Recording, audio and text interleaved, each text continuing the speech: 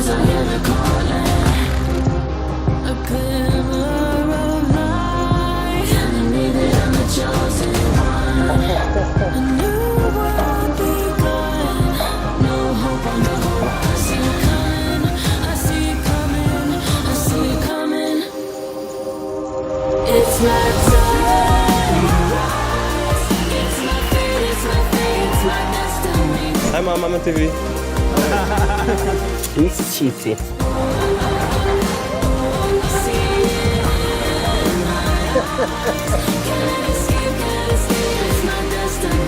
Instantly had me a good eye.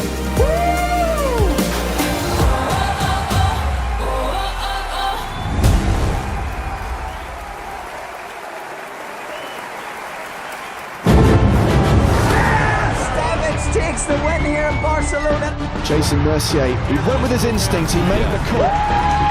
There's the professional level, and there's the Ivy League. Sebastian Pauli coming to terms with what he has just achieved. Vicky Corrin has done it! 2 main event titles! Sebastian Malletz has gone from poker fanboy to poker champion. This is why people love the EPT.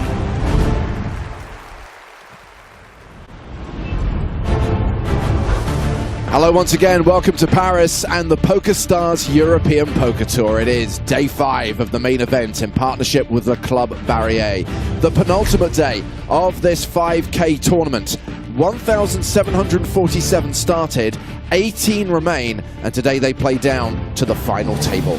It's James Hartigan alongside Joe Stapleton. Hello, my babies. And Griffin Bencher. Hello, everyone. We've got the band back together, picking up where we left things last night. 2 away from the redraw.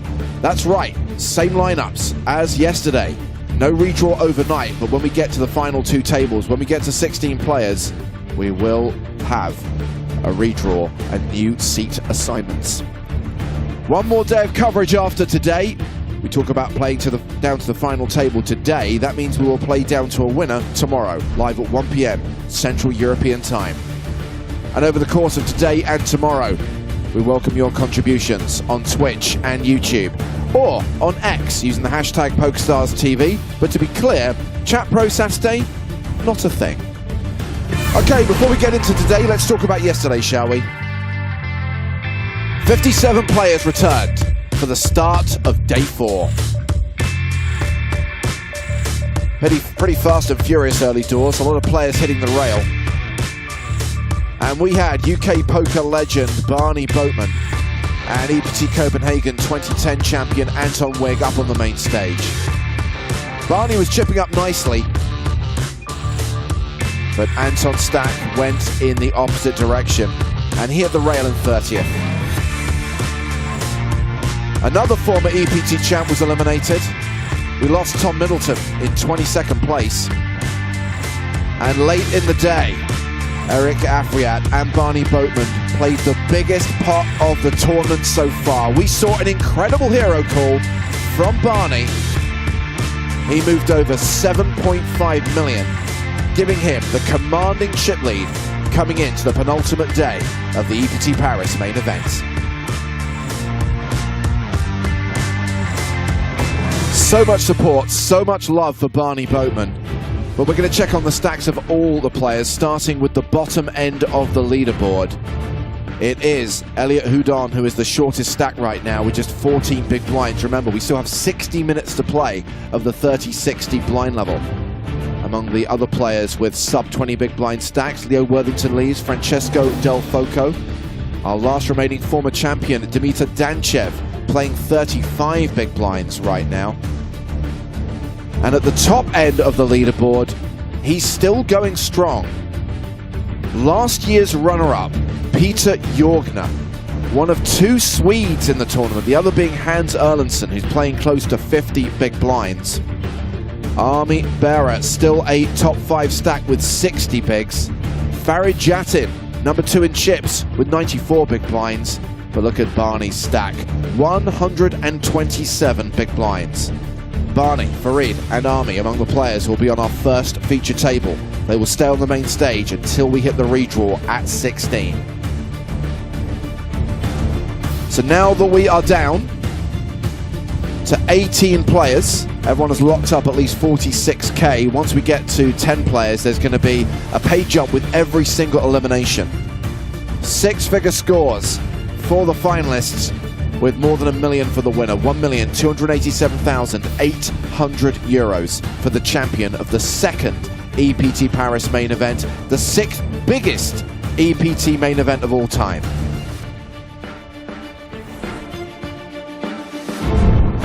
Players arriving inside the poker room at the Palais de Congrès. Matthias Siljander. Haven't seen much of him over the course of the last few days. The two Swedes, Jorgen and Erlandsen.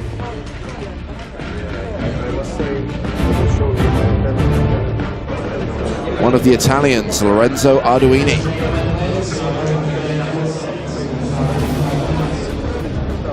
Alexei Ponakovs.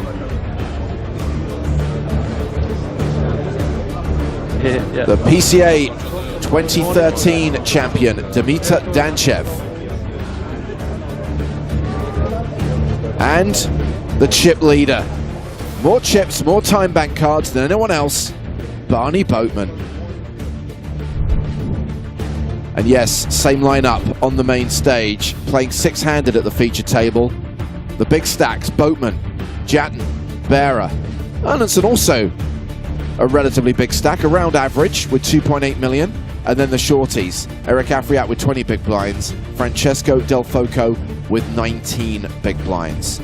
And Afriat, we saw last night, a little bit tilted by that hero call that Boatman made against him. At least he's had a good night's sleep, can start afresh and try to get back in this game as we get the action started here on day 5 with blinds at 30,000, 60,000 with a big blind ante of 60k. Yeah, something to really look out for is, you know, is Eric Afriat going to be able to bounce back from the collapse that was yesterday?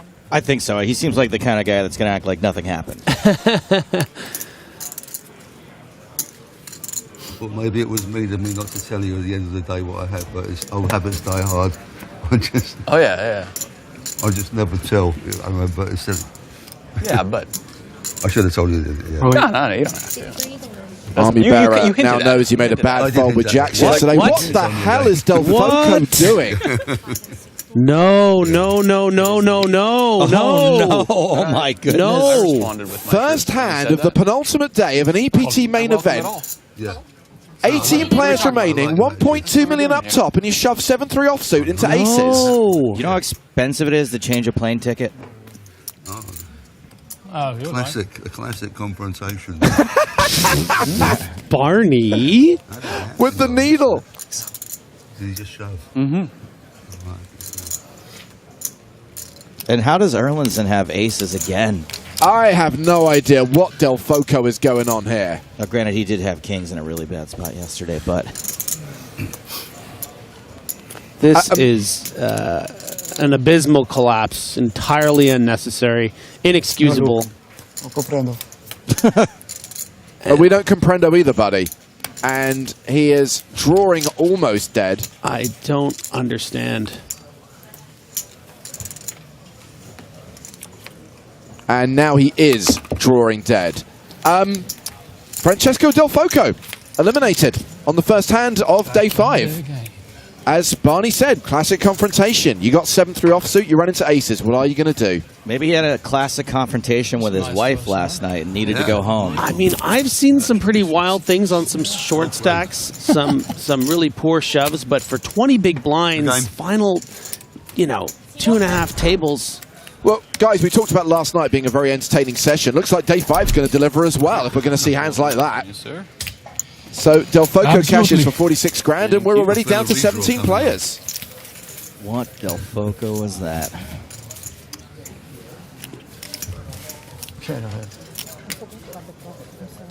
I'm completely flabbergasted. I can't even...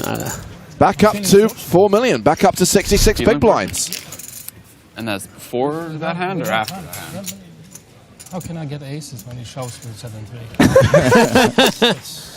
Well, Logic in it. If anybody deserves it, it's you, especially after the kings against aces hand. One more. Okay, thank you.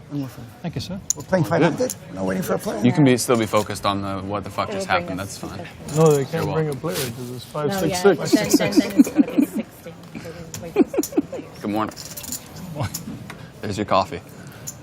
Barny Boatman with deuces. Look at all those time bank cards. It's almost as if he's never used one.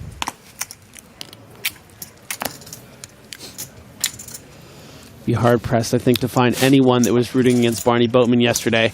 The incredible run up against the wisecracking Afriat. So Jada, our Italian commentator, heard Del Foco say that he shoved in the dark. He shoved blind. He didn't look at his cards. I have no idea why. Shoved in the dark, and now he gets to take a nap.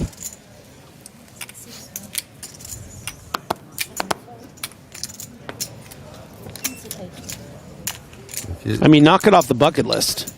You know, deep in an EPT, shove blind. But to quote Barny Boatman, it was his tournament life, not his actual life that was on the There you line. go. We really got instant rid classic. of all the blues last night. Yeah, that was. We got bluffed, didn't we? I think you bluffed us on that one too. Well, no, they announced it. They announced it over the channel, unless it was from another tournament. Yeah, I remember them announcing Yeah. it too, but maybe it was. Maybe it was from a different tournament, but I feel like they did announce it. Quite excited to see Made Farid sense to me. Jattin I don't know. playing five-handed with all these chips. He hasn't really had a chance yet to flex them. They say at 48 years old, you start hearing things. Says you're 47, you're almost there. Yeah, exactly. Yeah. Might have misheard. It was a good bluff. I just wanted them off the table. Oh, to get boy. on my nerves. Oh, boy. Afriat folds the 10-7, so it's round to Hans Erlandson on the button, who's got kings. If he's lucky, someone will shove 9-4 into him. Well, we know he's lucky. 7 raised 125,000. 8 and 10. Very nice. If you stitch together how day 4 ended with how day 5 started at this table, that might be the most insanely entertaining 20 minutes of poker you could broadcast. Yeah, I'm trying I'm glad to. I decided to been play thinking about what to tight compare it for to. a while today. Good decision. I don't know if this counts as for a while yet. Yeah. So you know. I know, but for me, it's a while. No, I just on another occasion I might have played that hand, but right.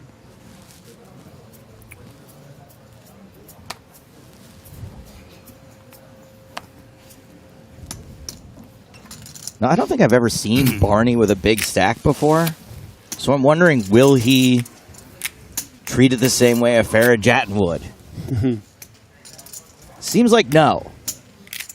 Barny really Big Stack Boatman. Really hasn't had the chance yet. Afriat, a decision here, a very clear decision one way or the other with the Jack-10 off. I think this is a good disciplined fold, five-handed. You realise the commentators know what you're doing it with. Afriat seems Not a word from you. very focused on Barney. Not a word from you today. And Good job yesterday. 8 raised. Thank you. Congratulations. You did very well. Thank You got to give credit when it's due. That's the game. No, that's very That's why we play. that's very gentlemanly You of have you. to I know when- appreciate it. Yeah. you know, you have to It's know when it's a good call. It's just a game, isn't it? It's just a game after all. Don't forget, I've been on your side since the beginning of the tournament, though. I don't forget. The more he says, the less I Get believe. nothing. I'm even the one that motivates you to keep you full energized and everything. Farid is going to feel like this is a very strong holding here. I think when I root for someone, it always happens. Might want to mix in some 3-bets sometimes, That's but I quite a like that superpower. he's elected to just call. You keep in those root worst yourself kings a and little queens that are going to be opening the button. You don't end up folding pre-flop if there's a 4-bet. Something special. Sometimes people will 3-bet this spot for value, but luckily, being up against... Bad news for Farid. He has paired his queen, top pair. Huge dog to Army Bearer's kings, though. 65 check. That's right, Taruli. 4 hands in. We've seen aces and kings twice. But still at such a stack depth that it's going to be difficult for Bar to ever really get sort of a clean double up for, 100 big blind pot. I think Farid is still going to be playing this passively, probably. And, certain runouts can come out where Ami's going to mix in some checks as well. But, a black deuce on the turn, for instance, and Ami's going to be starting to charge this man some chips. 225,000 is the C-bet, called by Jattin. Turn card is the 9 of hearts. Okay, a bit of hope for Jattin. Picks up the flush draw. Yeah, and the kind of card that, Ami might be inclined to check back some of the time. It's really two schools of thought on a turn card like this. You want to charge a hand like what Jattin has, charge the 9-10s. But because of Farid's reputation as well, going to be aware that Farid could sometimes turn whatever he has into a bluff, and kings without a heart don't have much of a leg to stand on when they get check raised on this turn. But Ami is going to go for that value on the turn here. Maybe some rivers consider checking back. I have to echo what Kazkap is saying here and respect the way that Army Bearer has perfected the "I've just stepped out of the shower" look. I don't know how it's possible to have that look the whole day. It is impressive. I think he's cheating. I think he's showering on all the breaks.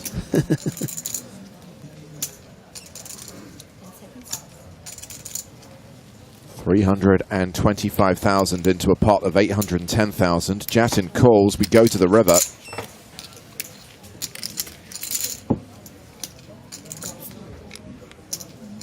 The 8 of diamonds pairing the board.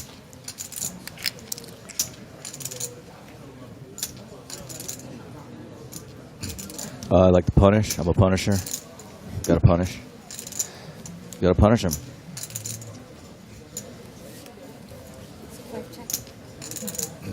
Jattin checks a third time.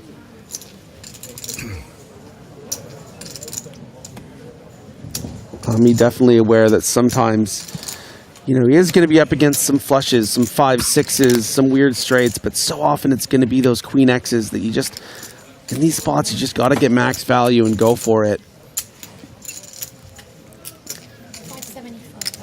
And doesn't get greedy. The kind of bet that's going to be very difficult for Farid to let go such a strong hand, even though this is, you're not really getting value bet by anything worse here. Queen Jack off, I don't think is going for 3 streets in this way. But what about, as you said, Griffin, all the super value hands he can have here? Does he ever do the Punisher thing? Like, he can have 8-9 here. He's too high up in his range. It's just too strong. Got it. So Jattin calls, pays off the value bet from Army Bearer, who's going to win a big pot, 2.6 million, and they're going to trade places on the leaderboard. Army Bearer now with 4.8 million, 80 big blinds. Farid Jattin down to 4.3 million. King.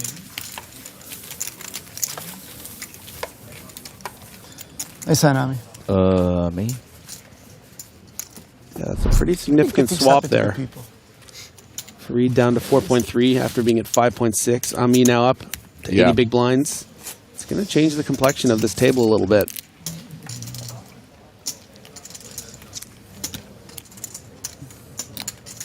Jattin and Afriat in the blinds. Hans Erlandson first to act. Attention players remaining in day 2 of the Mystery Bounty. We will be starting your tournament in about 10 minutes. We'd ask all players. It's quite fascinating and special to get this particular group of 5 together at this table at this stage. It's not it's not 5-handed at a final table, but it's the online legend Ami Bar, the WPT 3-time winner, and Eric Afriat, Barny Boatman, one of the oldest legends in the game, Farid Jattin, famous for all those crazy hand histories, and then Erlandson's just kind of stuck in the middle there, having played running like a god. Yeah, running well and sort of representing the maybe not so professional side of things. From what I understand, Erlandson is an online legend as well. Well, Jattin here with ace-10 offsuit. raises. All in. Afriat shoves from the big blind with ace-queen, gets called by Jattin, and it is a domination situation. Afriat, the at-risk player, but well ahead.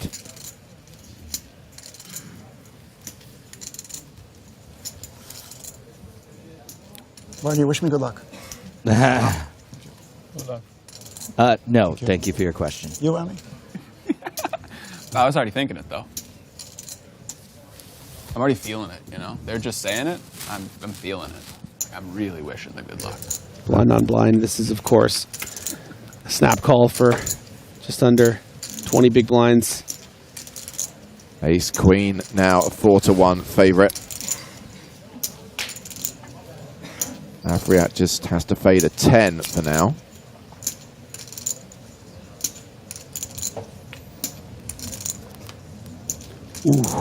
Okay. Got some chopportunities. And also 9s join 10s as cards that will eliminate Eric. Hold on to your ascots. King on the river, ace-queen holds, and that is a double up. Eric Afriat now closer to 40 big blinds as Farid Jattin drops down to 50 big blinds.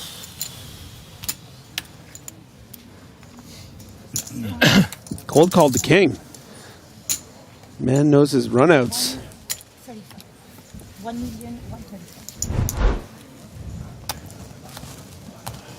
2.3 million chips. Average stack right now 3 million with 17 players remaining in the main event. Great question from Tom. Can we verify if Afriat is okay with this dealer?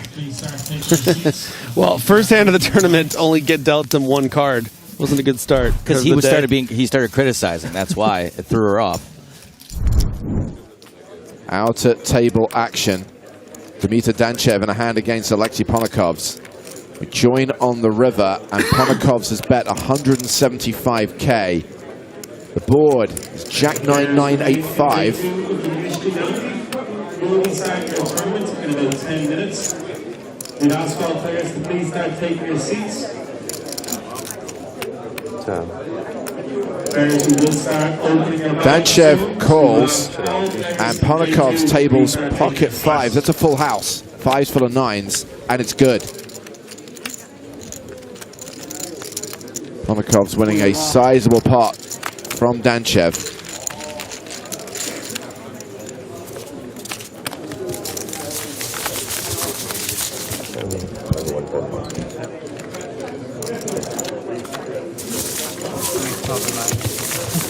Still at 17 players, one away from the redraw in the EPT Paris main event.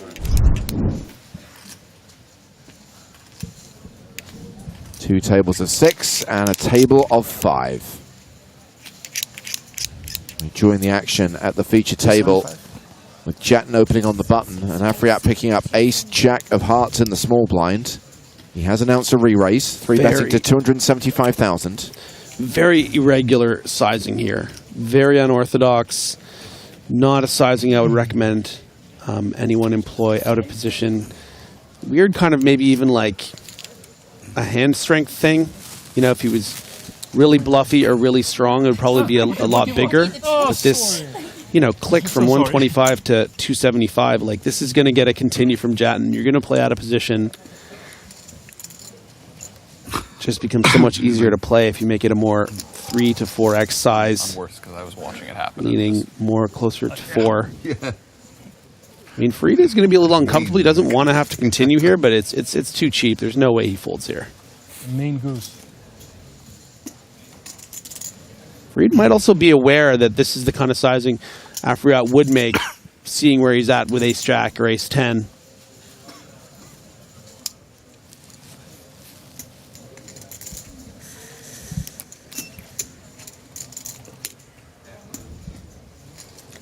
I think has to be leaning between 4-bet and call here.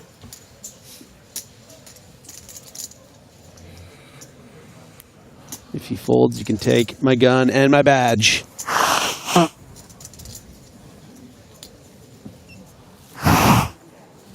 The EPT Paris Lurgy is doing the rounds. It's already caught me and Joe. And many of the players seem to have succumbed as well. We go heads up to the flop. top pair versus bottom pair.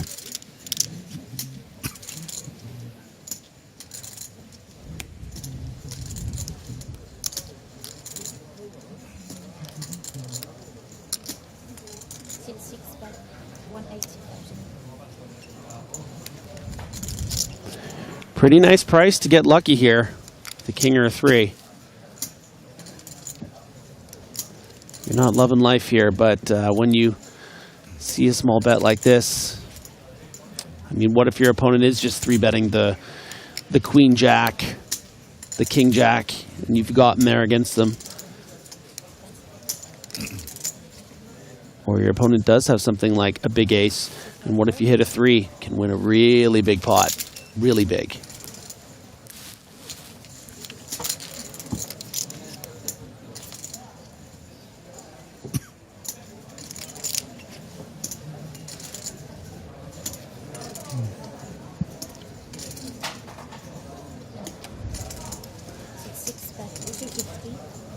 And I think this is, quite frankly, a really interesting window into some of the tactics that Afriat uses in these big fields, deep in these tournaments. I mean, these bets are really, you know, trying to suck in Farid. They're very irregular, right? We don't see this kind of stuff very often.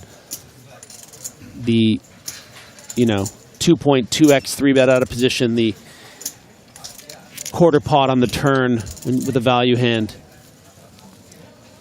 And again, Farid calls in. I'll tell you what, this isn't because Farid thinks he has the best hand. It's because he's prepared to make a move on a card like that. Board just got straight here. So Afriat having 3-bet pre. Continued flop for 180. Barrel turn for 250. He's loading up to bet the river, Griffin. I would caution against it.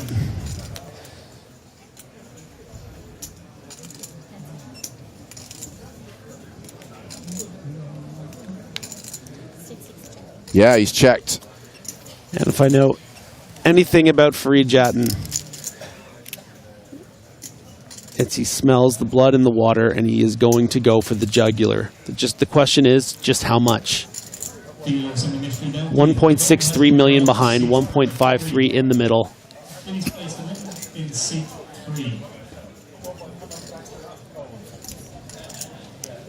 Certainly plausible that he has 4 in his hand, something like an ace-4 suited. But you know what? He doesn't go for it, and maybe it wouldn't even have worked.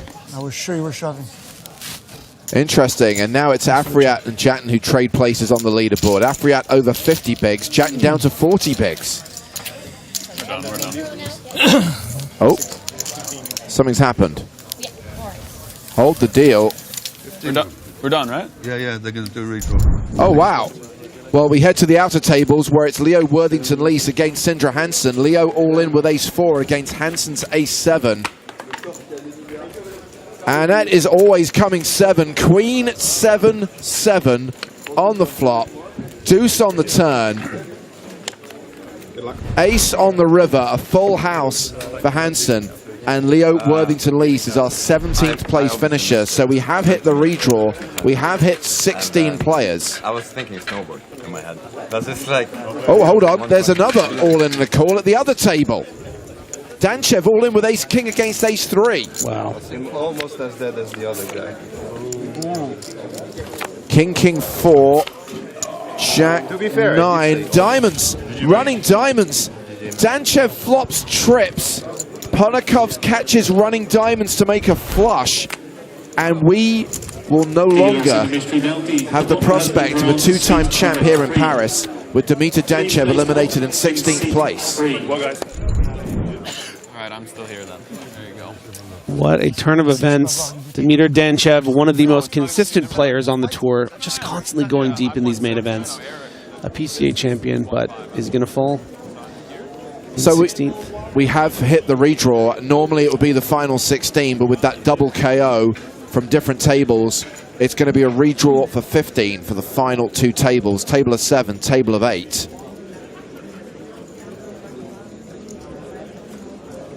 And once that redraw has been conducted, once we have new lineups, we'll pick a new feature table and bring you more action as we continue to play down to the final table. Let's just check on the stacks of the 5 players we've been watching on the main stage. Barny Boatman retains the tournament chip lead right now. Army Bearer has boosted his stack, as has Hans Erlendsson, and a great start to the day for Eric Afriat. Back in it. Yeah, both Hans and Eric, great half level there. Now, yesterday we showed you Silver Pass winner Carl Boyd play Mr. and Mrs. Now it's the turn of Spraggy and Marley. You can't say that. That's a no point. That's a no point. Well, no. Marley, no, that's a no point right there. Well, what do you mean? I'm in the city of love on the most romantic day of the year, and I am going to be putting some couples to the test to find out who knows who best. I am joined today by Ben Spragg and Marley Spragg. Who of the Spraggs has a better poker face? Hold up your answer, and I will take a look. All right, very good, well done. First point, 1 out of 1. Love that. Yeah, I have a very expressive face, which is this is a very bad job to have.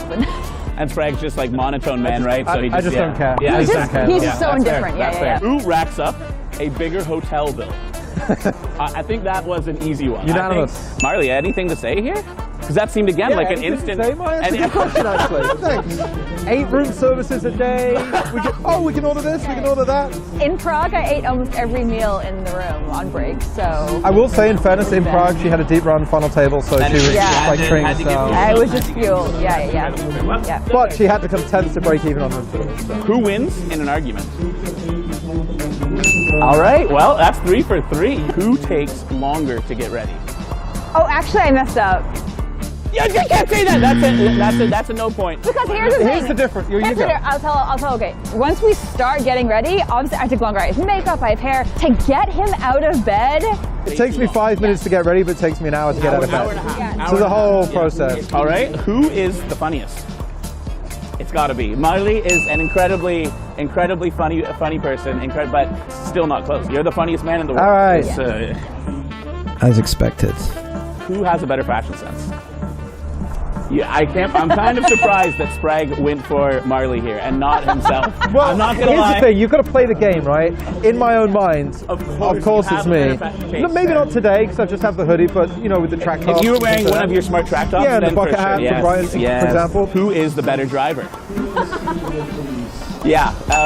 Any recent stories, Marley? I personally actually do know a recent story. Yeah. We're currently legally unable to comment. We're going through an insurance process. Let's just move on to the next question. Who gets more tilted? Yeah, another one. Yeah, all right. These guys are just too good. They know each other. Last question here in the city of love. Who is the most romantic? Oh. Really? Come on. Wow. Do you want anything about John Duthie for Valentine's Day? I said, she's like, nah. He's got to play the freeze out. I'm off to the Eiffel Tower in the Louvre in a minute. Incredibly well done, though. Congratulations. Wow, thank you so much. In the city of love. Maybe Marley can slow down on some of the room service bills this trip. And Yeah, just this will help a lot. I got you this. something, honey, by the way. Happy Valentine's Day. Thank you. Better late than never. Thank you, Parker. Thank you. Thank you.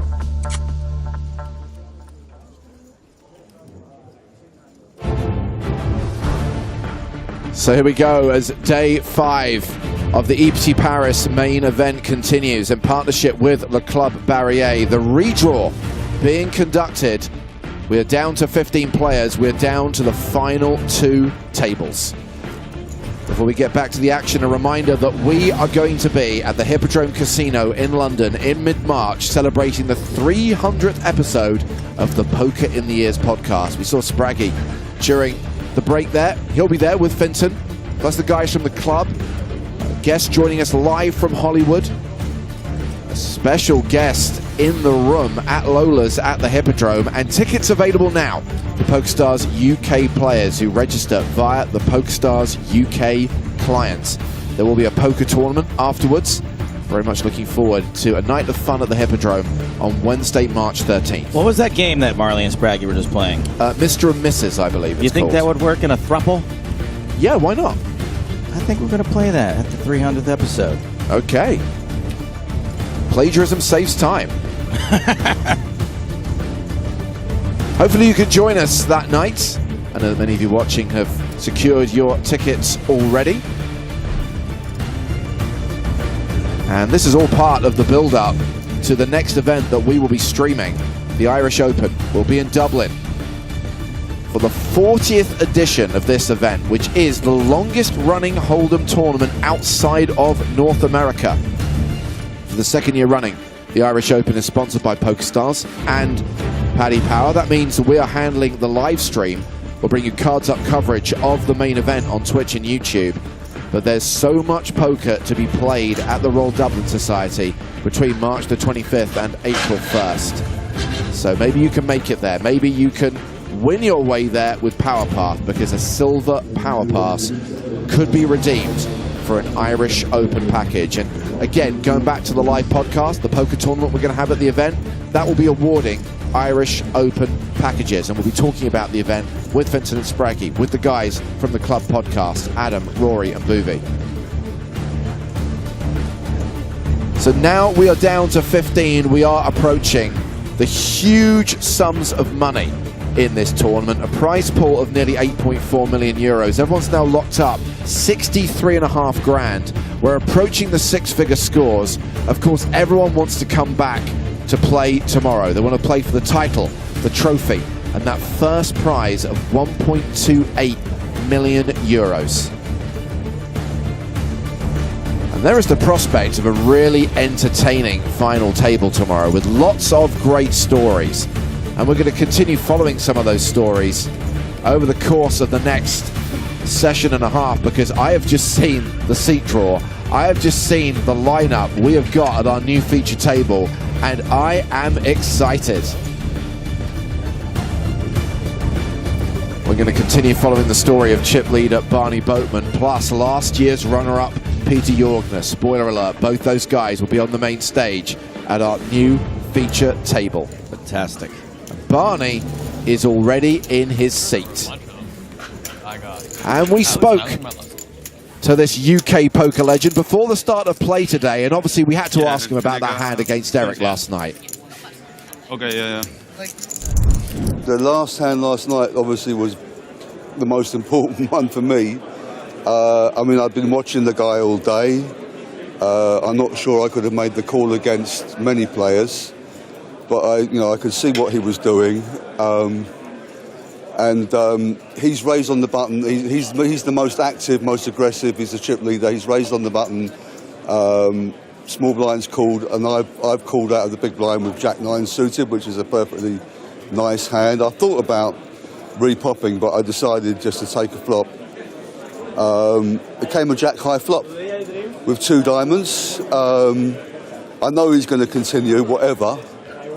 I checked him and he bets. I don't want to raise, partly because there's a flush draw out there and he might put me on that. So I decided just to call and see what happens on the turn. Came an insignificant card on the turn, and I checked, and he bet again. And now I got the feeling that he really wanted me to go away. I felt like this is the moment I've got to decide whether I'm in front or not, because there's a lot of chips, and I know he'll fire again. So that was the key decision, really, on the turn, in a way. And I called on the turn. It came it paired the deuce on the river, so nothing. I checked. He asked me how many chips I had, and that's interesting because people often do that when they want to make sure that you've got enough that they can make you pass.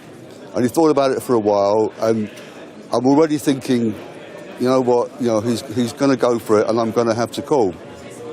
But of course, when he does go for it, now it's everything, And I gave myself actually over 30 seconds for the first time in the tournament.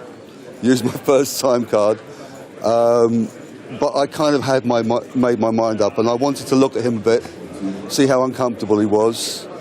And it's a call you have to make. And the fact that it's a big tournament, in a way, makes it more of a call, not less, if anything. Although it's hard. So I'm very happy I made it, and now I'm chip leader. Great to hear Barny talk through his thought process street by street as we check on the lineup at our new feature table. The chip leader in attendance, along with last year's runner-up, Peter Jorgner. former chip leader Elliot Houdon, who's now a short stack with just 9 big blinds. Plus Sindre Hansen, Gonzalo Almeida, Eric Afriat and Army Bearer still at the feature table, plus Farid Jattin. I'm not complaining about this lineup, Griffin. Yeah, an incredibly talented and accomplished table right here. I mean, Elliot, for instance, won $5 million in a tournament last year, so there's a lot of money between them on the old Hendon mob, and it's going to be a heck of a table. And obviously we still have 41 minutes to play at the 30,000, 60,000 blind level, with 15 remaining in the EPT Paris main event.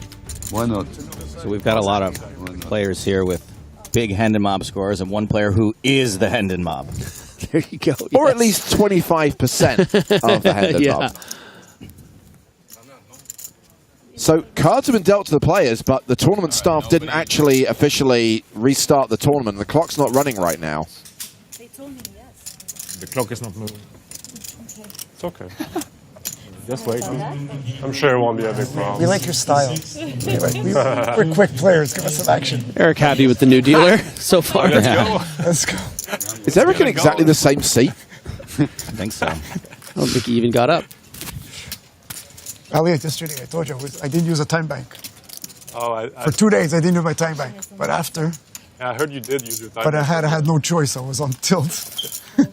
Oh, you had a choice. I said if I play another hand, I'm going to give all my chips away. So. Well, you know, that's kind of smart. Okay, now the clock's It's running. an experience. Jattin with King Jack in the hijack. Thank you to Alex for this hashtag fun fact. Only one of the Hendon mob is actually from Hendon. I believe that's where their home game was, though, and that's why they are known as the Hendon mob. Which one's from Hendon? Barney or Ross? Do you know what? I'm not sure which one it was. I didn't even know Hendon was a place. North London.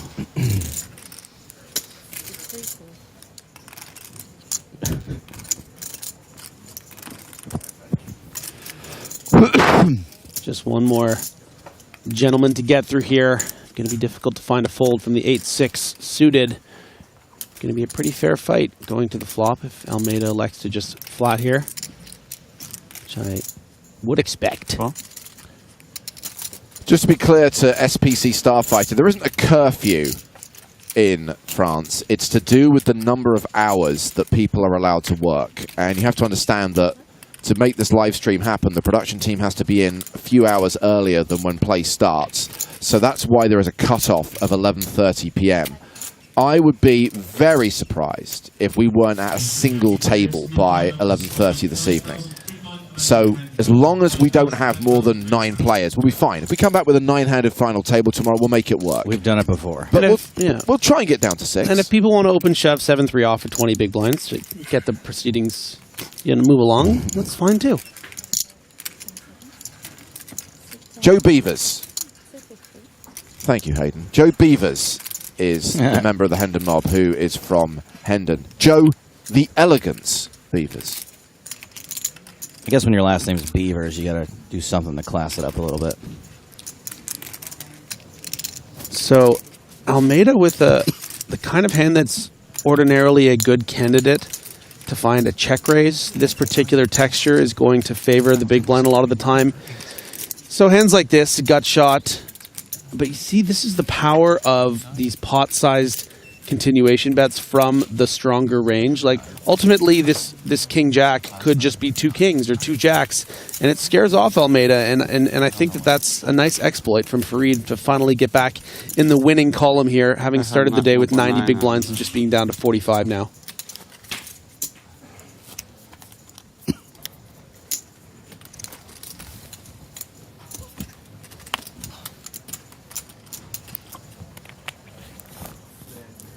So before the redraw, we only played 6 hands at the feature table. No. And I would say that pretty much all 6 of those hands could easily make it into a highlights reel. Yeah.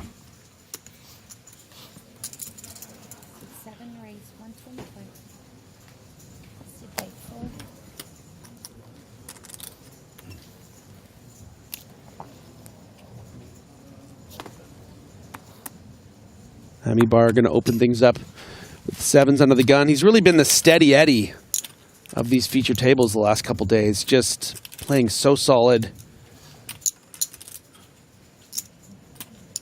Obviously a great reputation within the online reg community, but definitely finds himself at plenty of EPT stops. Certainly I would even suggest due for a big finish in one of these events. Farid is going to flat the ace-10 of spades. Totally fine. Jorgna out. Hansen, 5 tray suited. No thank you. Small blind. Gonzalo Almeida, another suited ace.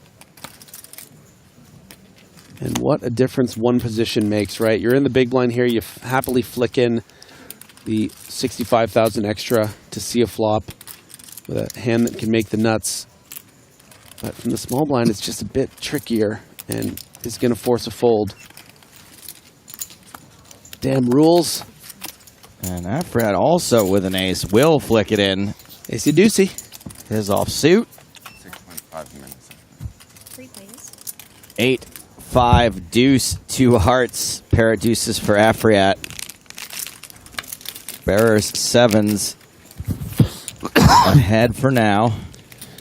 Yeah, advantage Ami here, but it's not you know, a board you're thrilled about necessarily betting huge on. So depending on the sizing, we might see a float from Jattin, which will make Ami's life a little more difficult on future streets. Ami is going to continue.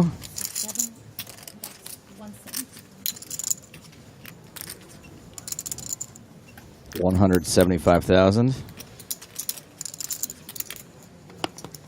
Jattin with that backdoor spades. Knows the ace and perhaps even the 10 are live. We know that ace isn't terribly live considering. Right. I think Afriat's going to probably be forced to fold, though, if Farid calls. I mean, it's interesting. I could really see Farid doing any one of the 3 options here. He could just make a tight fold. He could easily float here. And he could also just make Ami's life a bit hell with a raise. And that's what makes Farid so fun to watch, just that unpredictable nature. I was so stressed I brought the house keys. There he goes. Take those and this one. So fat in my pocket. $475,000. And even when you think you're going to be getting bluffed here sometimes, Farid could be flatting here with a big hand like aces or kings sometimes. Are you really crazy about continuing out of position against the most kind of aggressive and bluff-heavy players in the field when you have all these other opportunities to win small ball? And look, and you can already see the defeated nature of Bar, recognizing that some of the time he's going to be folding the best hand. Maybe a lot of the time, but it's just not worth going to the streets with Farid.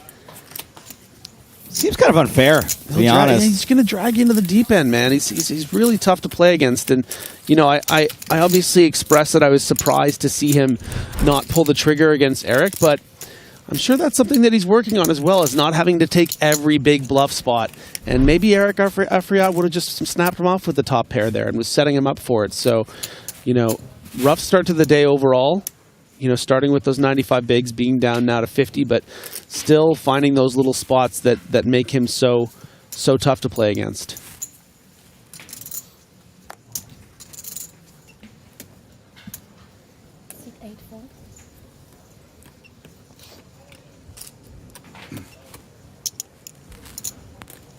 Barney folds under the gun.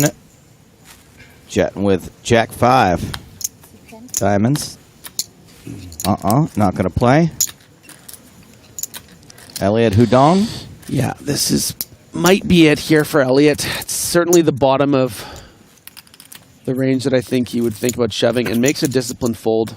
I like it. Does fold his 9 big blinds. Over to Sindre Hansen. 7-4. Nope. Almeida out. Afriat donating his small blind to Ami Bearer.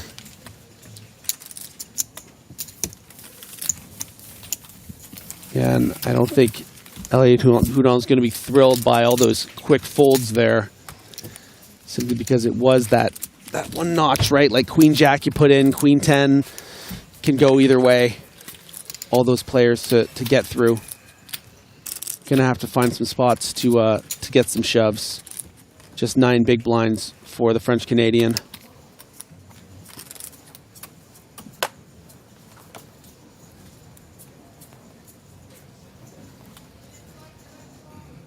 Jattin first to act this hand.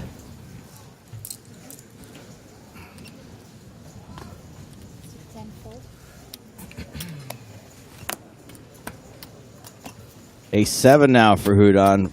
Pretty early position. 9 big blinds. Yeah, if you're going to fold the Queen 10, 1 seat better. I think A7 needs to also be a fold.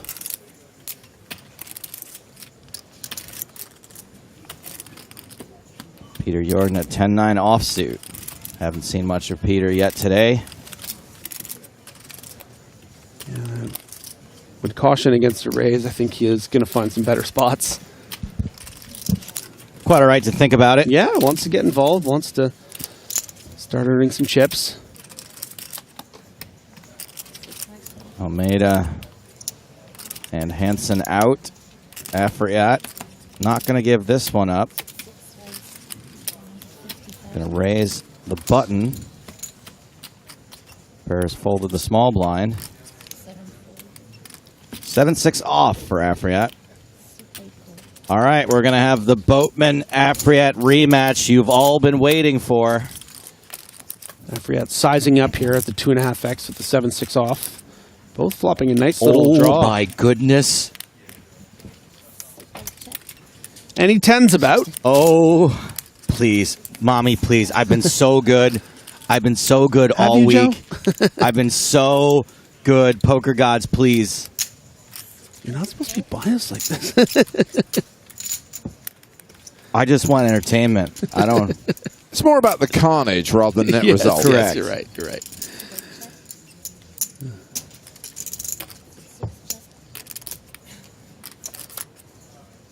And remarkably, check down here. So Barney with the best hand with Queen High, and Afriat not going to try and bluff Boatman again. Ooh, a 10 would have been a bad card for me. Let me see, he just picks that up right away. 3-time WPT winner knows a 10 would have been a bad card. A lot of chips. I'm happy enough. See, I learned my lesson from yesterday. Check the turn. Yeah. Barney Check playing the river. 7.8 million, more than 130 big blinds. Chip leader with 15 remaining. It's not the right way. So we've got the players who are 1 and 2 in chips right now, Boatman and Hansen. And still 30 minutes on this blind level. And of course, I was talking about the end of the session, but no, we'll roll straight into level 28 once level 27 is over. We've still got another 2 hours of poker to play.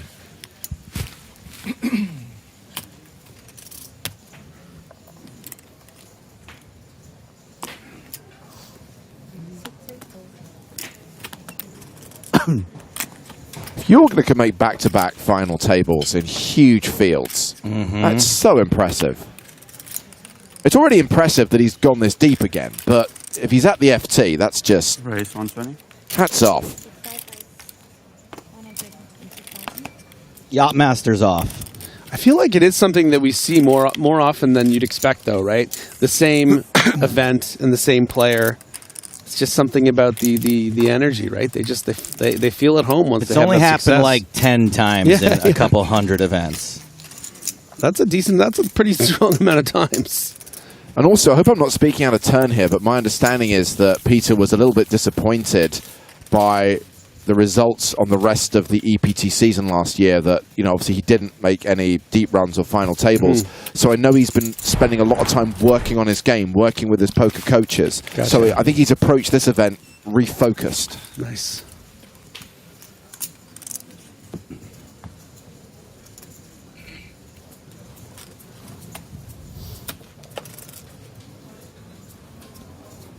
Masil watching on YouTube says how to look at the field. If you check out the live updates on Poker News, you'll see chip counts of all 15 players. You'll see updates from the other table. And the good news is the team from Poker News are now following the stream delay, so you won't get any spoilers. They are reporting on a 30-minute delay, just as we are streaming on a 30-minute delay.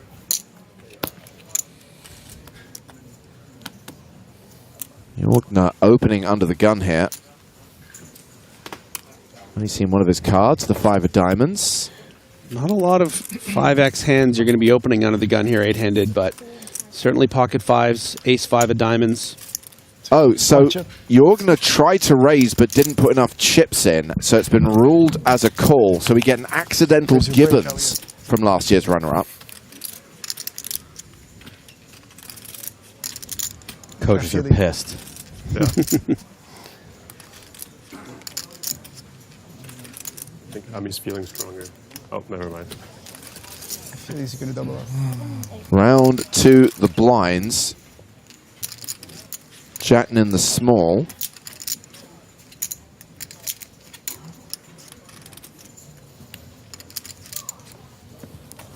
(10-3) offsuit. And now we have the table short stack. Elliot Houdon in the big blind with Jack 8. Can just see a free flop.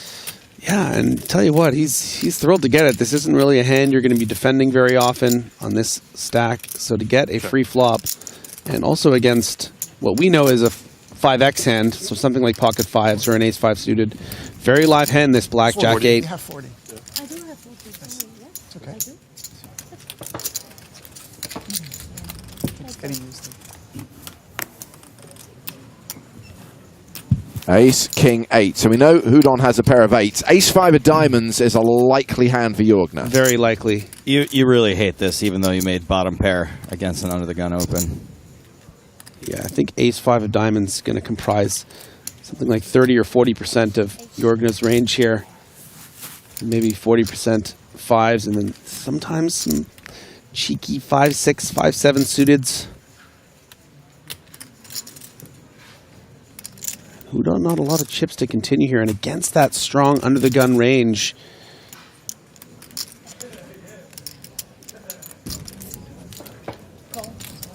$80,000 called by Houdon. Does have the spade as backup. Maybe, yeah, can get a free card here sometimes. Oh, wow, that is a good card. Yeah.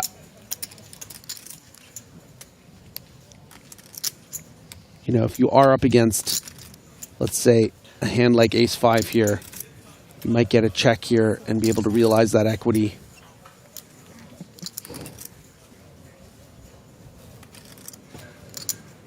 It's always interesting when one of the players only has one card exposed, because you start thinking, okay, what is Jorgner thinking here? Does he have pocket 5s? Does he want to try to bluff out a king or an 8? He checks behind, and it's the king of spades, giving Houdon the flush. Yeah, and we can pretty comfortably, I think, put that 100% next to Houdon. We can't, of course, but yeah. I don't think Jorgner's got the queen 5 off. I hope for Jorgner's sake he doesn't have king 5 of diamonds. Yeah, which is probably, 1%. Maybe, maybe more than 1%. Maybe 2 or 3, 5% of what he'd be opening here.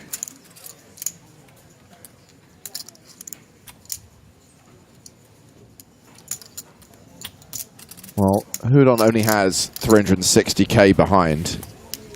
Yeah, I think Houdon needs to find a check here, because you want to, induce your opponent into turning something like red 9s into a bluff, right? To try to get a fold out of whatever Houdon has.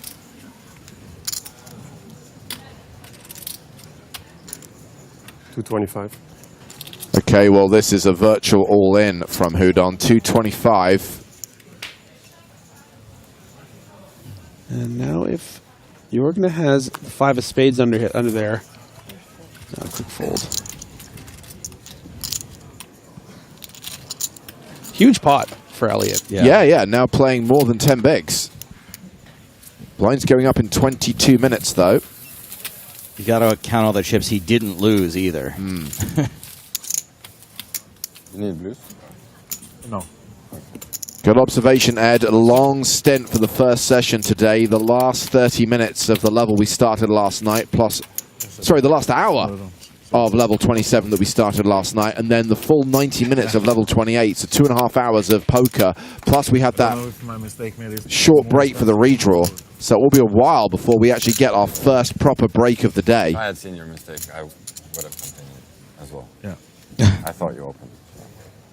Here we are. Wow, way to rub salt in the wound. Hansen folding under the gun. Ace-9 for Gonzalo exactly Almeida. what I'm thinking about right now, but most likely I would have called. It seems like you're just really beating himself up over that. It's hard not to. Limp. But, you know, It's super close, honestly. the grand, Yeah, but I think I called. you know, It's hard to fold. we've seen worse misclicks It's hard to fold on your call. in bigger spots.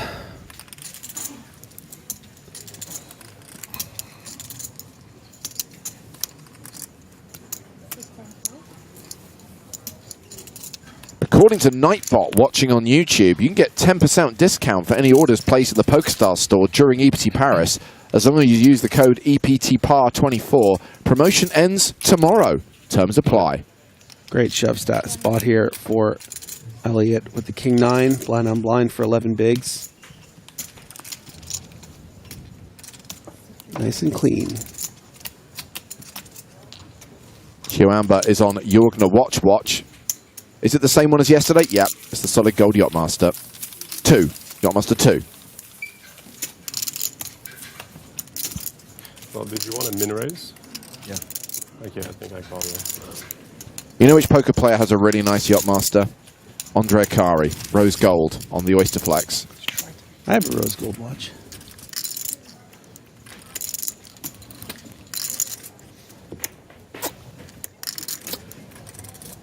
His is probably more expensive. I have a rolled gold potato chip. Were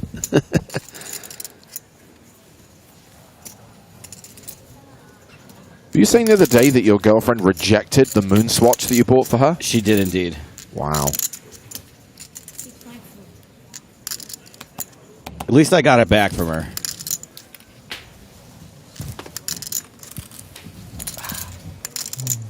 Army Bearer opening with Ace Queen.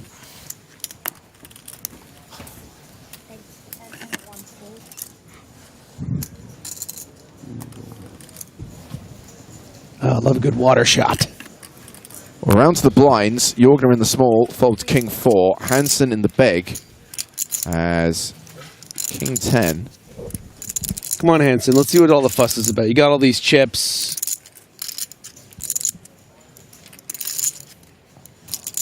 Do you have any more chips that I can see? 3.5 plus 1. Roughly 4 million? 4.5.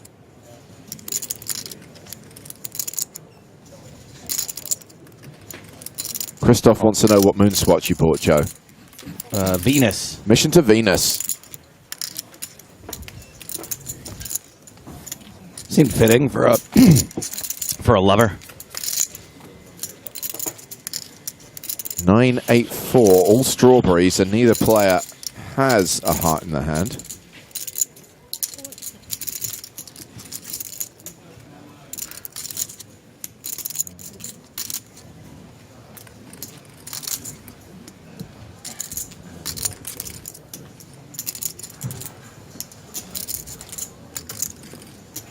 Ruby says nothing beats the Patek on Jattin. Agreed. He is winning watch wars at this table.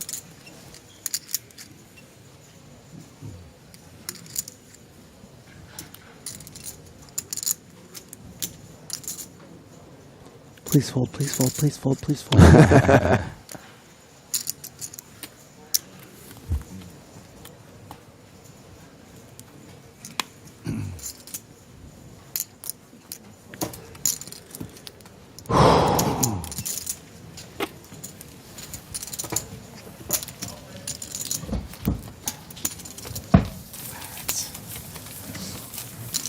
Barmy Bearer hovering around the 80 big blind mark. Third in chips at this table.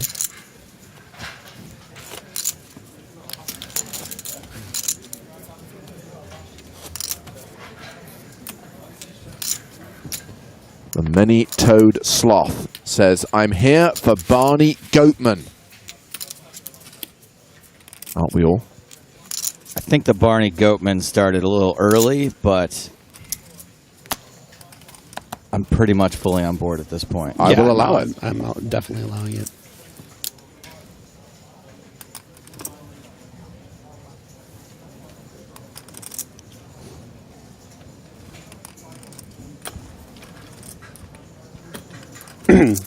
Well, this seems like more than enough for your boy Farid Jattin. Farid, your soul Jattin, thinking about raising.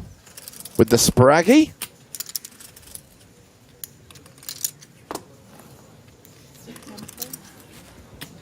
A wise decision. There's creativity and there's insanity. Yeah. So we're blind v blind. There's creativity, then there's inspraggity. No?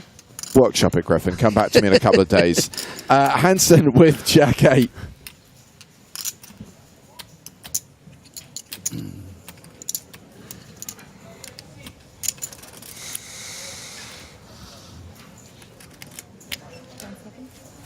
$210. Raises small to big. And that is a sizable raise. 210,000. Yeah, 3.5x here. Maximum pressure. Almeida going to have to play pretty honestly on 29 bigs. There's already some ICM considerations here with 15 left. Really tough to play these spots, but this also is kind of a nice 3-betting hand, right? You have that sort of like, it's not good enough to call, but you have that one big blocker. Would have loved to have seen, you know, even just a raise to 560, 600. But playing by the rules, letting Hansen bully him a little bit. Uh-oh. Ham Hat Warrior says, James, I tried the EPT Par 24 code and it's expired. Can someone get on that? Are we advertising a promotion that's actually no longer live? I wouldn't be at all surprised if that's the first person that tried it.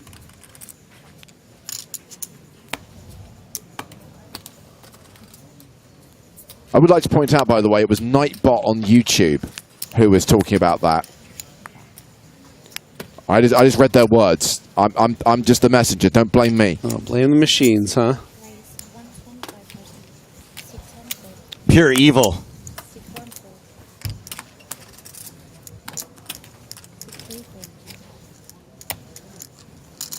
Barny in action, raising with ace-10 of clubs. Round to the blinds. Round to the big blind. Eric Afriat. Oh, he's defending.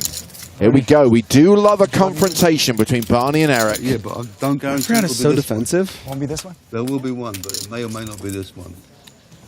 Check to you, my friend. This is all Barny. Oh, now we're friends.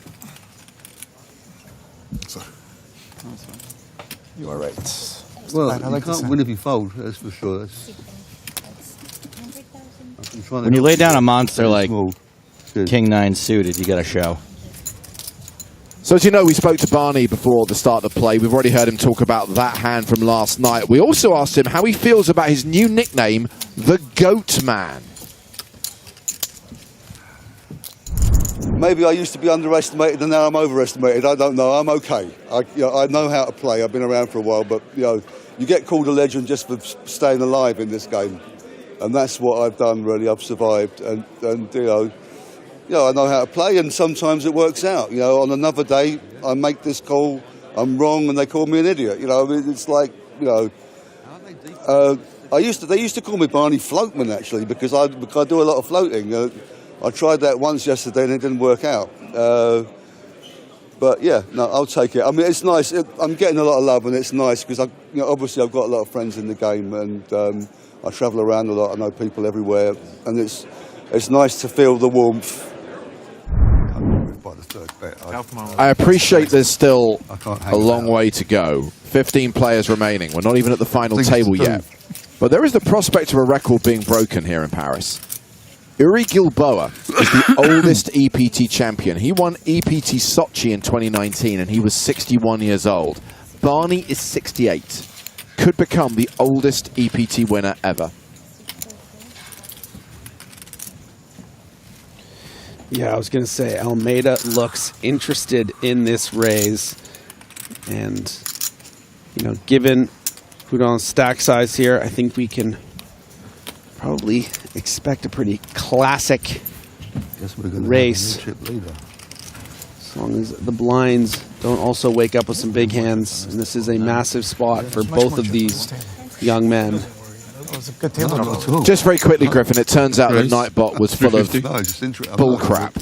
Today is the last day of that code, not tomorrow. No, this is about the live store. No, I'm talking about the live store, not the online store. I feel like that 10% discount kind of gets washed away if you have to fly to Paris to use it. Not sure it's really worth it. 3-bet. Well, we haven't run the numbers yet, but from Almeida. Yeah, this is all a bit ceremonial, isn't it? Almeida's never really going to be 3-bet folding against an 800K stack to 350. Here we go, all in and a call. It is a race, and it's a race that Elliot Houdon needs to win. He's the at-risk player here.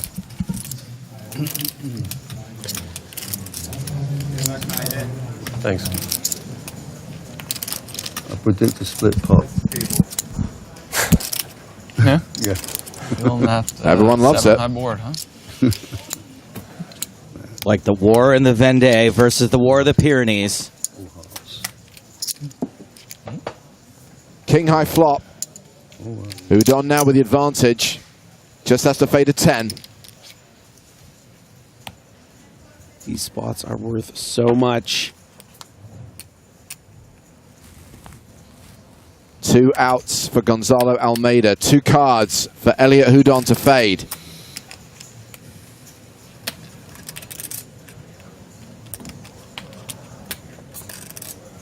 Eight on the river, and Houdon will double up. So he now has 30 big blinds. Gonzalo Almeida now becomes the table short stack with 15 big blinds. Yeah, quite the flip-flop there. Almeida, sub 7 figures in chips. And Houdon with a little cheeky smile to his rail, a little nod. We did it. We're in there. We're back. Look at that. Lines up in 9 minutes' time. Everyone will be a bit shallower then. We'll put the pressure on Gonzalo Almeida for sure. Let's see what's happening over at the other table. Apparently a pre-flop raising war between David Kaufman and Alexei Ponokovs. Kaufman made it 650K. Ponokovs has just made it $1 million. 1,085,000 to be precise. Euro raising war.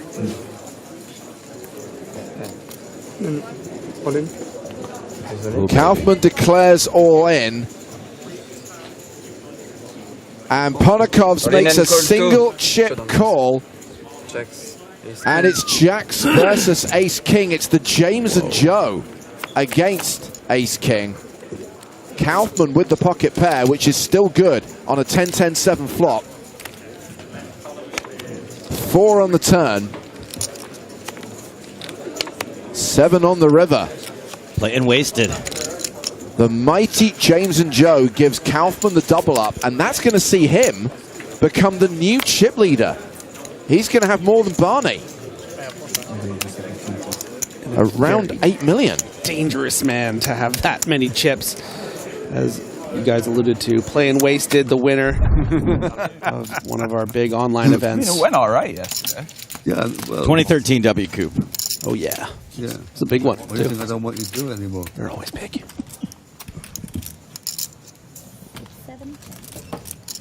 By the way, Ponokov's now super short. As we see this hand against Bearer and Boatman. Blind v blind, no raise pre, and it went check on the flop.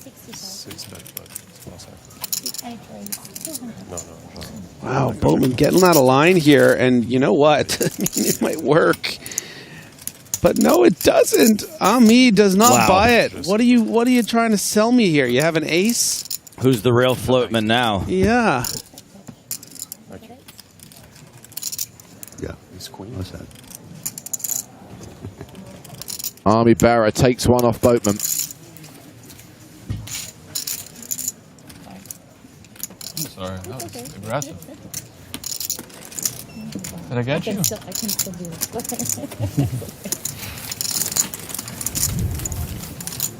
A lot of people are surprised that Jack's held there. Guys, it's the JH, the JS. It's a powerful combo.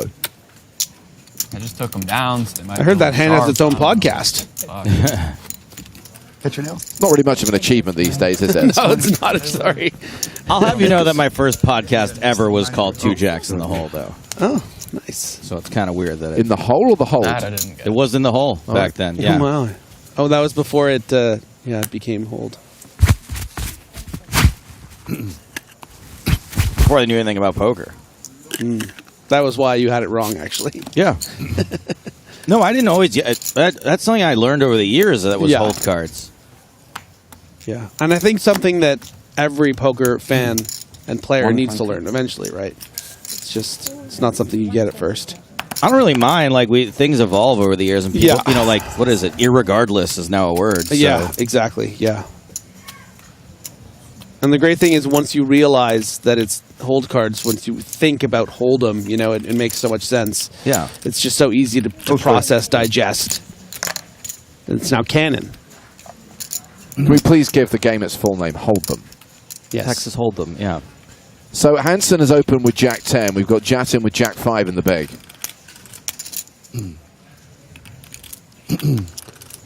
Thrift Garage says, what happened with Ponakov's hand? He lost. Thank you for your question.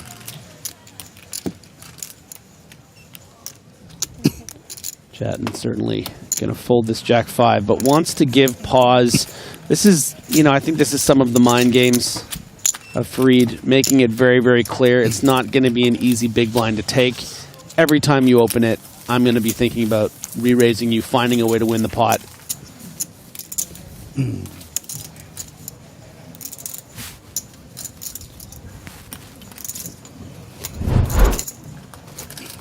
Sindre Hansen playing more than 110 bigs, at least for the next 4 minutes. Then we're going to hit the 40-80 blind level and play out that 90-minute session before we take the first break of the day. It was a fold? No, I think Ponakov's called it and he lost. But no, I think he just doubled us. Yeah. I don't know what was the hands. I think it was 6-bet BVB. You're looking at under the gun with Queen Jack. Do you know which side it was on? See, which side of him? To his right, German guy. Okay. Ace 4 for Hansen. Kaufman, 1. Double up. Kaufman, double up.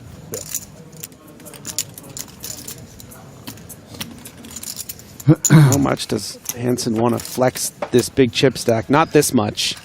And I think that's well advised. Ace 4 offsuit, not a hand you want to make a habit of playing in your position. Almeida opening with King Jack, opening out of a 15 big blind stack, makes it 120,000. How much did you start with? I would like to remind everyone, by the way, that 900. Chat Pro Saturday is not a thing. That means all of this ridiculous conspiracy talk on YouTube is just going to earn bans left, right, and center. So I suggest you stop.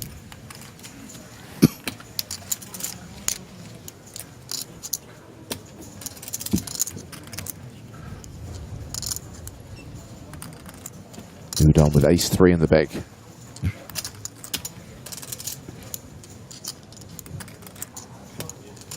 Definitely okay to call here, but because you know you're going to be up against these blocker raises sometimes, it isn't always super strength from a 15 big blind stack. You're going to get your raises from your king jacks and your king queens. You know, sometimes when they do have a big pair, you can get there, flop an ace. But it's not easy to call either. You can get kind of in the weeds with a weak ace, and Udon elects to make the tighter fold, I think it's okay, but he knows it's real close.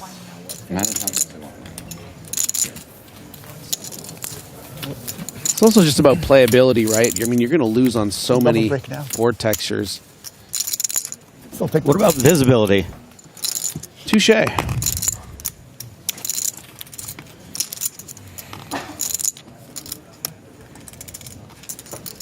So this could well be the last hand of this blind level. Benzo 905 has just joined us. Is Del Foco still in? Somebody tell him.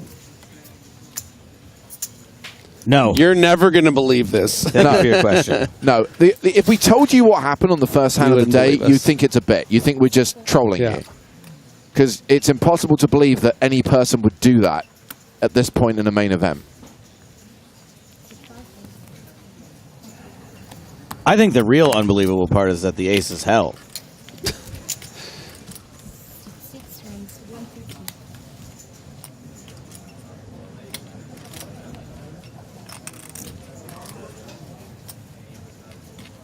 Afriat has opened with King 10 of hearts. Boatman, Ace 3 of spades. Never know. Maybe he's going to re-raise.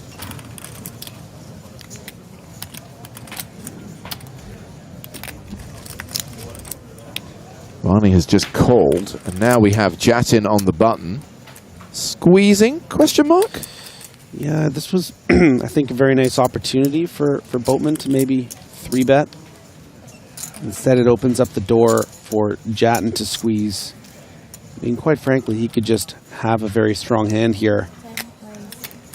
But this is why sometimes it's difficult to start flat calling these kind of hands, especially at this level of poker, right? Because there are so many players that are going to be able to attack. I mean, this is such a difficult spot to negotiate when you're Afriat or with Boatman. Boatman shouldn't have a lot of traps. Afriat needs to have a really strong hand to continue. Just makes for easy going for Jattin here.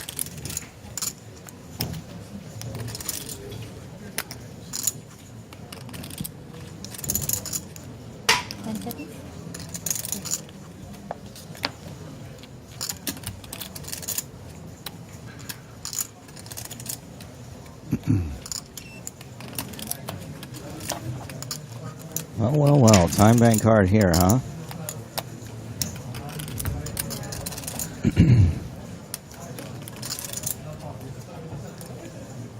Oh man, is he going to do it? He's going to have to 4-bet 40% of his stack. But he doesn't. It looks like he doesn't really believe Farid here. Can he pull the trigger and put in $1 million of his 2.4? Mighty impressive. Yeah. We also don't know if Jattin just has, ace king under there. Yeah. And that's what makes it difficult.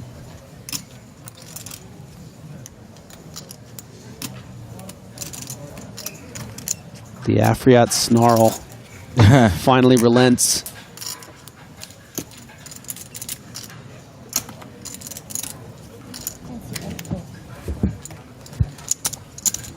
Well, Jattin's squeeze gets through, whether it was for value or whether it was a bluff. I'll give it to you, but he didn't go.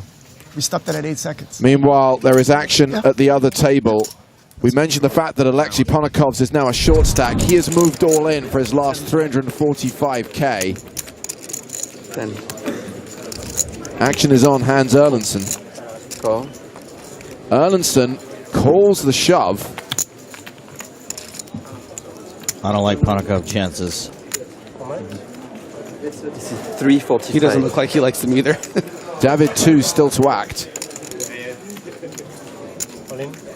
Oh, that's a reshove. So back in Erlandson now. Yeah. And this is a much bigger all-in. I really hate Ponokov's chances now. Okay, so Erlandson has folded. 2 tables, the Snowman's, pocket 8s. Ponokov's with King Queen. So amazing for you. Well. Great spot for Ponokov for a triple up now. That is a Queen high flop. Ooh, Erlandson. King.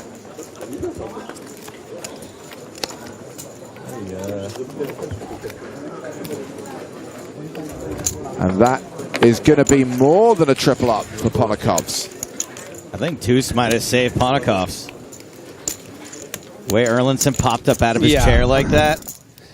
But it's also just like folded ace queen, maybe. It's hard to be upset about it, though, if you think about it.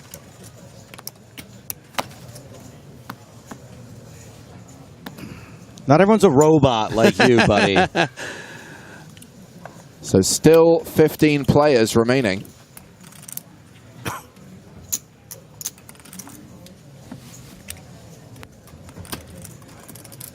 Almeida, big hand under the gun here. Just 13 big blinds. You could see a shove or a min raise. Sorry, 160. 5 raise 160,000. 6 folds, 7 folds, 9 folds. It's like de facto Chat Pro Saturday today anyway. It's so bizarre. I knew it. The full moon today. The natives are restless. I mean, at this rate, not only are we going to cancel Chat Pro Saturday, I'm going to cancel the bloomin' free roll.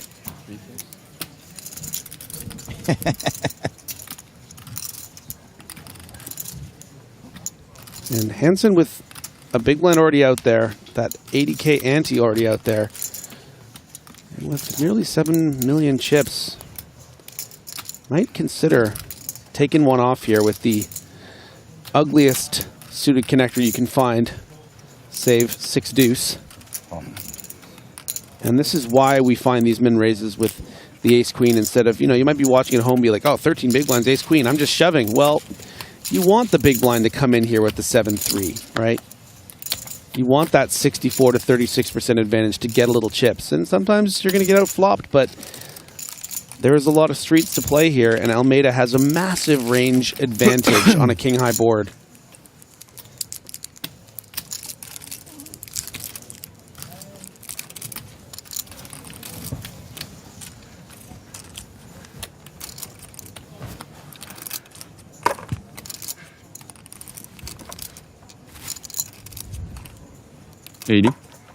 Almeida continues for 80,000, and those are the blinds now, by the way, 40,000, 80,000, with an 80,000 big blind ante.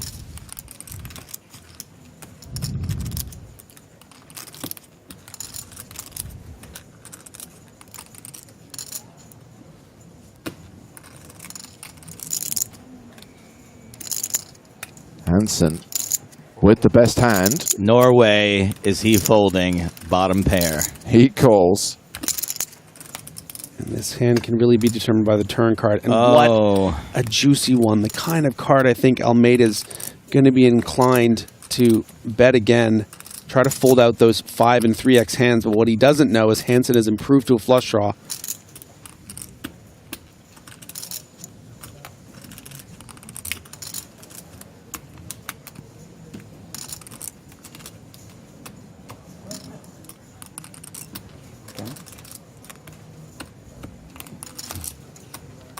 Bit too many chips to shove. And I think it would be a mistake on average to check here. You want to be betting to fold out some of the hands we talked about, some of those straight draws. 160. Actually keeping it on the small side here. Maybe expecting to fold out those 5s and 3s with any kind of size, but giving himself options for shoves on the river of, a stack to pot ratio of close to 1-to-1. It'll be 660 into about 900.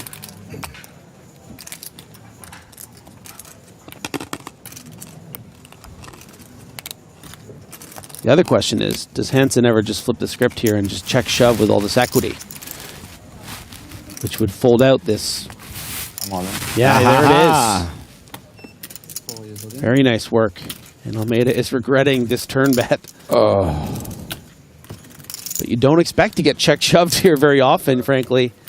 Very nice hand. Made a mistake. Almeida will be left with just 8 big blinds, and he'll be posting 2 of those on the next hand. You know what your buddy told me? What? I told him, how was your series? Oh, not great. Oh, my good friend is doing well. Excuse me, sir. Yeah. Well. That's a loyal friend. Yeah. Yeah. Says, at least you're doing well. Yeah, of course. He said, it's not that important because you're doing well. All right? Yeah. Good guy. Oh, that's what he said. That's what he said. Oh, wow. You can put it on it on you. Okay, thank you. Mais dis ce que tu as dit. Ouais, c'est lui, ouais. He's a good friend. When a friend answers you like that, you keep him as a friend. Oh, I know. Taught me pretty much all I know. Yeah. In poker. Just imagine if I give you a few tips. If you taught me, I'd be unstoppable. Unstoppable. Realistically, how much would you charge for coaching? Really? Yeah. For a friend. For a friend? Free. Free? Kidding, I don't charge. You know me. 60. Afriat opening under the gun with ace-10. 160. 6 raise 160,000. Cute little camaraderie there between 2 of the 3 Canadians on this feature table. Come see, camaraderie. See, I was offered 100 times.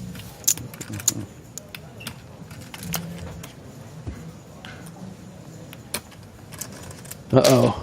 They were once friends. Until... Oh, boy. until they both shortest had friendship ever. Yeah, until they both had big cards, and then they stopped talking and they started gambling. Now they're going to let their chips do the talking.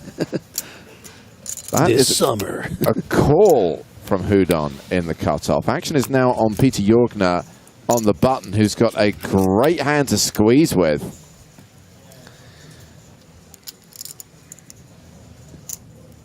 Yeah, it is a bit tricky with this stack that has dwindled to just over 20 big blinds.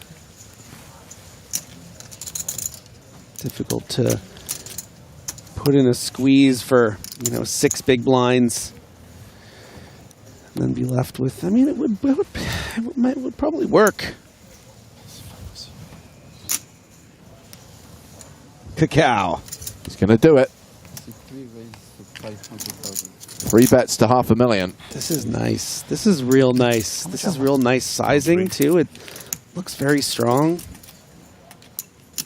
You don't expect Houdon to be trapping very often here. And you have an ace blocker, so it makes aces less likely. And Afriat's getting squeezed out here. 2 of the last, let's say 3 or 4 or 5 hands here. Opening a pretty decent hand and getting squeezed. Taking time today. Took time yesterday.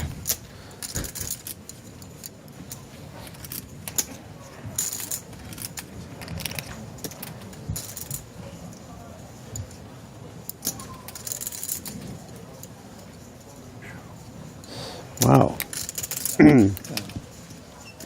Surprised to see him. This is probably just more part of the act a little bit. He's folded the ace-10. And Houdon's folded the king-queen. Yeah, it's just I so... think it was one, actually. This time I think it was one. Yeah, because it was 6 seconds before the second one. Yeah. We can see Jorgner had ace-5 and be like, oh, come on, let's see a flop king-queen suited. But that particular hand is such a trap in these 3-bet situations where the range of the 3-betters that strong, because you don't want to be up against those ace-kings and those aces and those ace-queens. 2 time banks. 2 already. There's Peter's partner. 3 time banks. 3, yeah. Sure, right? I think I'm getting overcharged. Yeah, this time they were changes. They saw the last time they could charge you 2, and now they're like, yeah. 80, huh? 80. It's my last time folding. Just to let you guys know, it's my last time fold. I'm here for it. Your last. My last time fold. Rubbish? One more 25, please. Promise. It's my last time fold. I left you off the hook. I'm going to call the cops in 20 minutes when I'll see. If I got How many robbed or times not. you heard that one, Barney, yesterday? A couple times. Okay. Yeah, listen, I'm a man of my word. I said I'm not going to stop. I didn't stop. Today I'm not folding anymore. Oh, we know you're not scared. 7 folds. You promise, yeah?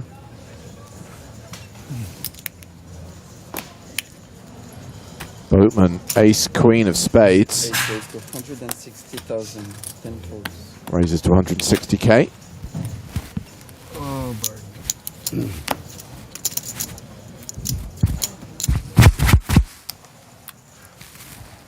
Moved on with ace, 10 of clubs.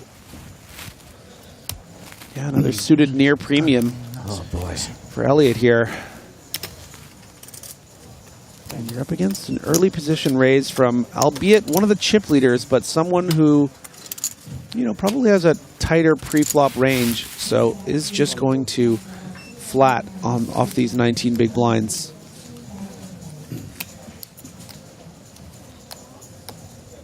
Jorgner with Jack 7. Not sure you're going to get away with it 2 hands in a row. No. Ignorgna this one.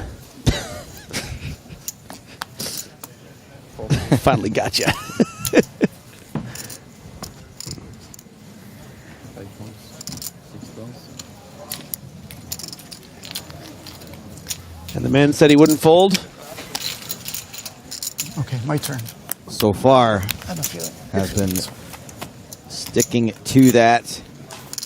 Queen, tray, deuce. 2 hearts. Top pair, top kicker for the Boatman. Top, top. Where does he get those wonderful toys? I feel like nobody says that anymore. Top, top. Used to be a thing, you know? Top pair, top kicker. You just go top, top. It's said. Still said. Yeah. 225,000. Just think you're not listening, Griffin. Maybe.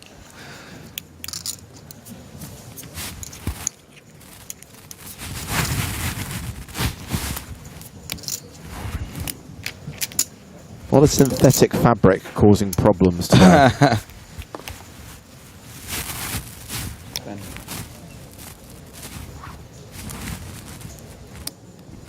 Sounds a lot like a cravat dragging across the microphone.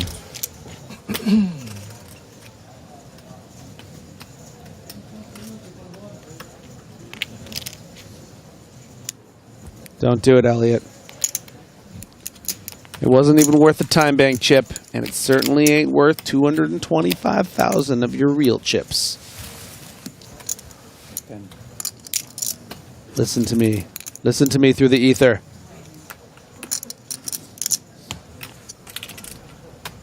Also the sunspots it would have to go through to go back in time. Elliott folds. Eric folds. They make you work for it here, don't they? Barney chips up. Back over 8 million. 100 big blinds for the table chip leader as we see Army Bearer being balanced off the table, and there is a reason for that. Because this is what happened just moments ago at the other table. A hand between Matthias Siljander and David Kaufman. A full board dealt. Ace 9, 10, deuce 9.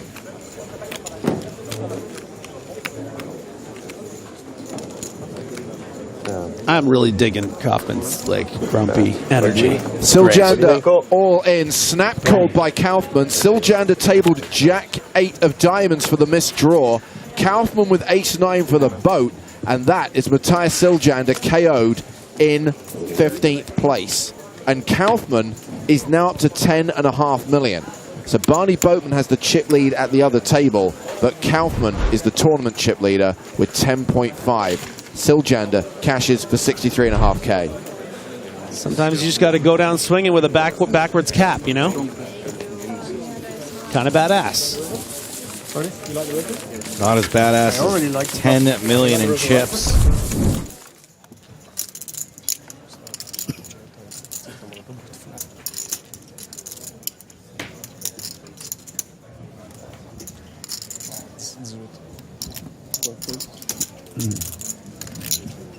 Almeida with just 5 big blinds.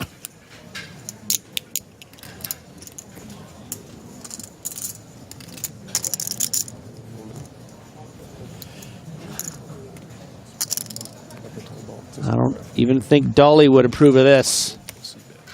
What about Del Foco? No, Del Foco, he at least needs fold equity. It's very important. You got it, Barney. You want? 10. He got it for you. Yep, I have it. I think he called him Bernie. If it's any consolation, I was calling you. Yeah, okay. Barny Boatman gets a walk there. Gonzalo Almeida is down to 5 big blinds.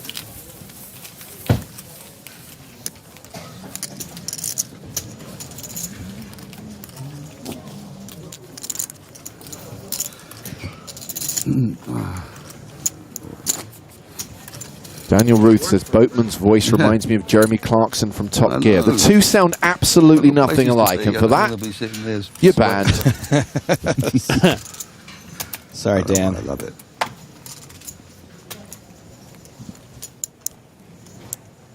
That's his second one today.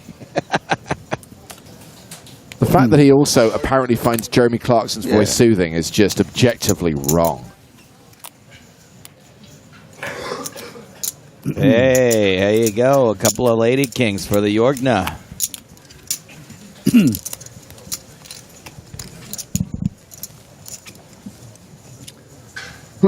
Okay, so if you want to raise, it's 160. 180. There you go. That's good. That works too. Hey, we said 160, bud. He's gone rogue.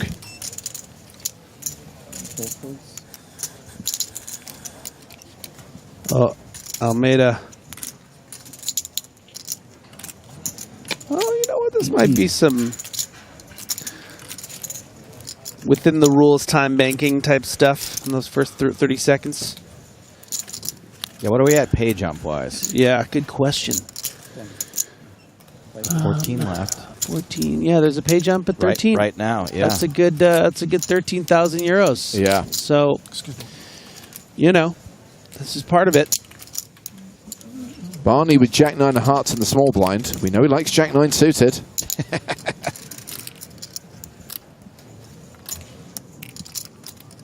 Does look conflicted though. Really wearing it. Goes for the disciplined fold.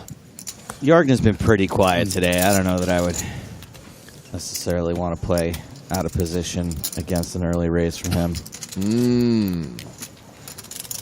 An A6 for Jattin in the big.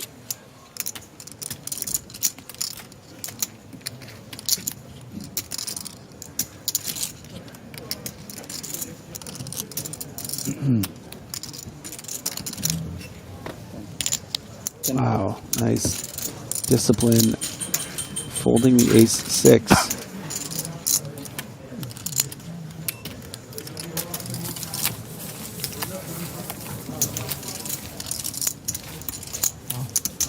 Jorgna.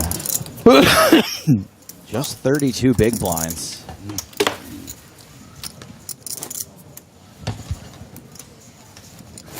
If you're not Boatman or Hansen at this table, you're not in great shape. Yeah.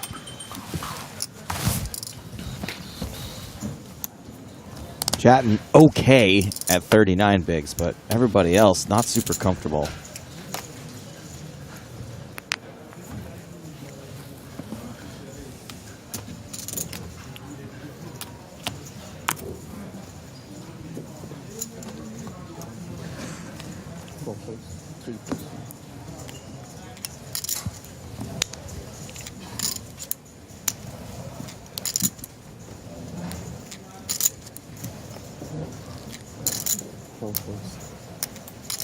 Jorgna folds, Hansen folds, Almeida, Jack Deuce.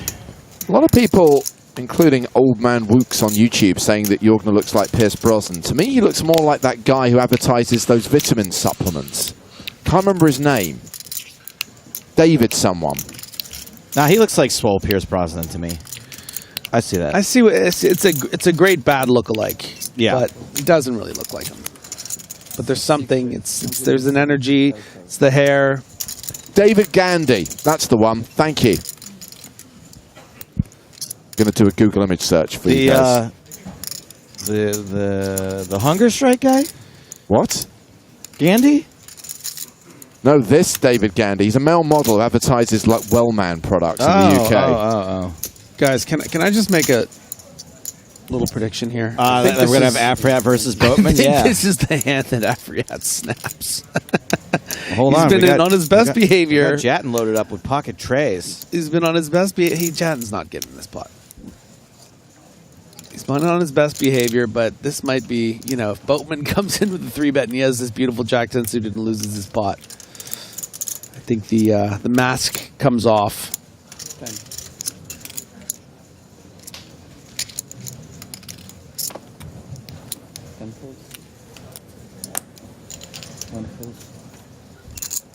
Remember your promise. Remember your promise. Of course, referring to not folding today, and there it is. 475. Stays true to his promise, calls the 3-bet, and we are going heads up to the flop. And 1.15 in there. Ace, king, high, still the best hand. Oh, can Barney just station him with not even a pair this time? Well, Barney has the betting lead here, but Afriat is considering leading.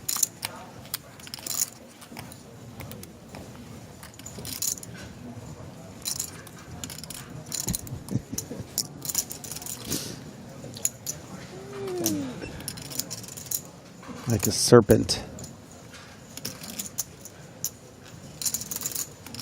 Got to be a tactic there. The counting the chips before, trying to get a check back from Barney. Yeah, he wants a check. He wants a free card.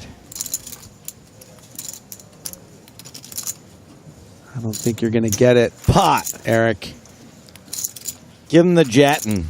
Barny Boatman says checks are for the bank. Going for the huge bluff, huh? Like This yesterday. is my boat, man. Figured out your game. You made the same move yesterday with the 5-9 of diamonds. Remember? You pretended that. Damn, I was hoping you hadn't seen that.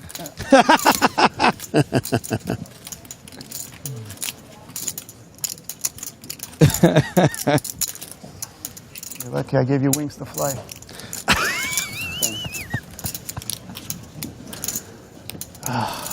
Regular Bette Midler over here. I mean, he's playing a great villain. You'll see it in 30 minutes anyways. I promise you I was in front. Correct. I wasn't going to give you a chance to catch up. Good man, Barney. Just to let you know, this guy's the biggest bullshitter. He pretends he's so innocent. Biggest bullshitter.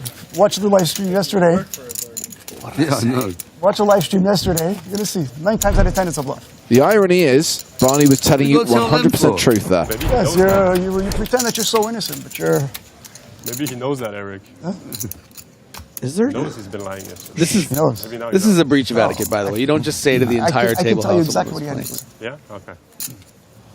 What do you have right Yeah, I maybe like get the impression that maximum after a like a decent 15, start to the day, now he's 7 dropped below the 20 max, big max. blind mark But I'm telling again. you to the max. Eric's getting tilted. And we'll know in 30 minutes. I mean, what did I say, guys? It's not easy to get king sevens. Because you're getting cocky. I gave you wings to fly. Okay, guys, your hand. I appreciate it. Yeah. So, Max, King 7. King 7, you'll see. Tilted last night. Predictable. On fine form this morning, You have and sixth now sense. tilted again. This is what I do. I read. 5 folds. 6 folds. An hour and a half. I do in a hand. What's he doing?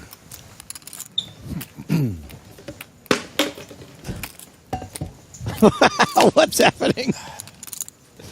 No. Come on. We don't need to see the poker right now, please. Yeah, come on. Can we focus, please, guys?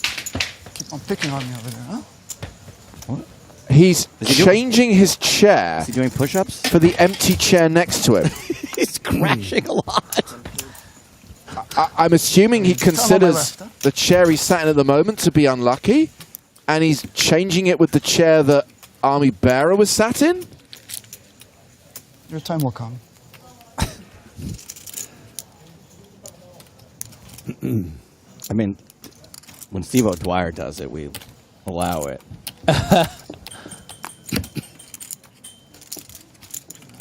I mean, it's also like other people are trying to play poker here, too. It's That hand, like, if I had any pair on that hand, any pair would have called you. I know. Any pair. I was just ready for you. Couldn't hit it. What happened to me a couple of days ago? Guy beat me for 6 hours straight. Yeah. Till I got him on the last time.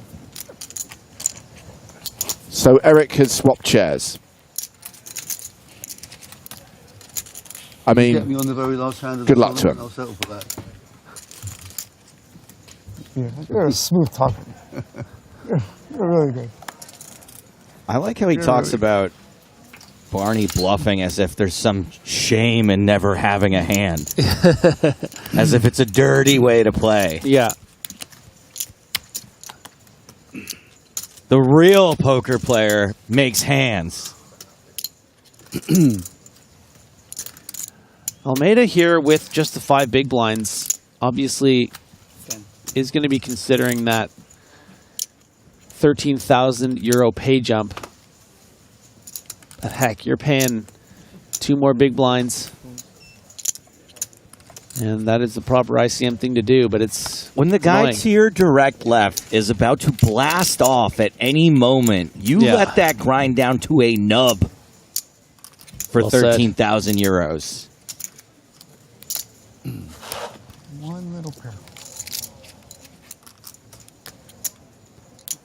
I'm just going to say it's an upgrade, though, to blame the chair rather than the dealer. That's true. Yeah, sure. A chair is an inanimate object. It doesn't have feelings. Both very stupid. Also, frankly, that dealer was out of line the way he was dealing for Afriad, you know? I mean, come on. Oh, Houdon with a nice opportunity here on 14 big blinds to shove on this open. Oh, and the ICM fold. You can see the power of ICM. I mean, you just...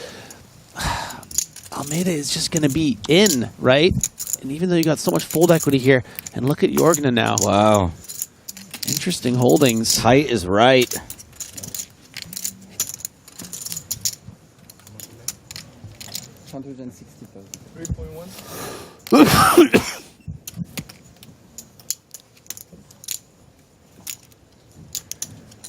And with all the work Jorgna has done in the last year, is going to know this is going to be too many chips, even though you don't really want to be 3-betting here.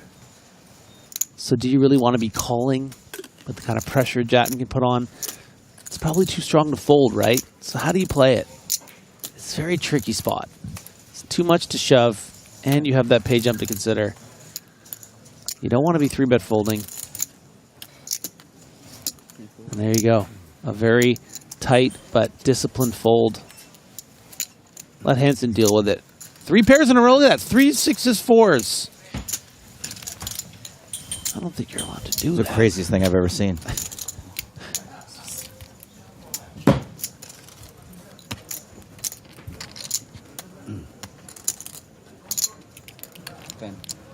Oh. Focus. 160.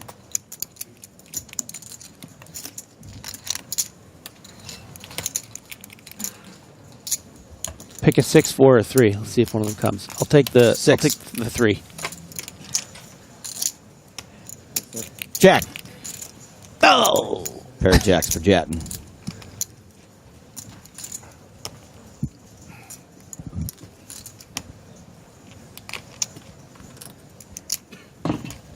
Hansen checks.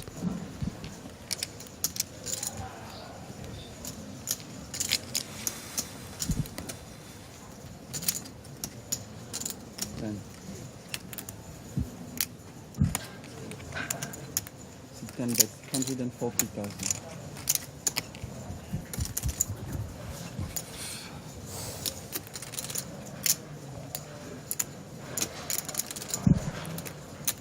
Going to be okay to fold this one, even though you know you're going to be getting bluffs sometimes. Hansen plays by the rules.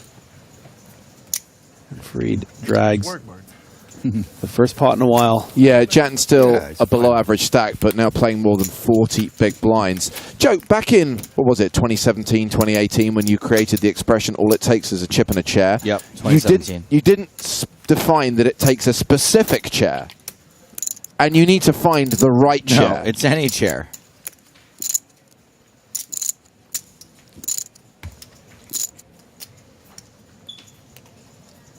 It's not even. Sorry, it's the chair's like a matter. It's not even really. It's being in the tournament still. It's just a succinct way of saying, as long as you're still in, you have a chance. It's weird how often it's misinterpreted.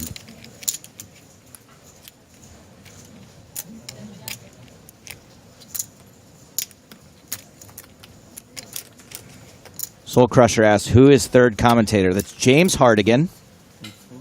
Thank you for your question. Action forwarded to Jattin.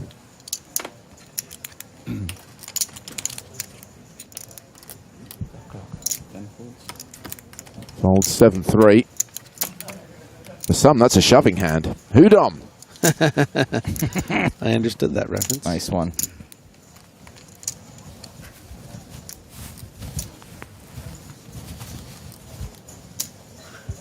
And remember, Almeida has 2 of his 5 big blinds in the pot here between his ante and his big blind. So just 300,000, 3 big blinds behind.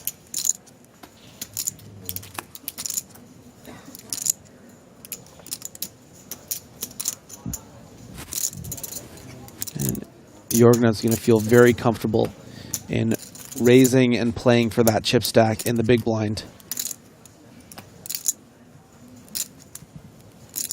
Jorgen playing the Spraggy. A dangerous strategy. Opens on the buttons of 400,000.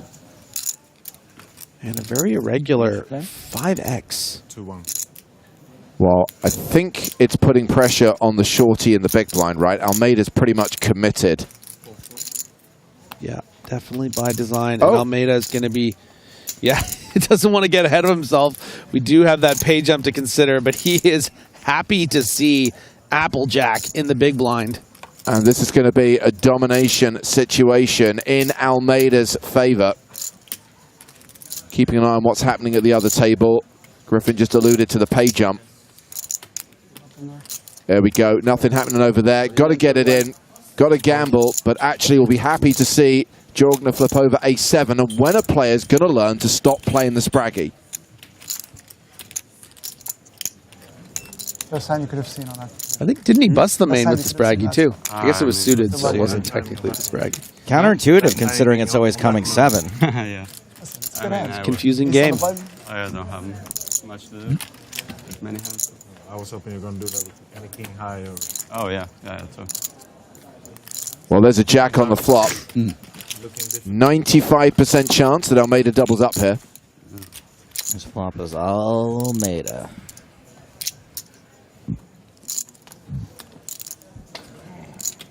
And Jorgen is drawing dead on the turn. Almeida doubles up and survives. Another jack for good measure. On the river. You don't want to waste those. Gonzalo Almeida is now going to be playing 11 big blinds. So we've got 3 short stacks at the table. Oh, you got there on the river, I said. Afriat with around 18 bigs. Udon with just shy of 15 bigs. And now Almeida with 11 bigs. Oh, if you have, I got nothing. Blues? Yeah. Thank you.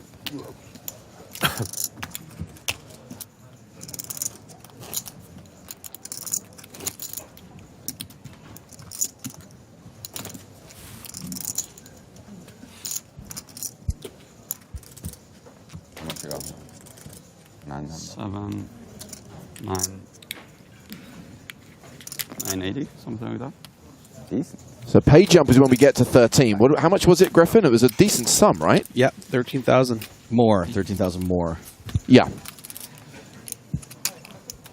63 to 76, if I remember correctly.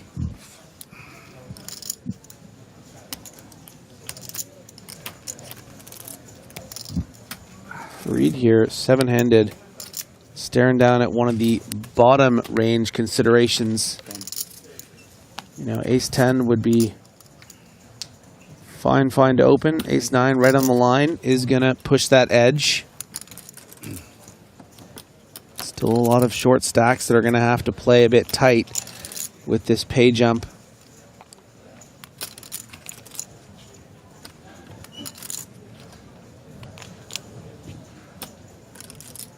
Wait, didn't he just fold threes? Yeah. Just balancing the timing, I think. And unfortunately for Farid, running into the buzzsaw of ace king of clubs on the button from one of our chip leaders.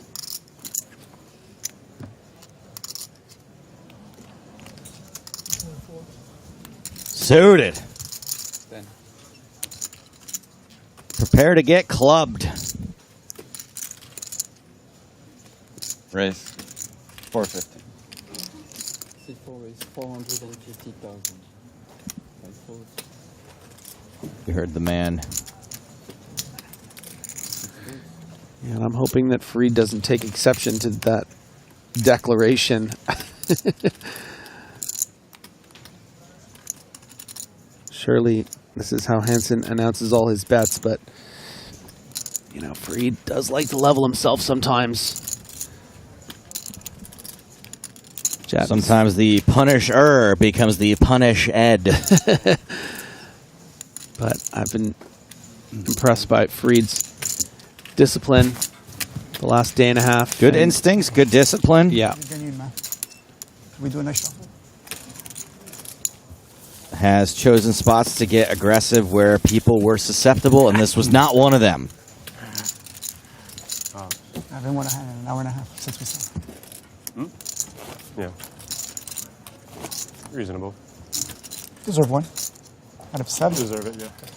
Time to step away from the feature table and head over to the other table where there has been an all-in and a call. David 2, the at-risk player, all in against Hans Erlendsson, but it is a domination situation. 2 with ace-king against Erlendsson's king-9. The flop. Queen 6-4. That means ace-king is holding. 8 on the turn. 3 on the river. David 2 is going to double up there. And Erlendsson will be left short.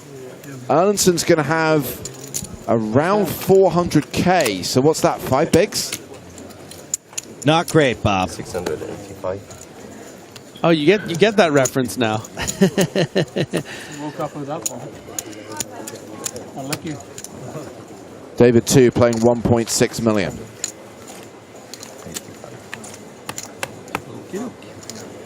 So we have Erlendsson in the danger zone. Danger zone. Gonzalo Almeida also not in great shape with 10 big blinds. Sure, black queen there. Stuck to my finger. Could I say what my dream final 9 would be without offending the other players? Sure. I would take Kaufman and Bearer from that table and just punk them here.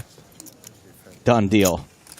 I like Erlendsson too, don't get me wrong, but he's got 5 big blinds, so I'll be willing to sacrifice him. I could sacrifice Almeida from one of the guys I haven't seen much on the other table.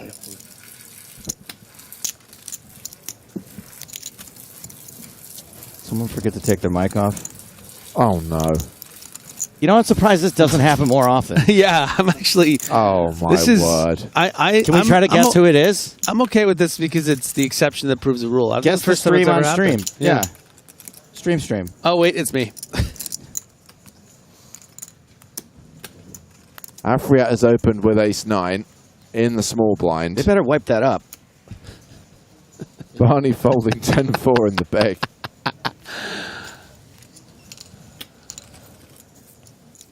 And he's finally won a hand, so he'll never complain again.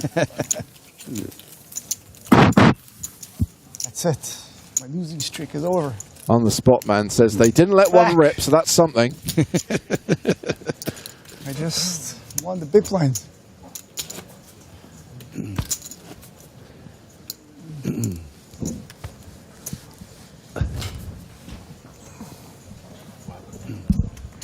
Back to the outer table, and no surprise to see Erlendsson all in.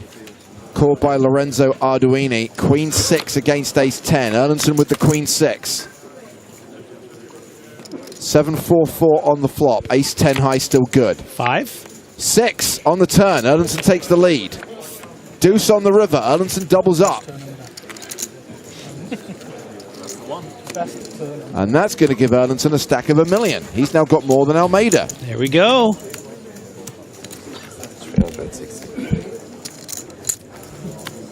What about this dude's watch? That looks like a nice shiny watch. We don't really judge them based on shine. I don't know how it works, but James is supposed to go into a whole diatribe now. I'll be honest with you, I didn't get a clear look, but it does look nice. I'll grant you that. Okay. How'd they go for last time?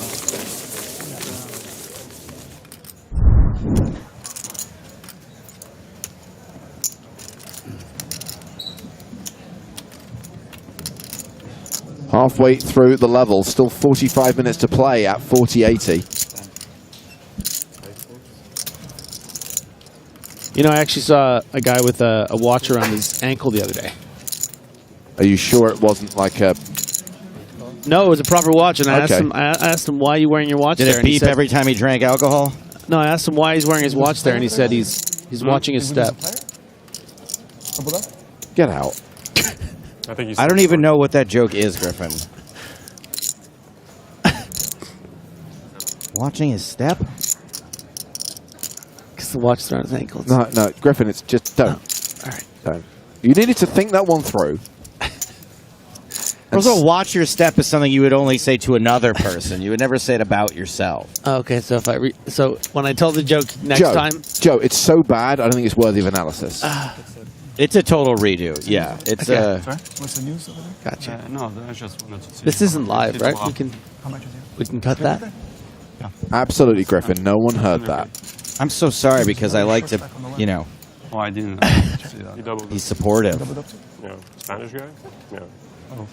There's another guy, the Swedish guy with 800k or 900k maybe. Boatman getting the edge on Jattin here. Like 33% increase. Everyone's short all of a sudden. Yeah. Big increase. Commentator of the year 2035 needs some work. It's going to be a Good one, crusher. Ed. I thought you said 9 years. Next level is going Did to be I a just crusher. go up to 11? Isn't 2035 9 years from 10, now? 20 bigs. No, that'll be 11 years from now. What year do you think it is? It's 2024. Math is hard. Yeah, it is. Hey, flush draw on the turn to go at the best pair for Barny Boatman. Bit ambitious here from Jattin, but it was blind on blind. Maybe he just thought Boatman would just see bet whole range here. If I know Farid, though, he might just start turning these sevens into a bluff. Would hate to lose to I love the way she... Queen 9 off here. been Cheering for him? I know. Cheering. You should see how she's got him the drink. She's Might even be able to standing get up for hours. a king or an ace to fold Is by he the more- river if he's willing to bet married for a long twice. time? For his sake, I hope, if he does bet, You married the river's not a club, Yeah, yeah. keeper. but he just checks. I mean, hey, that's a good card for sevens. Finally, an undercard. Good women are hard to find. People say I was lucky in poker. I got lucky when I met my wife. Yeah. That's when you know you're lucky. When you marry the right one. That's sweet. Today bets 150,000. A push.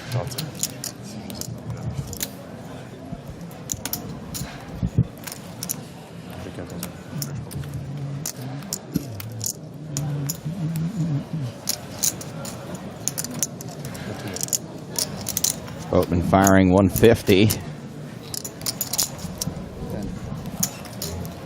It's going to be a bit of a tough sell for Jattin to raise here because he probably would have bet the turn with the 10. Oh, wow, he Actually called, though. calls. Doesn't believe it. Man, Afrat really affected the action when he said Boatman's never got it, huh? Yeah. Nice turn, huh? Got a nice turn. Barny Boatman Easily little 10. has close to 9 million now, more than 110 bigs. And that is max value. Finding a call there from pocket sevens to the king. Nice little pot from Barney. He's in the zone. Talking of zones, Houdon with 12 bigs, Almeida with 10 bigs. Two players at this table in the danger zone. Danger zone!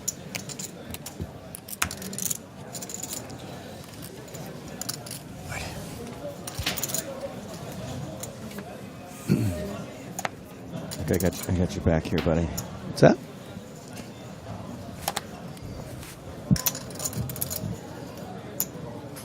Oh, wow. Got him. That was a good one. I don't think about you at all. Oh, you finally got to see that scene too. For all those people at home, I'm just very proud of my friend Joe finally watching Mad Men. Binged over the last few weeks. Did I tell you that I sobbed at the finale? You did, yeah, many I think times. you're allowed to stand over there on the rail if you want. Yeah. Give me a bottle. Give me a bottle. Next time.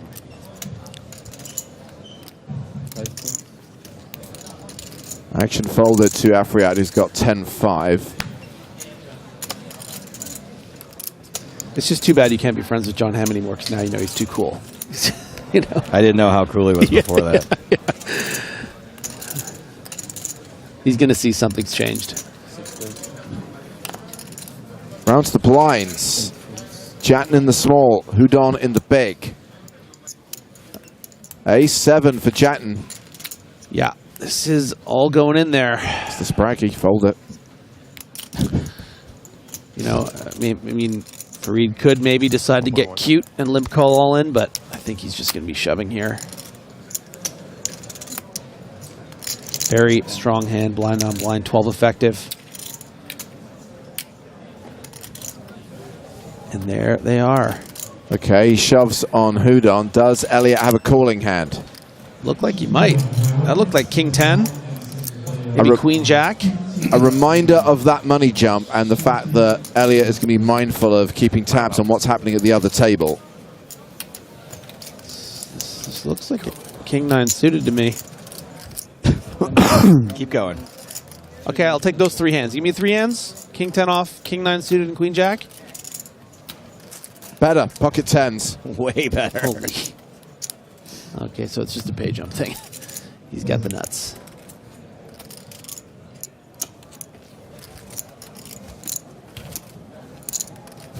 Now that awkward moment where everyone knows you're actively wasting their time, but it's what you're supposed to do. It's what the time bank chips. Part of the reason they're here, to prevent stalling, but this is just natural. Now he makes the call and is in position to double up through Jattin.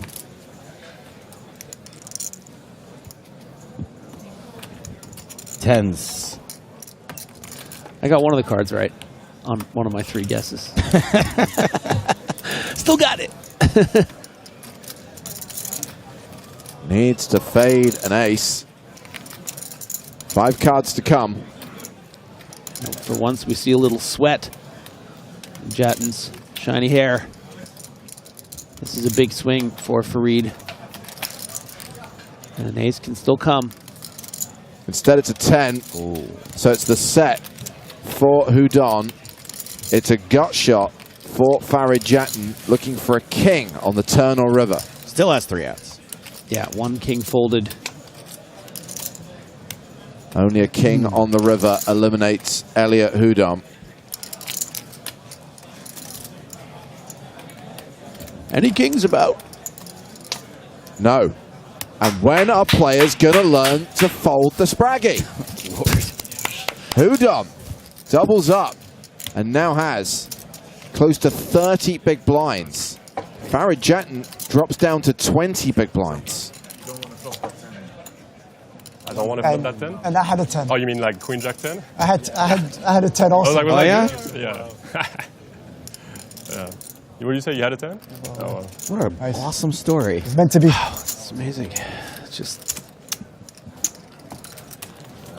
I'm just kidding. I would say that. I would say I had a 10. You would say that. Yeah, after. You guys have a new dealer, enjoy. That is Santiago Plante, who came fourth in EPT Barcelona last year. Like, are we allowed Just to over use €500,000. He's here supporting Elliot Houdon. There's only one Planty in my Yesterday book, they and it's said- Ryan Le.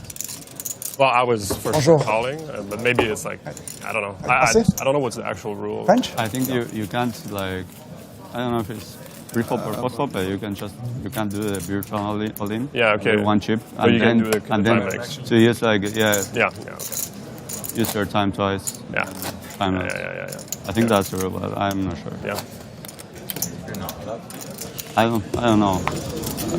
No, they said yesterday. 37 minutes left to run on this level, by the way, and then we finally get our first break of the day. I think we need it. I think the players need it.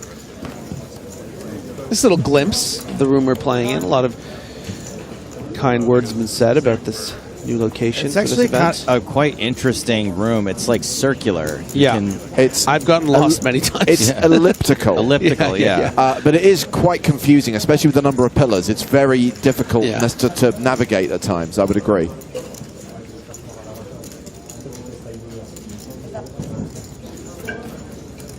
People will just ask any question without even thinking about what the answer might be.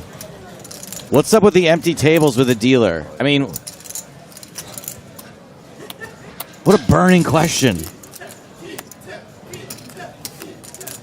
That is the Jorgner railing section. I hope so, because they're yelling Peter. It would be weird if it was the Farid Jattin railing section. Don't make me blush on What you mean, Farid Peter Jattin? Aw, Peter Jattin. Peter the Punisher, right? The old Pete. Oh, wait, no, maybe not that.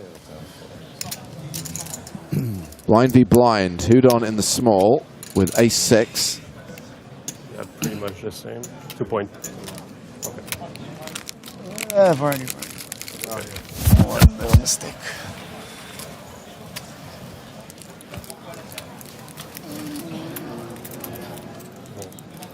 Houdon with some chips to play with now. Gonna start the proceedings playing about 28 big blinds effective with a limp with the ace-6. He's probably used to sort of shoving hands like this, blind on blind, with what he's been used to stack-wise, but now maneuverability.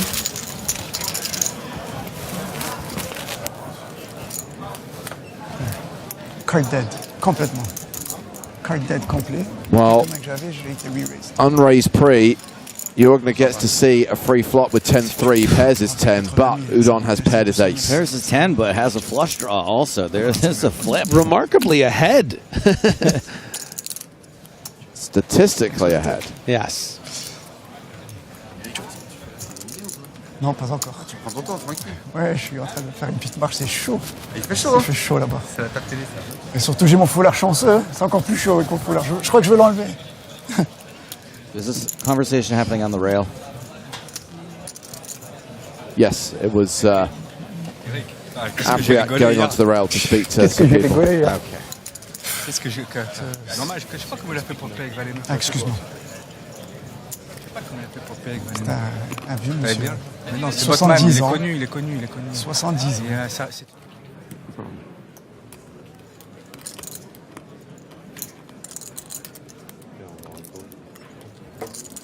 Houdon makes the call.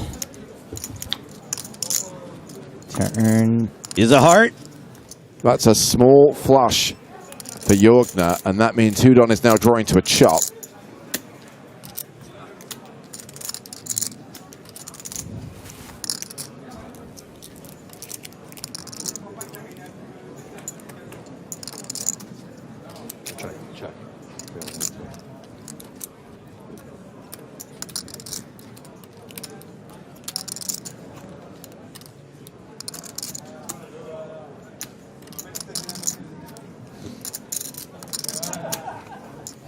Dire Straits says there was a small flush on the mic earlier, too. Jack on the river. No chop. Jorgner will win if it gets to showdown.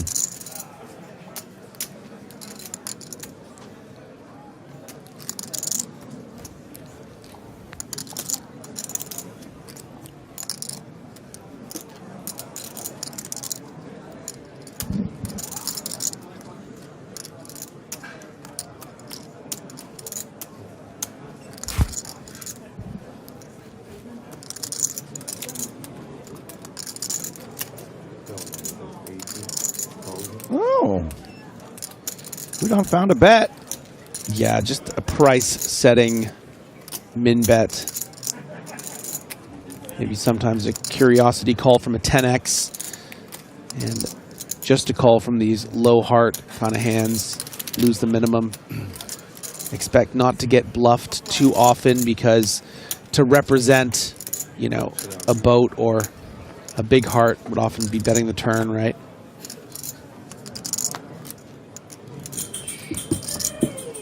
Bjorkna does call the small bet. Get a little shimmy, shimmy, shake from Charest on the rail.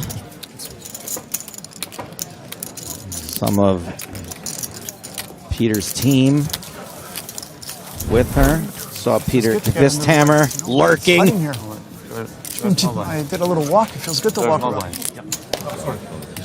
Feels good to walk around a little. Oh, yes. You feel the AC over there. Here, it's super hot.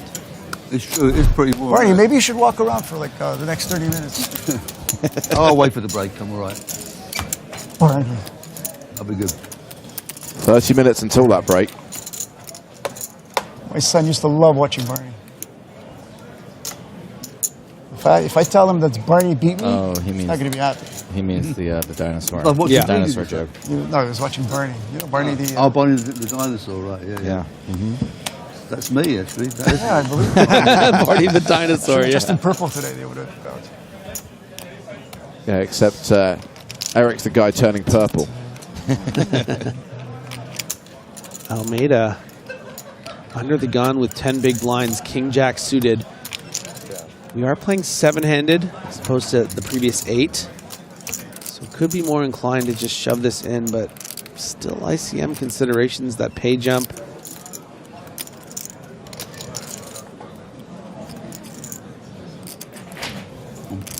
I think it is not outside of the realm of possibility to also mix in a min raise here. I think we're going to see a lot of time bank folds. Yeah. It is going to be the shove, though. I think I like this of all the options. But you're really hoping not to get called because that range is often crushing King Jack in particular. Your Ace Jacks and Ace Kings, Queens will be flipping against the 10s and 9s that'll call, though. Good luck, Owen. Buena suerte.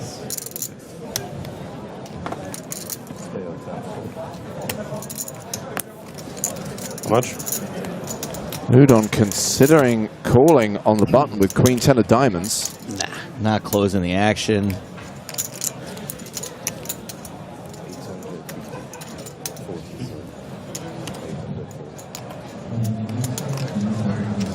This isn't real. Bit of a hand funeral here. It's such a pretty hand.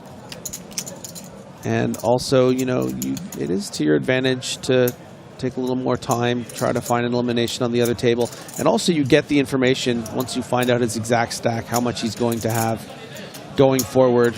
You know, when you're at the cutoff, how much is the big blind going to have? It's a game of information.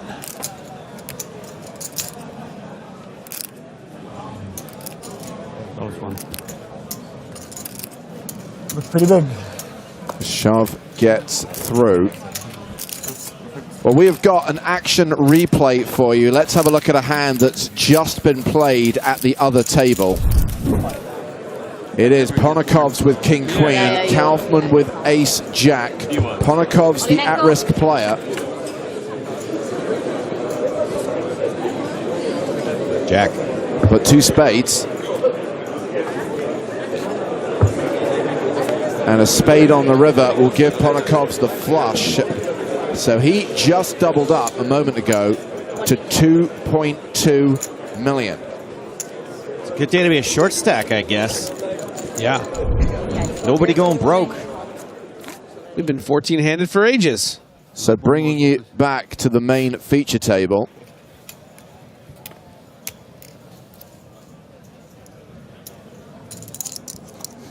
And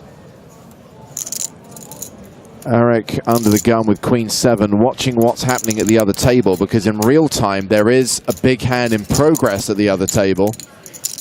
And to remind everyone, we are on a pay jump right now.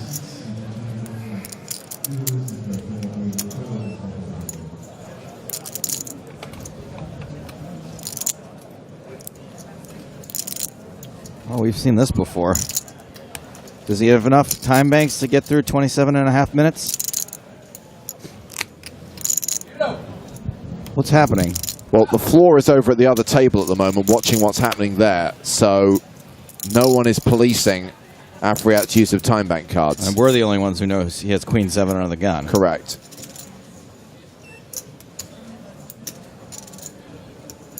But he was tilted last time. What's the deal now? Stalling, money jump. Yeah.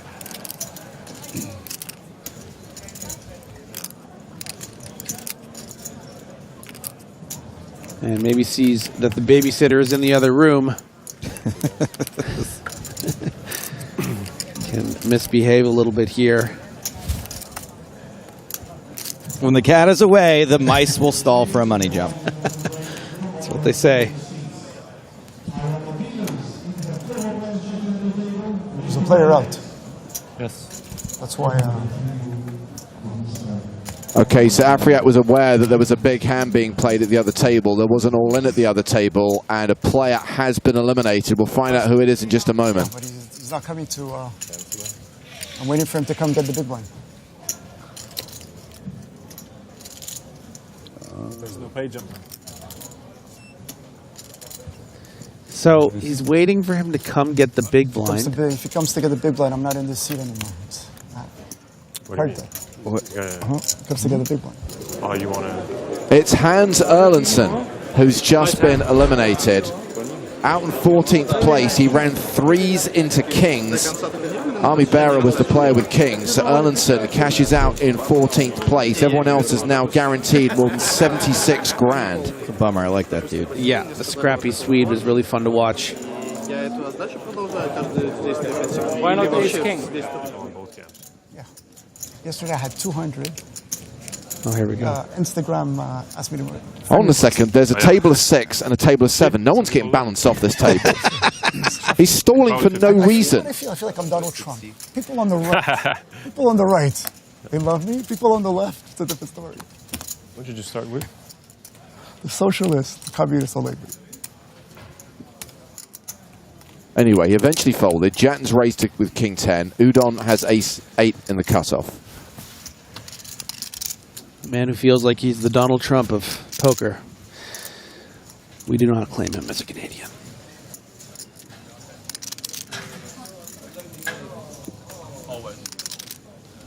Don here, yeah, you got to think about it. Can I get away with a 3-bet fold here? No.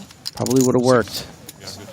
But let's Jattin out of trouble so far. But now Hansen, He's waiting to be moved off the table. He thinks any moment now, the TD's going to come up with some chip trays and I'm going to get moved. No, he's not coming to get the big blind. No, because it's a table of 7 and a table of 6, dude.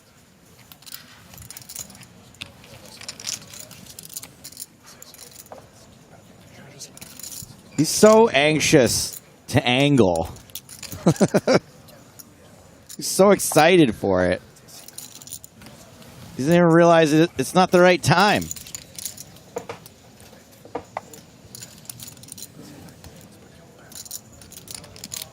Oh, look at this one. Look at this line from Maxentius. His name is Afraid. I think Hansen can probably just play this as like a pure shove, right? Almeida just has 11 big blinds. Farid has 20. It's going to be ahead of Farid's average opening range at the hijack, just slightly with ace-jack off, I think. A lot of combos like this.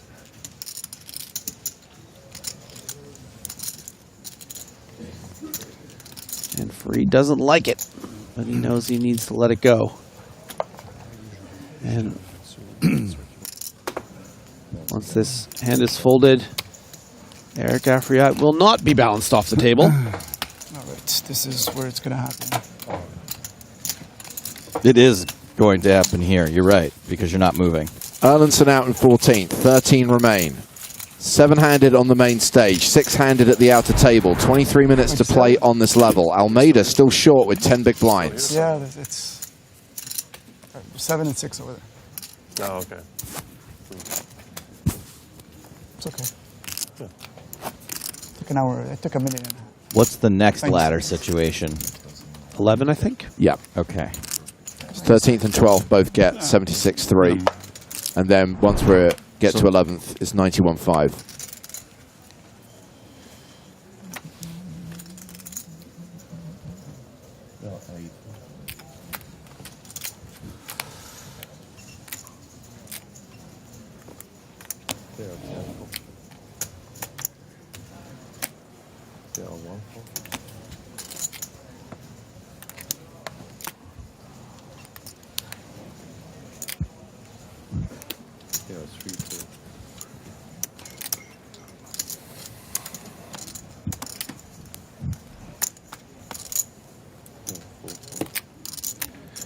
Almeida with a rare opportunity to just shove these 10 big blinds in.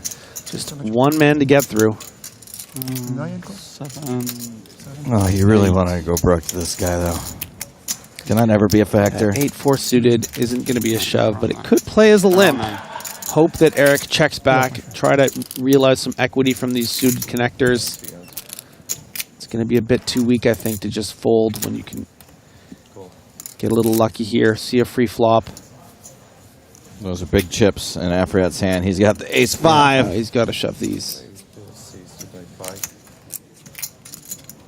Very surprising to see this raise as opposed to a shove. 10 big blinds effective. You would think you just want that ace-5 to take it down. I mean, maybe Almeida. Oh, it's probably too weak.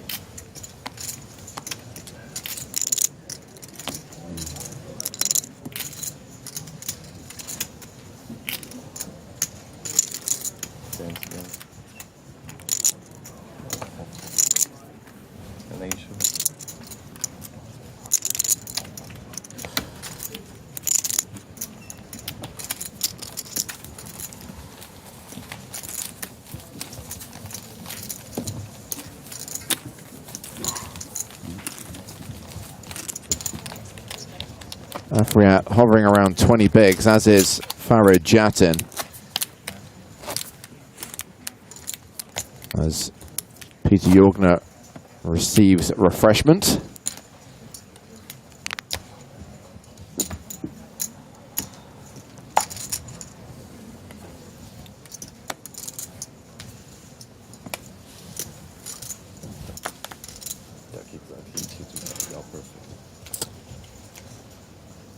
Farid under the gun.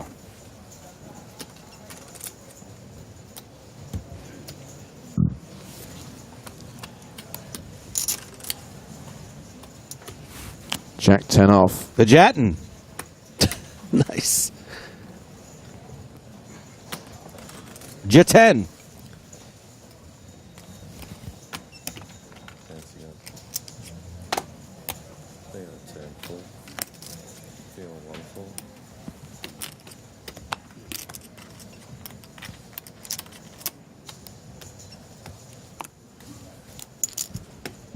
That's the hand right there. Oh, yeah. It's just something about a nice suited ace-jack.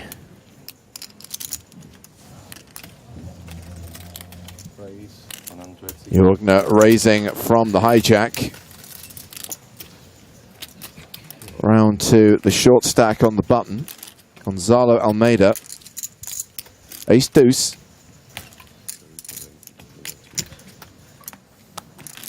That's right, Gabranth. A beautiful hand for a beautiful man.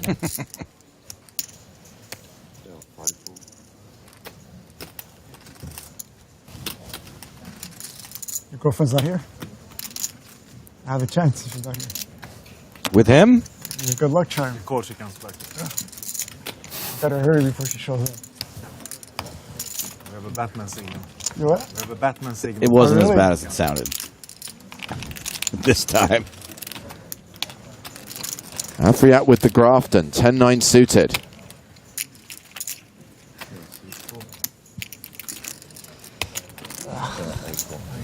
He doesn't play, but Barny Boatman is going to play. 9-7 off. Oh, we lost another player.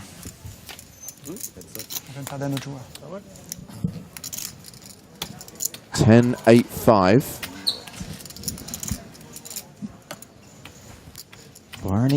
Barny. Are you going to get there?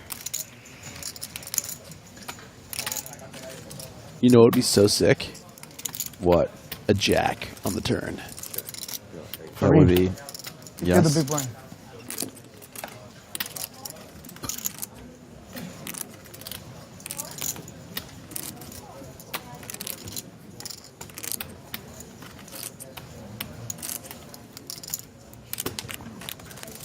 Georgia does not continue into the big blinders board.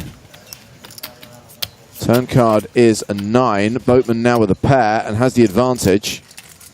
Would a jack still be sick? Less sick. Less sick, yeah. A little less Less sick. sick. Less sick.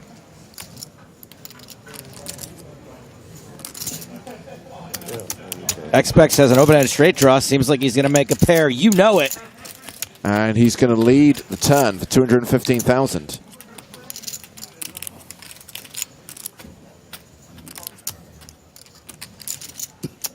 Farid hasn't told anyone he folded 10-9 yet.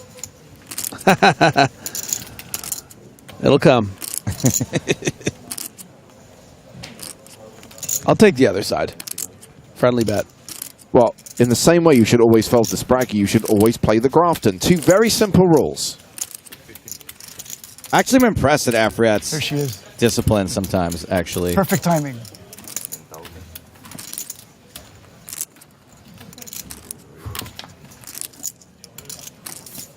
The card is a 6. He did get there. He did get there. Didn't need to get there. He was already ahead. Yeah, but it's better mentally.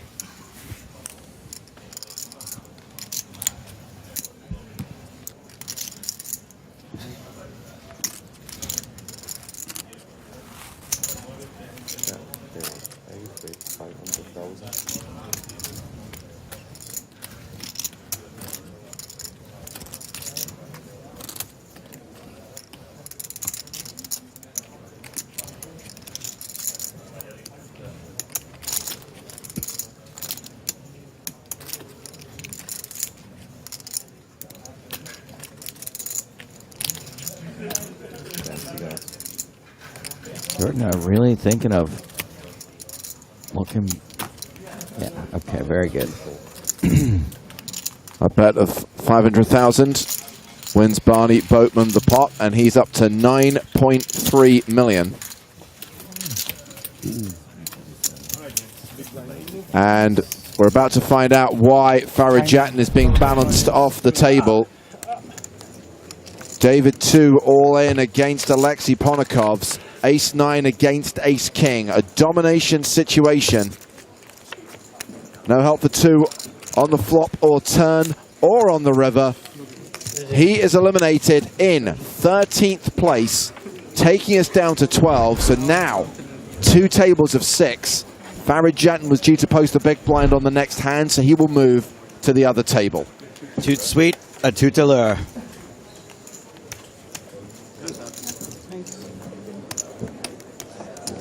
How much was it?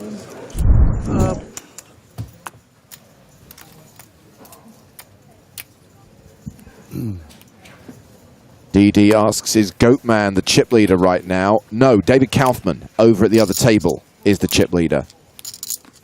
Has at least $1 million, if not 2 million more than Barney. Good shove spot here for Almeida. 10 big blinds at the cutoff, ace-9 off. You're not necessarily thrilled if and when you get called, but a lot of the times you're just going to get it through and accumulate on your stack. Crazy Limbs asks, do they play the final table today? No, we're trying to get to the final table today. We'll come back tomorrow and play down to a winner. A reminder, we'll be live at 1 p.m. Central European Time on Sunday. We'll probably play a little of the final table today, hopefully. Yes.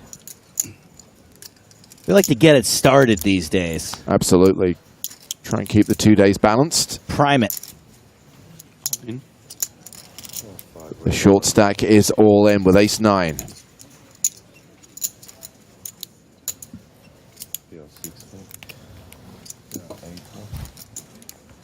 How much? 800. 800, yeah. Oh. Moved on with king 10 in the big blind. Still nah. Nope.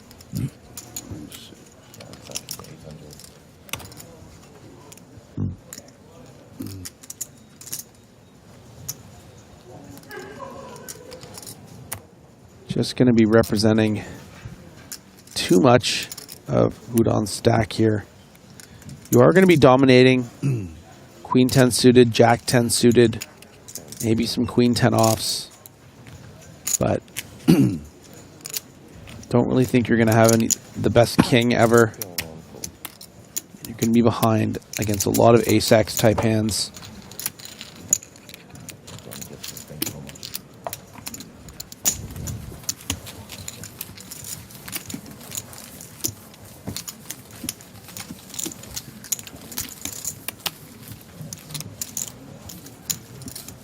Oh, I get it. People are making HUD jokes for Hudon. Oh, like he has his HUD on? HUD on, yeah. It's not bad. Yeah, it's not bad. It took me forever to get it. That's my bad.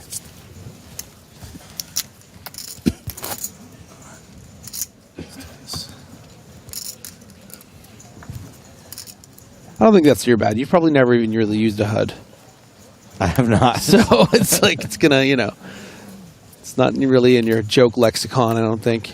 I drove a Toyota Prius that had a HUD.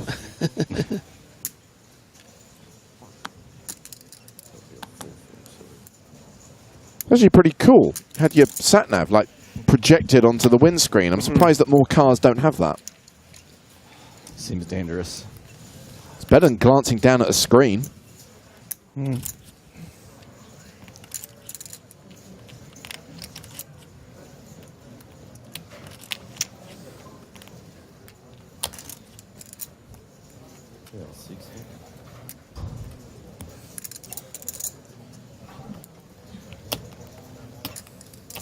Griffin, you want to upgrade to Prius? That's a joke for exactly 2 people.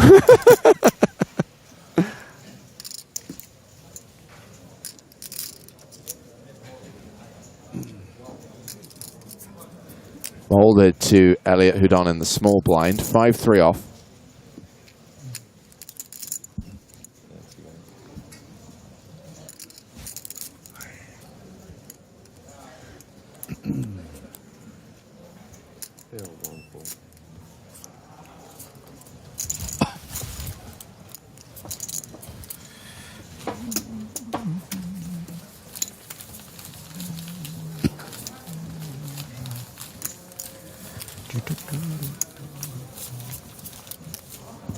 Less than 10 minutes now until we hit the first break of the day. It's been a full day already. Feels like it. Well, 6 eliminations so far, and really we need another 6 eliminations. The objective, the aim of the day is to get down to 6.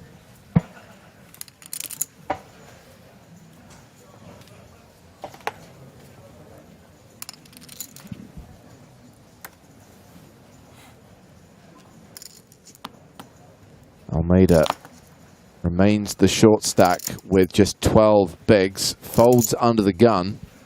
Eric Afriat is the second shortest stack with 18 bigs, has Jack 10.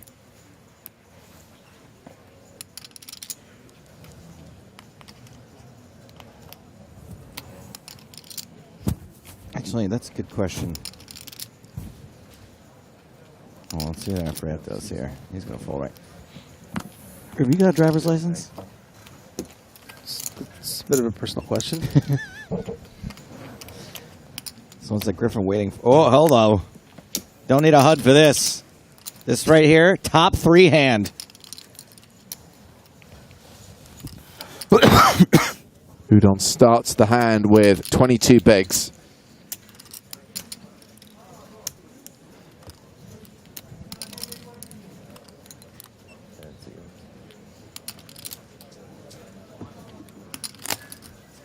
$160.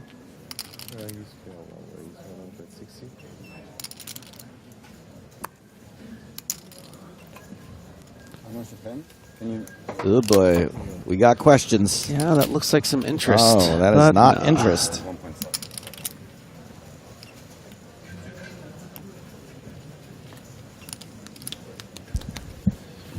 You know, with the amount of chips Hansen has, I'd say Queen 9 would be worked in as a call. Then Queen 8, Queen 7, you start getting into murky territory. Probably lean fold, but because he has so many chips, I'm not surprised to see him just peel one off. 90 big blinds to start the hand. Yeah. Heads up to the flop. Ace, 7, deuce. So second pair for Hansen. Houdon better than a 9-1 favorite.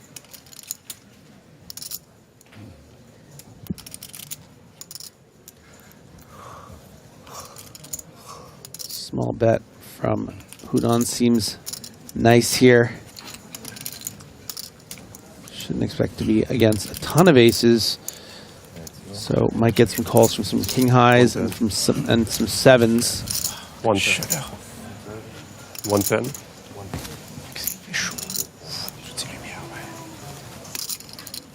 110,000 from Houdon. It's hot.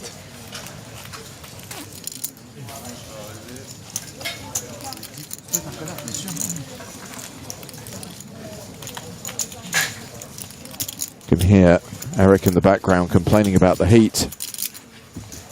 As Nelly famously said, it's hot in here, we're taking off our clothes. How? Why? What?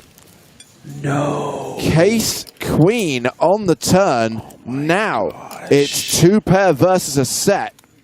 Dude, the year and a half that Houdon has been having hitting the tournament circuit, and you get this turn card. Hitting the tournament circuit, hitting the turn. With 12 left here. And with 18 bigs behind, how does he not get a full double up here, Griffin? This is the dream. And it's also just like, you don't feel like you're really should get paid off here, right? Like you're just going to fold out the 7. You don't expect an ace very often. You know, maybe your opponent has a king X of hearts floating the flop and you can get another bet here. But you never expect your opponent to improve when you hit the queen.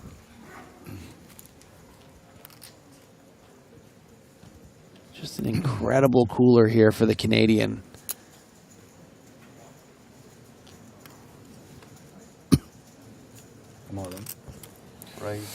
Hansen shoves on Houdon, who snap calls, and Hansen is drawing dead. The river is immaterial. This is going to be a double up for Elliot.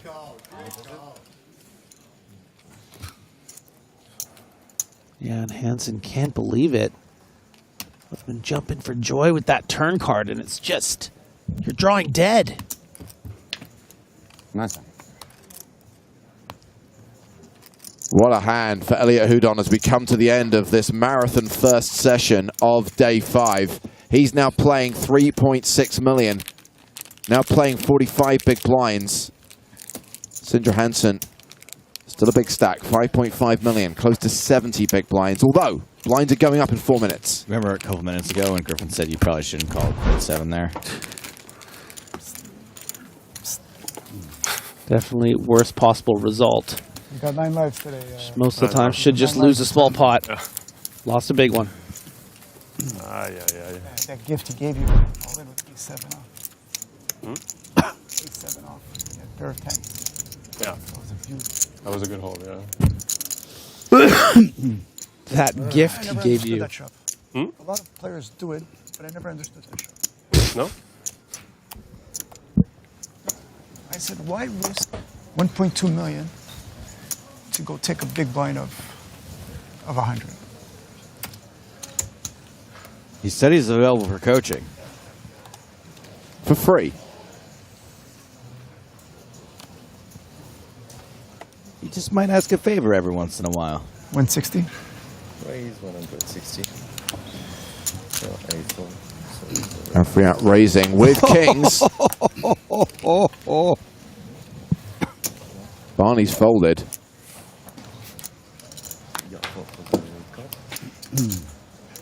Action is on Elliot Houdon.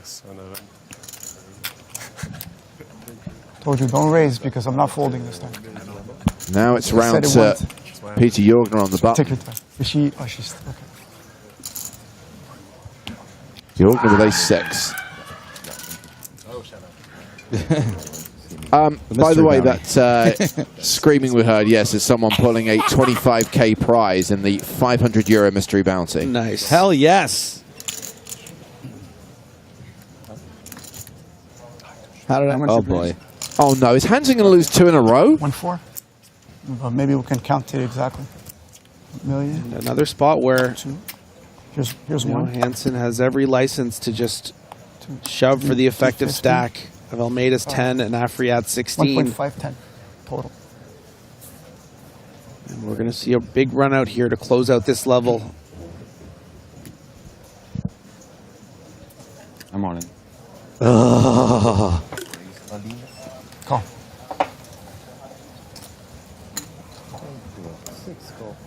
Sindre Hansen. Back-to-back trouble. Boatman, tell me good luck. I wish everybody good No, luck. no. Say it for me. Say To it. you, okay. Good luck. Tell me. See. He didn't say it. Yeah, okay. Afriat, the at-risk player, but way ahead with kings against the ace-queen of Sindre Hansen.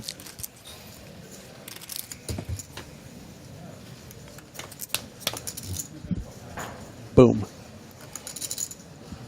Queen high flop, which means Afriat has to fade aces and queens now. Queens have not been good to Hansen. 7 of diamonds. Calling for cards when you're ahead. Classic. Ace of hearts. 4 of diamonds. 4 cards can eliminate Eric Afriat. An ace or a queen. 7 of diamonds. He rivers a set and doubles up. 2 short stacks have just doubled up through Sindre Hansen. Afriat now has close to 40 bigs. Hansen's dropped down to 50 bigs. We're fighting. We're fighting.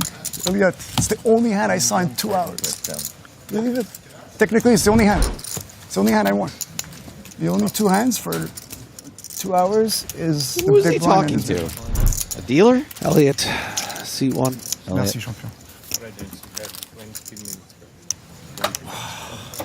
And he's going to get one last blind in. Perfect timing. Okay, Oh, no. All right, well, he's going to get the new big blind. Toi et moi, on va aller au resto. Choisis le restaurant de ton choix. What a session. The first session drawing to a close, and just so you know, guys, the floor staff are very keen for us to switch feature tables during this break. So the other 6 players are going to be on the main stage for the next 90 minutes or until we hit 9 and have the final redraw of the tournament. That does mean we're going to get to see the tournament chip leader, David Kaufman, and the player who's currently 3rd in chips, Army Bearer, and a few other faces who we've not really had a chance to showcase yet. There is still a hand in progress at that table right now. Oh.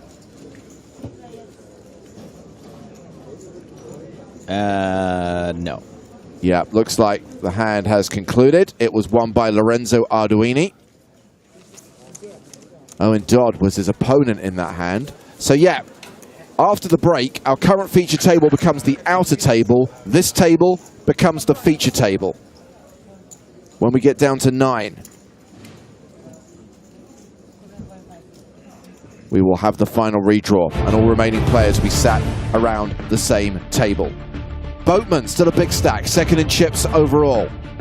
A good last few hands for Houdon and Afriat. Jorgner down to 20 big blinds. Gonzalo Almeida remains in the danger zone. Blinds going to 5,100 when we come back from break. More action from the penultimate day of the EPT Paris main event.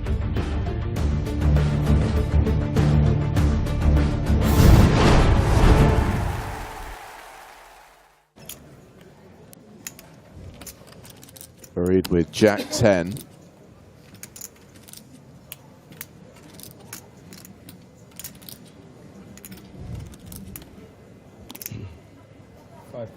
Folds it.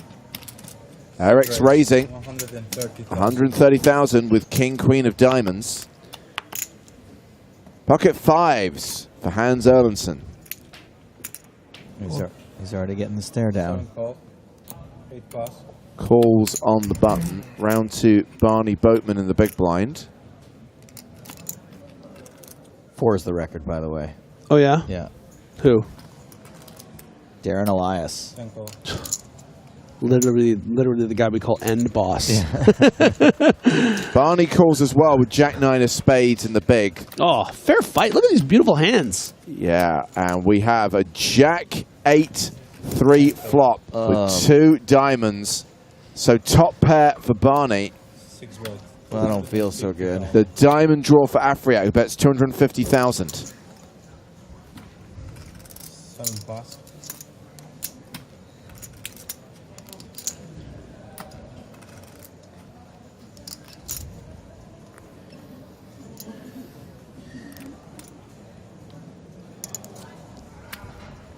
Barney calls. 980k in the middle. Turn card. Deuce of clubs. Barney now better than a 2-1 favorite. But Afriat has remarked, nay, declared that he's going on offense.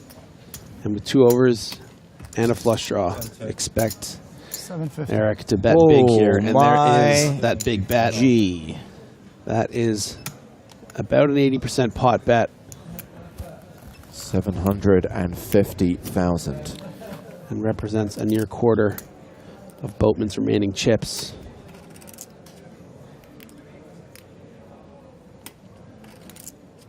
And it's a great size. I mean, it's going to fold out pretty much all the 8s and then really put jacks, in a blender. But Barney makes the call, and we're going to a river here with 2.5 million chips in the pot. Huge pot.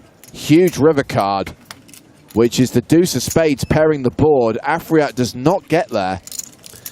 And I'm just looking forward to the blow-up if Afriat loses this pot. Should recognize that at this stage, Barny Boatman has a jack in his hand. Can I see how much you're playing? Can I see how much you're playing? Knows he's going to have to put it all in there. Barney's got 2.64 behind, and as you highlighted, Griffin, there's roughly the same in the pot.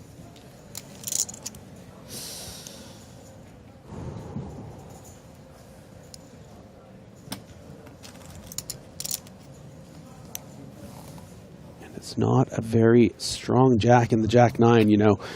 Afriat could play ace-jack like this, and he does it. Eric Afriat shoves on Barny Boatman. Can he find the call?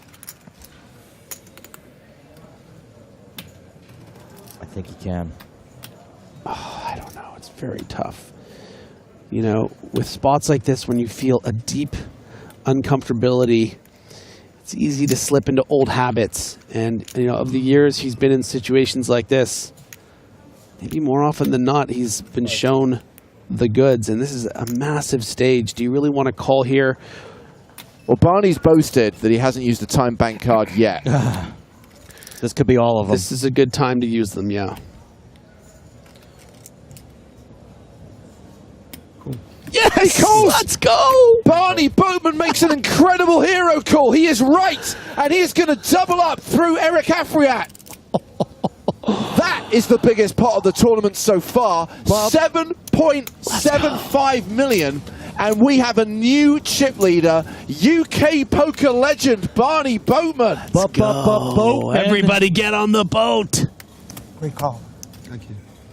What a call. What a hand. What a result. What? I'm tired and want to go to bed. The level ends in 10 minutes and he's tired and wants to go to bed. How much? 25? The chat exclaims, Goatman. Goatman. Goatman. What a call. That's the most incredible call I've seen. Tournament life, big money. We're finishing in 11 minutes. Yeah, that's some rare humility from Eric Afriat. You love to see it. Great call. Did you see my hand? Look at the diamonds. Yeah, nice hand. I mean, I can't stop. I don't pay you off if the diamond comes, but what? I don't pay off the diamond. But otherwise, you don't see on queens. I might pay off queens, a kings, queen. ace. Nice.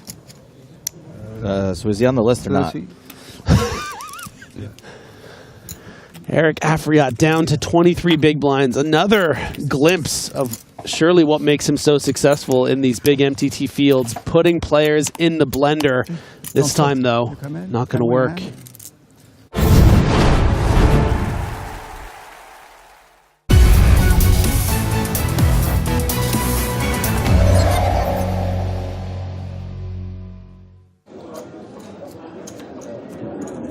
Oh, time to sweat with Vicky Corrin. Cool. King Jack of Hearts. Love it. Love me some Kojak.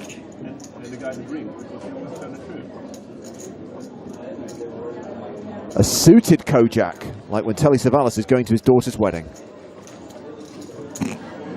I know one of you two's going to raise. I don't want to make it too expensive. Yeah. Well, I got respect for you because you sank the boat.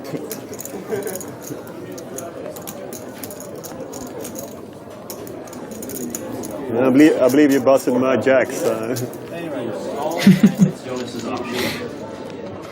Well, the good news is you're in a hand against the two Swedes, so good luck. We limped? Yeah. Oh, yes. 2 overs and a flush draw. We gotta play this fast. Yeah. Make it 16. Interesting. Yeah, big blind smashes that board most out of all the players, so he's gonna lead this very aggressively, even with hands like, you know, 6, 7 could be very good to lead here back in those days, especially.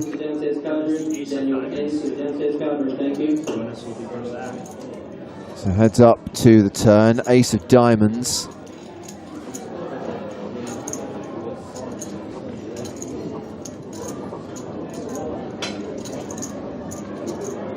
Lex, can we ever raise that flop bet, that flop lead?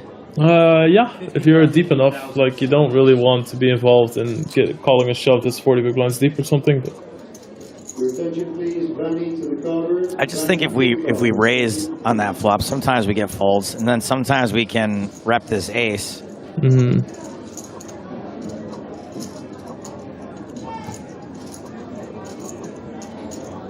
I think Molyneux's firing a second time, so. Yeah, I think that calling here is fine, because if you call here, you just look really strong.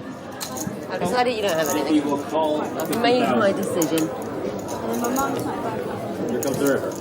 Vicky's going with her headland instincts. It's a bluff. And she's paired a king on the river. That's kind of nice. Now you don't have to bet anymore if he checks. Now you just win against all like random bluffs that have a deuce 3 or 4 in it. And that is what happens. Check, check. Vicky has a better king. She has king jack, kings with a jack kicker. She was ahead the whole way. She's gonna win this pot.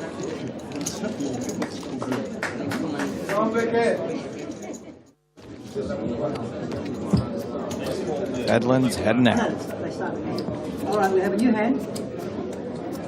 And Jules will take the big blindest hand. Confirmation of the EPT rankings, Lex. Rambaswani, still number 1. Noah Boken, still number 2. Björn Erik Glenn sitting comfortably in 3rd now. Brandon Schaefer has dropped down to 4. Julian Thu is in 5th. And hopefully this list will take us through to 16th place. This is great. So, Antonius. So sick content, too. 9th, Kuro. 10th, Martinson. 11th, Telcher. 12th, Ironmark. 13th, Not too much, don't raise too much. Make it small. 14th, Williams. 15th, Bublé. 16th, Johansson. Top 16. The problem there with only having last names is there's a lot of people in Sweden called Johansson. Yeah. I literally have no idea which player that is. Jules gets out of the way. You go heads up. You'll see a flop. Well, we can focus on these players. Tatu versus Corin. Top pair for Tatu. Trips. Check.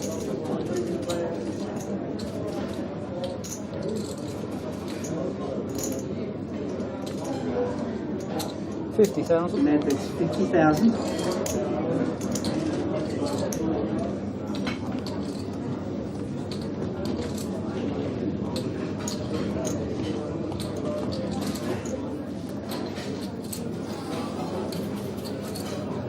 I mean, statistically, she should have the No one's best that hand. lucky. Make it 200. There you go. If you've got one, good luck. Vicky raised 200. you've got a queen, you're winning. I'm going to tell you that for nothing. Now, the well-told story here, and Vicky talks about it in her book, is you'll notice she's currently drinking red wine, and you'll currently notice that she's talking a lot and potentially giving away a lot of information. Yes. Her friends, including Barny Boatman, take the wine away at some point and tell her to drink tea instead. I do remember that. What does it mean? Why are you calling? Because I have no idea what to do instead. I've decided you don't have a queen, but now maybe... Turn card is 10 of diamonds. Did somebody just say don't chat to her? See now... But I think you probably have 2 jacks, which means if I check, that gives you a free chance to make a straight. I think they said something about jacks. But what if I go on and he does have a queen? That would be terrible. All right, go on.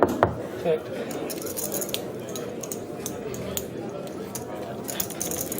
I'm all in. All in. Are you all in? You can just never believe the stressed out and then all in. Am I allowed to leave now? Because I don't want to listen to this again. Serious. Oh. No, but the thing about that is now you can't do that with 2 jacks. That would just be silly. So now maybe you have plus or maybe you have nothing at all. Does anyone have an iPod?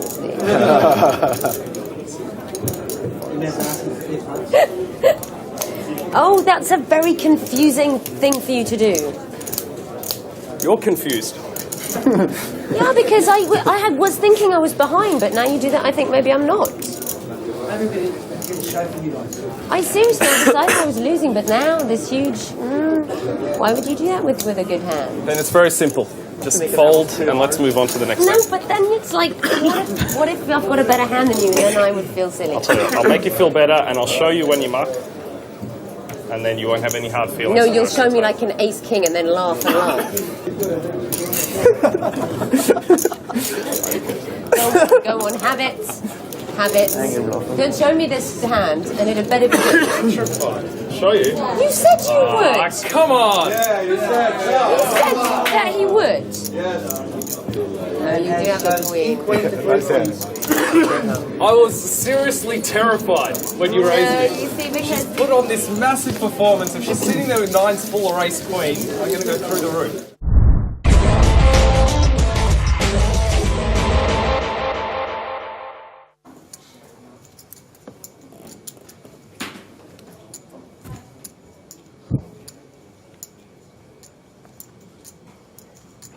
Joey! Out of the gun, folds 5 high. Sailboats for Nicholas Ostedt, opening under the gun +1 to 125,000. Fabrice Bigot, ace-3 in the hijack. This feels like a big no.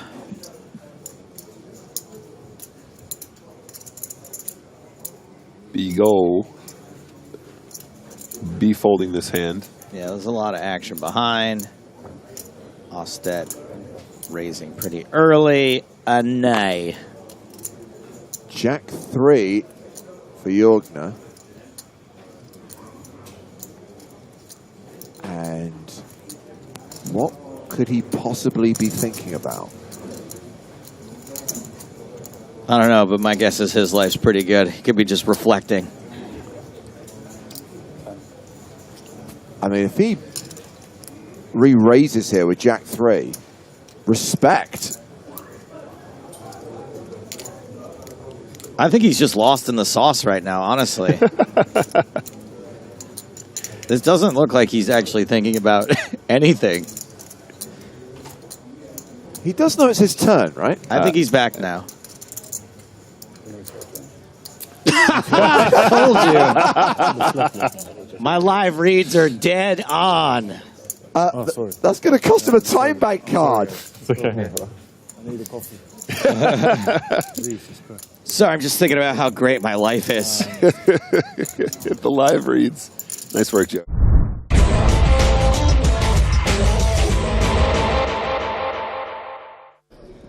Blinds are 4,000, 8,000. Ante is 500. And Salas is not going to play that hand. Balachin takes a peek. He's not going to play. Over to Ariel Celestino.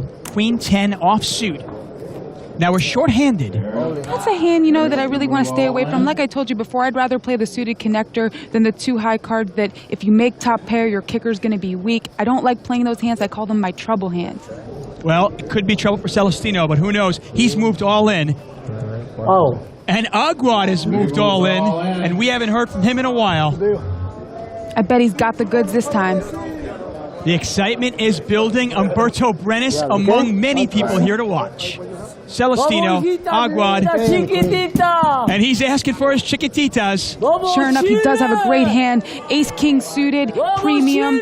But unfortunately for him, Celestino has 2 live cards, a queen and a 10, which means that he's got a 34% chance to survive. Celestino hits a queen, but he's not happy because Aguad hits his ace. Ace, queen, 6, rainbow board, and Aguad likes it. And Celestino is down to a 17% chance to survive. He's hoping for a queen or a 10 at this point.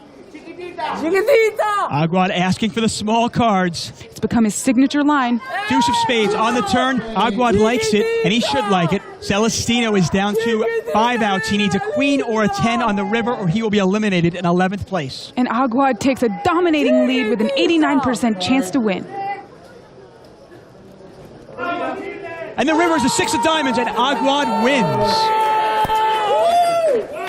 Here's the problem with this guy. He's so likable. I mean, even his opponents can't root against him. And as Celestino makes his way to the rail, curious Aguad finally has something to yell about.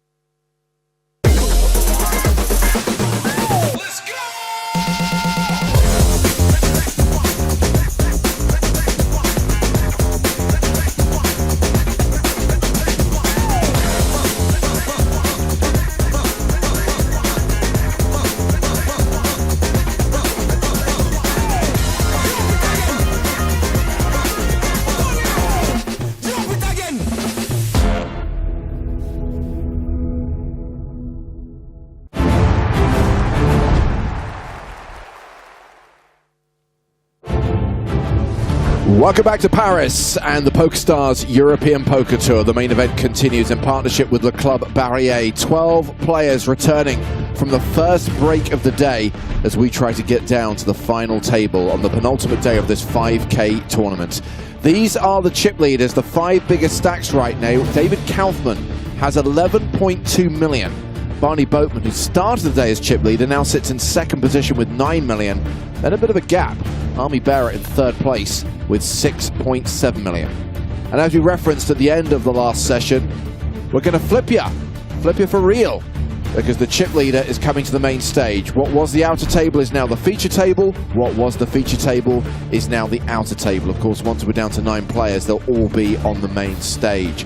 And they'll all be guaranteed more than 100 grand, 119 to be exact. Page ups with every elimination once we get to a single table. And tomorrow we will award that first prize, that winner's prize money, €1,287,800 plus the EPT Paris Main Event trophy. It's James Hartigan, joined for this level by Nick Walsh. Hello, hello. Thank you so much for having me. Everyone currently guaranteed €76,300. And we're about to kick off level 29. Blinds now 50,000, 100,000 with a 100K big blind ante. Got a couple of big stacks on the big stage, a couple of middling stacks. Owen Dodd playing around 25 bigs. Farid Jattin still short with 14 bigs. And we know that we have Gonzalo Almeida at the other table, who is also pretty short right now. So we might be at 9 in the next 90 minutes. You never know. You never know. I think it's very possible, and it's starting to feel super real for these players. That final table is the next destination. That's the next milestone that they're going to try and hit here, guys. And I'm very, very excited to see it happen. So much action from this day already. So much action at the end of yesterday. And in fact, all the action so far, I was commenting to James just before we started this session, has been incredible from Paris. And yeah, really interested to see how we conclude this EPT Paris 2024. Yeah, tilt. So yeah, highlighting that with 12 players remaining, the average stack is 44 big blinds. We would expect the average to be 50 bigs, so we're playing a little shallower and therefore should see a couple of eliminations this level. The widget says bust. Usually you use 10. Widget says die. Last time. Widget of death today, guys. All right, we're back in the action. We rejoin hand number 44 here. Blinds 50K, 100K with 100K ante. This is a nice level, James. Love these levels. Math is so hard. 50K, 100K makes things a lot easier.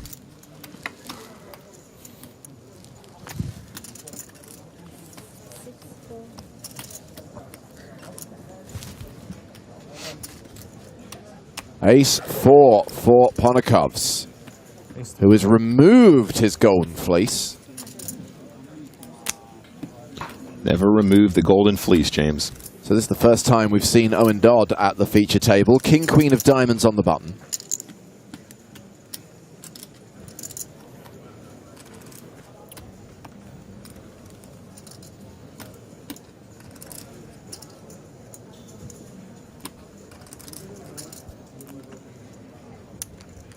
Raise 525.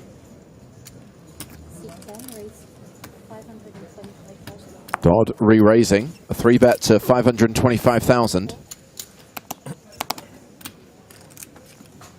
Army Barra has forwarded the big blind, so it's back on Ponnikovs. 2.6, 26 bigs. 2.6, 26 bigs, he says. Don't do the work for him. Ponnikovs responds by moving all in and gets the fold from Dodd, and that was just the first hand. Max pressure. Ace-4 suited. It's almost the suited sourdough. It's almost the artisanal sourdough, and it works very much in the same fashion on occasion. 4-bet jam. Take that. Go away.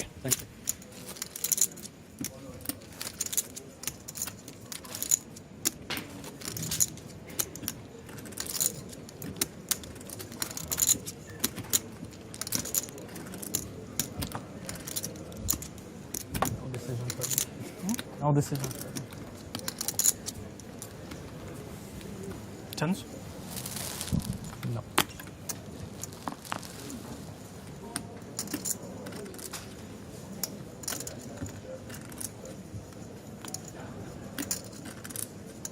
King, queen for Kaufman.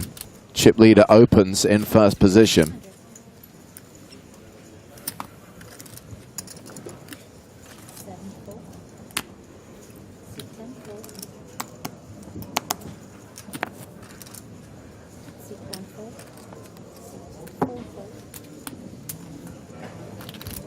Round two, Jattin with 10-3 in the big.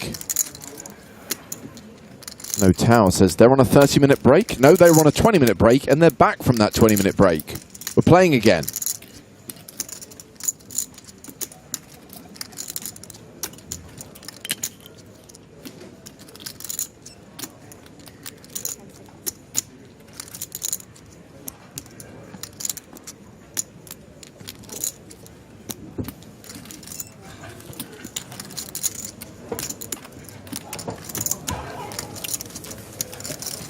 Jattin decides not to get involved here. Is the short stack with just 12 big blinds after blinds and antes. And I appreciate that. Honestly, definitely a combo that you might sneak in there with once in a while. But at this point, James, oh man, the pressure is on. Even if you have the right price to play that combo, the risk premium associated with that, getting to a final table and getting to some big pay jumps, is just so extreme. Do not want to play any fringe hands.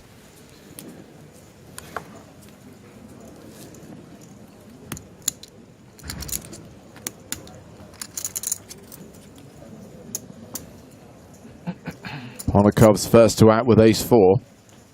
I think he probably will consider this one, James. Ace-4 not part of this range usually, but at this point can apply a lot of pressure to some of these shorter stacks. Probably gets a lot more folds, even from the bigger stacks from the under the gun position. If you want to sneak in there with some blockers, that's not ridiculous. Ace-4 suited, probably a much better combo, but of course that is part of the normal range regardless. Dodd now, UTG +1. 20 big blinds, does not want to get involved with this one, does make the fold.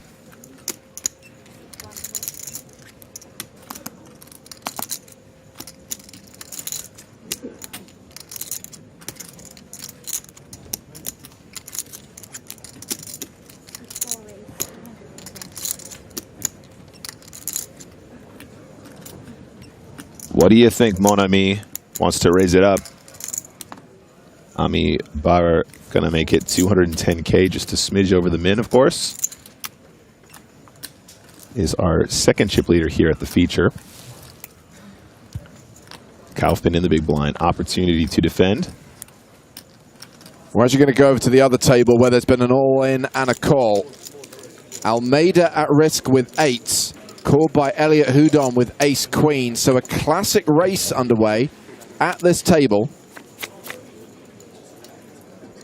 And it's a queen-high flop. Almeida drawing to 2 outs. And he spikes an 8 on the turn. Almeida with the set of snowmans. And he is going to double up through Elliot Houdon.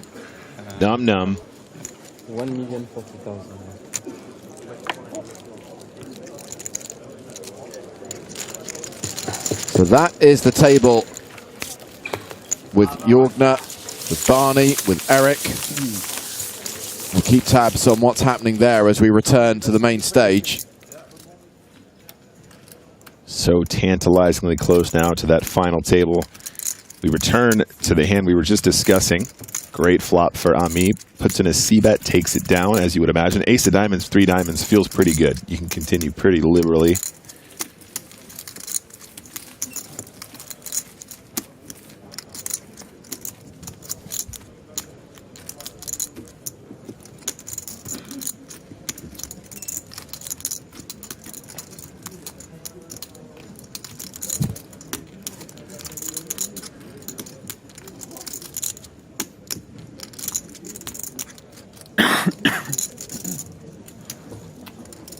Lions still 50,000, 100,000, and will stay that level for another 82 minutes. We've only just come back from break.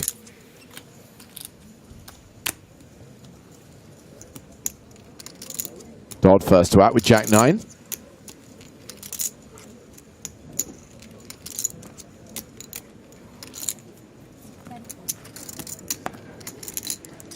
Is that a date just? I think it is, yeah. Date just with the bubble? Or is it a day date? Trying to see. Classic gold.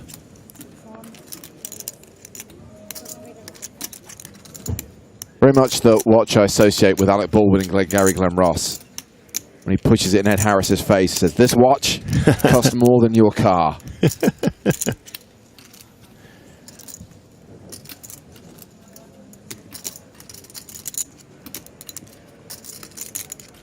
I imagine this is just a little bit of Hollywood here, guys. Queen 5 of hearts on Le Bouton. Not the one, is it? In the bin.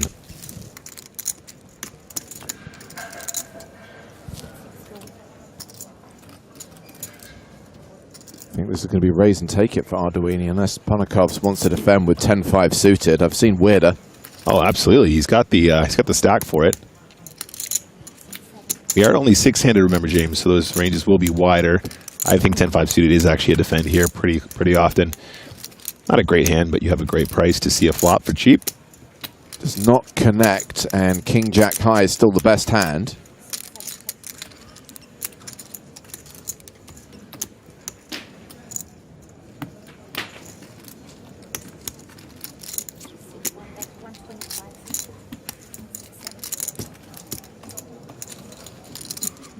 Arduini takes it down with a C-bet on the flop.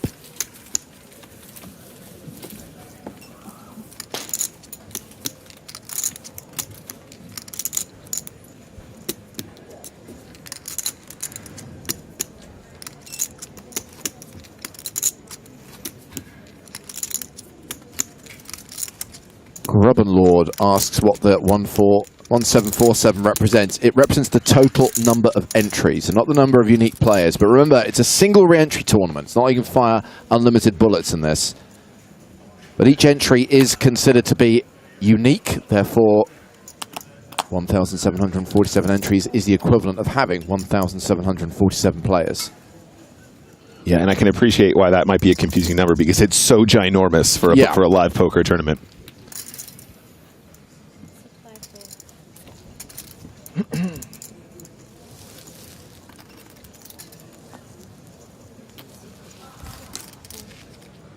Is it public knowledge what the cost of entry was? Asks Fredo. I would like to keep it secret. We don't like to tell anyone that it costs 5,300 euros to play the main event. I like the idea that everyone just has to arrive with, you know, at least 10K, and then we'll like mystery draw it, mystery bag it. Also, there's preferential rates. Like if we like you, we might give you a discount. If we don't like you, we might make you pay a bit more.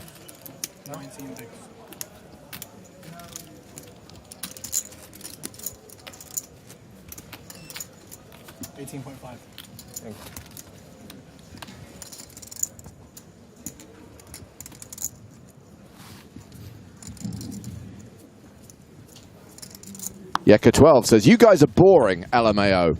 Thank you for watching. Thank you for your patronage.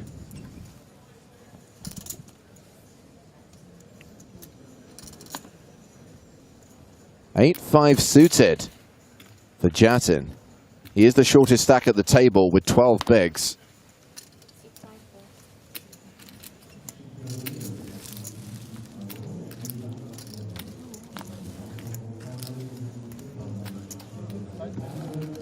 Jack 4 suited for Kaufman. He's at the other end of the leaderboard with 11 million, more than 110 bigs. He raises.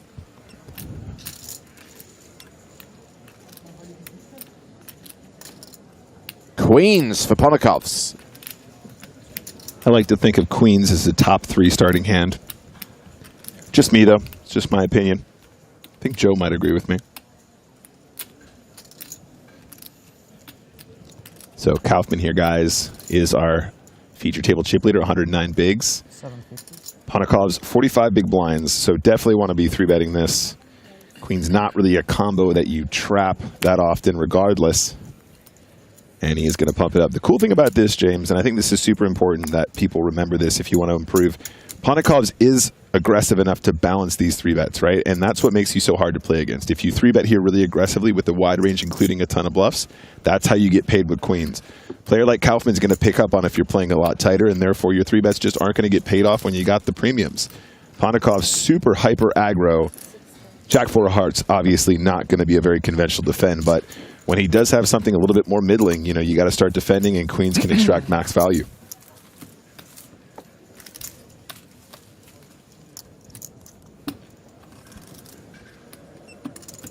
Joe Byron confirms, you absolutely are boring.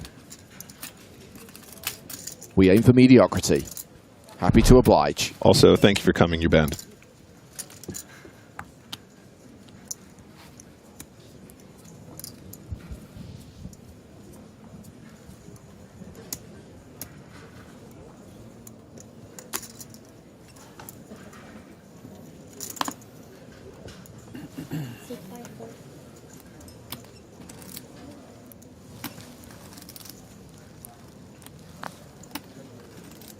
Round to Ponakovs.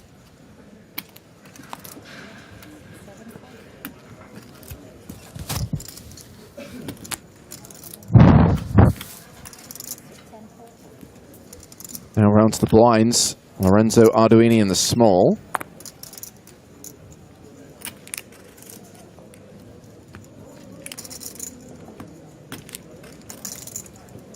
$10-5 off. Pretty ugly combo here. He is going to V-pip. Calls. Army Barrett can see a free flop with 6-3 of diamonds. I don't know. I'd love to see a raise here, James. I think checking is totally cool, but if we know Ami like we know Ami. Raises. Gets a fold. Yeah, nice move there. A little blind v blind move feels great. Learning those spots is so much fun. There's so much dynamic movement. So many dynamic plays from the big blind there that you can pull off.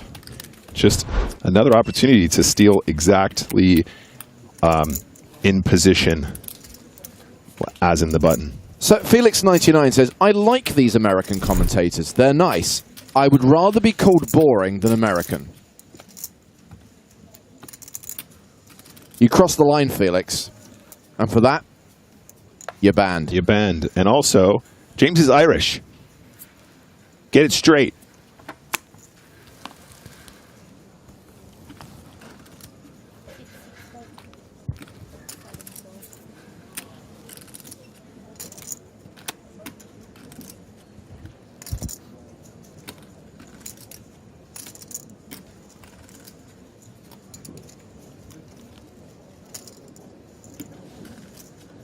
Great hashtag fun fact from Quizmaster TV. On the same note that it is hold cards, not hole cards, most of you will be shocked that C-bet is short for continuation bet, not celebrate bet, which many people thought for a number of years. Yeah, yeah. Sometimes it can be both.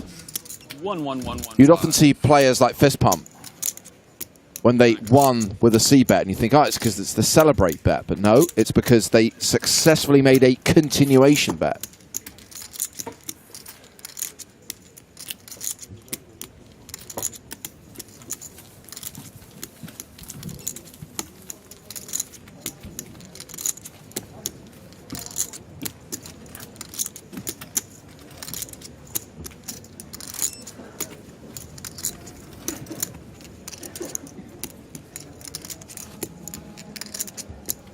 Masker on Twitch says, I always thought it was C-bet, as in S-E-A.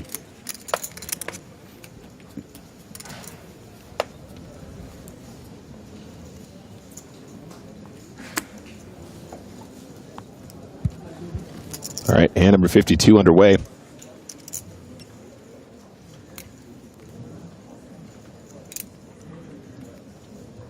Looks like it's on Owen Dodd. 7-4 of the offsuit variety.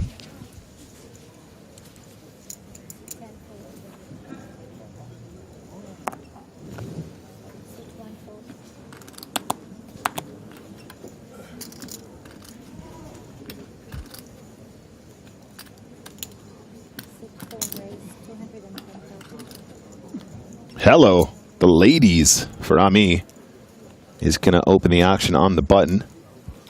Jattin, 9 big blinds, is a very short stack.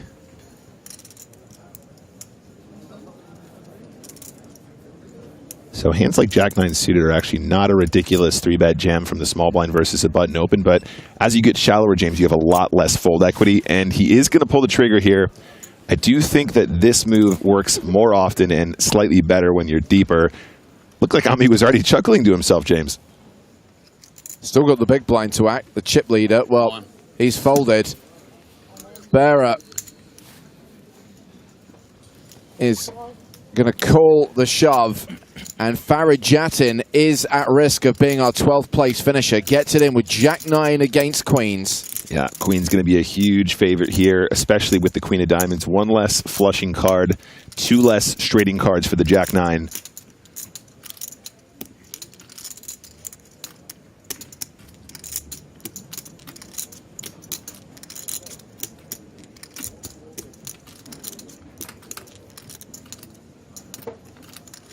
$9-6-6. A little bit of hope for Farid Jattin, as in 2 outs. So you're saying there's a chance. With the paired board, the Jack doesn't work for him.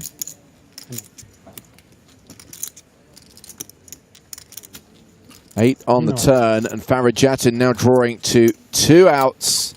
Needs a 9 on the river, or we're down to 11.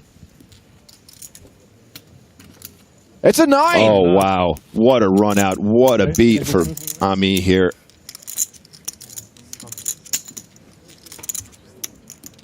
Okay. Is it a million 15? Hold in and call. Meanwhile, all in and a call over at the other table. It's a 3-way all-in. Kings versus Queens.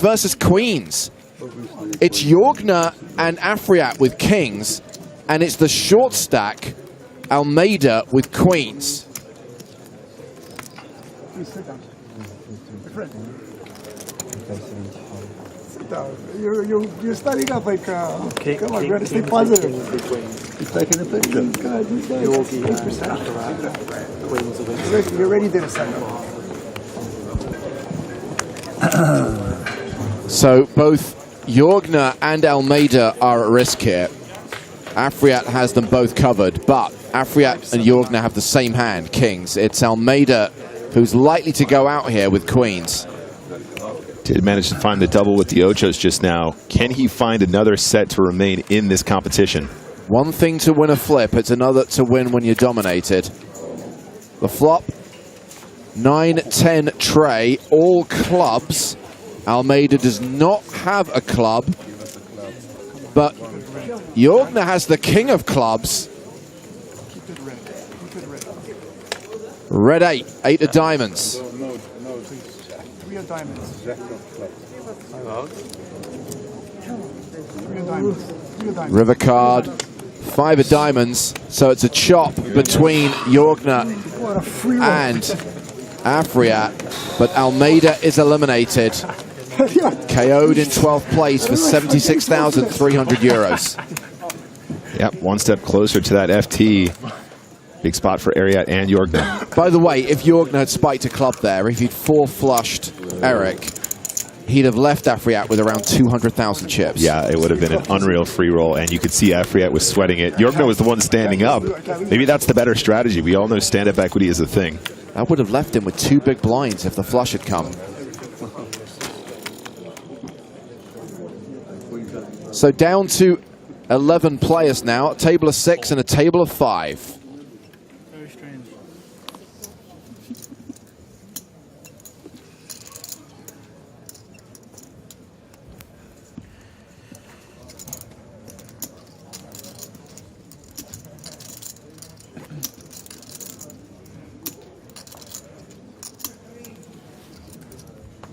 Oh, last one.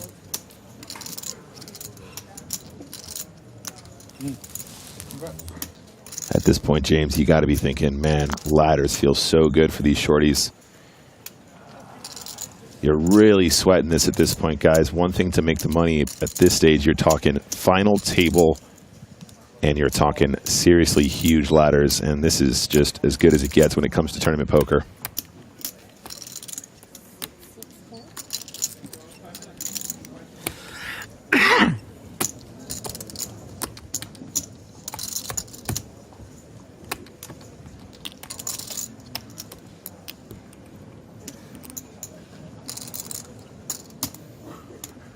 I'd be surprised if Ponikovs doesn't consider raising here, James. These really, really bottom of the range suited hands do sort of become raises versus limp quite often. Your better suited stuff actually prefers checking, just because it will play nicely in position. You want to avoid getting limp raised. And yeah, nice move there from Ponikovs. That's kind of how you construct that range at this stack depth, and I think I like that move a lot.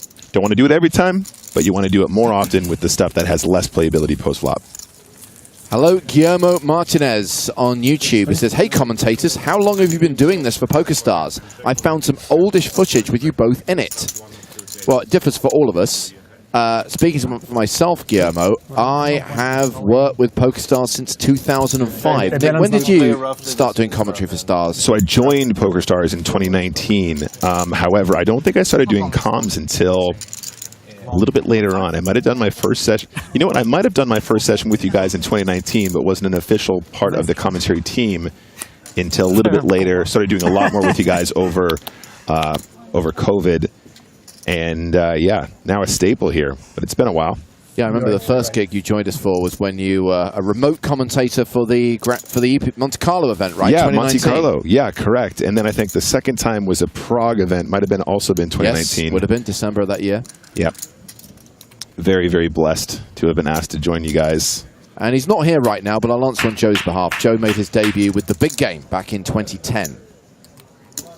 And then we did the NAPT together, and he joined me on the EPT in 2011. It's been downhill ever since. I jest. I jest. So Jattin all in with 8s over the top of Bearer's open, and it's more than it was last time, and Bearer's hand not so good.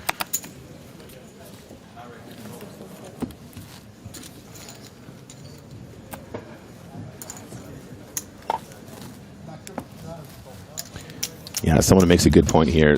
They might have been making reference to EPT Retro as well, where we revoiced old events. That's true. Now, the irony is I did actually voice some of those events originally. Yeah. And then got to do retrospective commentary like 10 or 15 years later. Yeah, exactly.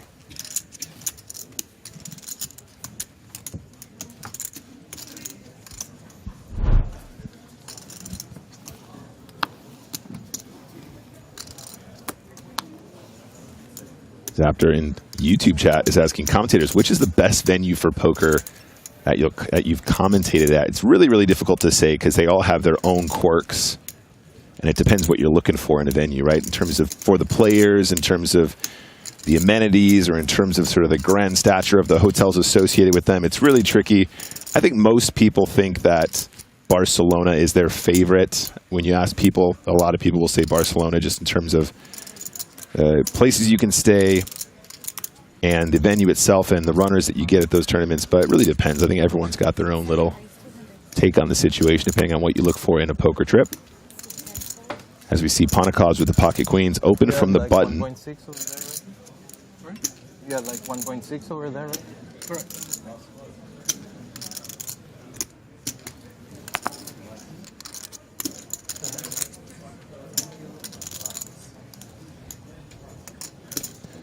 Might be a raise and take it here, James. 10-6 is not a ridiculous defend.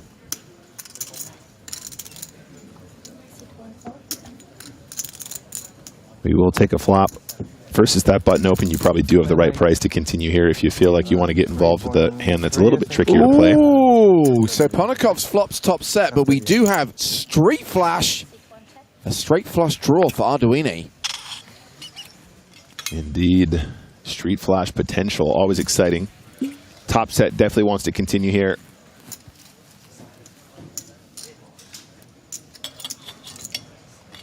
$550 in the middle.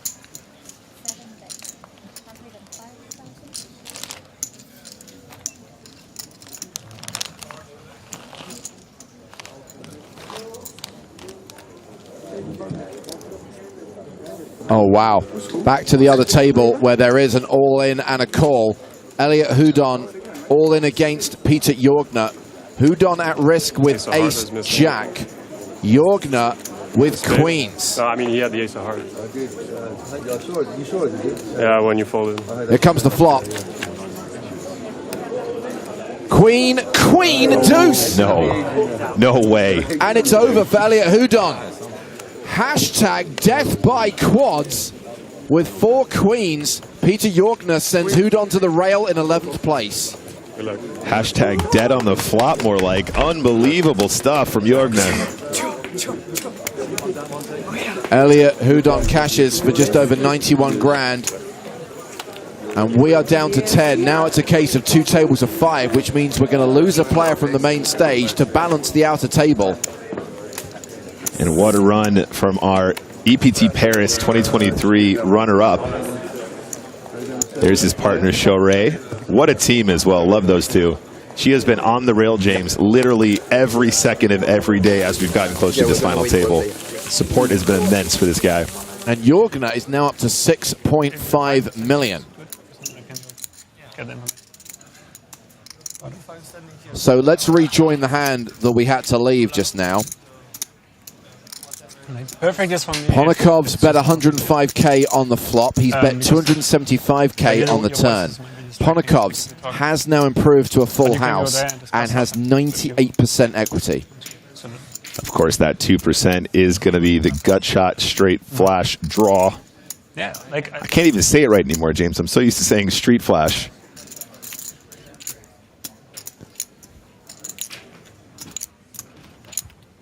One more elimination, by the way, and we will be down to 9, and that will necessitate the final redraw of the tournament. It's a very important and very exciting part of this MTT because every remaining player will be on the main stage. We'll get to see everyone at the feature table.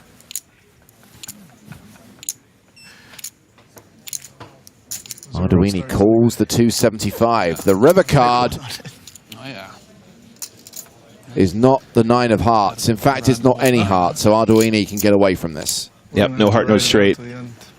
Great price on both streets to try and go for it. Certainly will be live a lot of the time there with that draw. Ponikov's now thinking, how do I get max value from a jack? How do I potentially get value from hearts? Although they probably would have represented themselves at some point flop or turn here.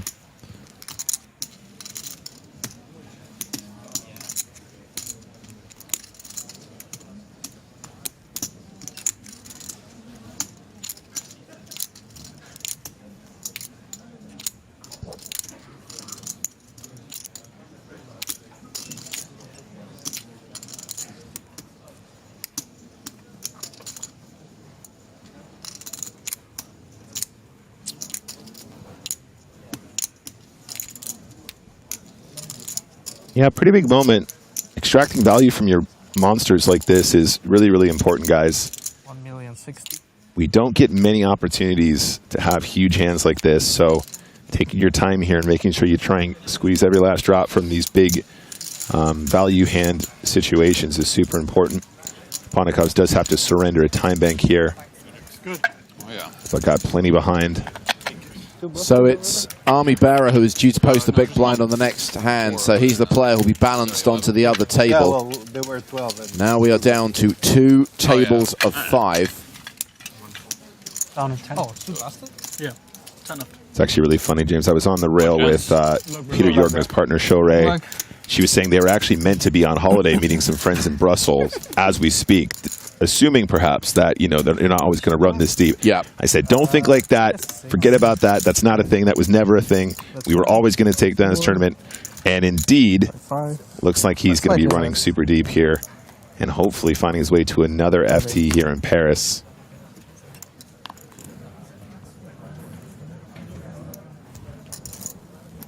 I wanted to address a question from a short while ago from Brun Ku. We were talking about the retro streams that we did during lockdown. And Brun Ku says, isn't it hard to do commentary when you know what happens? It's actually a really good question, because with the retro streams, yes, there were some key hands, which you remember, or hands that have just become folklore, where, you know, you're almost alluding to the fact that you know what's going to happen. But for a lot of it, you don't remember, right? Yeah. I can't remember every single hand that's ever been Sure. included in every TV show. But it does lean into the fact that when we do the TV highlight shows of an event that we've recently streamed, yes, you know what's going to happen. Yes, you know the outcome. There is an element of performance. There is an element of acting sometimes. When you put those together, how much of the commentary are you pulling directly from stream, None. James? 0. Absolutely none. It has to be redone. It's all redone. Yeah. I think also we have a lot of guests as well who probably weren't even involved with Stars, you know, so getting me on to do some EPT Retro, I definitely was not involved with the initial viewing and or commentary of that as well. So you are getting a fresh take, and also even if it was the same person, the game has come along so far. We always laugh at some of the hands we see in EPT Retro commentary, and part of that is actually just going, I can't believe that this was a thing. I can't believe that players were like this back then. So it's a fresh take regardless. Well, one of the running gags during the retro streams was the prospect of building a time machine and going back to play the 10K EPT Grand Final in Monte Carlo, where the standard of play was like a 100-pound comp in Luton.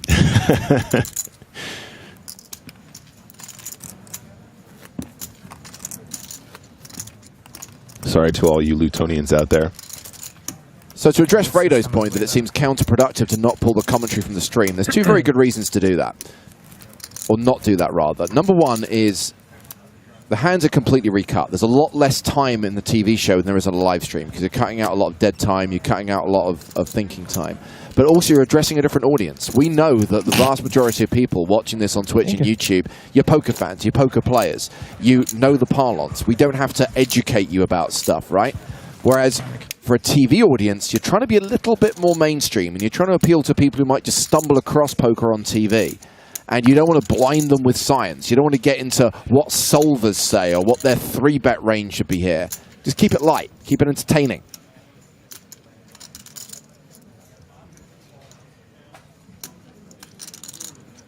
It's a fair point. There's some people watching on Twitch who definitely need to be educated more. Yes.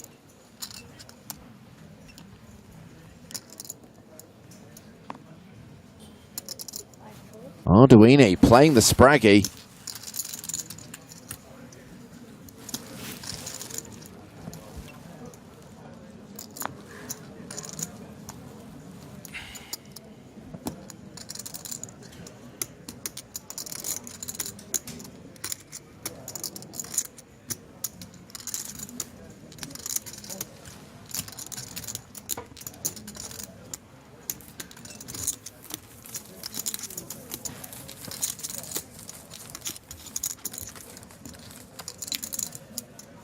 Spraggy works out for once. The trick is to not get to a flop.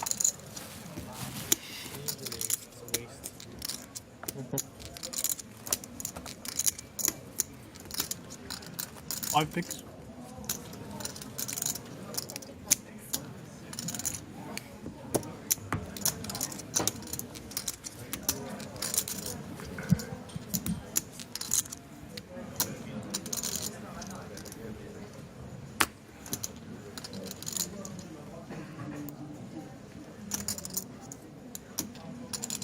Players, understandably, keeping an eye on what's happening at the other table. We have a very big money jump ahead of us now. 10th place paying 91,550 euros, same as 11th. Make it to 9th, not only are you at the unofficial final table, but also you're guaranteed the better part of 120K. Yep, tantalizingly close at this stage. I mean, everyone here is sweating it for sure. I'm sweating it for them. These are such big moments in anyone's poker career, and just to say you made it to the final is such a brag in itself, especially the biggest EPT Paris of all time. Got to pick your spots really carefully here, but also if you're one of the bigger stacks, I mean, even the shorter stacks perhaps, you got to find these moments to try and chip up as well. Sometimes you can exploit that pressure. Kaufman small blind here, 8 deuce suited. This is not a ridiculous hand to raise blind v blind. Kaufman has been playing it a little bit more passively from this position thus far. It does call. We have seen some limp folding blind v blind. Let's see what our friend Panakovs has here in the big blind. 9-10 suited. So here you go, James. This is a perfect example of what we were talking about just now, blind v blind in this exact table on this exact situation. A combo that actually would prefer to check back more frequently than raise just because it plays better in position. Is it wrong to raise? Nope. And he still might find some more raising here. Panakov's very aggressive. But I think you don't want to get limp raised when you have such a beautiful hand. The Grafton, you know, it's the Grafton. Grafton greater than Spraggy in every single way. So, Kaufman with the spade draw.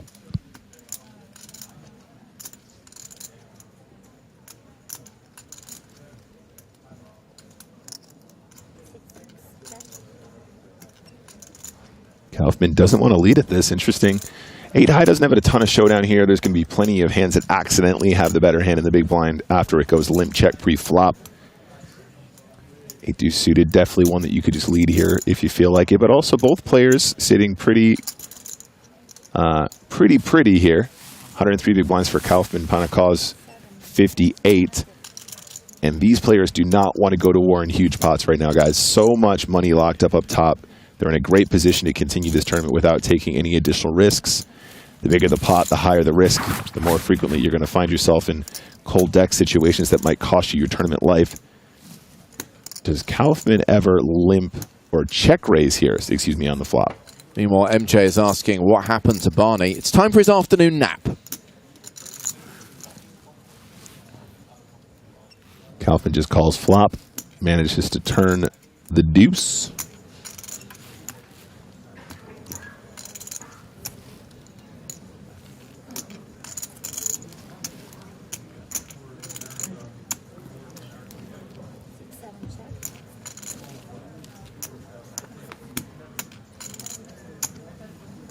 That is the flush for Kaufman.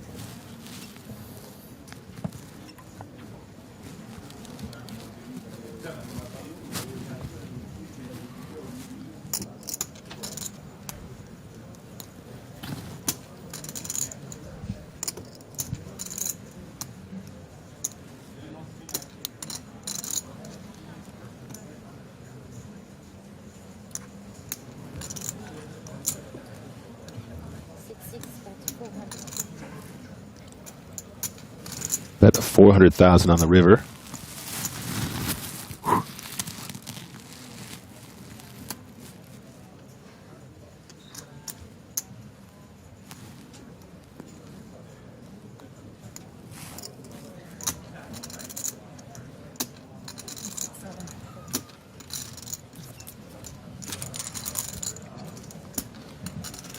Takes it down.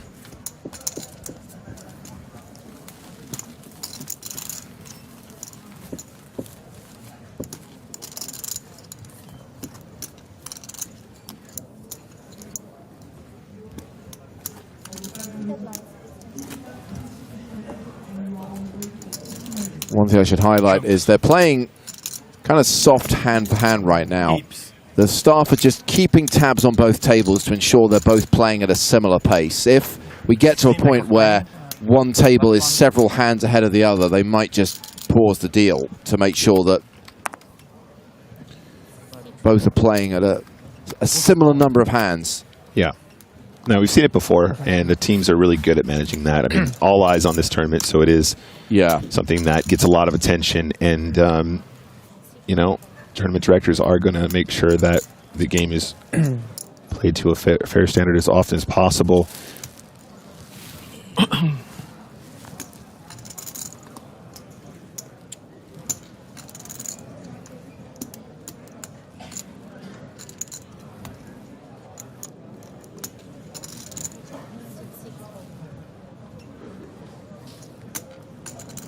All in.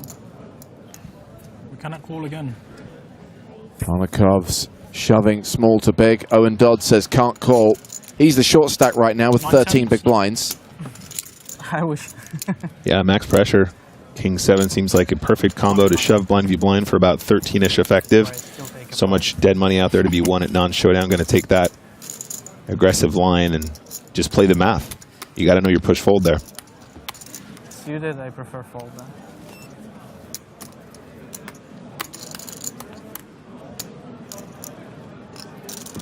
$13 bigs.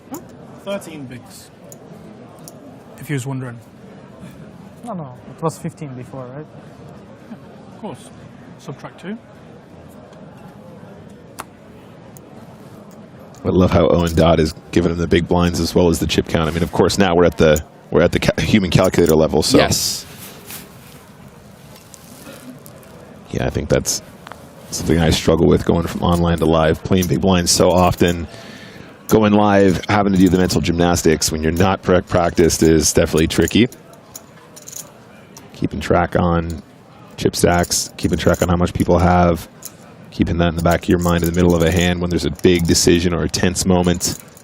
Panakovs definitely want to steal this one, I think. 10-6 suited, a little bit on the wider side, but that small blind Owen Dodd with his 13 big blinds is going to be really sweating that final table jump, that final table ladder.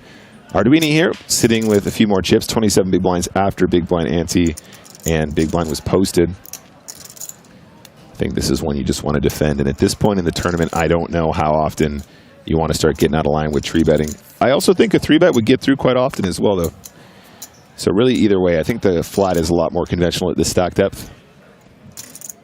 Ace, king, tray. Arduini still with the best hand and a gut shot. I expect Panakovs to keep it real small here. We've seen him using that sort of one big blind continuation bet, which is quite common around this stack depth. Let's see how he feels about the sizing. 115. 115.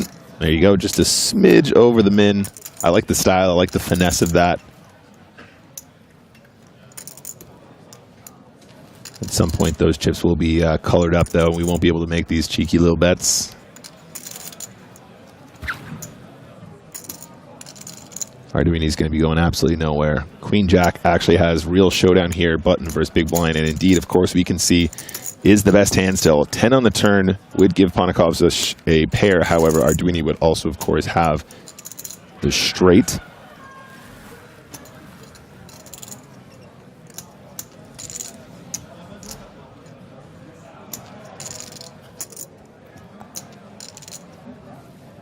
Panakov's going to slow it down.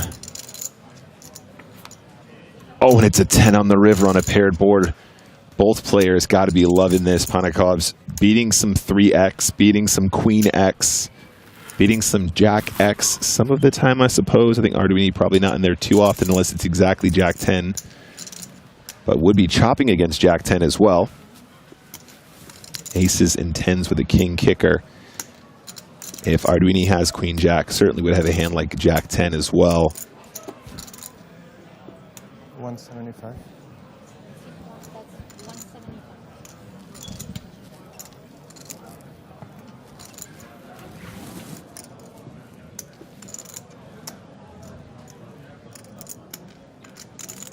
So Arduini does decide to lead here. I think we probably just see a call a bunch. This looks a lot like maybe a blocker bet from a 3. Possibly, you know, 4s, 5s, 6s and stuff like that. That just wants to play it cool pre-flop, try and find a set. I think we just see a flat here a bunch. I don't think you're going to turn this much showdown into a bluff. Like I said, also chopping against some hands like Queen 10, Jack 10.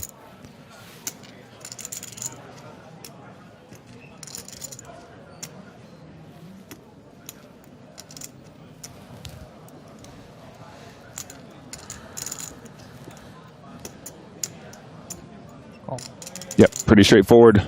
Nice hand for Arduini. Does take it down.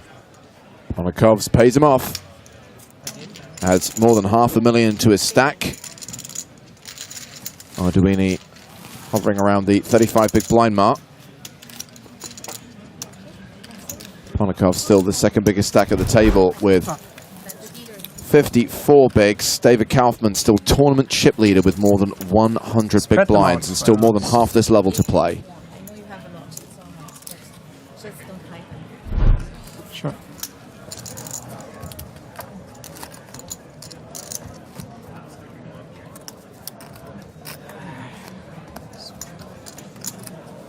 Big.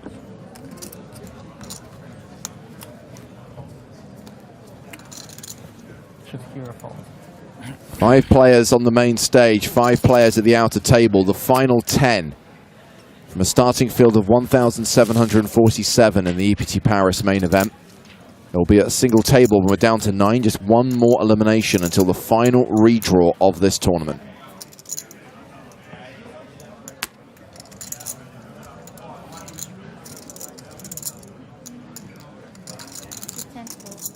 It's got to be frustrating for Owen Dodd. He's not getting anything to play with here, even as the shorty here on our feature table. Arduini in the small blind with King Queen.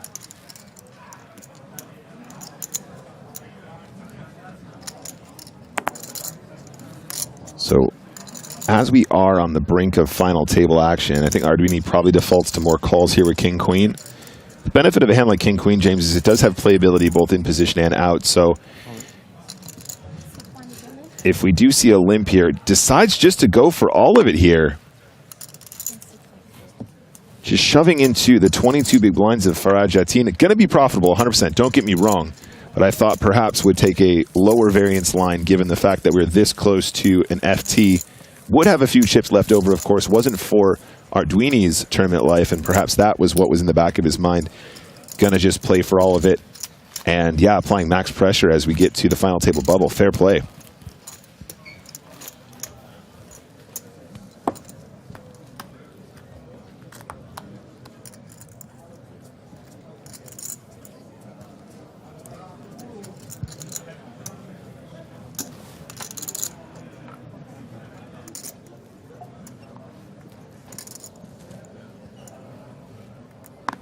Ponokovs first to act with King Jack.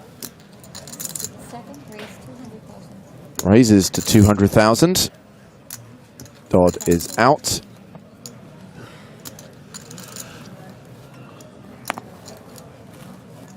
Arduini on the button. A7 suited.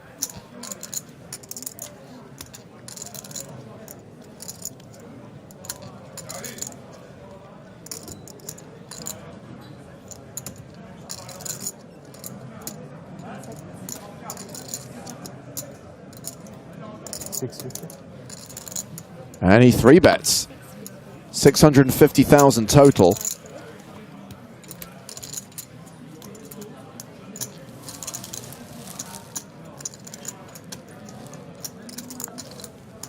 King 4 for the chip leader in the big blind.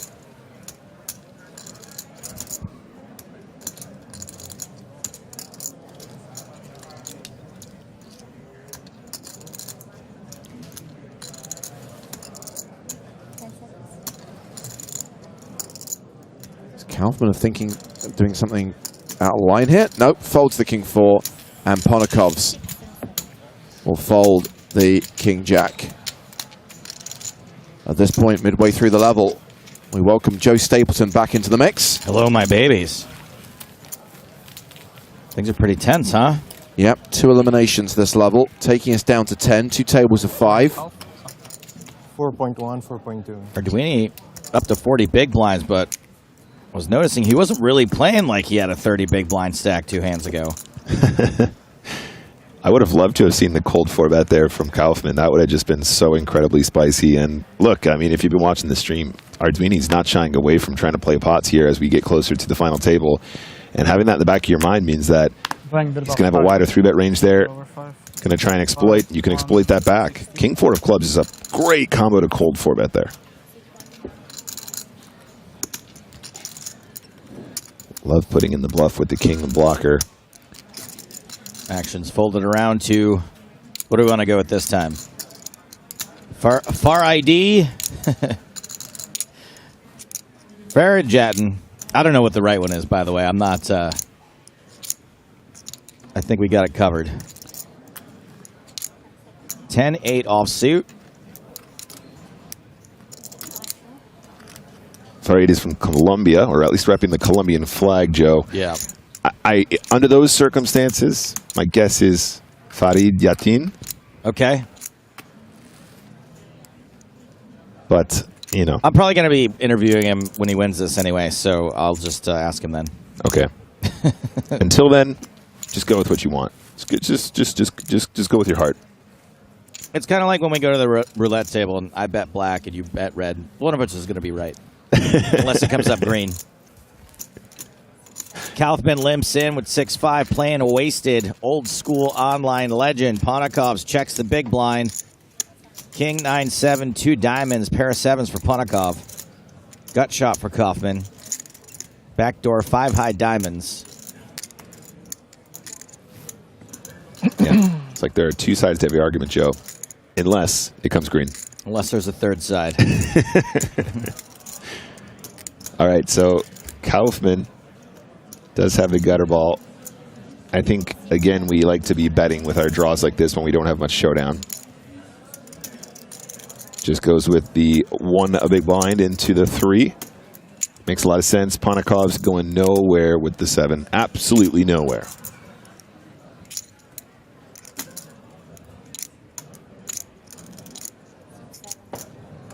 One chip.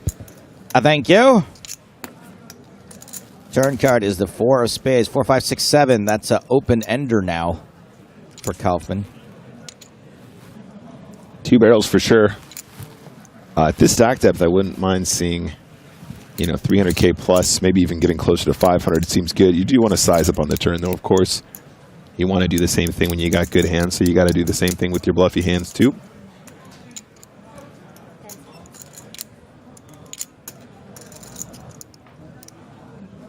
And here comes, as predicted, barrel number 2. 500K into 500K. Finally, prediction. Let's go.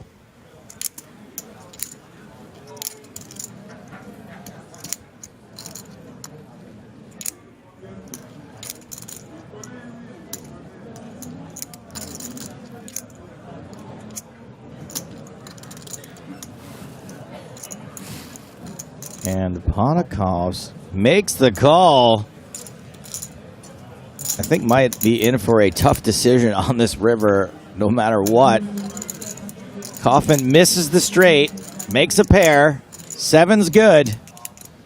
Yeah, this is such a weird run out for Kaufman here, Joe. If it comes to diamond, you can even triple like more often just because you are blocking the diamond draws that Ponikovs is going to have. If it comes kind of a diamond, that completes one of the straighty cards that you're blocking as well, even more so. But with this run out, man, tough spot for Kaufman. You do expect some 7s to fold on the turn, but at this level, you got to be aware that your opponent is going to bluff these streets, and you got to be brave. You got to close your eyes and call and see how it runs out sometimes. Kaufman is going to be beating some diamond draws now, some straight draws. Like Jack 10 seems like a very reasonable call twice. I wonder if I could cash a poker tournament if I just got someone to play the blind on blind situations. These hands are so hard. This is insane. They're just hard positions, you know. Again, why I'm an advocate for. Kaufman's gonna bet 1.2 million into 1.5 with third pair and with fourth pair and gets second pair to fold. I love it. Nice play there from Kaufman.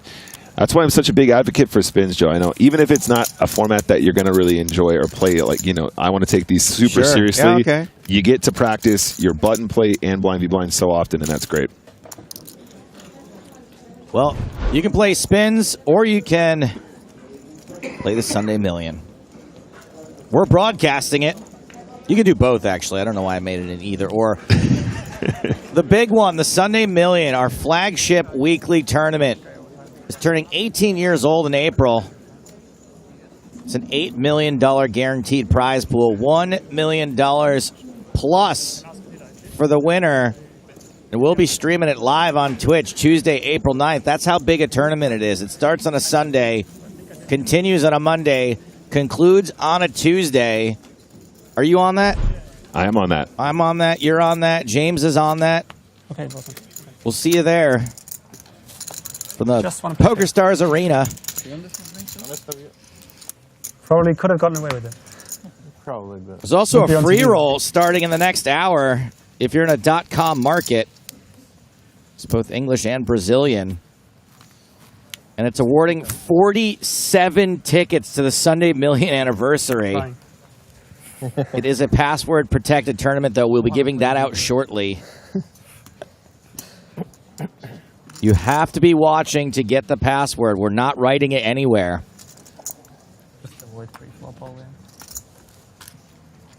So stick around for a few more minutes for the password. Wow, 47 Sunday Million anniversary tickets. You could be end up on the stream with me and Nick and James. Nick, you're going to play it, though, right? I'm going to try and pull it off like I did last year. Like, I was so desperate not to do commentary, I decided to make it to the final day instead. That would be so great. That would be so great. That was a very exciting moment, and yeah, no, that would be a lot of fun. I will be taking part. Joe, I actually need to stick my oar in here as well. Speaking of Sunday Million anniversary and winning some tickets to it, I'm not going to tell you what I'm talking about yet, but next week, it's all come together very last minute. I will be hosting something on the PokerStars channel, twitch.tv/PokerStars, and we will be giving away some Sunday Million anniversary tickets as well. TBC how that's going to happen. But if you guys want to be notified about that stream, in fact, it's going to be a whole lot of fun regardless. It's going to be really good content, very interactive. That's probably going to happen sometime next week. I highly recommend you give me a follow on social media, and I will let you know how that's going to happen and where it's going to be. We got Dodson here. Dodson. Oh, okay, it's over.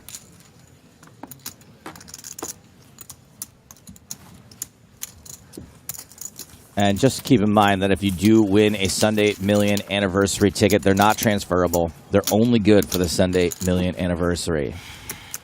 If you don't use it, you lose it. I'm excited for whatever this thing is you got going on there. Yeah, I'm really, really, really excited about it myself. I can't say much more than that because there's still some stuff that we're trying to iron out, but it is going to be that thing that I've been discussing moving forward. It's going to be very interactive. If you want to be on stream, it's going to be your chance to get your name on there, on camera, you know, being commentated on like the Sunday Million style kind of thing. There's going to be prizes to be won, spot prizes to win, booby prizes to be won. Fun.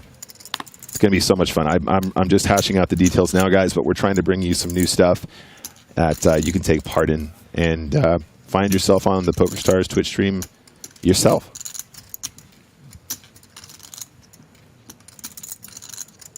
Jattin under the gun. Ditches the 4 high.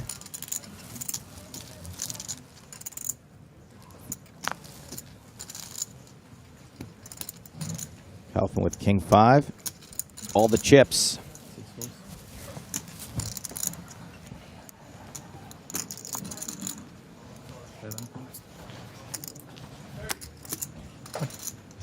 Did Ponakov hit? Dodson. Queen 10.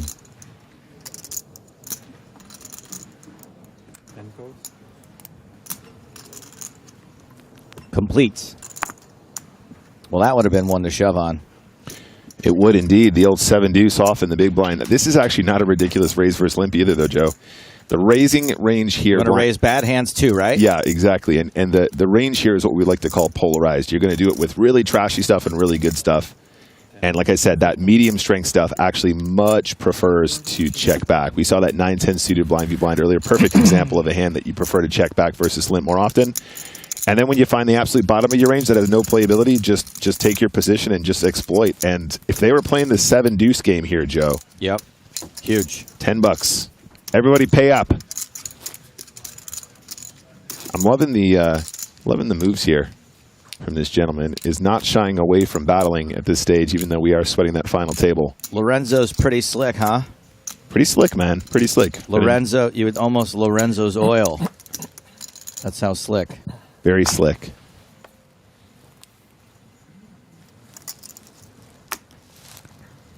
By the way, quick shout out to John Delano, ultimate super reg here on Twitch. Johnny D. Johnny D. John did allude to the fact that he probably wouldn't be able to take part in the event that I'm alluding to. Right. However, there is going to be some stuff for you as well. Even if you can't take part directly in that event, there is going to be a bunch of other prizes given to individuals with a sharp wit. Johnny D is my webmaster. Johnny D is my hero. But yeah, don't worry, John. You're going to get your chance, and I know what you're like. You're a funny guy. There's definitely going to be prizes for participation as well outside of purely the tournament that we're going to run. Thank God. That's the only time I ever get a prize. Pocket kings for Kaufman under the gun. 6s for Arduini in the small blind. I think we just see a flat here loads, Joe. I don't think Arduini wants to get out of line, but they are deep enough to set mime without a doubt. And I don't think that the big blind is in a position to do too much wild light squeezing.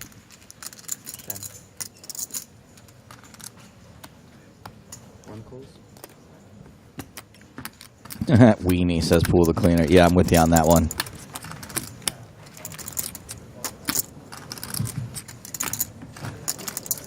And Jattin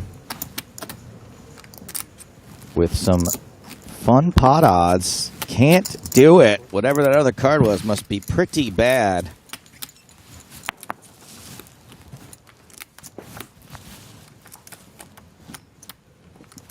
Heads up to the flop. Jack 10-5. Kings holding strong. Probably going to enjoy this.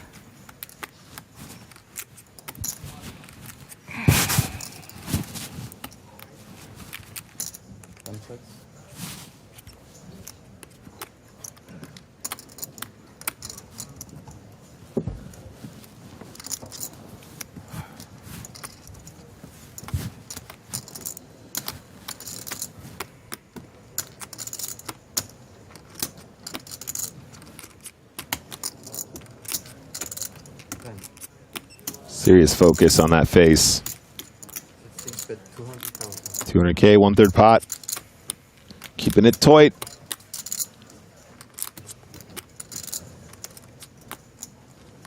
Two over cards for the 6s out there.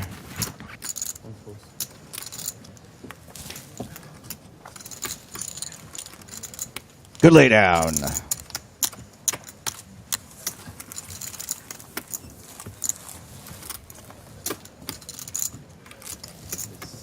This is kind of weird.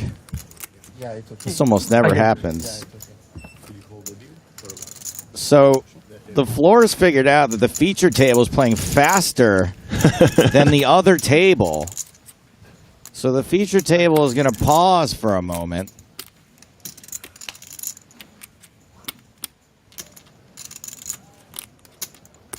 What is 2? Huh? What is 2? Hands. We're ahead. Fast table. Yeah, they usually don't stop. It's just one hand ahead. Man, that's got to be hard to just sit there and wait for other hands to be dealt. I'd be like, I don't care. Let's go. Let's play. I mean, if it means somebody else is busting at the other table and you're guaranteed to brag to all your friends, I made it to the final table. Man, what a field as well. So we are going to take a peek at the other table.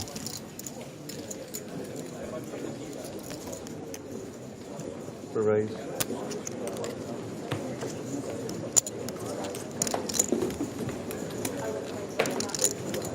And it looks like, what do we got here? We see chips in front of Jorgna. Barny Boatman is open to 200K. Jorgna is 3-bet to 650. Action on Hansen now. Was in the small blind, it looks like. Ami Bearer in the big.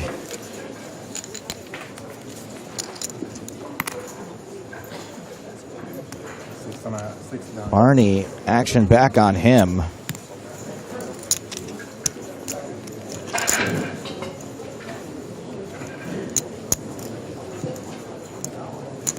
Barny has prided himself on never using a time bank card. It's down to the last 10 seconds.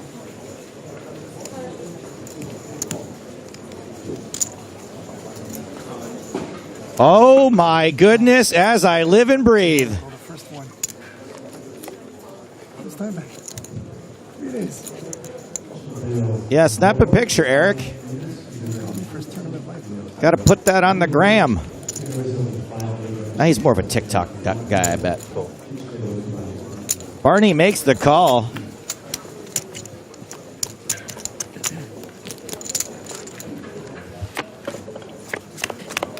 And we're headed to the flop, which is Queen 7 deuce. Queen of spades, 7 of clubs, deuce of hearts. Barny checks.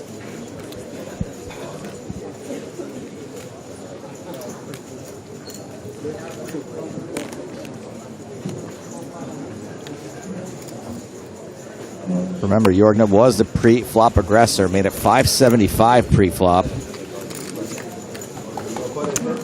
And there is the continuation bet. Sorry, made it 650 pre-flop. 575 was that bet.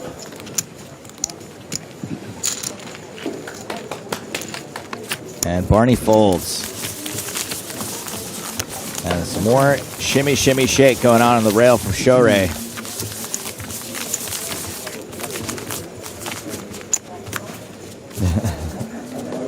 Shorey been so supportive here every second that Peter's been grinding on the rail. Still 10 remain, Joe. That's right. We're looking for one more elimination for the final redraw. Yeah, not gonna arrive. So. Condensed down to one table.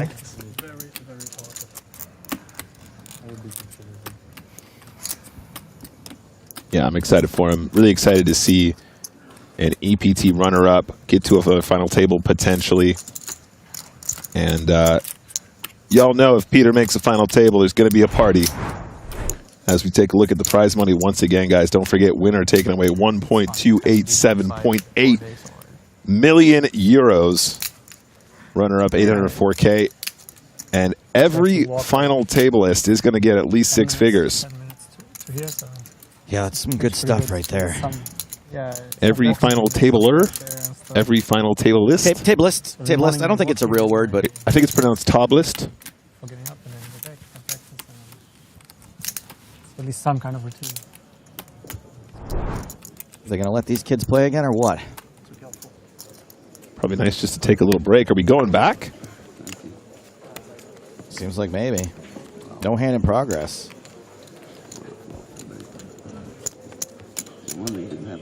Looks like a hand is just finishing at this table. The only time I got something from you today is your big one. You took like 2 million. Sometimes the way it goes. I just love that they got set next to each other by chance in the redraw. All right, guys, let's play poker. An opportunity for them to continue battling, and I love that. I love that for poker. I love that for those two. Both I love players it. Still in there in the mix. Hashtag for the fans.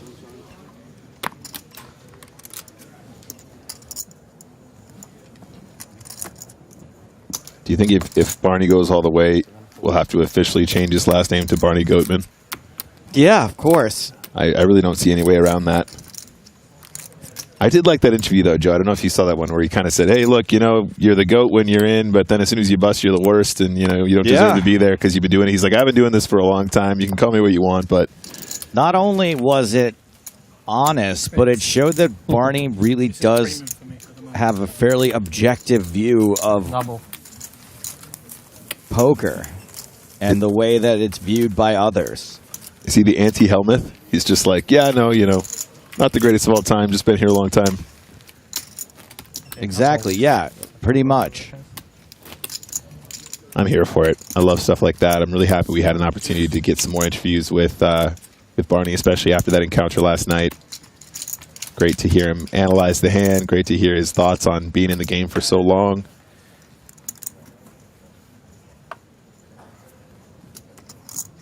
All right, we're back in action. 4.3. Todd under the gun with Queen 10. Didn't ship it when it was small to big. Yep. Not shipping it now. No! Oh, hi, Tetsuo. It is not, we're not, skill luck is not a thing. You're banned again. There's skill and luck. It doesn't have to be one word.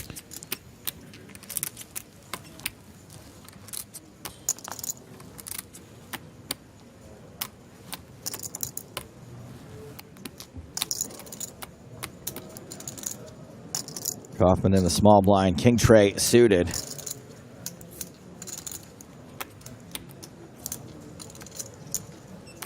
6 rate, 350,000.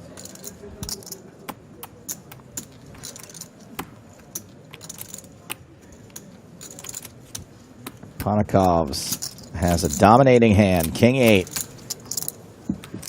Going back to what we were talking about just now, King 8 again, probably a nice combo to raise versus limp, but as we see, there has been a steal. King 8's way too strong to fold blind v blind.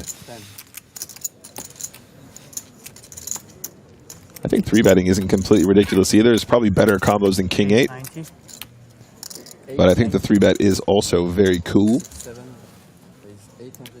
890,000. Hiya. Joe, how many starting stacks is that? Almost 300?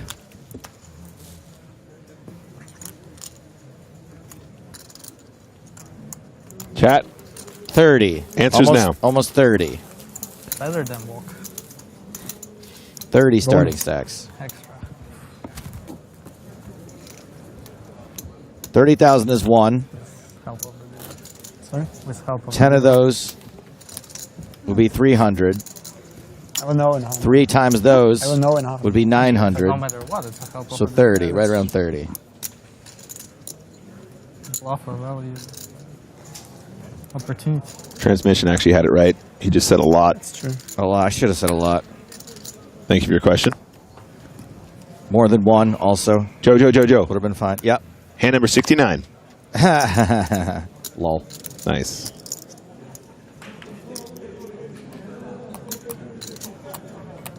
One raised 200,000.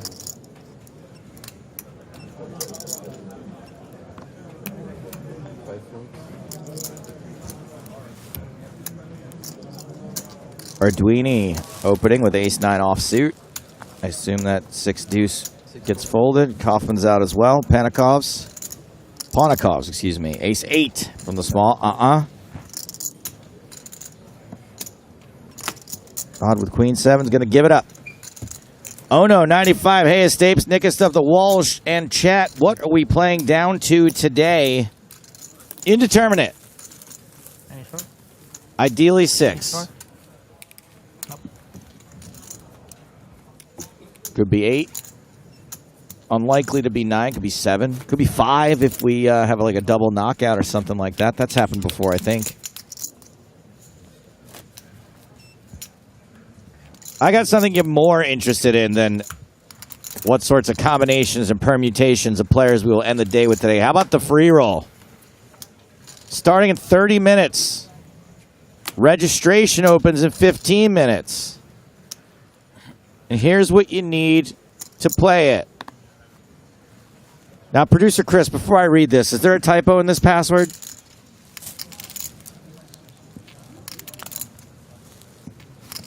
No, the password is Millon. M-I-L-L-O-N. Okay. I mean, I would prefer if that wasn't a typo and that was how we got you. Like, you got to be paying attention. Right. So, here's what you need.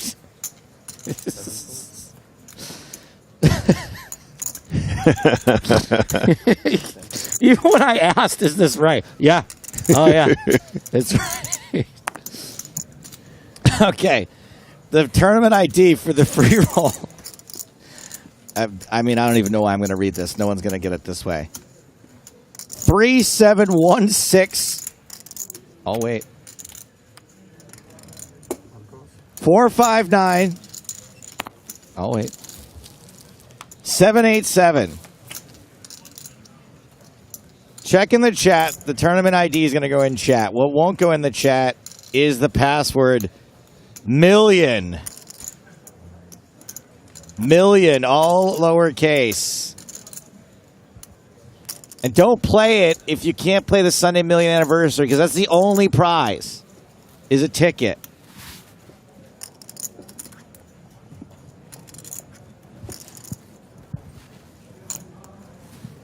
All right, we've got Arduini and Kaufman at it again. Kaufman is so ridiculous. He's so tough. Betting 275 with King High. Arduini with the best of it. Likely to face more barrels. Likely to not like the Turner River.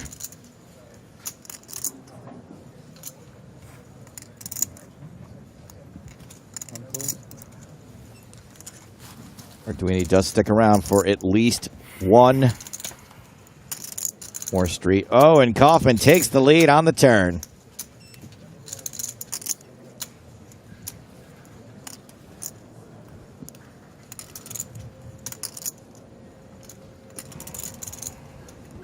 King of Spades, definitely a card that Kaufman was going to barrel as a bluff quite often. Great card to barrel now. This stack depth, guys, Arduini is the effective stack 37. Again, I'd like to see close to pot. 800. 900 solid. Okay, that's fine too. Very close prediction. It was a close prediction, but I'll take it. You know what's funny about at this particular stack depth? This is always what I do, Joe, when I'm reviewing. I go, I know it's supposed to be big here. I don't know, like 8, and it's always a smidge bigger. But yeah, I'll take it. 900 will do it, and is going to take it down.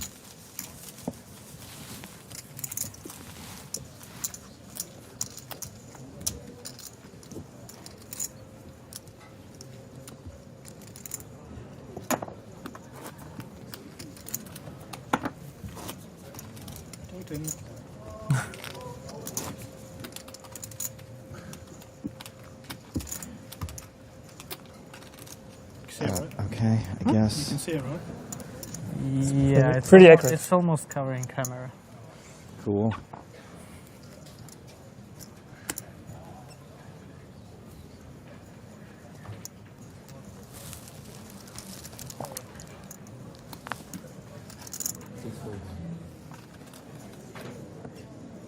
Kaufman out of here.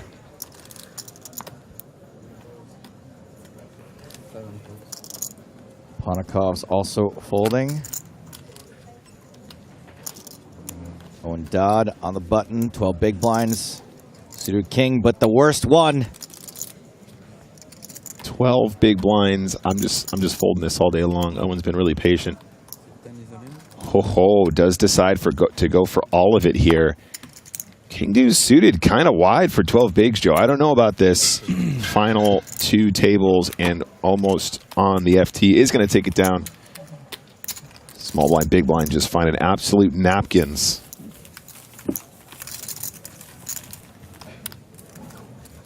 For the folks who are having a hard time registering for the free roll, registration doesn't open until 10 minutes from now. You can count, right? 1, 4, 5, 5. Uh-oh. Yeah, that's how I Uh-oh, do. Nick's got his computer out. I have to look it up. He's got to see how bad King Deuce suited is.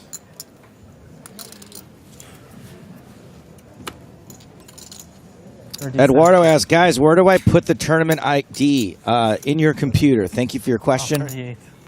Forgot about one. Nick, what have you got? Hiding the 5K. What do you got for me? Can make all the difference. He's just like, I'm in a heads up. I'm in a heads up. So with an average 12 big blind stack playing purely for Chippy V without ICM, King deuce suited looks like it prefers to limp the button there. Huh. But of course, that is going to balance as well. Lots of like short stack limping is really cool. Limping is pimping as you get shallower for sure.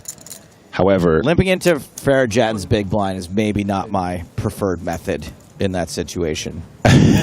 Who's on the button, right? Oh, Jattin's jamming. Yeah, it was the button shove. Con, please. Jamming into a dominating hand. This could be really bad news for Farid Jattin.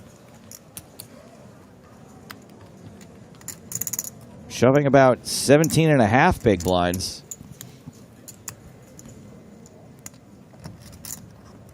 This is 8, 1,000,003, 1,000,005, 1,000,006, 1,640,000. This is really spicy, Joe. 8, 1,000,013. A7 just feels really fringe here, especially at this stage in the tournament.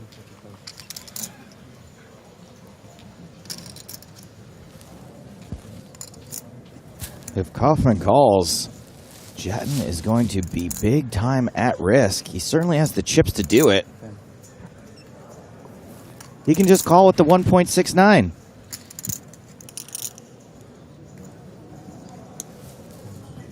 Code 1. Kaufman does make the call, and it's a domination situation. Farid Jattin at risk. This could be it. This could be the final elimination before the final redraw of the tournament.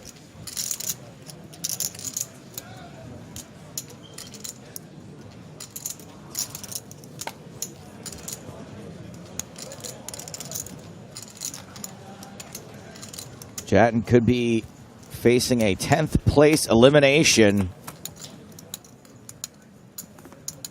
Ace 8 deuce.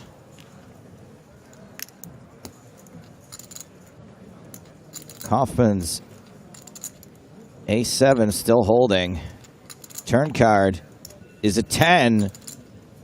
All right, Jattin doesn't have a lot of ways to win this outright, but as you can see, there's a 60% chance of chop. Plenty of big cards left in the deck. Don't need a big card if the board pairs. Aces and deuces. With a 10 kicker, this hand ends in a chop. Jattin survives, and you know what they say, Nick? Everyone loves a chop putt. Whew. Spicy, spicy. Yeah, I think he makes the right call there. I love the shove as well from Farid. I think that's totally fine. In fact, I believe that would be a GTO jam, no problem. A7, man, fringy, but also, of course, you're shoving into the chip leader here, Joe, so he's not sweating those chips nearly as much and will probably be ahead of the correct shoving range there. In fact, dominating some of those suited connectors that are allowed to be all in at that stack depth, and indeed will be at this level. So fair play to both players. Will end in chops quite frequently, and does on this occasion. We continue, 10 remaining, hand number 73. We're one away from that FT, guys. Let's see what they got for us.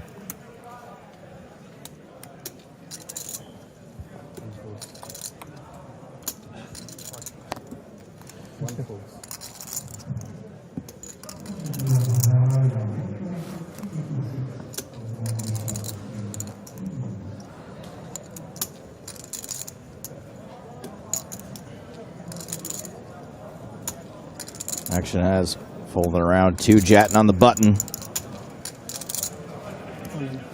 All in once again.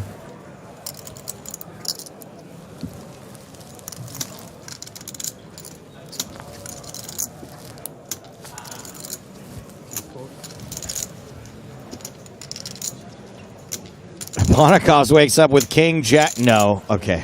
I just couldn't do it 2 hands in a row. Thank goodness. Thank goodness.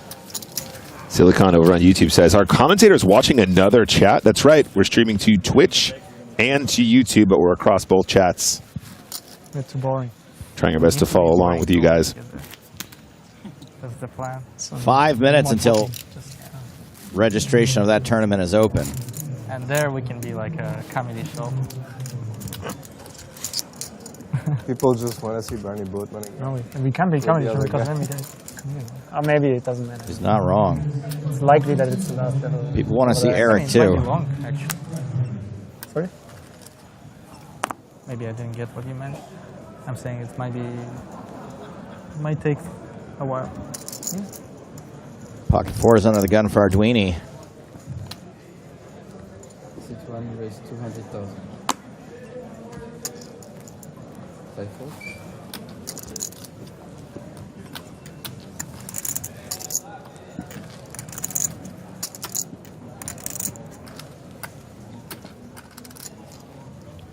Ace 5 for Kaufman on the button.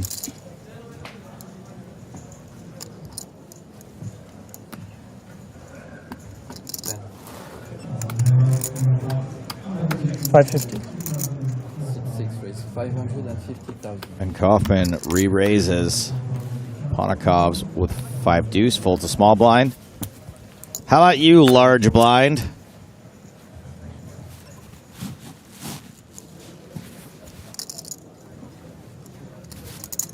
Ooh, pocket threes. Probably not after this action, but 10 and pocket four is also going to get out of the way. Closing in on the end of this level.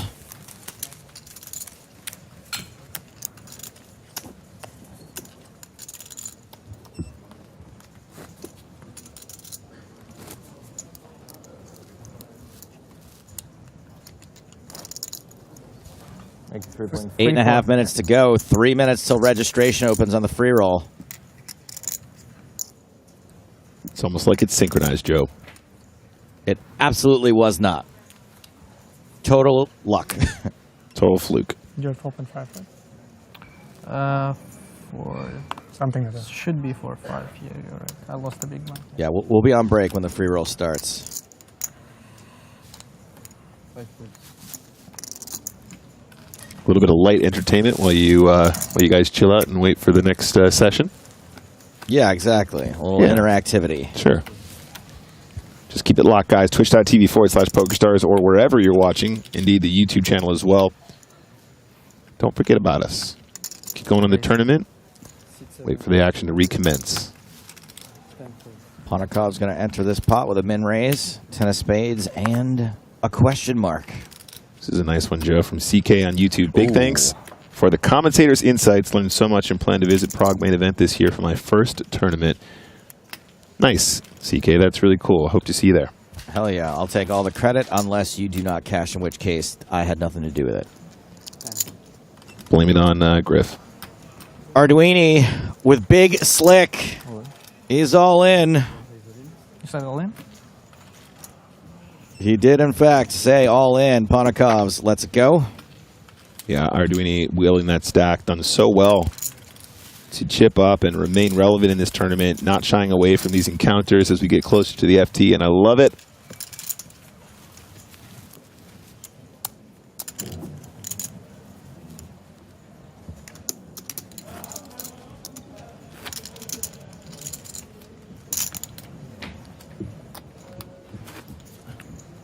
Owen Dodd still the shortest stack at the table. 12 big blinds. Farid Jattin with only 18. Do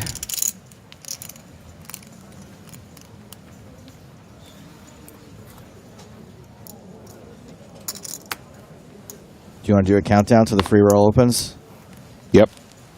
33, 32, 31, 30, 29, 28, 27, 26, 25, 24, 23, we got slow, 22, 21, 20, 19. I hope there's a big hand here, 17, 16, 15, 14, 13, 12, 11, 10, 9, 8. Too fast. 8, 7, 6, 5, 4, 3, 2, 1. Free roll registration's open.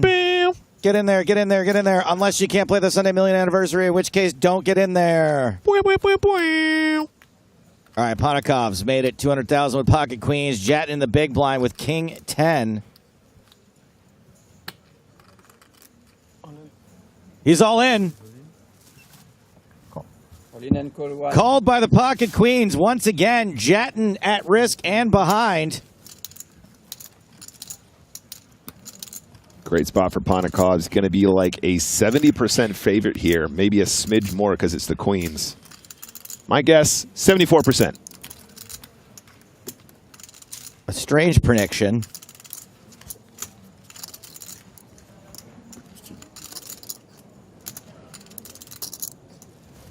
Oh, so close. 75 in this particular case. Almost nailed it. 9, 6, deuce, 2 clubs. Not a very hopeful flop for the Punisher. Gonna need to catch a king, and it looks like one of them is missing. Another club on the turn. Clubs inconsequential. Jattin gonna need to catch a king. Gonna need to catch on the river. Panikov's looking pretty pleased with himself. River card. 8 of clubs. No love for Jattin. Jattin will be eliminated in 10th place from this tournament. And not only will everyone make the final 9, not only will everyone make more money, but they have eliminated one of the most terrifying and skillful players in this tournament.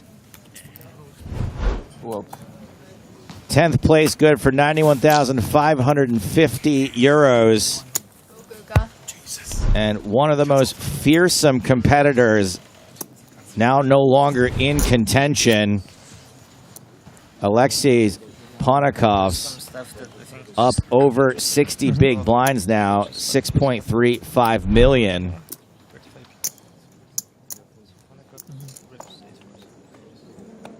And everyone will be headed up to the main stage, except it seems like there is a hand in progress.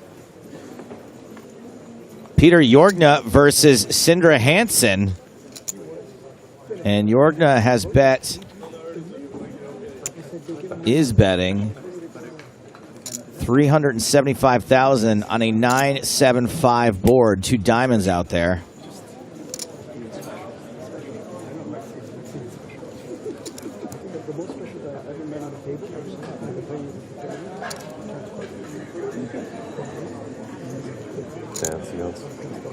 Hansen is going to call. Those look like hearts, not diamonds. So it's the 7 of hearts. 3 of spades on the turn. Looks like a heart diamond to me.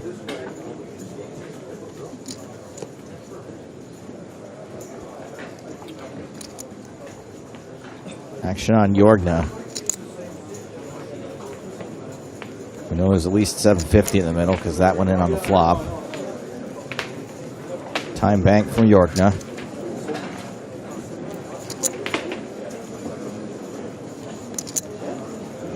Clock has been paused.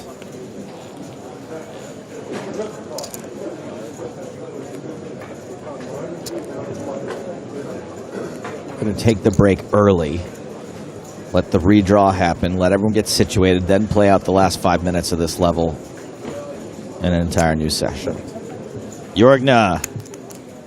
Strength upon strength. Now betting 700,000.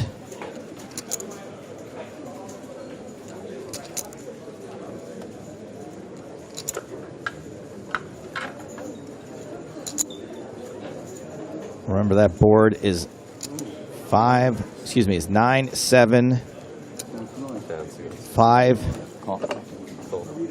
3. Hansen calls. This pot is getting mahoosive.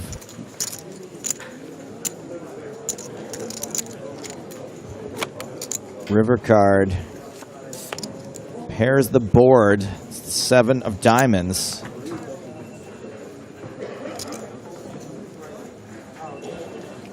Action back on Jorgna.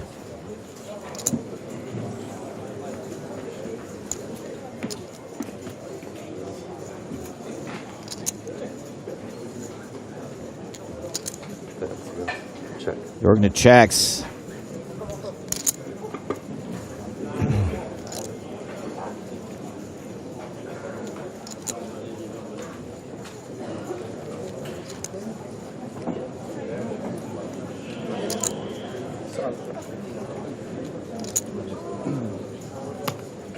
10 seconds.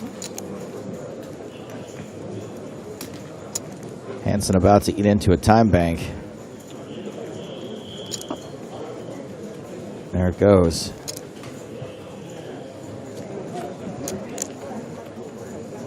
Not facing any aggressive action on this river.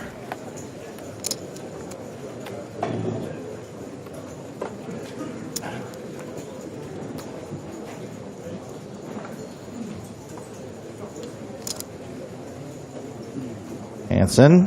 10 seconds. Knuckles back. Jorgna shows king, queen for king, queen high. And is good. It What are you doing, man? is good. Wow. Hansen not super happy.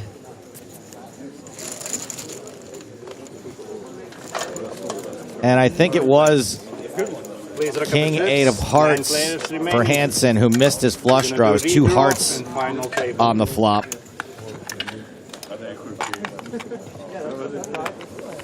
And Peter Jorgna is going to win a pretty big pot as we condense down to the final table of 9.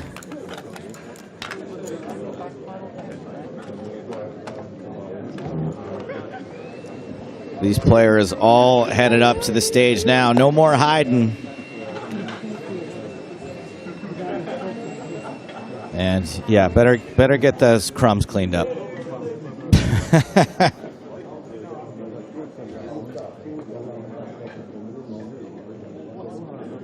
This is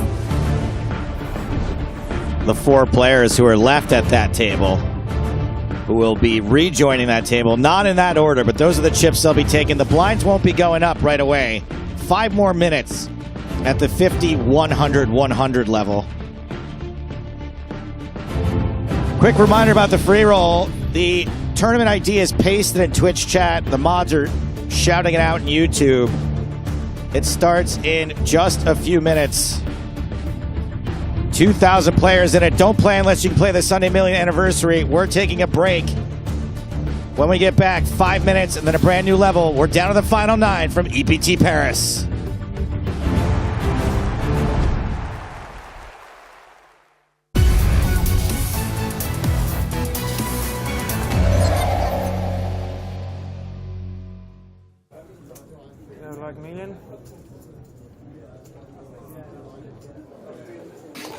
Confirmed rigged for Team Pro.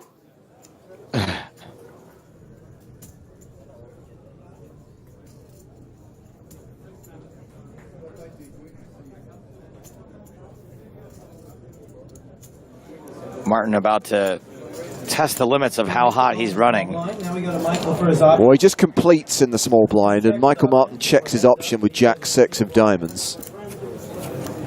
I definitely don't mind this play.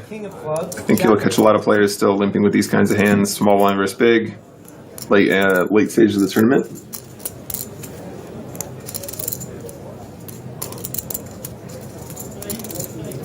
So Kareki's just going to stab at it. Sure, why not? Don't think Jack 6 is going anywhere. Michael's going to make the call. 65,000 apiece. Probably just a spade on the turn, just to make it interesting. Why not? I was about to say stab once and give up. Oh, never mind. Deuce of spades, king of clubs, jack of clubs, ace of clubs. I think that probably is the stab once and give up card. Unless. Nah, dog, it's I'm going to rep the ace now card. Changed my mind. Now I got an ace. I mean, you think a lot of the time if your opponent has an ace, they may raise you pre-flop. He's definitely putting the jack in an awkward situation here. I mean, you could argue that a lot of King X would raise pre-flop, so if you think maybe he doesn't have a king, then maybe putting in a second barrel here makes sense, but there's no reason why you can't have the clubs or a hand like Queen 10 or aggression will win through quite frequently, though, in this format. Huh. Yeah, nice one. Good fold, he says. Nice, nice. Classy.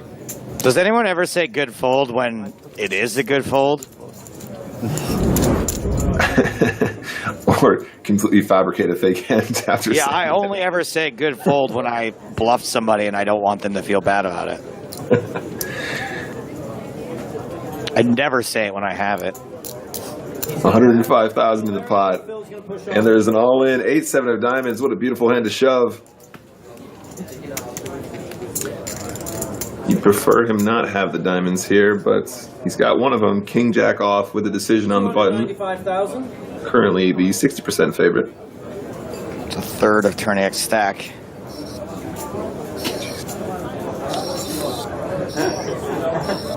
I don't know. It seems maybe like a fold with players act behind. Mike announces call. It's over to Alan in the small blind. This is good. Smurf it in the small.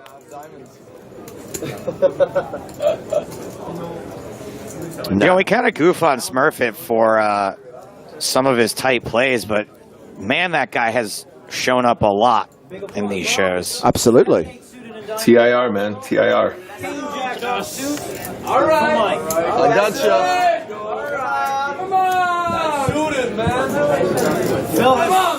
This guy's smile is so infectious. He's got me every time. He's really having fun. Yeah. Living the dream. All your friends on the rail, they're all wasted. Oh boy. I mean, there's no way he doesn't win this though. You got a rail like that. There's no chance you're not hitting it every time. This is like, it's like not home field advantage, but you got everybody there cheering for you. Good vibes. Surest diamond of all time. Do the magic trick. Do the magic trick. The river card is a diamond. Hey. And Philip Duthie doubles up and survives. I mean, look, everybody was there sweating it. I knew it was coming from the start. Never a doubt in my mind.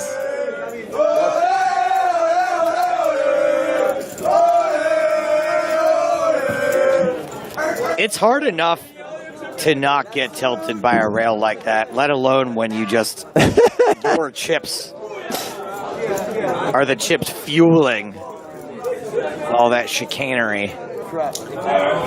Hey, it's Diamond Joe Hashem. Diamond Joe. Waiting to hand off that trophy. 30,000, 60,000 the blinds. 5K ante. Phil's first to go. He's going to fold. So will Mike. Over to Alan.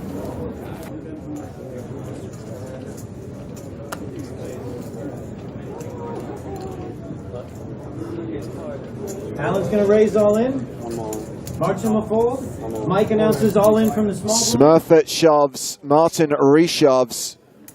Eric's going to pass the big blinds. Give me an ace. Alan has ace-4 off suit, and Michael has jacks. Let's see if the dealer obliges. Smurfit does need an ace to survive. Alan is the all-in player. He's got ace of spades, 4 of hearts. Michael has the jack of hearts. You better Smurf it. Smurf it real good. Blob is 3 of diamonds. Jack of hearts. Oh. Oh boy. It's pretty much GG unless we see a wheel card, eh? Let's see the turn card. Running cards needed for Alan Smurfit. Okay, picks up and out. Alan's going to need a deuce, or he's going to be eliminated in 6th place. Show him who's got the bracelet. No deuce. And Alan Smurfit exits in 6th place. Laddered up, cashes for £153,351. Ah, Smurf it all to Smurf.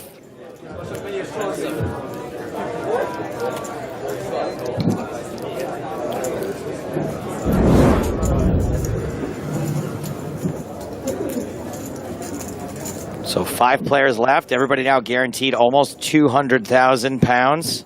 And Philip Duthie is all in with 8s. 5,000 is the total bet. Mike's going to fold. Martin announces. Martin Retsky reshoves with kings. Oh man, the sun run continues. My lord. How does it feel to get to the EPT and end up at a final table like this after the run you've had? You gotta feel unstoppable. Nothing can stop me. Except for an 8. Except for an 8. At least I got 2 flush draws. Bills are all in play. You ruined my punchline, Joe, right on the flop when it came to 8. Sorry. He's behind the kings, though, with his ace at the moment. Let's see the flop. Flop is ace of clubs, 7 of spades. No 8 on the flop. 7-7. Bill's still behind. Bill's still behind with his 8s. Let's see the turn card, please. Come on, baby. Turn is the 4 of hearts. Come on! Including the remaining 8s, so he's going to be eliminated in 5th place. So let's see the river card. No 8 on the river, and Philippe Duthie exits in 5th place. And you're right, thank you. Blinds 80K, 40K. The mic on the button. I think everyone at the table is looking for that Busto 100K to try and get that ladder. Mr. Tereniak, shorthanded, decides to call with ace-7. No doubt to try and bust the 100K stack here. I think everybody wants a piece of this. They all want that sweet, sweet ladder as we head to $1 million for first. Michael's going to raise all in, another 15,000. So Martin pretty much forced all in from the big blind. Hasn't looked at his cards yet. We're going to have a side pot between Martin and Mike. Michael is our all-in player. Just going to keep that pot in front of him. All right, let's see the flop on the side. All right, well. 6 of diamonds, king of diamonds, deuce of spades. This is everyone, which is good news for Martin. Yeah. King of spades. It's now king 6, king Such a clean turn. Diamonds and 2 spades on board. Martin is checked. Mike is checked behind. That's right. You don't mind the king hitting again. You just don't want any new overcards to hit. Yeah. They all quickly check. So it's the See all 4. 3 hands. Michael's turning over 8s. 8 are good, right? Mike has ace-7, and Martin has queen. Triple up? Triple up for Michael Martin. He's still in this thing. 2-4. Mike brings us in for a raise of 240,000. Martin has folded, and Michael says all in. An all-in bet of 300,000 off the 240,000 chip raise. It's over to Eric. How much is it to me? 300,000, 220. It's 220,000 for Eric to call. He's going to pass. So Martin all in again. We saw him get that triple up. He's sitting on 300K now. All in with 9s. Tereniak calls with king 7. Michael has So not quite a flip. Martin. Mike has king 7 offsuit, king of spades. Very likely to double up again. Let's see the flop, please. Never underestimate the power of a complete free roll. Jack of clubs, king of hearts. Mike has flopped top and bottom pair against Michael's 9s. Martin's saying it's unbelievable. You do have 3 big blinds, my friend. That's the 7 of spades. Mike on Mike. Michael's looking for one of the 2 remaining 9s, or he's going to finish in 4th place. Let's see the river. GG, USA. Oh! It looked like his miracle comeback was over, but no. Michael Martin rivers the 9 to survive again. Gets the double up through Tereniak. What a joke. You gotta love having that hand on an EPT feature table. That's gotta feel fantastic. Chip and a chair, my babies. By the way, Raksha, if you could grab that name for me, please, and just confirm with them that they have a real money account. We're coming up pretty quick, guys. The spamming will end very shortly, but I feel like it's only fair. Make it a little bit of a ritual. He's going to pass with the claps. Aces. How much do I have? Wait, Mike Martin has aces now. Yeah. How much do I have, he says. Panties in that Eric's blind was. This is legendary. This is when the aces get cracked, though, right? You're like triple up, then double up. Now you're like, got him, and it's like, nah, king queen just runs you down. It really feels like the poker gods play with you like that, right? You're like, wow, I made this amazing comeback, and then I still busted in 5th. So all in the 695. Tereniak says Queen Jack is one of his favorite hands, and so he's going to call. And he said he's going to call with it. Michael, Okay, I know I just said the bad beat's coming, but this is an absolute gift. This is a courtesy double up. Has Queen of Spades, Jack of Hearts. We'll see. Come on, one time. Michael has Ace of Diamonds, Ace of Clubs, Deuce of Spades, 5 of Spades, 3 of Clubs. Spade. The aces are still in the lead here. Let's see the turn card, please. It's a 4. That's going to give Michael a wheel. All right. One more. Let's see the river card. A 6. It's a 9. Wow, what a life. Double through again. How do you feel? So triple up. Same 9 of hearts on the river. Double up. Double up. And Michael Martin is now a contender again.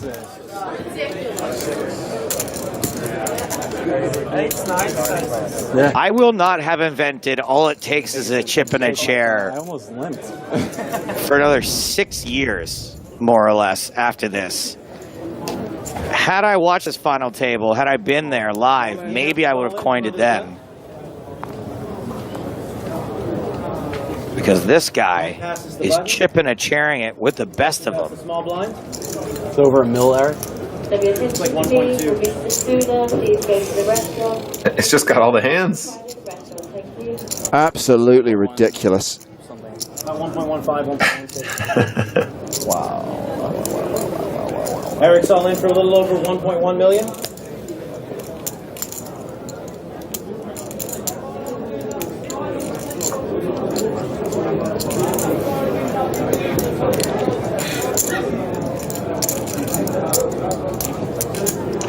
I mean, you know what needs to be done, right? You know what needs to be done, sir. You can take your time. Michael announces call. He makes a call. Can he find another double up? That would be pretty bananas. Eric shows 10 jack. Eric has the jack of spades and the 10 of hearts. Michael has the ace of clubs and the 9 of spades. Ace of hearts. Oh. King of spades, 5 of clubs. It's a pretty clean flop. He's just got to fade that queen. Yeah, the all-important gut shot for Eric Liu. Let's see the turn card, please. It's the ace of spades. Michael's got 3 aces now. Eric's going to need one of the 4 queens, or he's going to be eliminated in 4th place. Queen on the river. No. And Eric Liu exits in 4th place, cashes for just shy of £250,000, £234,920. That's ridiculous, man. Give me a fucking out. That's so sick. Take it down.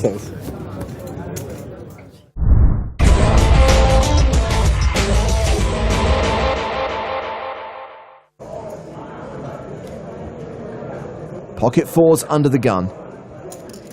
He raises to 45,000. Finger and Trinovsky are folded. Seidel's on the button, and we haven't seen his hole cards. Come on, Seidel. Grow a beard. Also show us your hole cards. Well, whatever he has, he thinks it's worth a call on the button. Martin Jakobsen in the big blind has ace-7 offsuit. You've probably got no choice but to defend a medium ace here, even though you can't love it. He calls as well. We're going 3-way to the flop.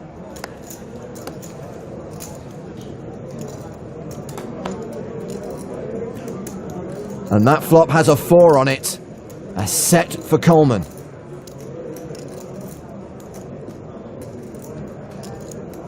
What's Martin doing? He should be checking here. This is bad timing.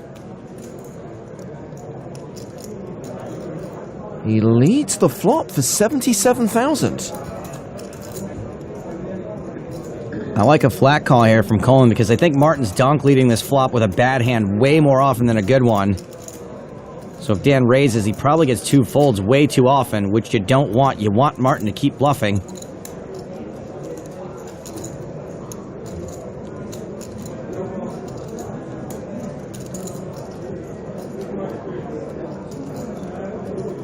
Coleman does just call. And Seidel folds. We'll never know what he had. 10 on the turn. Jakobsen now with a gut shot. Martin's probably never going to get a fold here unless the board runs out so badly for 4s that it makes his hand actually win. He's betting again with just 9% equity. 155,000. There's not much more reason for Dan to fold now than there was on the flop. 7-8 got there.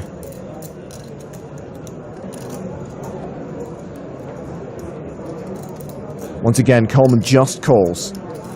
627,000 in the middle.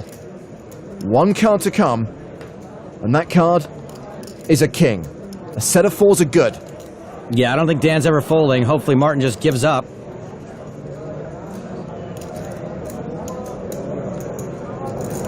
He bluff shoves. Or he just blasts off. Probably not going to work. Quick call from Coleman. And Jakobsen's out. Yeah, you probably got me,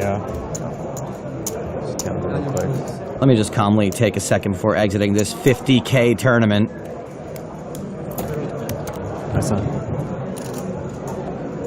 Martin Jakobsen, the eternal bridesmaid on the European Poker Tour. Good luck, guys. That was nice. That was a gift. It was sick. Sick.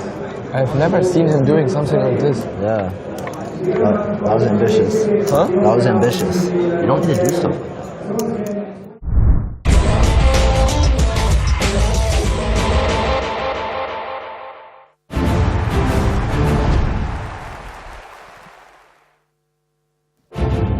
Welcome back to the year 2024 and the PokerStars European Poker Tour in partnership with the Club Barrier. Penultimate day of the main event and a very exciting point in the tournament. We are down to a single table. The final redraw of the 5K main event. The 9 remaining players all sat around a single table on the main stage with about 5 minutes left to play at the 50K, 100K blind level. David Kaufman is still chip leader, followed by Army Bearer, Barny Boatman, and Peter Jorgner. The short stack right now is Owen Dodd, playing just 12 big blinds. I'm James Hartigan, alongside me, Maria Ho. Hello there. We have reached the business end, Maria. Yeah, I could see that. It's been pretty exciting all the way through. And we have hit the 6-figure scores. We've also hit the point in the tournament where there is a jump in prize money with every single elimination. Ignore that at the end. The current payout is 119,100 euros with more than 1.2 million up top. So the ambition today is to get down to 6, and considering it's what, 5:45 in the evening local time, and we're already at 9, not inconceivable. But there is the possibility that if things tighten up, especially with those big pay jumps, we know that ICM's a thing. If we have to come back tomorrow with 8 or 7 players, so be it. Well, before we get back to the action, it's time for our French colleagues Benny and you to play the Mr. and Mr. game. No way! He's the only guy who punched the table. Bonjour, je suis Parker, je suis dans la vie, dans la mort. I don't remember the next slide. I'm gonna have to do the rest in English. We have a little bit of an off-script one here. We have Benny and you, so we have a queen and we have a king. So I'm gonna ask a question, you raise it, you get a point if you both raise the same one, okay? I am the queen. How well do you think you know each other? We know each other since 30 years now. 30 years? Yeah. From high school. From high school. Yeah. I'm barely 30 years old. I'm only 32. Yeah. Qui a le meilleur poker face? Yeah. The queen. Qui parle le préfère? 2 for 2. Fast. This Easy one question. was easy. Easy. This one is for sure true. This one is a very easy one. Qui a la plus d'or en voyage? Oh, 2 for 3. 2 for 3. I'm not funny at all. Yeah, you're funny. Come on. I'm Yeah. always complaining. If I travel with you, it's because you are funny. So, yeah. Qui repart en engueulade? Hope you win the flip. The man is lucky. Yeah. Very good. Yeah, we never argue. So Never. In 30 years, maybe In we had 30 like years, you never argue? Yeah, we had one maybe because I took like 1 slice of pizza more than him. But yeah, we never argue. Wow. No, never argue. No, to be honest, never. Who is the better poker player? Easy question. Really easy. Really easy. All right, who is the funniest? Very well done. Very well done. Yeah, he's the funniest guy in the world. All right, guys, who gets more tilted? Wow! He's the only guy who punched the table when you get a bad beat or something like this. Yeah, because I have a bad run right now. Yeah. But yeah. Who is the better dancer? The queen. The queen is the better dancer. Who could win at a pub quiz? Okay. Ready. Okay, yeah. There's one smart guy here, I guess. There's one dancer and there's one smart guy. Exactly. So well done, guys. 8 out of 10. Very, very well done. My friend. Yeah. You guys actually do win a prize. A nice little hard chocolate here, so please share amongst yourselves. He's the guy who loves chocolate more than me. Okay. Yeah, definitely. So we keep it. Thank you so much.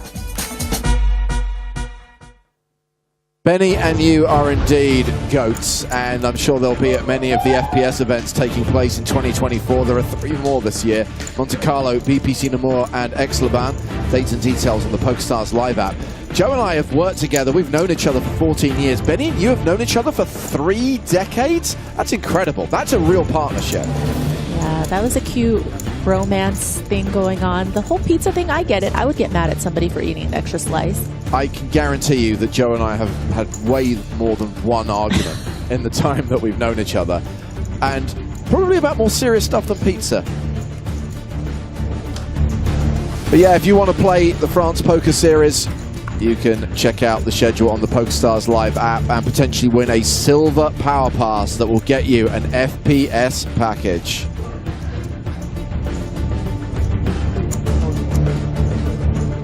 And we're about to get the action restarted in this 5K main event. Looks like the 9 players are in their seats. So yes, 4 minutes and 56 seconds on the clock, playing out the 5100 blind level, then we'll roll straight into level 30. Blind's going to 6120, we'll play that 90-minute level, and then it'll be the dinner break. Now, you were talking about how long it might take to lose 3 players, and looking at the chip distribution, you don't really have a good sense of, you know, there's one short stack, but we also know, again, with the pay jumps, they're going to try to hang on. And then after that, you know, looking at 23 bigs from Hansen, 27 bigs from Afriat, they definitely have enough to maneuver, and people are going to be treading quite lightly at this stage, so we shall see. Thank you. So they go from playing 5-handed to 9-handed. Serious adjustments required. I thought it felt like a nice one. Good luck, everyone. Yeah, good luck. Yeah, good luck. Enjoy, guys. That's good. I'm honest.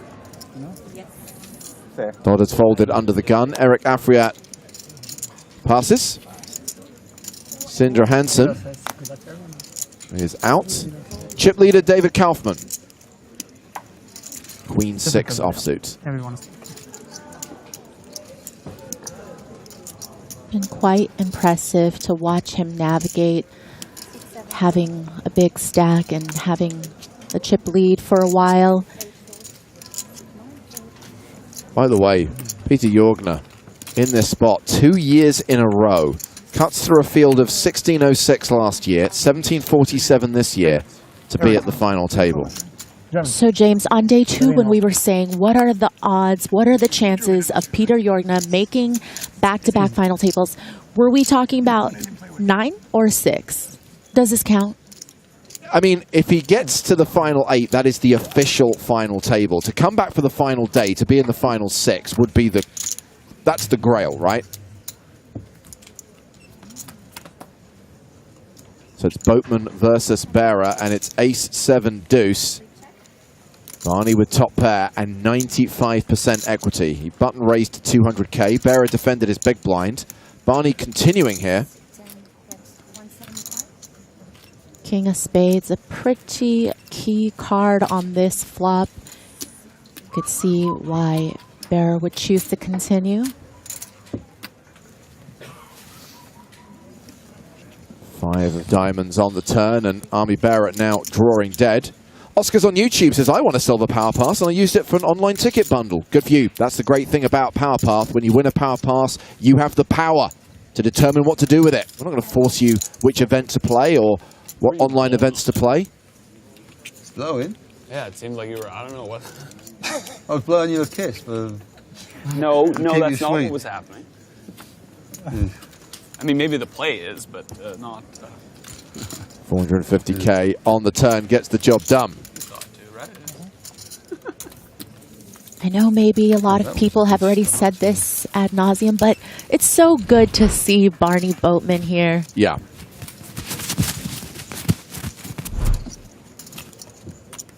And Barney alluded earlier on to the fact that he's getting a lot of love, a lot of support from his fans around the world. Obviously a huge poker player in the UK and a massive fan base in his home country. But, you know, having been around for near enough 3 decades now, and one of the originals of late night poker, one of the Hendon mob, first representing Prima Poker and then Full Tilt Poker at the World Series, the Monte Carlo Millions. Very well known around the world. He's a legend, and he's so funny. I mean, I haven't had the pleasure of interacting with Barney very often, but just reading his tweets and his posts is enough for me to get a little taste of what his personality is like. His ongoing David versus Goliath battle with Elon Musk on X amuses me every single day. I refuse to call it X, by the way. That's my mini battle with Elon. In my view, it's a shadow of what it used to be. I don't recognize it as Twitter anymore, and that's why I call it X.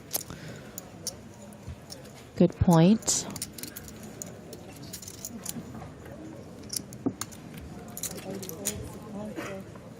So Afriat has opened in first position with King, Queen offsuit. Round to Lorenzo Arduini, who folds the button. Army Bearer out from the small blind. Owen Dodd in the big blind folds 9 deuce. Double down. What do you want?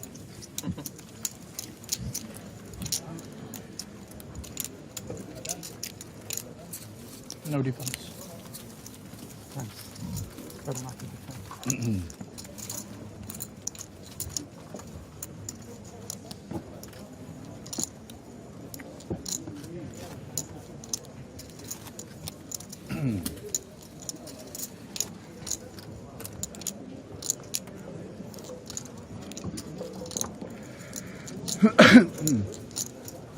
So I think this is going to be the last hand of the 50-100 blind level. Blind's going up next hand.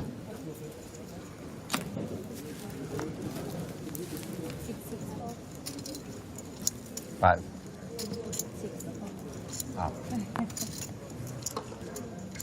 Jack 10 for the chip leader, David Kaufman. Definitely going to be an open with that chip stack. Of course, does have a couple of tough customers behind him, but again, they're not going to be getting too out of line with the chip leader, even if they are very capable. By the way, good luck to everyone in today's EPT Paris live stream free roll. Playing for one of 47 Sunday Million Anniversary tickets. That's what's in the prize pool. A $215 ticket that will get you into the Sunday Million Anniversary in April. By the way, to be clear, the ticket can't be used for anything else. So if you're playing the free roll, the prize can only be redeemed on Sunday, April 7th, when the Sunday Million Anniversary rolls around. But it's a tournament you will want to play.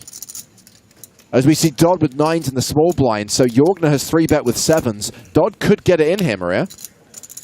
Absolutely. I mean, it's a little bit tough given the fact that it is 3-bet to him, but then you also have to think about the fact that you are the shortest stack, and so the ICM implications are going to be the least important to you because you need to double up, because you need to find a spot to get the chips in. Just a matter of whether or not getting it in with 9s here is going to be good against a 3-bet. You know Kaufman is going to be opening somewhat wide given his chip stack, but what type of hands would Jorgner feel comfortable 3-betting against the chip leader, and are you going to be ahead of that range?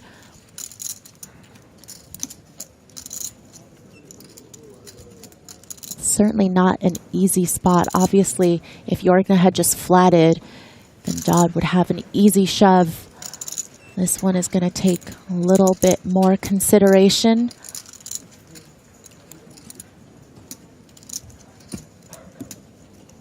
And I have to say, I'm a little surprised that Jorgner even decided to 3-bet. this hand, I mean, again, you know Kaufman is going to be opening a little bit wide, but also it's the type of hand where you can absolutely flat with as well. And Dodd does decide to move it in. And I think he's going to be pleasantly surprised because he gets the 2 overs to fold. And now has Jorgna's hand in really bad shape, so looking good for the double. Jorgna just verifying how much it is. It's $1 million on the nose, near enough. And Jorgna does call and sees that he's up against an overpair. Great spot for Dodd to double up. It's a domination situation. To be fair, I think the outcome would have been the same. You know, had Jorgna flatted, Dodd would have shoved. And once we get the fold out of Kaufman, Jorgna would have called off against a 9 big blind shove with all the dead money in there. King 6-5 on the flop. Dodd just has to fade a 7. There is an old adage that it's always coming.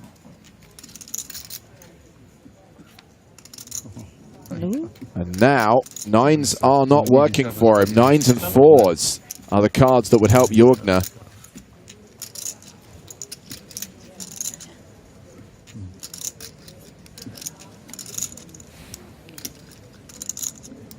The river is a deuce. Dodd doubles up. Tough shot.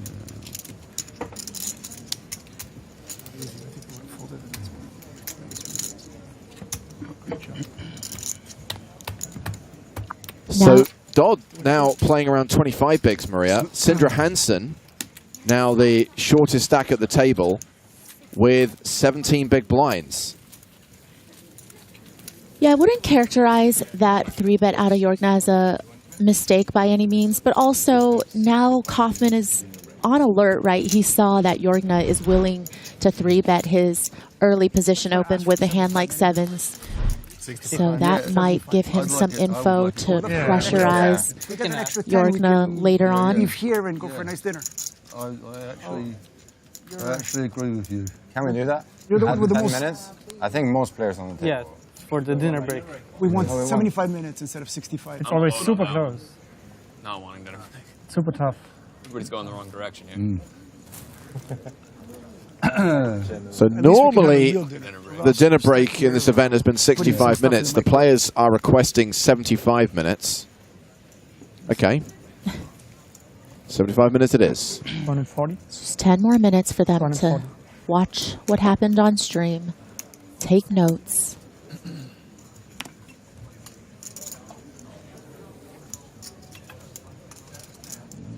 Kaufman's opened. Ponikov's folds. You're amazing. I couldn't make that. The raise remake. That's a crazy. Open it up here. It's good that you didn't have this game.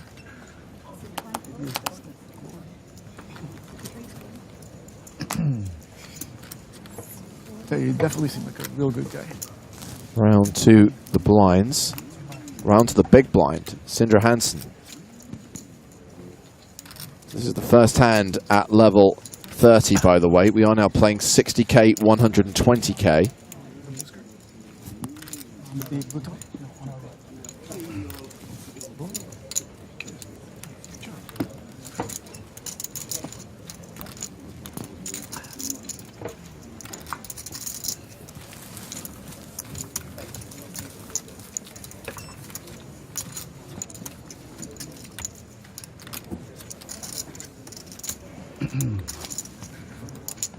If we talk a little bit about this seat draw, you know, obviously you never want to have the chip leader to your direct left. So I would say Ponikovs and Jorgna are pretty happy with where they're sat, but also they have a big stack in Barny Boatman to their left.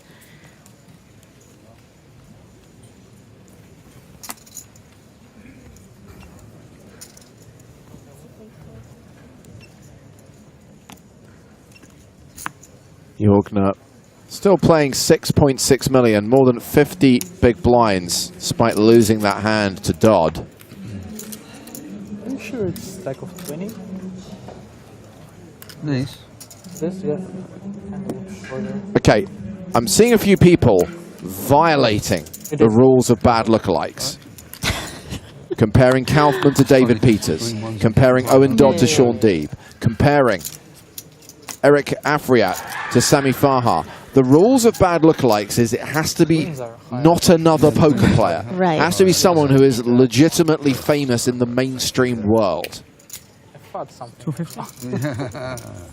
And they don't even resemble the poker player that they're speaking of either. Well, so but remember, it's bad lookalikes. I know, but it's got to be. It's got to be somewhat close. Yes. So the Jorgner, Pierce Brosnan / David Gandy comparisons, fine. Kaufman Peters, not fine.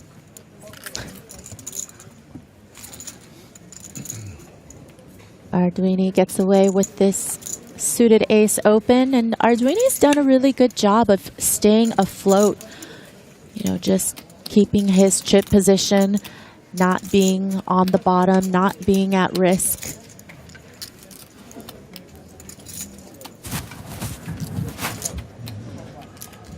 The Form Hunter says, poker isn't mainstream? I wish. Kaufman still leads with 100 big blinds. Hansen bringing up the rear with 17 bigs. You got Afriat and Dodd hovering around the 20 big blind mark.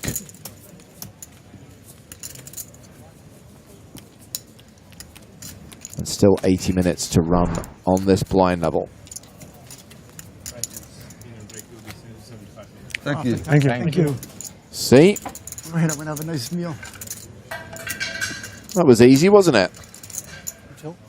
No, I don't care at all. Whoever doubles me up, I buy him dinner. I've been enjoying this spot. I've been going. See, this one I'll allow, Maria. Stemcock says Kaufman, Christopher Eccleston. Number one, I can see it. Secondly, Christopher Eccleston, an actor of small and big screen, is a legitimate celebrity. Therefore, it does not violate the rules of bad lookalikes. I wish I knew who he was talking about. I mean, how famous could this person be? I don't know him. What's he been in? Did you watch Doctor Who? No. Come on, James. You know my taste in movies. Have you been watching season 4 of True Detective? No, I haven't got to that, but I will. This guy didn't make an appearance on Selling Sunset or anything? No, he's not been on Selling Sunset. All right. It says more about your choice of popular culture than it does about this guy being famous or not.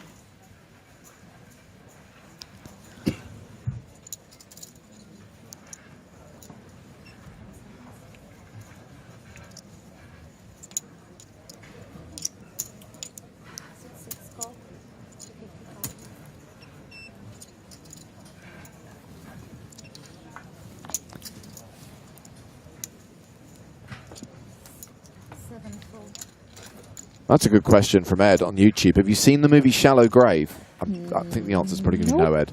Yep, it's a no. This is quite interesting because Afriat, one of the short stacks, opening from the cutoff with Queen Jack, and Hansen flatting behind with a shorter stack, the shortest stack at the table with Ace-9 suited, decides that he didn't want to shove, which opens it up for Ponikoffs to squeeze here with Ace-3 offsuit, which Afriat cannot call.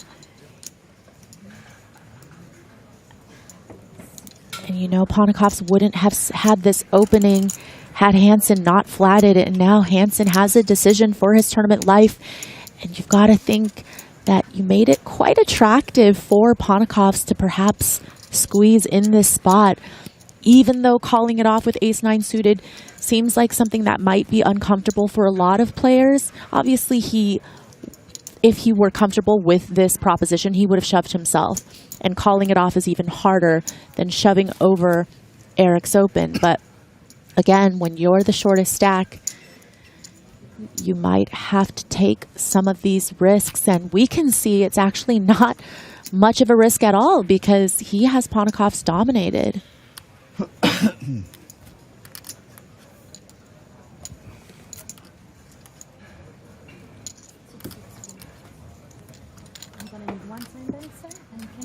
couple of people have compared Pondikovs to Michael Serra. No, not allowing that one.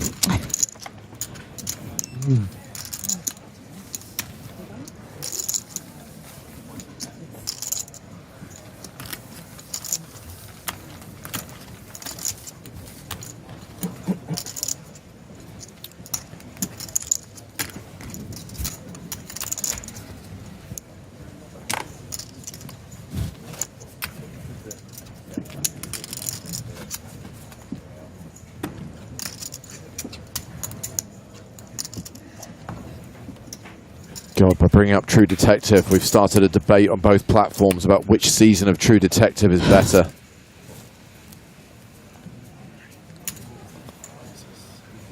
It's a good problem to have for the show. Normally it's about how bad every season after the first season is for most series. When it comes to season 2, it's definitely about how bad it is.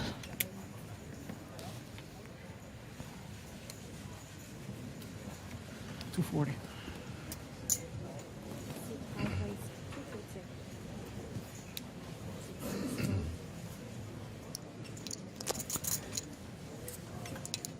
Oh, Afriat raising back-to-back hands, but Kaufman finds a very nice holding.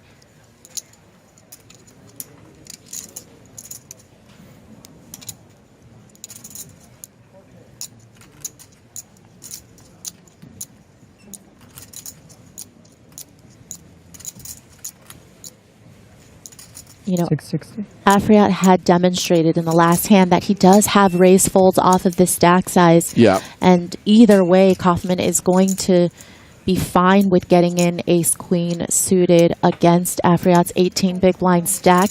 So now it's all about if Afriat feels like this is the hand he wants to take a stand with, even though Hansen is the shortest stack.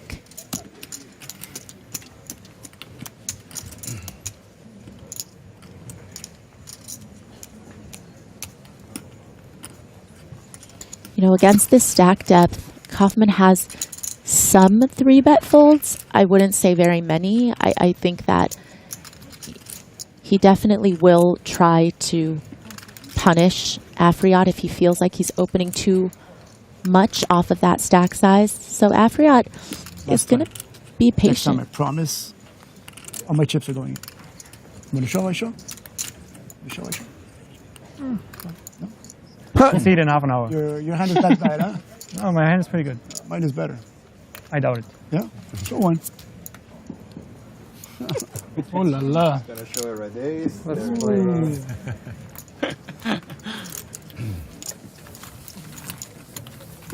All right. I guess there's no more mid-raises. Oh, shove or nothing. Half an hour you can watch it. Or ask someone. You'll see the 7 of hearts that was going into. Promises, promises. We're going to hold him to it. Yeah. I'm pretty sure my hand was better than his. Queen of hearts. King We of won't play then. I mean, Let's not give nobody too much credit here. I think I've mentioned this before. I'm old school, but I try to get it in when I've got the best hand. I don't know. Good job, Barney. I was actually the subject of a bad lookalike at my table on day 1 of the World Series of Poker Main Event last year. 3 or 4 people at my table all concurred that I'm a bad lookalike for Kevin Costner. And do you know what? I'll take it. I'll bloody take it. I don't think I do, but if people think I remind them of Costner... I can kind of see this one. Okay. And it is a compliment, James. Yeah, absolutely.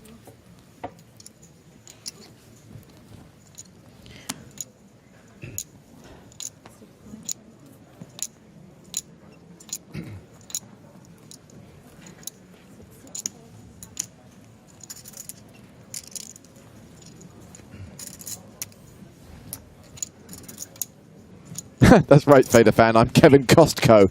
Kevin Costco. Oh, that's good. You're the bargain basement, Kevin Costner. You're the discount, Kevin Costner. Oh my gosh. Once in a while, Chat really Sure, have some gems. Don't go this direction. Yes, okay. You're right. Hoffman having a good old time. I mean, shoot, I would too. Just picking up hands as the chip leader. Just managing to run over the table. It's a good day to be David Kaufman.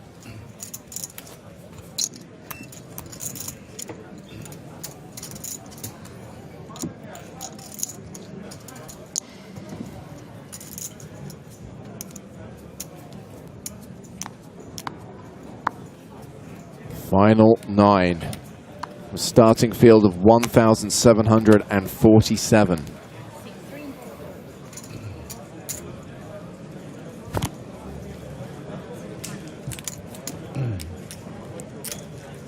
Sindre Hansen, 9-4 diamonds, folds.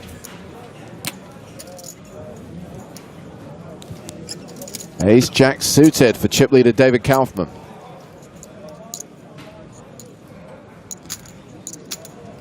He certainly doesn't need to have this much hand to be opening, but it is nice when I'm assuming his opponents aren't giving him too much credit.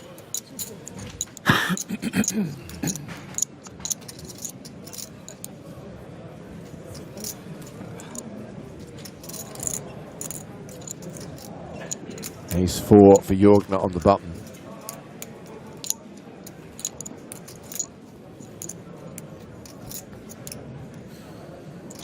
And, you know, with that 3-bet with the 7s, we already see that Jorgner is going to pick some spots against the chip leader, trying to leverage the fact that he knows the chip leader might be opening too wide, but going to pass up on that weak ace.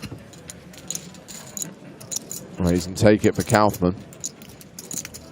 It's too easy.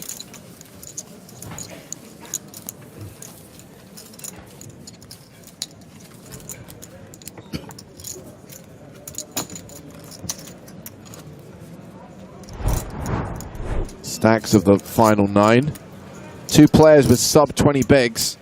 Eric Afriat, 18 big blinds. Sindre Hansen, 14 big blinds.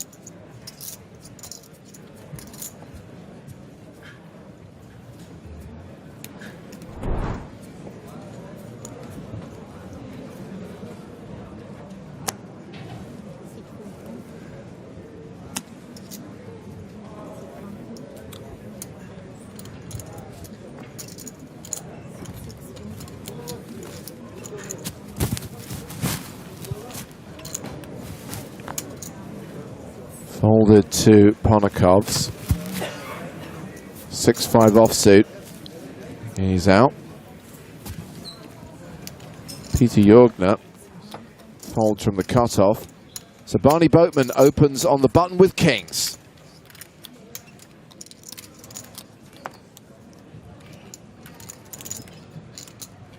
Lorenzo Arduini.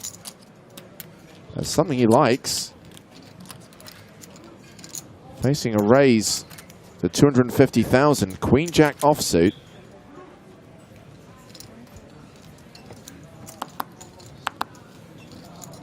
Thinks better of it. And 9s for Army Bearer in the big blind. Interesting.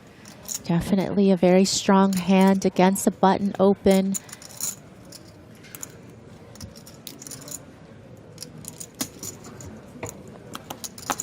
Calls the raise, and these two will go heads up to the flop.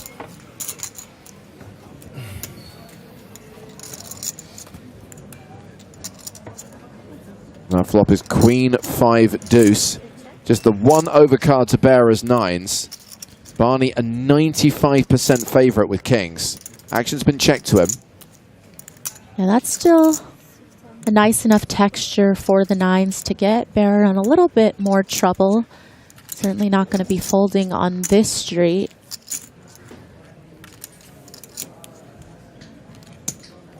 $225,000 apiece. Turn card. The 5 of hearts pairing the board. It's a pretty interesting card because you expect some 5x to call the flop, some 5x in the big blind to be defending pre, which does slow Boatman down. Check, check on the turn. 3 of diamonds on the river. And now for Bear, it's a little bit of, do you want to just check here, or do you want to bet and perhaps make it a size where you could get called by ace highs? Also set the price on the river. And it looks like he's going pretty small, 340K, which is going to be an easy call for Boatman.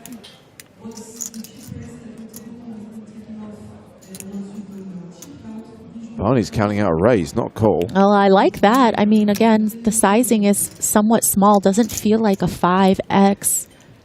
Have some of that, son. 340K has just become 1,550,000. Love to see it. You got two-fisted, Barra.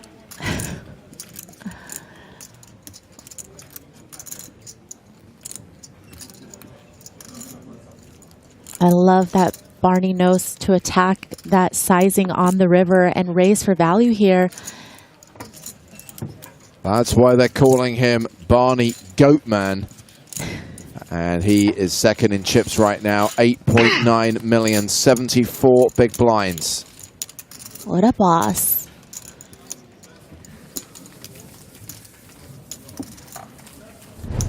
Thank you.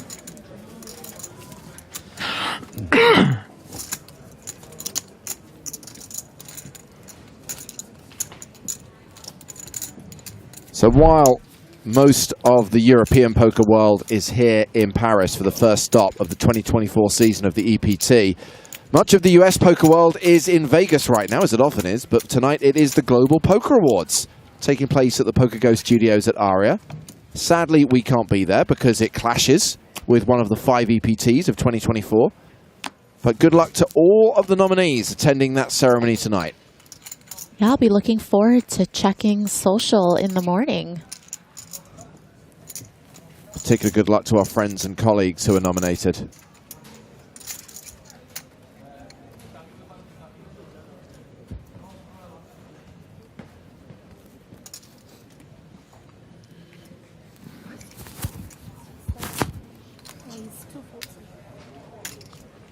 Kaufman raising here with Queen 9 of diamonds.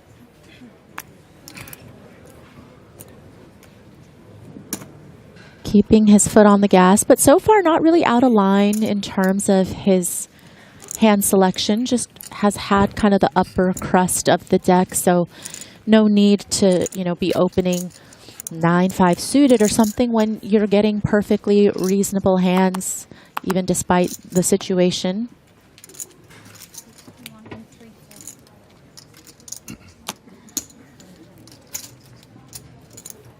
And so far, most of his opponents been very cooperative, partially because they really haven't been getting dealt something that they can contend with, but nobody really challenging what the big stack is doing here at this final table.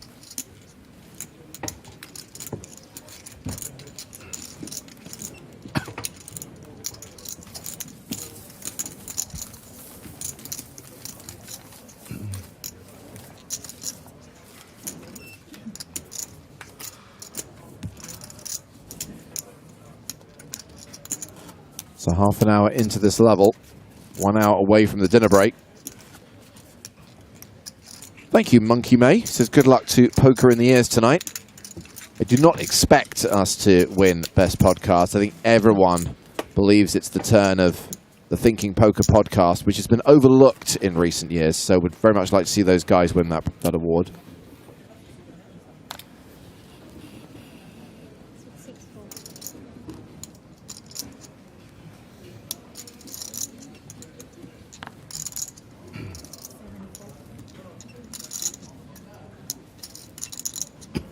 $240. Queen 10 of clubs for Polikovs, and he raises.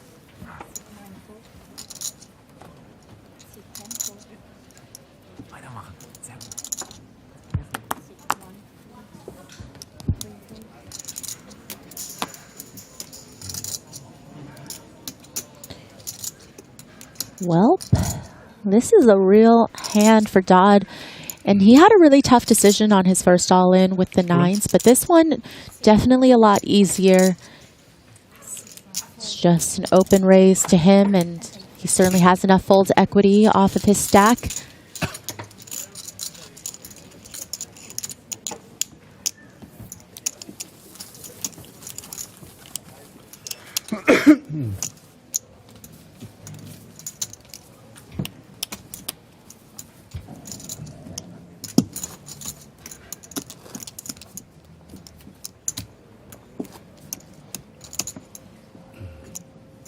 Yeah, Dodd still hovering around 20 bigs. But pretty happy to create some separation from the two shorter stacks. You know, Hansen definitely getting shorter and shorter. Afriat not too far behind him. Certainly going to be a waiting game for the middling stacks. The shorter that Hansen gets, the more incentivized the other middling stacks are to just fold, stay out of harm's way.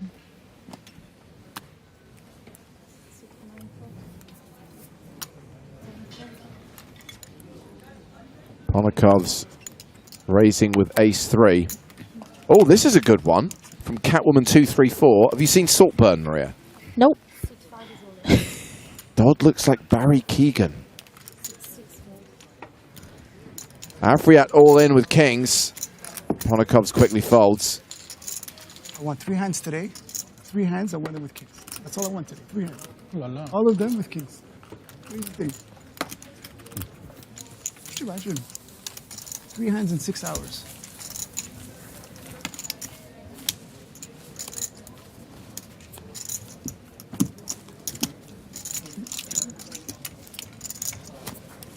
Technically, it's 2 You're and a saying half. you've had kings 3 times and they haven't been cracked once? I had to share once. Oh, yeah, well, the other guy that had kings. I want 2.5 hands. Yeah, I know, but just for the sake of the story.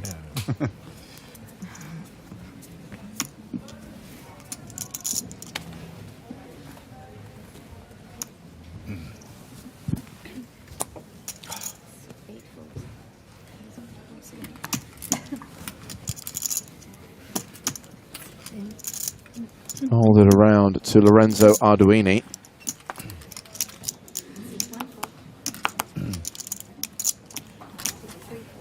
Round to Dodd. Ace King. This is an interesting spot because you do have the 2 shorter stacks behind you, but you have the chip leader in the big blind. And so, you know, if the big blind decides they want to try to mess with you a little bit because of the ICM, you know, you don't really want to be in a spot where you're going to have to call it off and be at risk with 2 shorter stacks, but also you're just going to be way ahead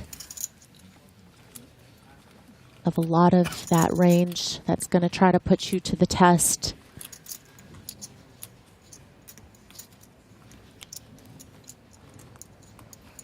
Kaufman has one of those hands where he's just going to want to defend with, you know, if he had some of the weaker ace-X's or some of the pairs, the small pairs, he's going to be putting Dodd in. But here, just happy to see 3 and interesting flop.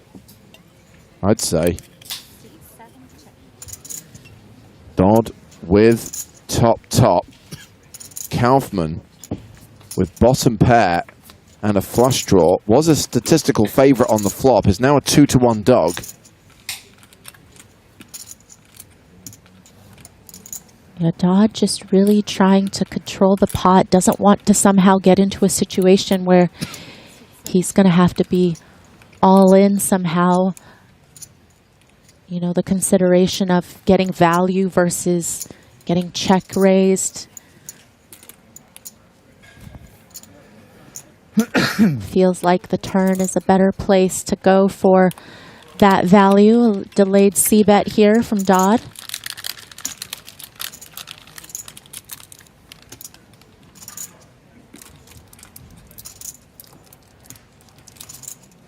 Barney, what is that?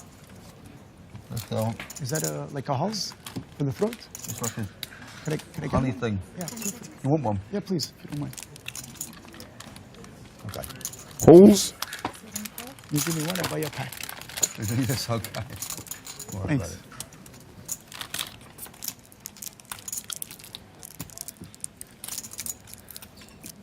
10 on the turn. Sorry, on the river, rather. what I need, thank you. 10 of clubs, crucially, which means Dodd has a lock on this. And Dodd with a quick check back on the river, just really wanting to minimize his chances of getting blown off the hand, of having to be at risk and not know where he's at. Just happy to get that one straight of value on the turn and move on.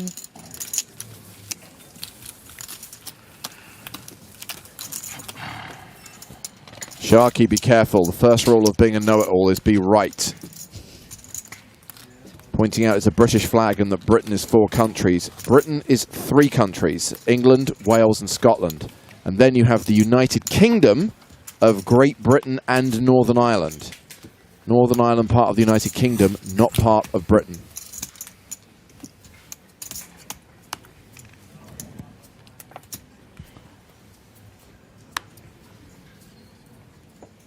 Oh yeah, we got rid of Chat Pro Saturday, right? Oh, I never even entertained the idea for 1 second.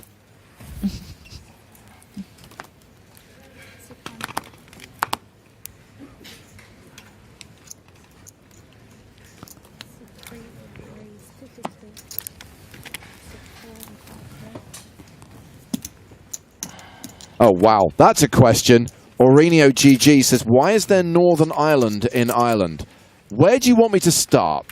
So, Oliver Cromwell, just look it up. It's a long, troubled history. It all springs from the English doing what they do best, walking into other people's countries. You play like 8 million, roughly? 7.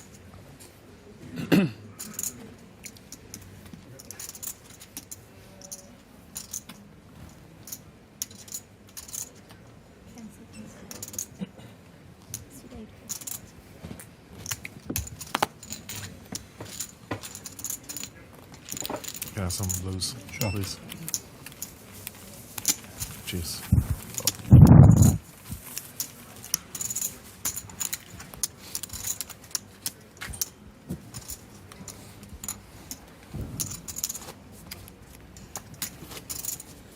Ami, definitely somebody that we've kept our eye on during the coverage through the days. Just a person that's been playing for so long, played online for a long time, was an online crusher. Definitely somebody that's willing to, I wouldn't say be unorthodox or take super unconventional lines, but just somebody that you can see is going to mix some of that maybe feel with the theory that he very fully understands, but... Oh, Afriat folded face up by mistake. It was an honest mistake. I know some people say, oh, if you expose your cards, you should get a penalty. No, that was not intentional. I say we just give him a penalty anyway. Not being funny, if Jimmy the Bee is willing to let him off, I think, Maria, you should. Okay. All right.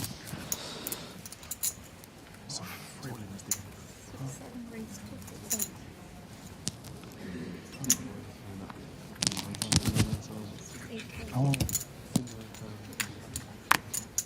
Which one? River. With 40? Sorry. Not snap, no.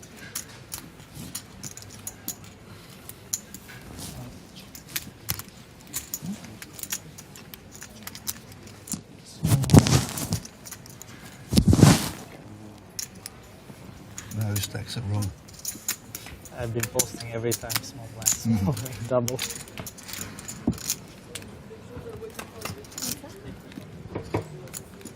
Pretty looking hand to defend with from Jorgna. Does outflop Kaufman, but Kaufman with 1 over, some backdoor straight possibilities.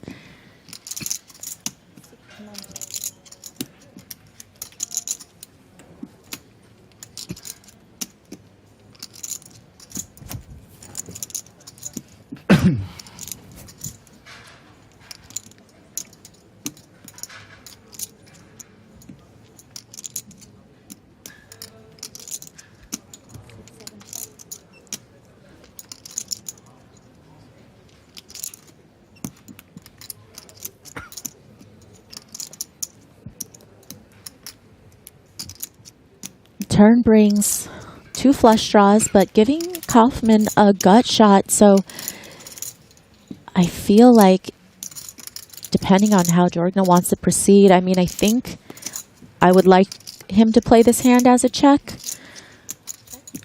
I could see Kaufman having good reason to bet a sizable bet here on the turn, just trying to get rid of these weak one-pair hands. A lot of these 7Xs that are going to be in there. Jorgna's not going to have a whole lot of deuce X unless it's suited. He's not really going to be calling most of the offsuit combos, so it's really to target these weak one-pair hands, assuming that Jorgna's going to lead top pair some of the time.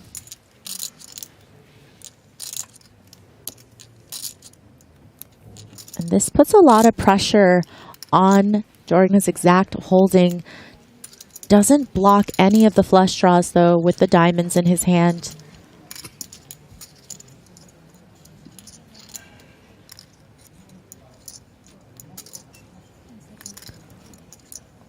You know, doesn't block some of the straight draws, some of the other natural bluffs.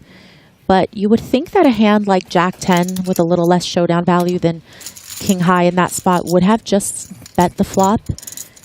And Jorgna just recognizing that on the river he will probably be facing another barrel, just decides to give up, chooses the path of least resistance.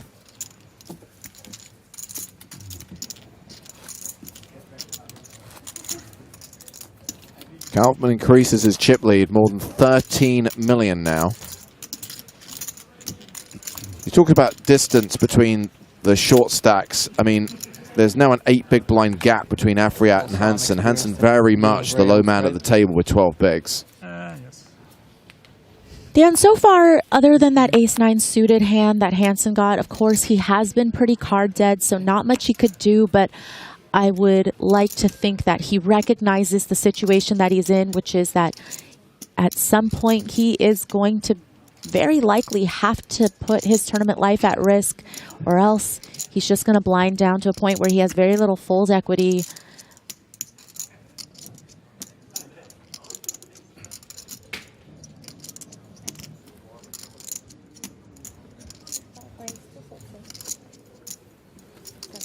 Kaufman raising here with ace-3. That is a real hand, ladies and gents, but question is, what do you do against the cutoff open of the chip leader? Again, just so disastrous when you look at the stacks in play. Being a middling stack here to potentially get called off or to have to 3-bet fold. So you do see that proceeding with caution, better safe than sorry, a lot of the times would be the play, but here he's going to go for the 3-bet. Maria, you can't go wrong with the James and Joe.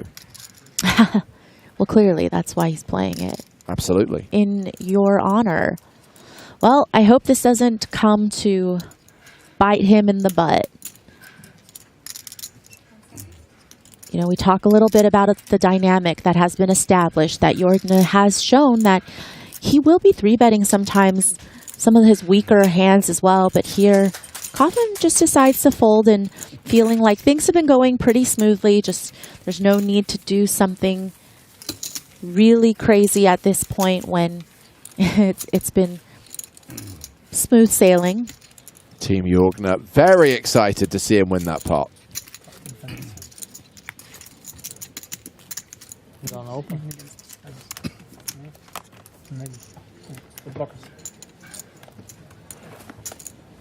All in. Blockers are blockers. Sindre is not fault.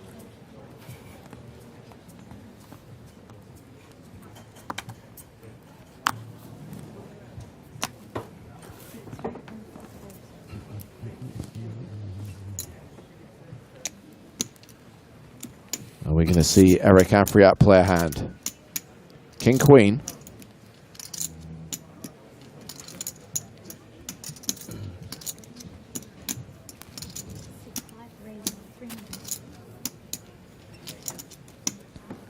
few times we've seen Afriat get his hand smacked a little bit for his opens, the ones that he hasn't been willing to go with. Wonder if that is going to happen again. Now this I can get on board with. Jorgner is like an amalgamation of every pre-Craig James Bond.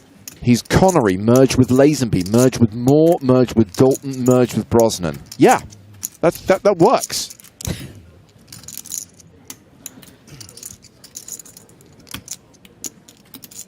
Well, Arduini in the big blind, gonna close the action here. Has pocket jacks, does have Afriat covered. And again, Afriat does have some raise folds off of that stack size. You do see Arduini putting all his chips in.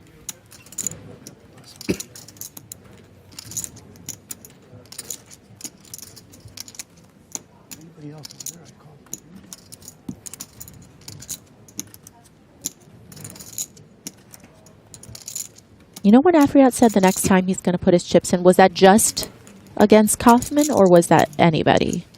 I just want to know if he's being true to his word right now, but he does end up folding.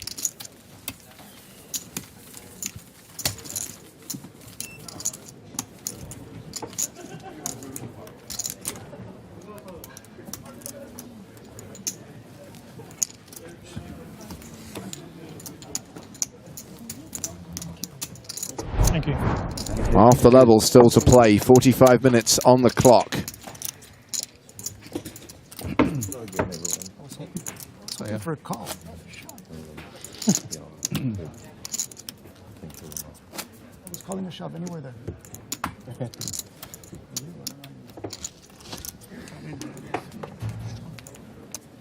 Good tell me. Looks like an ace king.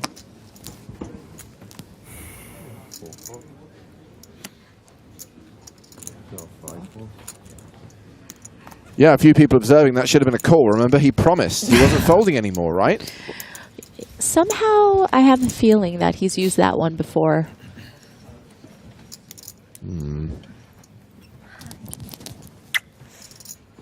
So nervous.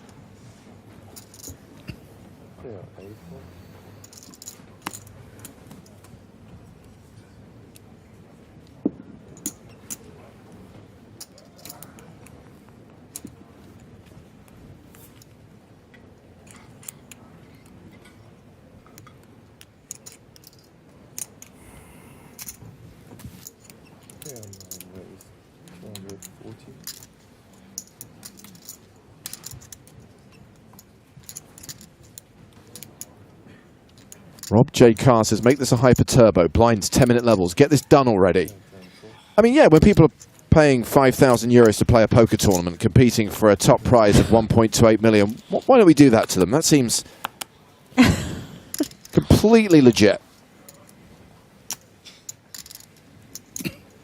One thing that will happen, and I don't think that this is unreasonable, is tomorrow when we come back with fewer players, hopefully 6, we will start reducing the blind levels with every elimination because obviously you get more hands in when you're playing short-handed.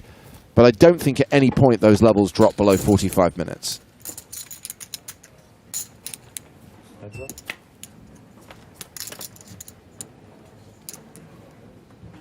Ami defending with King 9 off.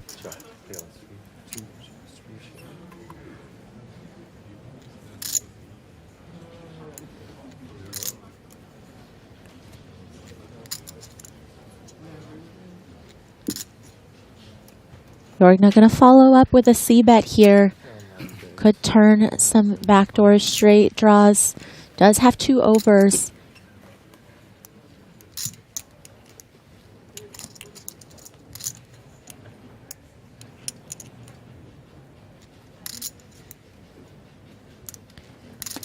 You know, if one of those cards in Bear's hand was a diamond, I think he would find some ways to continue. That one felt like a fold, just a little too ambitious.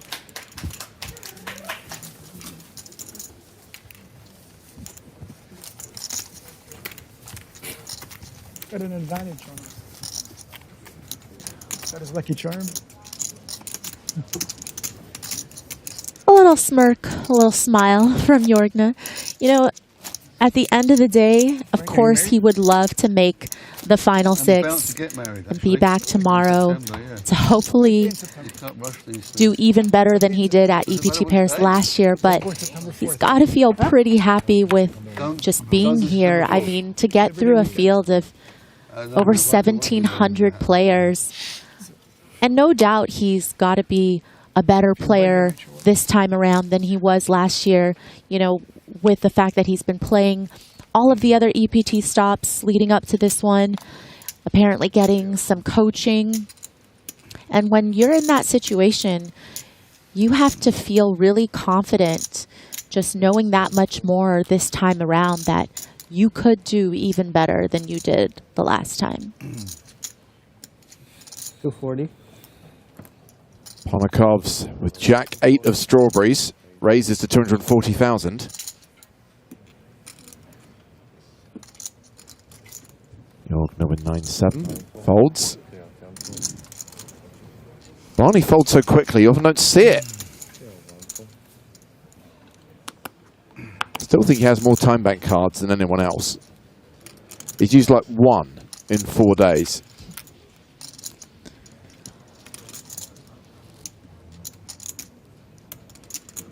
He must be pretty happy that he doesn't have any super slow players at this table. I feel like that would drive him nuts.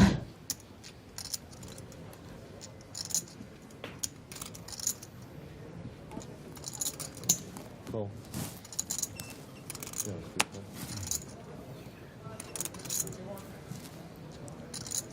Suited hands for everybody.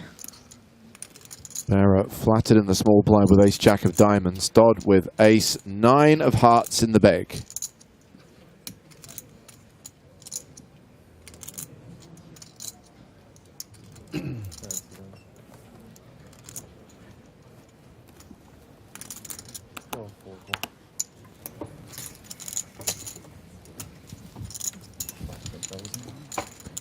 Well, Dodd has called as well. 3-way to the flop. This is a novelty. Okay, Queen 10-8. 1 heart. Straight draw and a pair for Ponokov's. Gut shot for Dodd. Gut shot for Bearer. Yeah, a lot going on here, and this is the kind of flop that is going to interact with the small blind calling range quite often. And Bear is just going to come with the lead here.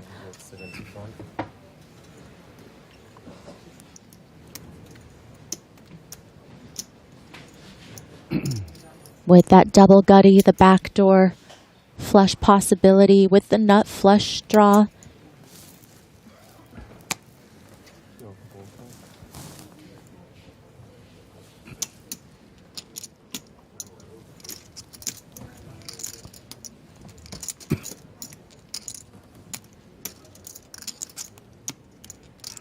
And Ponokov's is well aware that, of course, Bear's calling range pre-flop is going to contain a lot of these suited Broadway holdings. And sometimes the lead doesn't necessarily mean weakness. And Ponokov's is just going to make a very disciplined fold there. Not going to try to pursue some of those back doors either.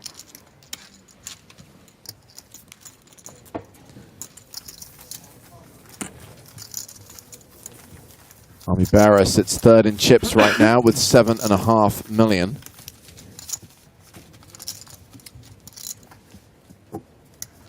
Again, I appreciate people trying to answer questions for newcomers, but when incorrect information is being given out, I have to correct it. Yes, there are holes in the table for whole card cameras. There are no cameras in this table right now. We only use those cameras if it's a televised rather than live streamed event. We use RFID decks. There are miniature chips in the cards. You'll notice that the players are asked to put their cards side by side in a box in front of them. There are readers in front of them. and a unique encrypted code is relayed to our graphics system, and that's how we know what the players have. Well, Hansen has been patiently waiting for a hand, and he has found one. Couldn't have come at a better time as he's under the gun. And this is going to be a little sus to people to raise off of that stack size. Looks super strong.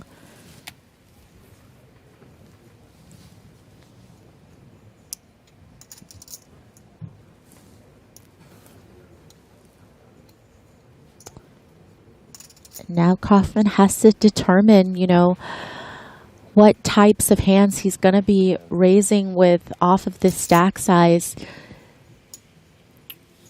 If he just has top of range when he does that versus open shoving, then 8s are going to be performing really badly against that range. And again, just so early on, being under the gun +1 there with so many to act behind, just going to make the fold with 8s, and it's going to get around to Afriyat in the big blind.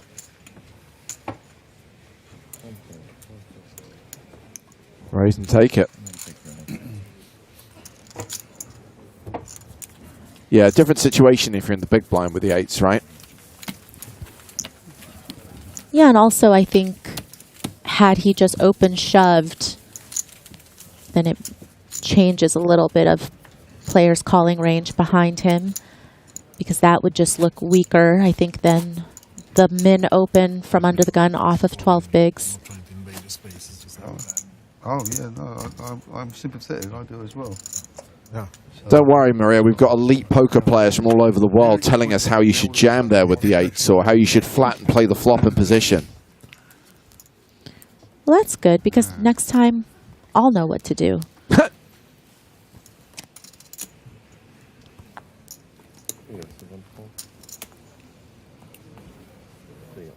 Position always a factor in poker, and position very much in play there with so many players to act behind. And now at the stage where there is a money jump with every single elimination, ICM considerations on every single street of every single hand. Yeah, over 34k euros difference between 9th and 8th place.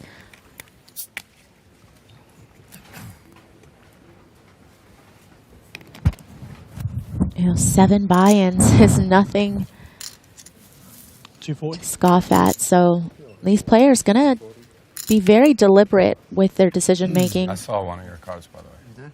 Yeah. Just have Gotta be careful.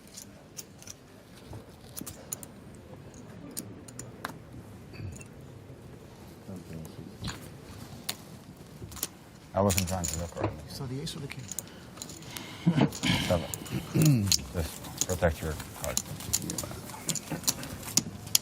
That's fair enough.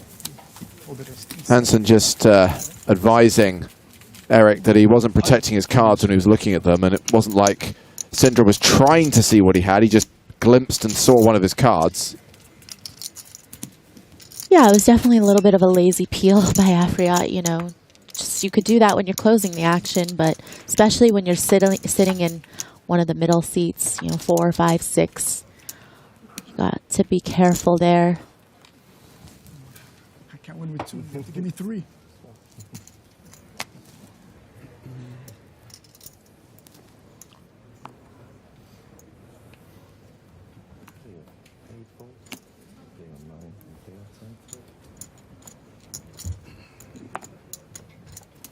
I scan cards all the time, here and here. Ace 9 of Like clubs. I'm folding pocket pair every time. For Lorenzo Arduini. It's the way you count the dots on the cards. I can see that. I know it's not a picture because I see you counting the dots.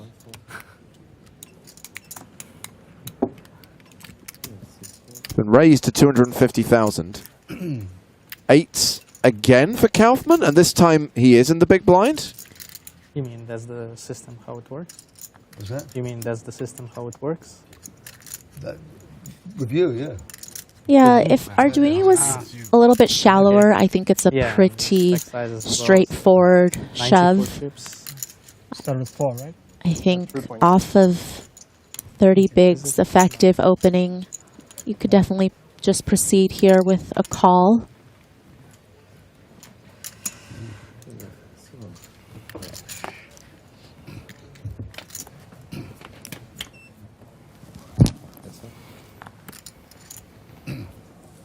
King 10-4, 8 still ahead.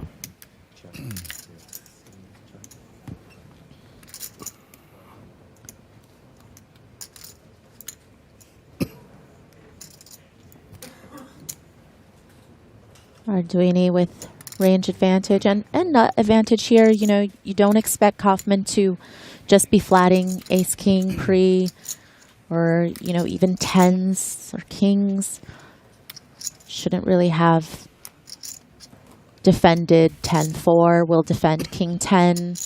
So Duthie can certainly get away with a small c bet on this texture. I think a good amount of time. You know, Kaufman will have some queen jacks, of course. You know, I believe he's going to be defending all suited and offsuit queen jacks. So there's going to be some continues here that are still behind to ace high.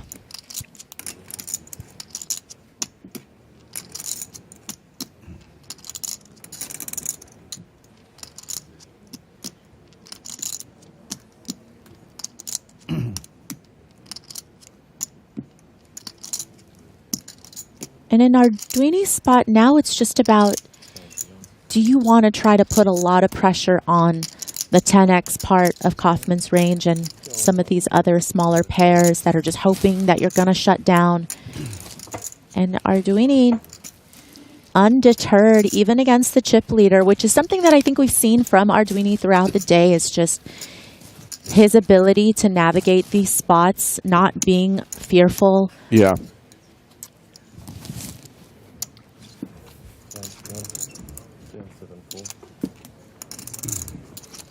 Very well done. So we're into the last 30 minutes of this level. So the plan for tonight, you heard the players earlier on say they want to take a 75-minute dinner break, 1 hour, 15 minutes. We'll take that dinner break at the end of this level. Then we'll come back and we'll play a maximum of 2 more levels. If we get down to 6, we're done for the day. We'll come back with the final 6 tomorrow. Or we will play out level 31, level 32, which will take us to around 11:30 this evening, and we'll call it a day.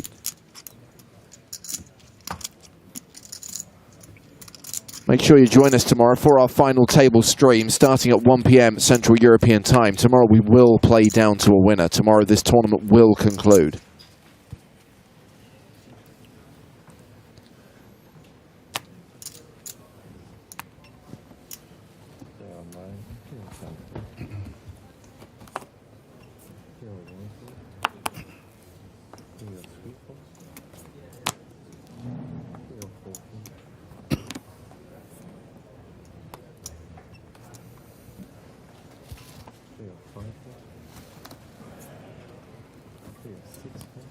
You haven't seen the cards there.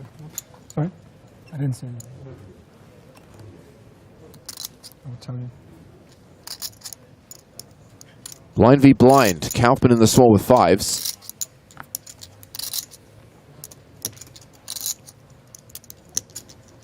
Why does Ponnikovs always look at him and smile?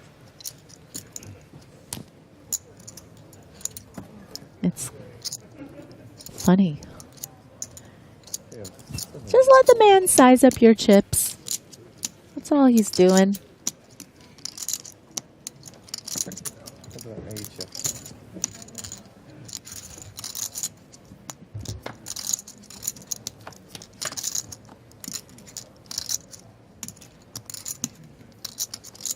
Five still ahead, but the gut shot for Ponnikovs.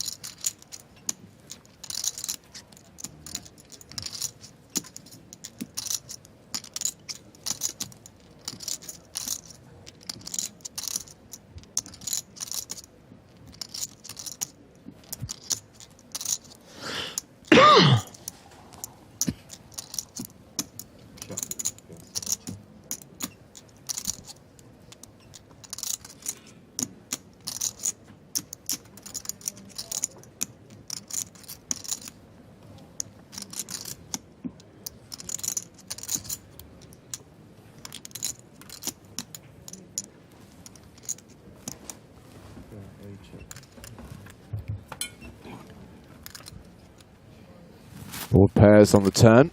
Kaufman now better than a 2-1 favorite. Yeah, Ponokov's with that check back on the flop, just trying to realize his equity. And Kaufman facing no bet on that flop. Probably feels pretty good now about that board pairing, having 8s and 5s here. Perhaps Ponokov's has some type of hand that has a little bit of showdown, maybe some high card.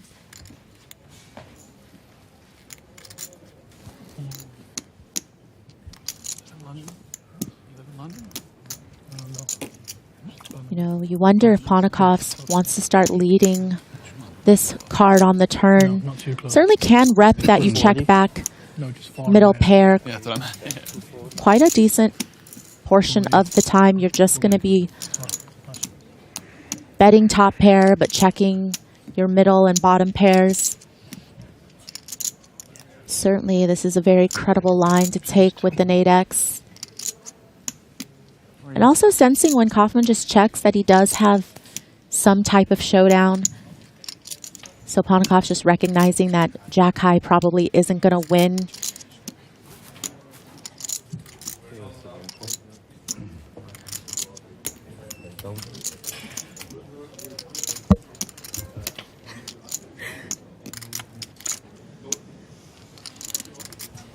And 5s are still good.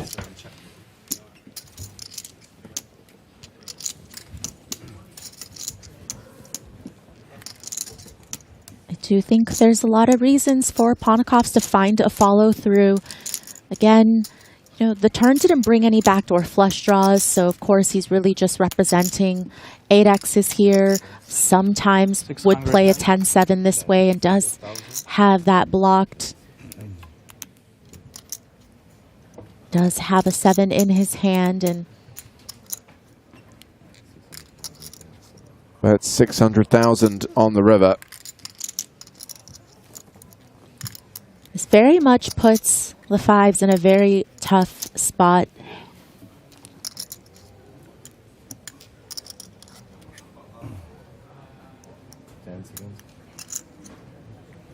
You are blocking a hand like 7-5, but those sometimes are going to bet the flop.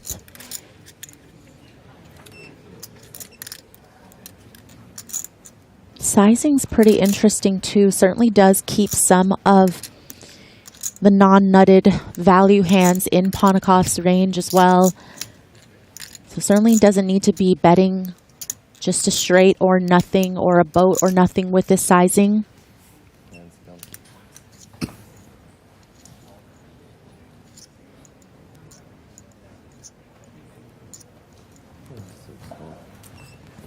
And this is why Ponokov's is just a top-tier player. You know, plays a lot of high stakes. Definitely knows his way around final tables.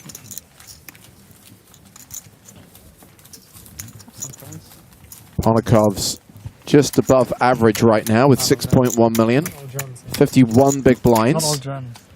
Okay.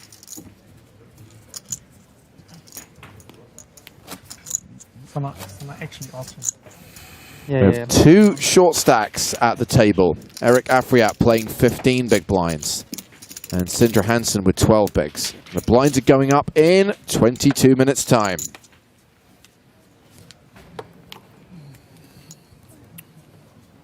Thinking about it, I think they are, of these guys, none is Austrian. I wonder. Barny Boatman, first to act, raises with ace-queen.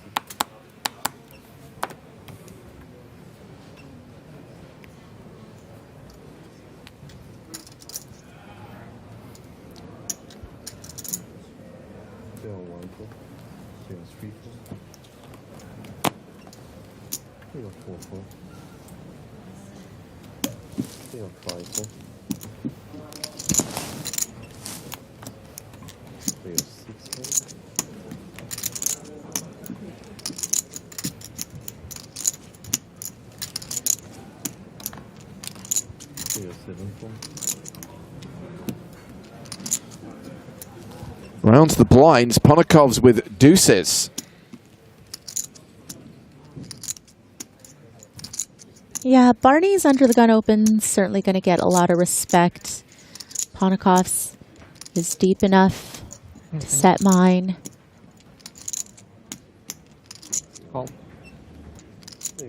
The effective stack at just a smidge over 50 bigs, and Jorgna, pretty easy fold here with the Jack-5 offsuit.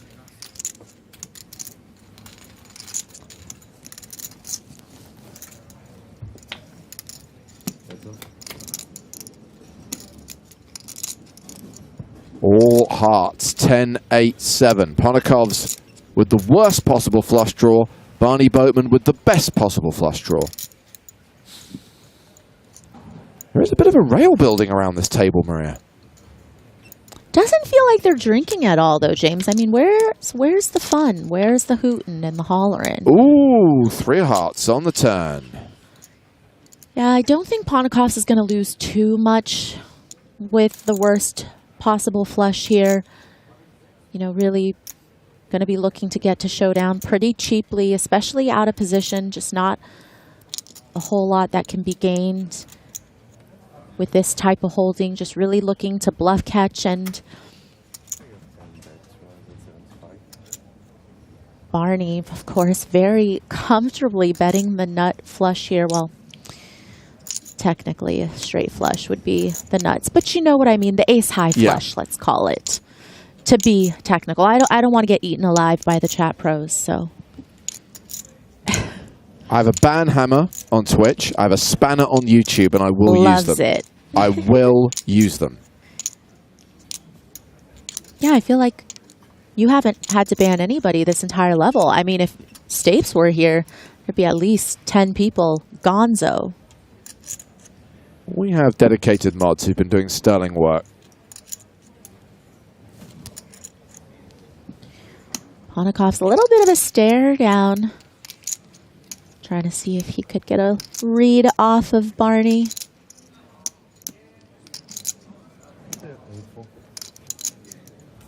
Folds the deuces. Barney wins the hand. That's right. Respect your elders. Still playing 9 million. Still playing around 75 big blinds right now. Of course, he will have to post on the next hand, both the big blind and the big blind ante.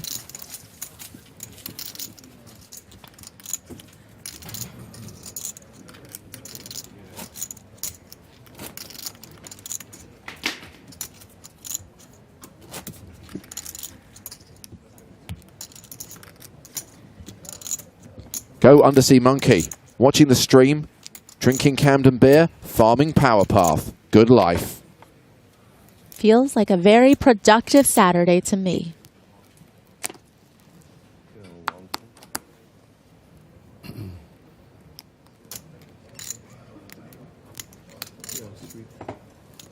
Kings for Army Bearer.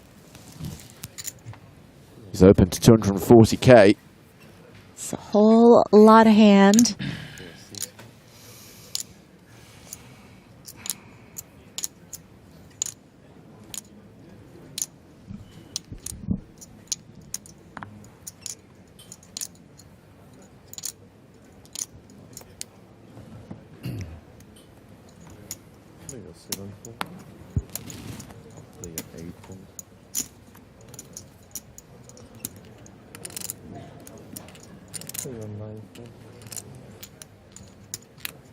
Round to Barney, who folds the big blind. Raise and take it for Barrett.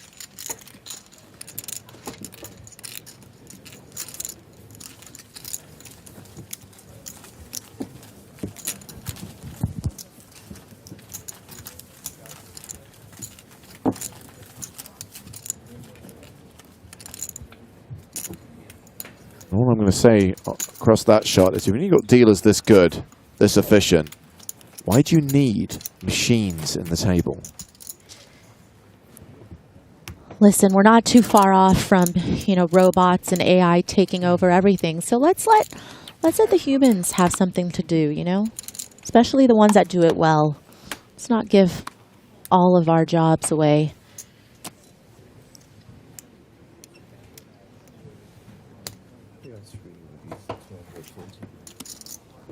Barra in action again, raising under the gun with King Jack of Hearts. Dodd with 9s.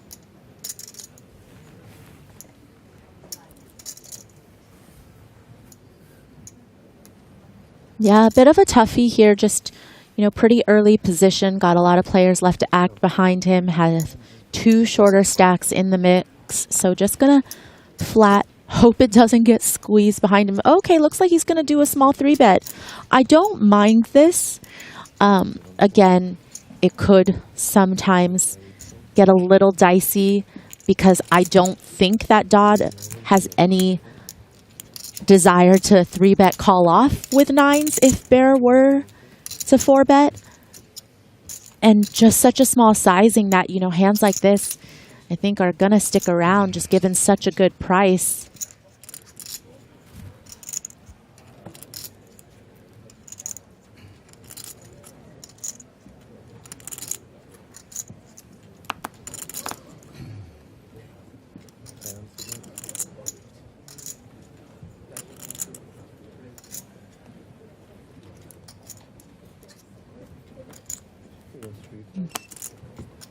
Me just really respecting the strength and doesn't even call to see a flop, doesn't want to get himself in trouble should Dodd just have the top of his range. Now, yeah. I feel like that was a very well executed play there by Dodd. Not necessarily a line that a lot of people would take, especially against a very competent player such as me.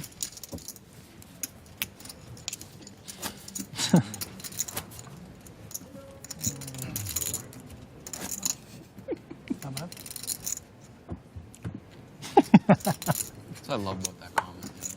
It could go in either direction. You never know. Or you know in half an hour or whatever. Halfway through dinner. That's why I just looked at the time. So I went to look. Yeah, 15 minutes. 15 minutes and then everyone gets a nice meal. You'll have an hour to think, what the fuck? More than an hour, Army Barry. You get 75 minutes, as you all negotiated. Yeah, it's a democracy here at the EPT. My neighbor on this side sees it. That might be the end of our friendship. Couple of disciplined folds from the shorties with the ace-4 suited of Afriat and the 9-8 suited of Hansen. To the power.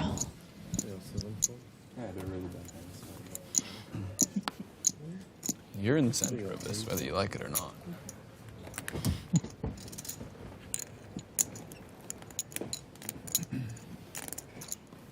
And it's about to be blind, be blind. Hmm? And it's about to be blind, be blind. Yeah, that's spicy. Yeah, but he doesn't know yet, so it's okay. Right? Come on, Barney. Let's see some out-of-line opens from the button. Oh, ace-3. Not out of line. Very standard.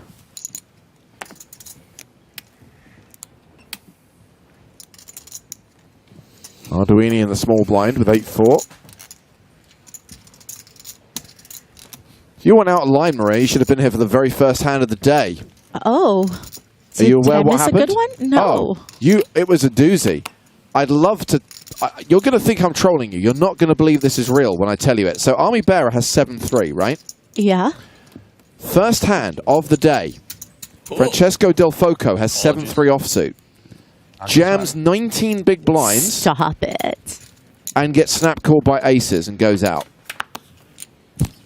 Surely this guy must have had a bet or something. Apparently, he shoved blind. Why on earth would you do that at this stage? Because you can win the hand. Look, 7-3 is currently winning. Yeah, but it still wouldn't be winning with ace against aces on this board. That's a fair point, but... I mean, somebody in his exit interview needed to ask him why. It's just explain yourself.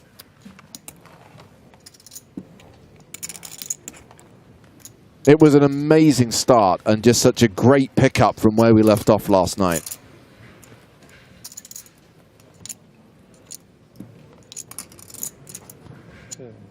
So Arduini is the last remaining Italian player and he bets 250,000. Army Barrett folded the best hand Barny Boatman folds the second best hand. Good job, Arduini.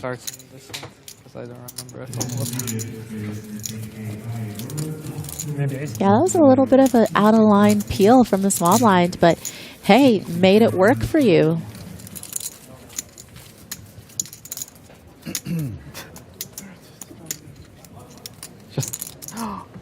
You're from Man in Black now.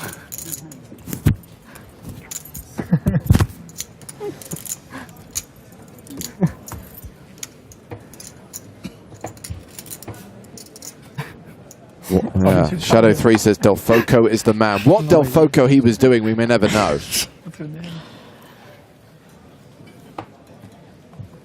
You know what I do know is that man probably doesn't have any backers, because if you did, you would not be making a play like that. That man was playing all on his own dime. Came back after a good night's sleep. I feel really good about today. 19 big blinds, I'm going to ladder up. Whoops.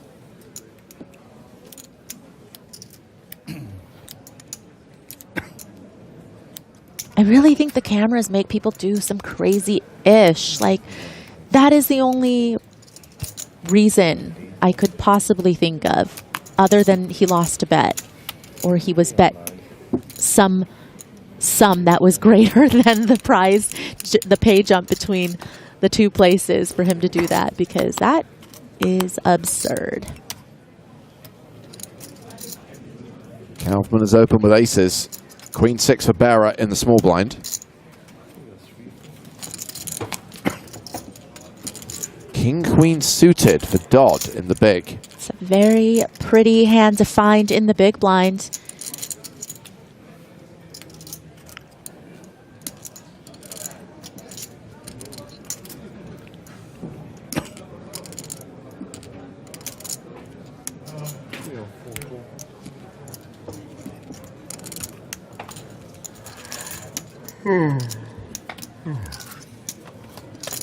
Few people asking after Spraggy, who actually went out in 175th place in this tournament. But Spraggy fans will be delighted to hear that he has just made a final table. He is in the final 9 of the 1650 Mystery Bounty, which has a first prize of 190k. Nice. So go Spraggles. I think he's 5th in chips going into that final table. Dodd in a lot of trouble here, flopping top pair against Kaufman's aces. Oh. Yeah, you're not really going to give the chip leader a whole lot of credit for a hand this strong.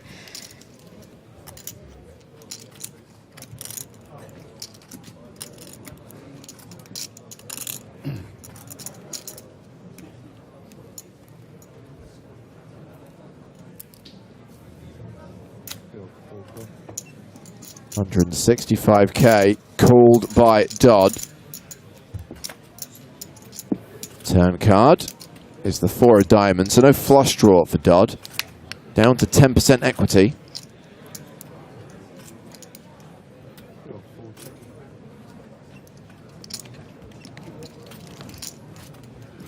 Kaufman certainly wants to get value, of course, from top pair, and there's going to be some pair and straight draws with that turn card that you're going to want to charge as well. So let's see what sizing Kaufman wants to come with.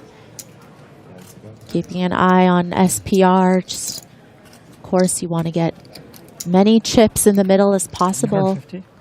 So going to go big here, 750k.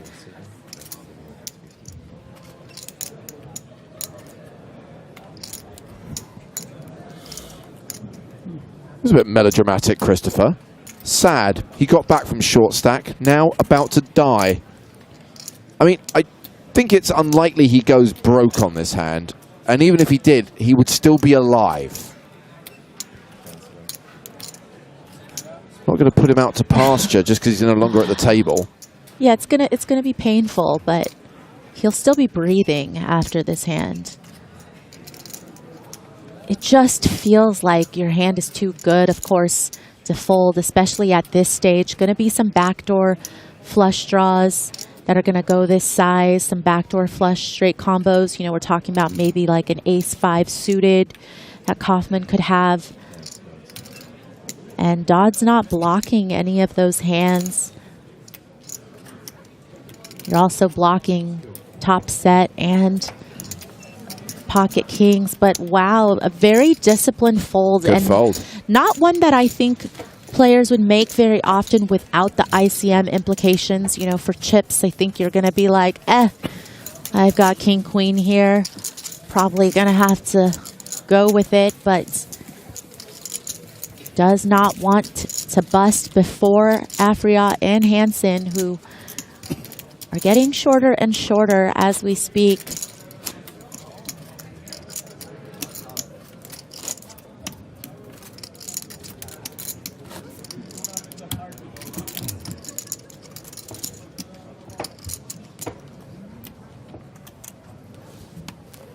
Michael Bleff on Twitch writes, "It is coming home." You know that soccer song, Yeah. It is coming home. Drawing 3 lines on a shirt.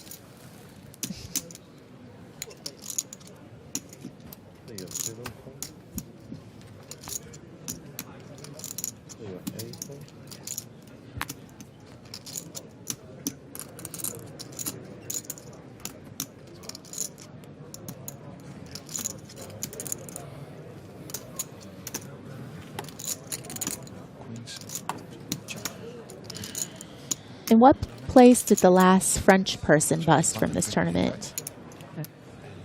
That's a good question. Are there any French players coming into today? I don't think there were. Yeah, it must have been yesterday that we lost the last local.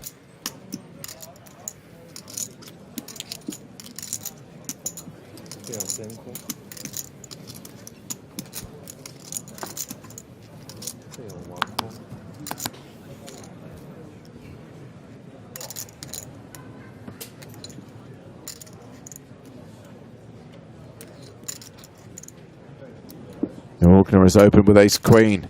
Barny Boatman is flattered with 7s. Army Bearer folds queen 10 on the button. Rounds the blinds. Thank you, Elkanats. It was Fournier in 19th place. So the last player eliminated last night.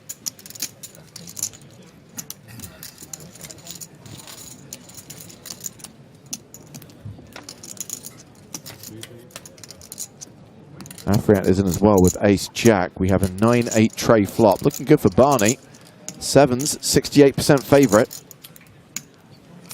It's interesting. I think some people would have just shoved as Afriat with that call in between by Boatman. You know, still had enough fold equity that he could have potentially picked up all the dead money in the middle, but would have been dominated and called if he had shoved. So now Jorgna gonna continue to bet here, which puts a lot of pressure on a hand like 7s, especially with the 2 overs out there.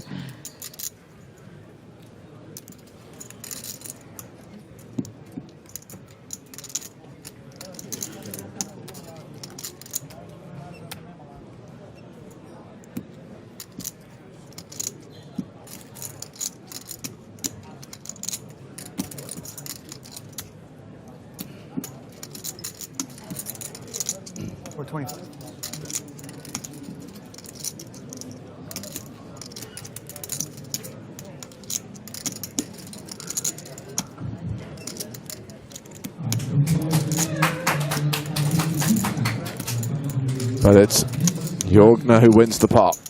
2 minutes on the clock. Dinner break incoming. During a dinner break, we will have chip race of 5K chips, so we can ask his leader to buy all 5K. 5K chips will be colored up during the break.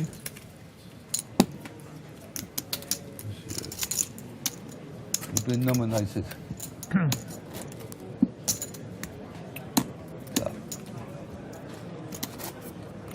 So right now we've got Afriat on 11 bigs and Hansen on 10 bigs. Blinds will go up and those 2 players will become even shallower. Too much. Kind of feel that if we do get through this last hammer, if we do get to the end of this level without a single elimination, something's got to give in the next session. Yeah, it's usually how it works. You know, we go through a lull. Yeah. And then all of a sudden, fireworks. Some coolers. Can I get one more? Some bad beats. I'm good. Some set over sets. Flush over flushes. One ace. How good can one much is it? Aces over 7-3. Classic. Some coolers just can't be avoided.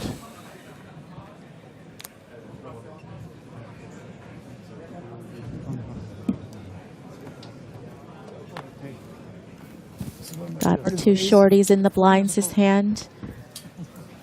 Could be quite an attractive spot for somebody. Who's it gonna be? It's not fair exchange right Well, now, but Orgna's certainly gonna have a chance to bust somebody. Ace queen again.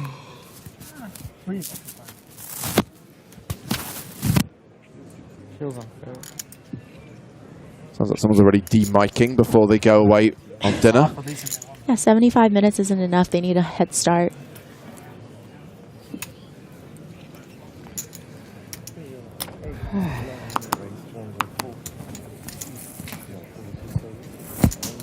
Barney, let a professional do that, please. Where's Greg? Well, Ace king for Army Bearer. okay, well, if an ace flop, maybe we get some of that bloodshed early. Which one? 9883 lost. 600. What happened? You did it. You did it. You I got don't remember. called. That's what happened. You did it. I don't remember now. I mean, do you have button to like? Four get my deuce memory deuce with two spades. back? You don't. Might we be leaving the viewers Yeah. on a song before Probably. we go off to break? Look, everyone loves it. Except for Grafton. I think his performance last time around was perfectly acceptable, and I think he's warming to the idea. Yeah, it's only taken him a few years, but, you know, he's bound to come around. How can you not?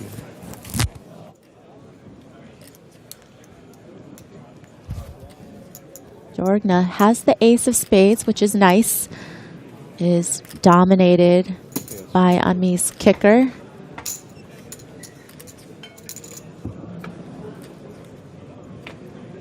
Oh, domination rotation. But very interesting as it brings backdoor flush draw for Ami. Can't figure out where it is.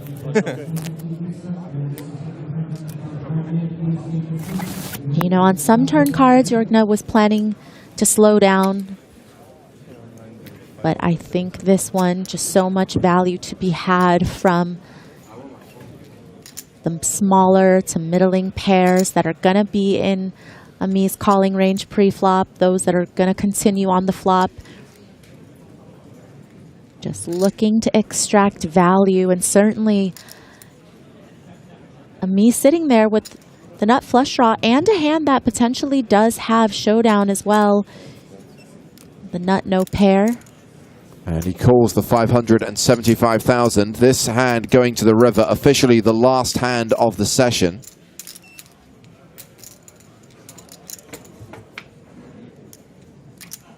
It isn't a diamond, it's the three of hearts, so Jorgna has a lock on this.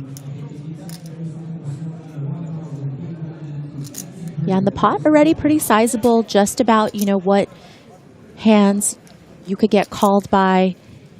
If you fire the river, what type of sizing do you want to choose? That sizing.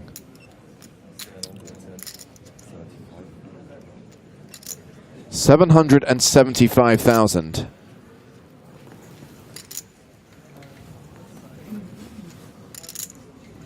And yes, Ace-King could still be good here, which is why Army Bearer has a decision. Obviously, the spades missed, but would the spades go that sizing? You know, would a busted flush draw perhaps polarize a little bit more? There's not a lot of hands that can go 3 streets for value, though, and that is what Ami is pondering, especially when his hand is a bit under-repped, just flatting pre-flop. But, you know, other than spades, what types of hands would go 3 streets here? You know, only going to be hands like ace-queen, queens, kings, aces. The jacks are going to be checking the river. All of the other pairs that don't like the overcard, those are going to be checking. Shouldn't have any deuce X really opening from that position other than ace deuce suited. Might have 4s. Multiple time bank cards played by Ami Bera. It's also not as good when you do block the backdoor flush draw, right? So it's a good fold.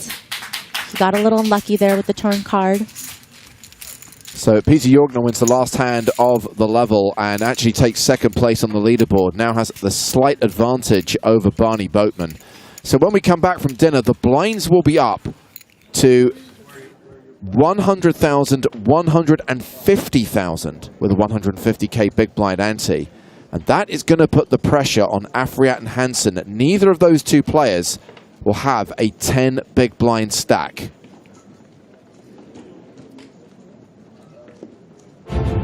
David Kaufman still chip leader with 12.6 million, 84 bigs, as I just referenced. Jorgner slightly ahead of Boatman right now. Ami Bera down to 40 big blinds, similar size stack to Ponakov's. Arduini 30 big blinds, Dodd around 20, and then Farid and Hansen 9 and 8 big blinds respectively. Some more action from the penultimate day of the EPT Paris main event when we return from the dinner break in 75 minutes time.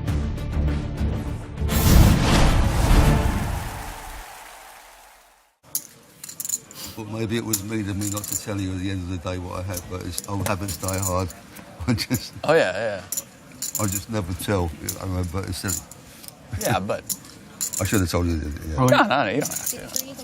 Ami Bera now knows he made a bad fold with jacks yesterday. What the hell is Delfoco doing? No. Oh my goodness. No. First hand of the penultimate day of an EPT main event. Yeah. 18 players remaining, 1.2 million up top, and you shove 7-3 offsuit into aces. You know how expensive it is to change a plane ticket? A classic confrontation. Barney? With the needle. Did he just shove? Mm-hmm. And how does Erlandson have aces again? I have no idea what Delfoco is going on here. Now, granted, he did have kings in a really bad spot yesterday, but... This is an abysmal collapse, entirely unnecessary, inexcusable. We don't comprendo either, buddy. And he is drawing almost dead. I don't understand. And now he is drawing dead. Francesco Delfoco eliminated on the first hand of day 5. As Barney said, classic confrontation. You got 7-3 offsuit, you run into aces. What are you going to do? Maybe he had a classic confrontation with his wife last night and needed to go home. I mean, I've seen some pretty wild things on some short stacks, some really poor shoves, but for 20 big blinds, final, 2.5 tables. Well, guys, we talked about last night being a very entertaining session. Looks like day 5's going to deliver as well, if we're going to see hands like that. Yes, sir. Farid is going to feel like this is a very strong holding here. I think when I root for someone, it always happens. Might want to mix in some 3-bets sometimes, but I like that he's elected to just call. You keep in those worst kings and queens that are going to be opening the button. You don't end up folding pre-flop if there's a 4-bet. Something special. Sometimes people will 3-bet this spot for value, but luckily, up against... Bad news for Farid. He has paired his queen, top pair. Huge dog to Ami Bera's kings, though. That's right, Taruli. 4 hands in. We've seen aces and kings twice. But still at such a stack depth that it's going to be difficult for Bar to ever really get sort of a clean double up for, 100 big blind pot. I think Farid is still going to be playing this passively, probably. And, certain runouts can come out where Ami's going to mix in some checks as well. But, a black deuce on the turn, for instance, and Ami's going to be starting to charge this man some chips.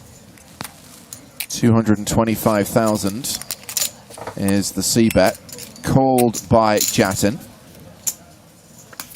Turn card is the 9 of hearts. Okay, a bit of hope for Jattin. Picks up the flush draw. Yeah, and the kind of card that, Ami might be inclined to check back some of the time. It's really two schools of thought on a turn card like this. You want to charge a hand like what Jattin has, charge the 9-10s. But because of Farid's reputation as well, going to be aware that Farid could sometimes turn whatever he has into a bluff, and kings without a heart don't have much of a leg to stand on when they get check raised on this turn. But Ami is going to go for that value on the turn here.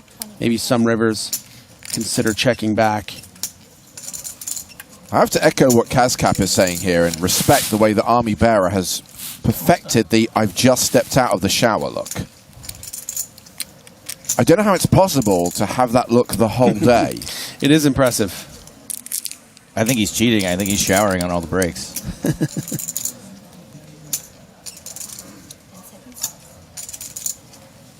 $325,000 into a pot of 810,000. Jattin calls. We go to the river.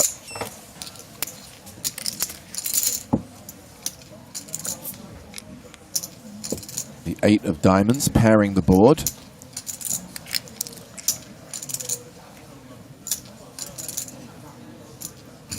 I like to punish. I'm a punisher. Gotta punish.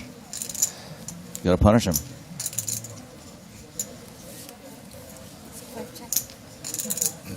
Jattin checks a third time.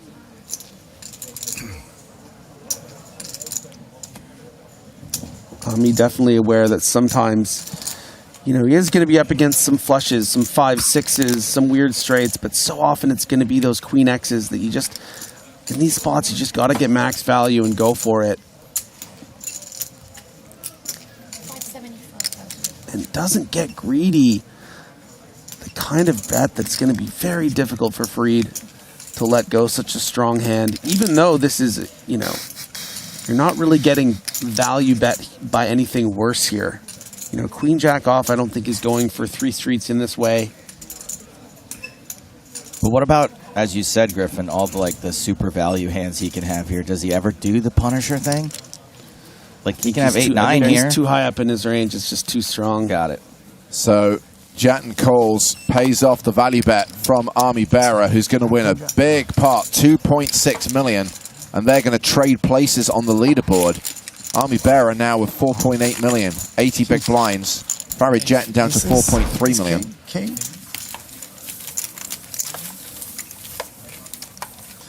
Nice hand, Ami. Me? Yeah, that's a pretty significant swap there.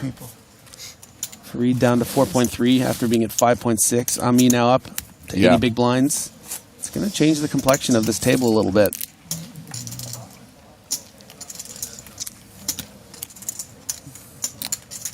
Jattin and Afriat in the blinds. Hans Erlendsson first to act.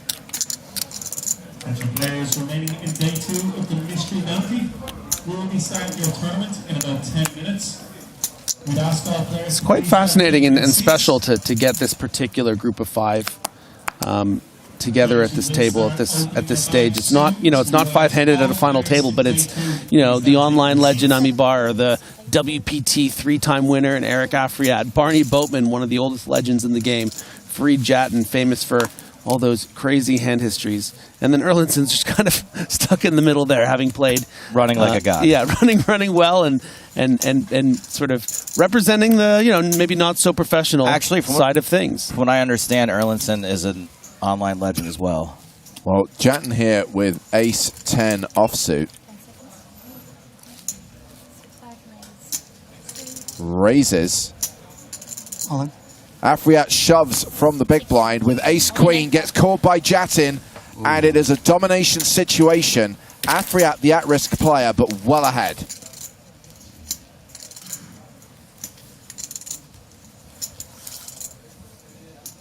Barney, wish me good luck. No, thank you for your question. You, Rami? I was already thinking it, though. I'm already feeling it, you know? They're just saying it. I'm feeling it. I'm really wishing them good luck. Blind on blind. This is, of course, a snap call for just under 20 big blinds. Ace-queen now a 4-1 favorite. Afriat just has to fade a 10 for now.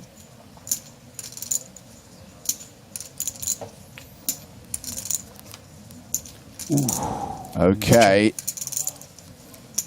Got some chopportunities. And also 9s join 10s as cards that will eliminate Eric. Hold on to your ascots. King on the river, ace-queen holds, and that is a double up. Eric Afriat now closer to 40 big blinds as Farid Jattin drops down to 50 big blinds. Farid is going to feel like this is a very strong holding here. I think when I root for someone, it always happens. Might want to mix in some 3-bets sometimes, but I like that he's elected to just call. You keep in those worst kings and queens that are going to be opening the button. And you don't end up folding pre-flop if there's a 4-bet. Something special. Sometimes people will 3-bet this spot for value, but luckily, being up against... Bad news for Farid. He has paired his queen, top pair. Huge dog to Army Bearer's kings, though. That's right, Taruli. 4 hands in. We've seen aces and kings twice. But still, it's such a stack depth that it's going to be difficult for Bar to ever really get sort of a clean double up for, you know, 100 big blind pot. I think Farid is still going to be playing this passively, probably. And, you know, certain runouts can come out where Ami's going to mix in some checks as well. But, you know, a black deuce on the turn, for instance, and Ami's going to be starting to charge this man some chips. 225,000 is the C-bet, called by Jattin. Turn card is the 9 of hearts. Okay, a bit of hope for Jattin, picks up the flush draw. Yeah, and the kind of card that, you know, Ami might be inclined to check back some of the time.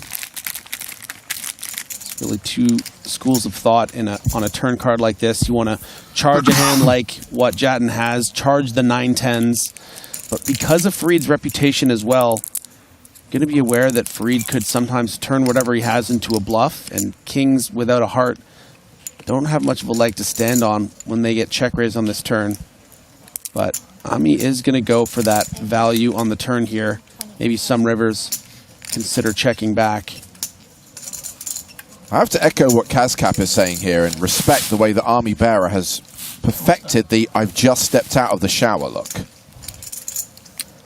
I don't know how it's possible to have that look the whole day. It is impressive. I think he's cheating. I think he's showering on all the breaks.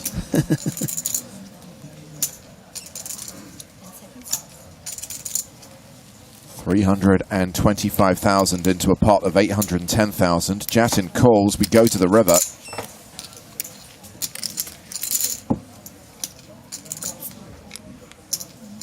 The 8 of diamonds pairing the board.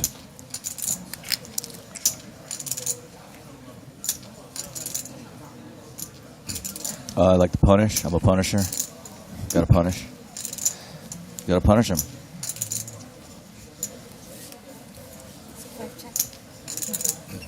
Jattin checks a third time.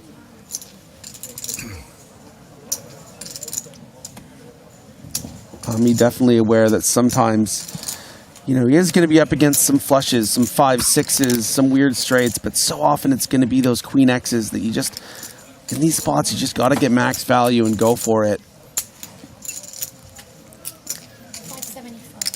And doesn't get greedy. The kind of bet that's going to be very difficult for Farid to let go such a strong hand, even though this is, you know, You're not really getting value bet by anything worse here. You know, Queen Jack off, I don't think is going for 3 streets in this way. But what about, as you said, Griffin, all the super value hands he can have here? Does he ever do the Punisher thing? Like, he can have 8-9 here. He's too high up in his range. It's just too strong. Got it. So Jattin calls, pays off the value bet from Army Bearer, who's going to win a big pot, 2.6 million, and they're going to trade places on the leaderboard. Army Bearer now with 4.8 million, 80 big blinds. Farid Jattin down to 4.3 million. King.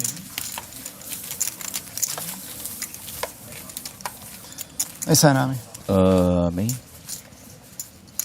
Yeah, that's a pretty significant swap there. Farid down to 4.3 after being at 5.6. Ami now up to 80 big blinds. It's going to change the complexion of this table a little bit.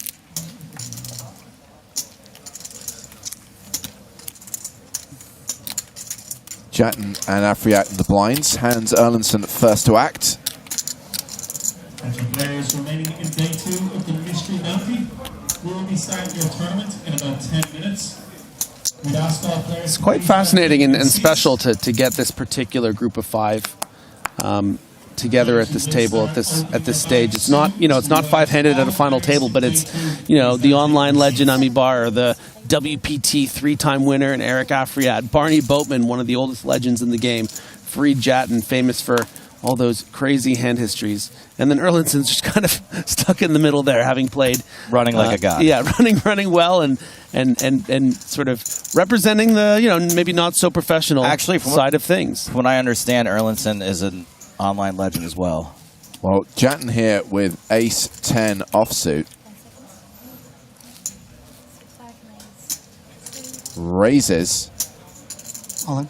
Afriat shoves from the big blind with Ace-Queen, gets caught by Jattin, and it is a domination situation. Afriat, the at-risk player, but well ahead.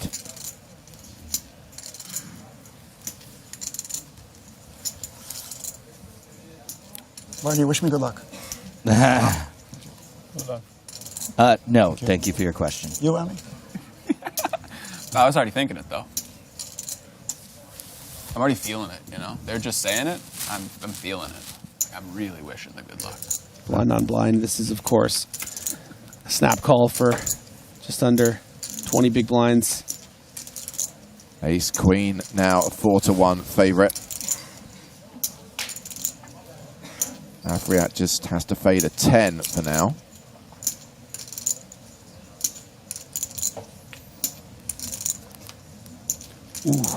Okay. Got some chopportunities. And also 9s join 10s as cards that will eliminate Eric. Hold on to your ascots. King on the river, Ace-Queen holds, and that is a double up. Eric Afriat now closer to 40 big blinds as Farid Jattin drops down to 50 big blinds.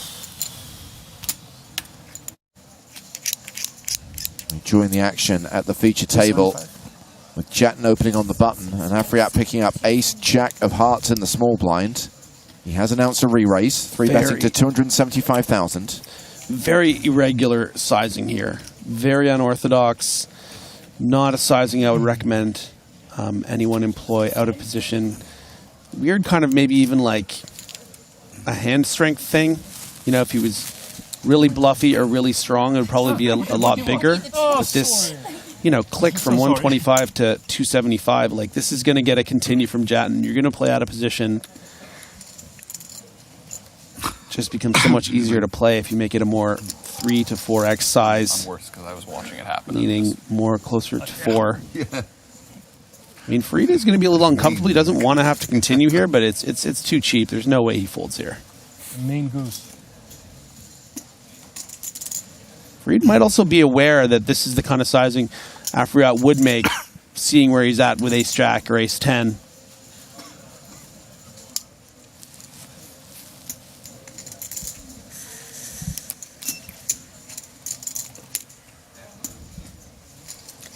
I think has to be leaning between 4-bet and call here.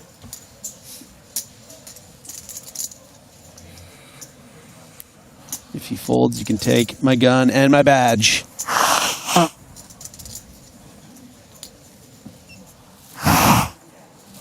The EPT Paris Lurgy is doing the rounds. It's already caught me and Joe. And many of the players seem to have succumbed as well. We go heads up to the flop. Top pair versus bottom pair.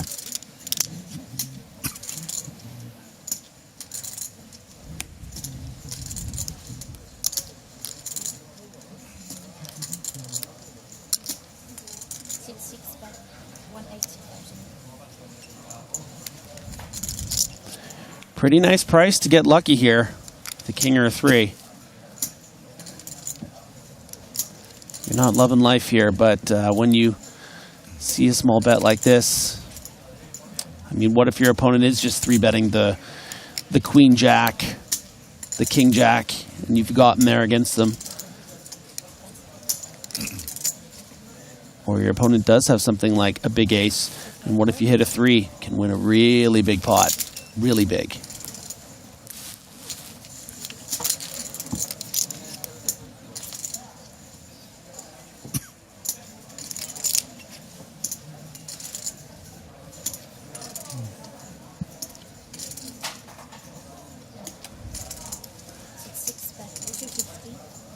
And I think this is, quite frankly, a really interesting window into some of the tactics that Afriat uses in these big fields, deep in these tournaments. I mean, these bets are really, you know, trying to suck in Farid. They're very irregular, right? We don't see this kind of stuff very often.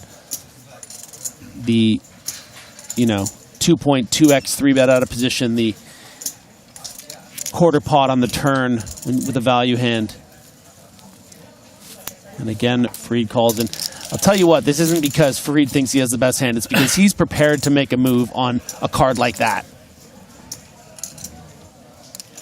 Board just got straightier. So Afriat having 3-bet pre. Continued flop for 180. Barrel turn for 250. He's loading up to bet the river, Griffin. I would caution against it.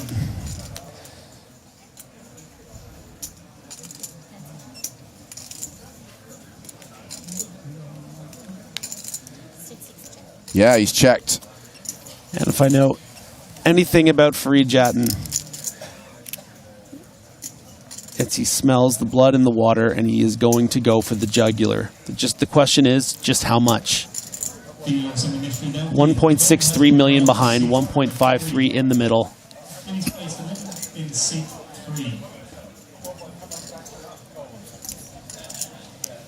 Certainly plausible that he has 4 in his hand, something like an ace-4 suited. But you know what? He doesn't go for it. And maybe it wouldn't have worked. I was sure you were shoving.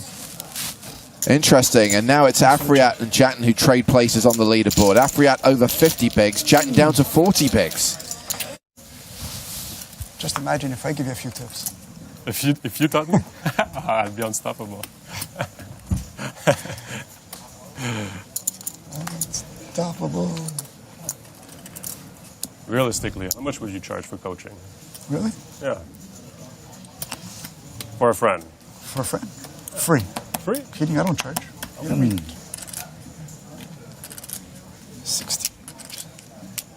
Afriat opening under the gun with ace-10. 160. 6 raise, 160,000.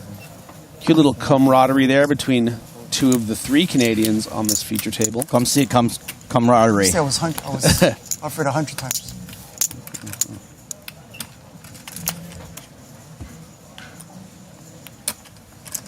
Uh-oh. They were once friends. Until... Oh, boy. until the they both shortest had friendship ever. Yeah, until they both had big cards, and then they stopped talking, and they started gambling. Now they're going to let their chips do the talking. That This is summer. A call from Houdon in the cutoff. Action is now on Peter Jorgner on the button, who's got a great hand to squeeze with.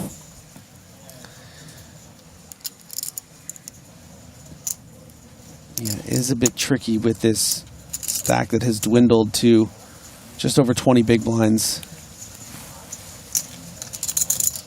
Difficult to put in a squeeze for, 6 big blinds. And then be left with, I mean, it would probably work. Cacao. He's going to do it. 3 bets to $500,000. This is nice. This is real nice. This is real nice sizing, too. It looks very strong. You don't expect Udon to be trapping very often here. And you have an ace blocker, so it makes aces less likely. And Afriat's getting squeezed out here. 2 of the last, let's say 3 or 4 or 5 hands here. Opening a pretty decent hand and getting squeezed. Taking time today. Took time yesterday.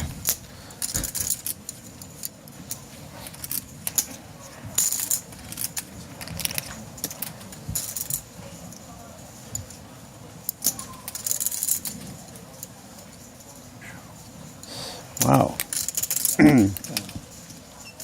Surprised to see him. I mean, this is probably just more part of the act a little bit. He's folded the ace-10. And Hudon's folded the king-queen. Yeah, you just, it's just I so... think it was one, actually. This time I think it was one. Yeah, because it was 6 seconds before the second one. Yeah. We can see Jorgna had ace-5 and be like, oh, come on, let's see a flop king-queen suited, but that particular hand is such a trap in these 3-bet situations where the range of the 3-better is that strong because you don't want to be up against those ace-kings and those aces and those ace-queens. 2 time banks. 2 already. There's Peter's partner. 3 time banks. 3, yeah. Sure, right? I think I'm getting overcharged. Yeah, this time they were trying to pay. They saw the last time they could charge you 2, and now they're like, yeah. 80, huh? 80. It's my last time folding. Just to let you guys know, it's my last time folding. I'm here for it. Your last? My last time fold. Promise? One more time, please. Promise. It's my last time fold. I left you off the hook. I'm going to call the cops in 20 minutes when I'll see. I got How robbed. many times you heard that one, Barney, yesterday? A couple times. Okay. Hey, listen, I'm a man of my word. I said I'm not going to stop. I didn't stop. Today I'm not folding anymore. Oh, we know you're not scared. 7 folds. You promise, yeah?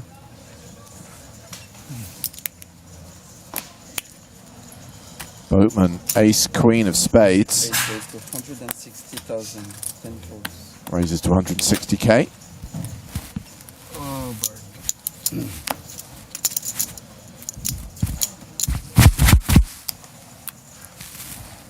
Udon with ace-10 of clubs. Yeah, another suited near premium. Oh, boy. For Elliott here.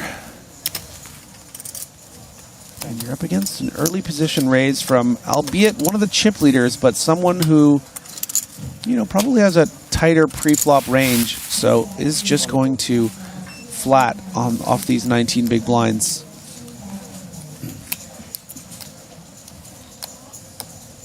Jorgna with Jack-7. Not sure you're going to get away with it 2 hands in a row. No. Ignore this one. Finally got you.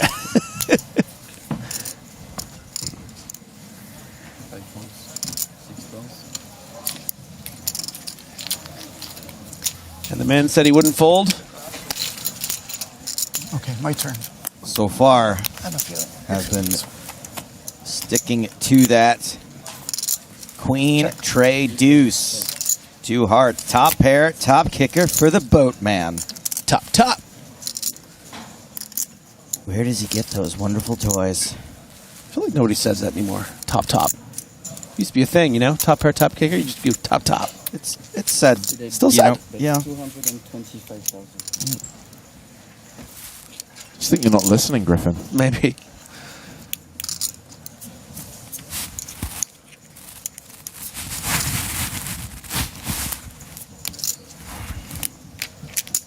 A lot of synthetic fabric causing problems today.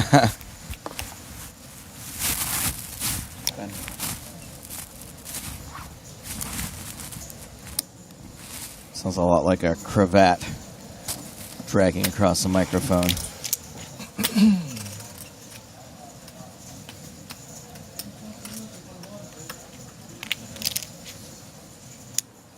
Don't do it, Elliot.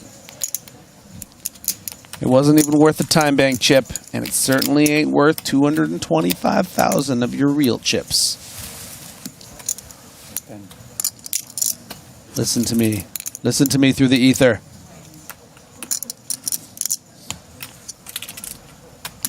Also, the sunspots it would have to go through to go back in time. Elliot folds. Eric folds. They make you work for it, yeah, don't they? Barney chips up. Back over 8 million. Guys, can I just make a little prediction here? We're going to have Afriat versus Boatman? I think Yeah. this is the hand that Afriat snaps. Hold on. He's been on his best behavior. We got Jattin loaded up with pocket trays. He's been on his best behavior. Hey, Jattin's not getting this pot. He's been on his best behavior, but this might be, you know, if Boatman comes in with a 3-bet and he has this beautiful Jack-10 suited and loses his pot, I think the mask comes off.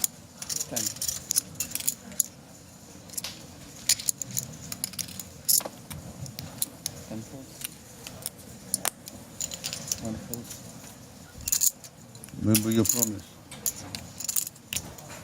Remember your promise. Of course, referring to not folding today, and there it is. 475. Stays true to his promise, calls the 3-bet, and we are going heads up to the flop. And 1.15 in there. Ace, king, high, still the best hand. Oh, can Barney just station him with not even a pair this time? Well, Barney has the betting lead here, but Afriat is considering leading.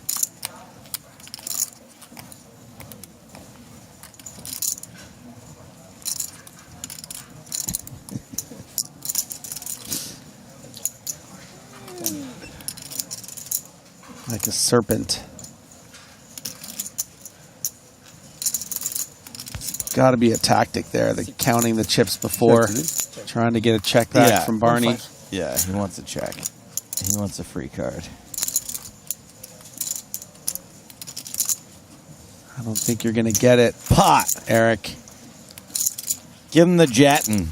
Barny Boatman says checks are for the bank. Going for the huge bluff, huh? Like This yesterday. is my boat, man. Figured out your game. You made the same move yesterday with the 5-9 of diamonds. Remember? You pretended that. Damn, I was hoping you hadn't seen that.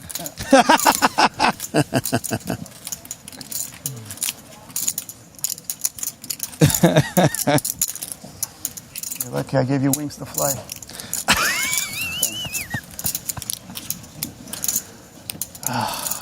Regular Bette Midler over here. I mean, he's playing a great villain. You'll see it in 30 minutes anyways.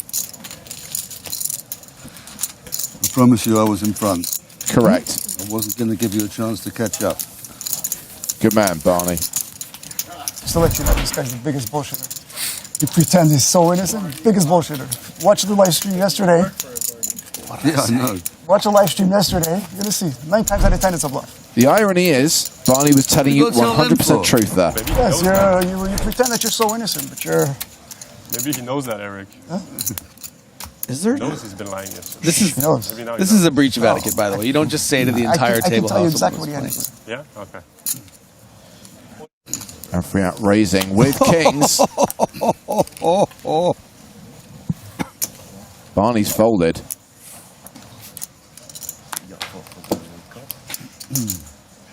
Action is on. Elliot Houdon. Told you, don't raise because I'm not folding this time. Now it's I round said to it Peter Jorgner on the button. Take your time. Is she? Oh, she's okay. Jorgner with ace-6. By the way, that screaming we heard, yes, is someone pulling a 25k prize in the €500 mystery bounty. Nice. Hell yes. How did I? Oh boy. Oh no, is Hansen going to lose 2 in a row? 1-4. Well, maybe we can count it exactly. $1 million. Another spot where Here's You know, one. Hansen has every license to just shove for the effective stack of Almeida's 10 and Afriat's 16. 1.510 total. And we're going to see a big run out here to close out this level. I'm on it. Oh. Call.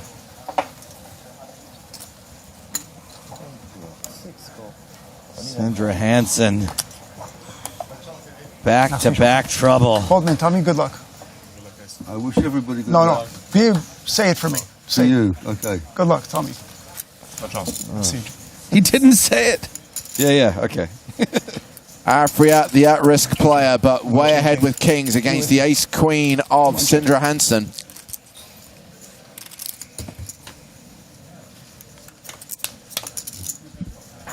Boom. Queen high flop, which means Afriat has to fade aces and queens now. Queens have not been good to Hansen. 7 of diamonds. Calling for cards when you're ahead. Classic. Ace of hearts. 4 of diamonds. 4 cards can eliminate Eric Afriat. An ace or a queen. 7 of diamonds. He rivers a set and doubles up. 2 short stacks have just doubled up through Sindre Hansen. Afriat now has close to 40 bigs. Hansen's dropped down to 50 bigs. We're fighting. We're fighting. Elliot, it's the only hand I saw in 2 hours. Believe it? Technically, it's the only hand. It's the only hand I won. The only 2 hands for 2 hours is the Who's big he blind. talking to? A dealer? Elliot, C1. Merci, champion.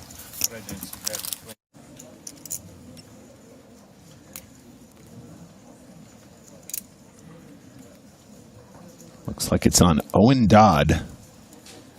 7-4 of the offsuit variety.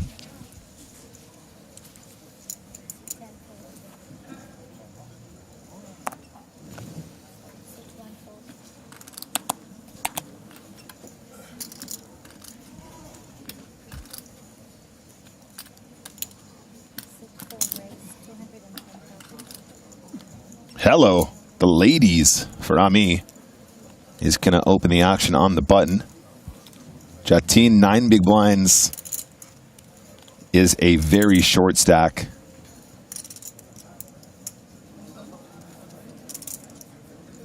So hands like Jack-9 suited are actually not a ridiculous 3-bet jam from the small blind versus a button open, but as you get shallower, James, you have a lot less fold equity, and he is going to pull the trigger here. I do think that this move works more often and slightly better when you're deeper. Looked like Ami was already chuckling to himself, James. Still got the big blind to act. The chip leader, well, he's folded. Bearer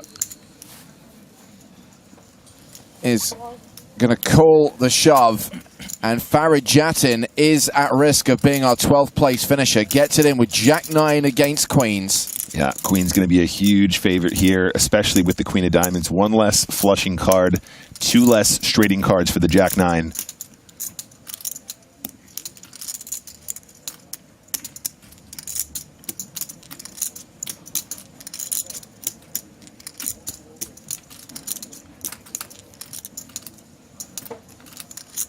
$9-6-6. A little bit of hope for Farid Jattin, as in 2 outs. So you're saying there's a chance. With the paired board, the jack doesn't work for him.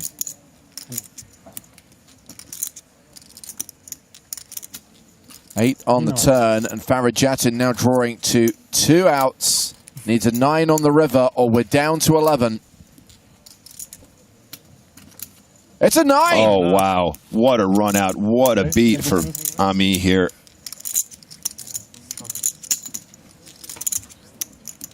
Okay. Is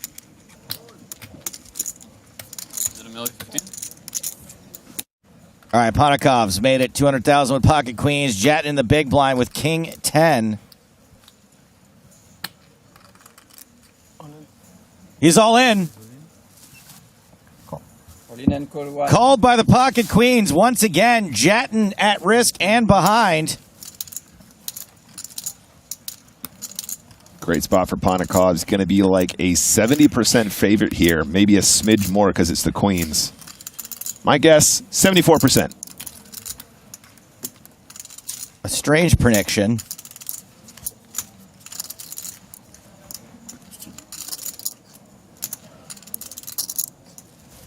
Oh, so close. 75 in this particular case. Almost nailed it. 9, 6, deuce, 2 clubs.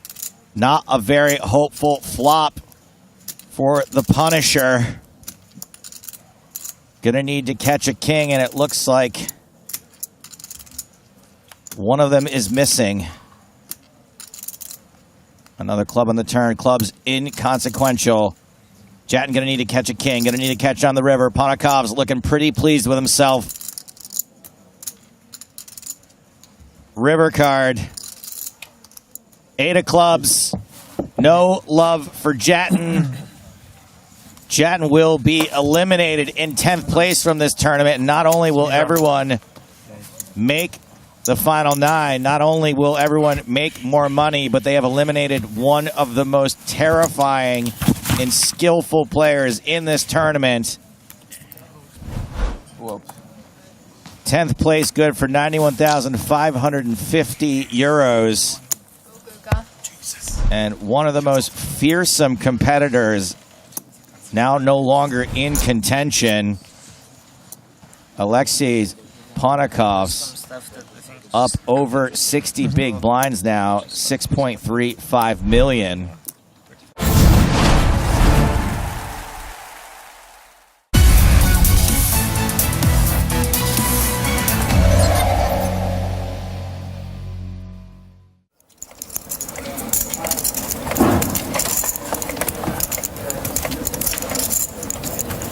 All the remaining players now at one table. One more elimination until we're at the official final table of 8 50k, 100k blinds. Okay. Pachechi. It's Tony. Pocket sixes. This is a hand I remember very well.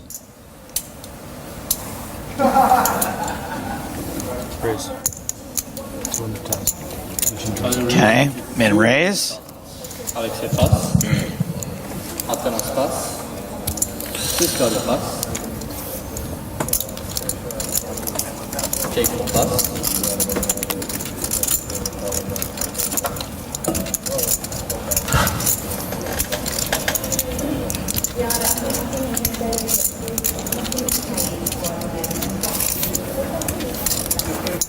So folded to Livbury in the big blind.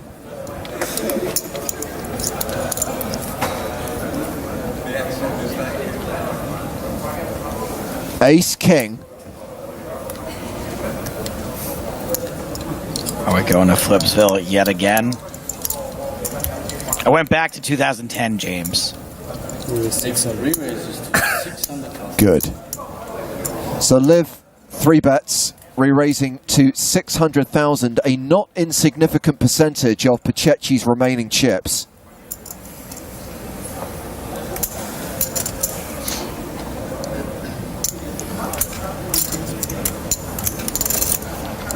We already know this dude doesn't like to play post-flop. Wow, he's going to play post-flop. He calls. Hi-ho, it's off to work we go. Get your pickaxe, it's set mining time. And he flops a set. 9 of hearts, 10 of clubs.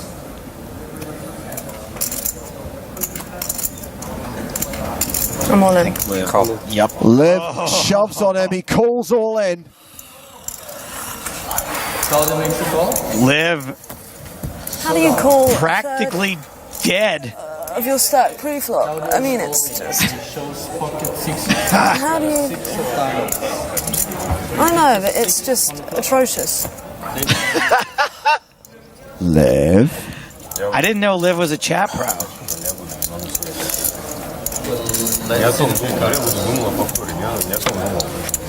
It is kind of atrocious. Come on. Come Come on, please. Actually, that was maybe the best turn in the deck for Liv.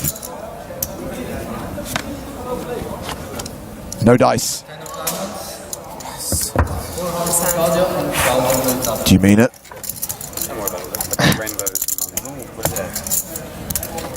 I don't think she meant it. Don't think about what How do you call? What do you... It looks like 5-8. Would you, if I just shoved pre, would you have called? Well, yeah. If I just pre-flop? Pre-flop? Mm-hmm. See. Don't know? I'll see. No. He is not. Huh? He is not. He's not? He is not. Oh, he is not calling pre? No. Well, I was trying to get value. He is calling. Everyone is fold, but he's calling. He's brave hard. Everyone in the world is folding. As we come back to the final table of EPT San Remo from April 2010, we see the Pachechi is open with 4s and Liv has ace-queen in the big. Very similar situation to the 6s ace-king spot, no? Oh boy, oh boy, oh boy. Oh boy.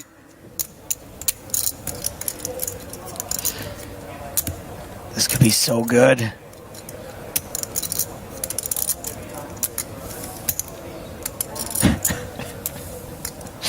Oh, Liv, what are you doing?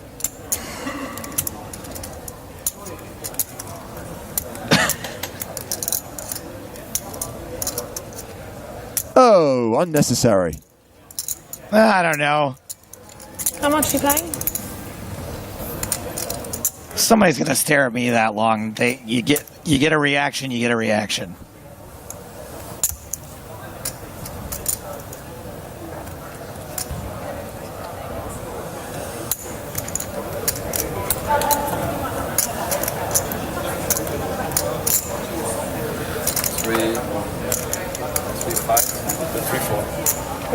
I'm all in. Okay. Liv decides to shove instead of just re-raising. He can't fold to her. I mean, there's a strong argument to fold. Well, it's all in to call. But I don't think he can.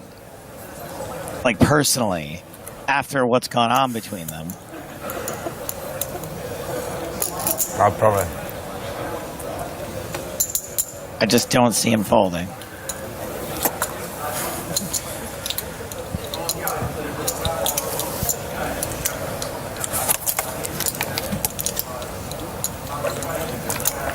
Ace king. Yesterday. Last hand. Pocket 6. I call. Oh, no. No. No. It was the day before. Pocket. Well, it's the same day for me.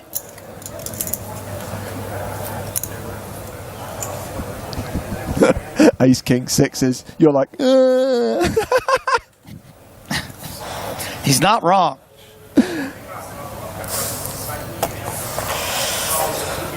Okay, I fold. Folds the 4s. Pocket 4. And Liv. Good job, Liv. You avoided a flip. Should re-raise from off the start. Yeah. Ace king, ace J, ace queen. Normal. If you go set Well, either that or I have an overpair team. Get it? Get it? 8160 the blinds. Good to know. Okay, so this dude, Michael Piper, I did run into him a bunch of times when I lived in London. Well, just on the street or in poker-specific places? No, like on the street. He was often on a bicycle, and he'd be like, "What's up, dude? It's Michael Piper." And every time I'd be like, "I'm sorry, who?" 950. Re-raise 950. Alexei, re-raise to 950,000. So Piper's opened with Ruben's lucky hand, 4-3 of hearts. But Ruben's got ace-10 and has re-raised to 950k. Now we have Jakob Karlsson with jacks on the button. Yikes. Feels bad, man. Raise, re-raise, pocket jacks. What do you do? All right, he's not at all troubled. Putting in a cold 4-bet. A sizable one as well, near enough 2 million. Gets Piper to fold. Action back on Ruben. 80,000. Small blind, big blind pass. Michael pass. Action is back for Alexei. This feels like an easy fold for me. Call. Oh, boy. Call. Well, James, 1-9. what about the desk?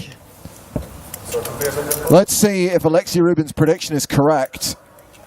No ace on the desk, but it is a 10-high flop. Alexei is best to speak. Check.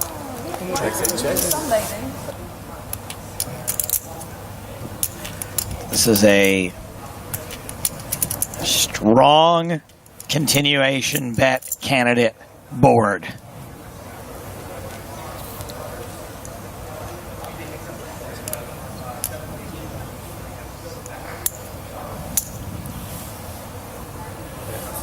Carlsen continues for 1.46 million. Somebody said I was chat proing because I said to fold the ace-10. You have ace-10, you're facing a cold 4-bet? Ace-10 off? Are you nuts?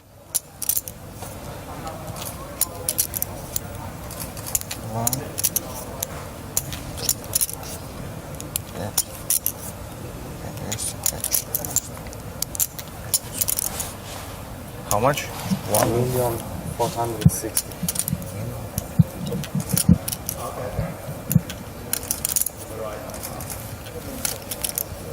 I don't see what you can do here other than just call. Pretty bad spot he's gotten himself into. Alexei Rubin lives by his own rules. And he decides to shove. Carlsen looks back at his hand, and HTC have to call, and you are ahead, Carlsen, by some margin. Ace-10, so pair of 10s, and Jacob shows pair of jacks. Let's see. I mean, I guess Ryben would have been ahead of a bunch of bigger aces. It's a queen. No help for Alexei. But One time, Slovenia. You've already used your one time. that's true. That's long gone. And on this occasion, no ace on the desk, as Alexei Rubin is eliminated in 5th place, cashing for 270,000 euros. How many chips does Carlsen have now? Some. Any excuse.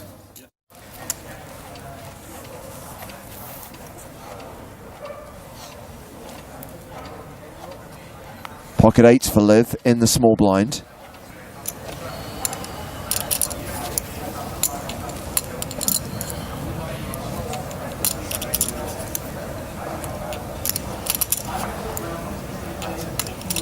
It's entirely possible these two guys have never even interacted with a girl before. This could be a new experience for everyone. It raises to 570. Raised to 575,000.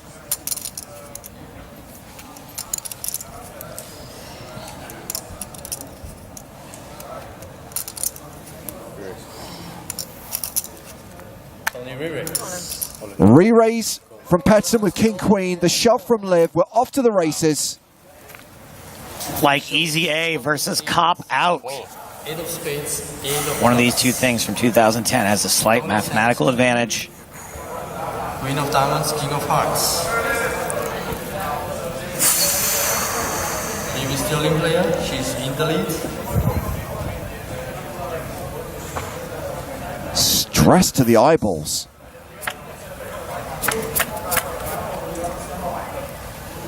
Flop comes. 8s are holding. Jack of spades. Look, most of the hard work's done after the flop. King or a queen. Queen is coming. Let's see the turn cards. 8. Queen. 8. Liv, don't call for outs when you're ahead. Bad stuff happens. Even if it's just to fight the outs he's calling for?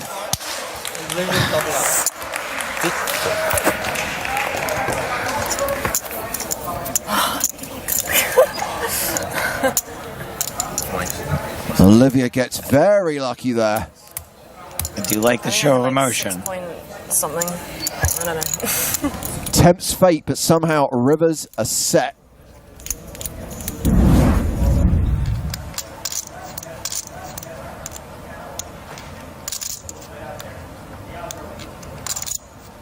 And now Liv with sevens in the small blind.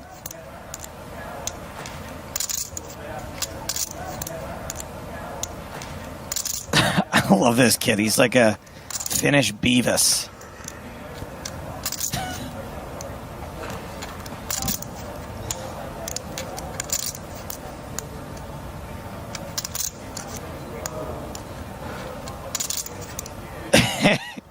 He keeps looking at Liv till she looks at him.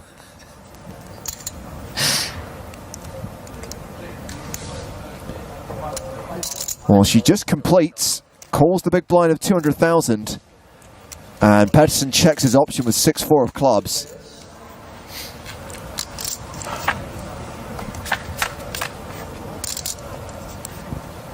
Oh wow, Pettersson flops a full house. Goodness.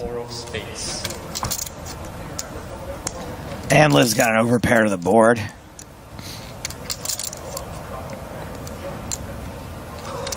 Man, oh man.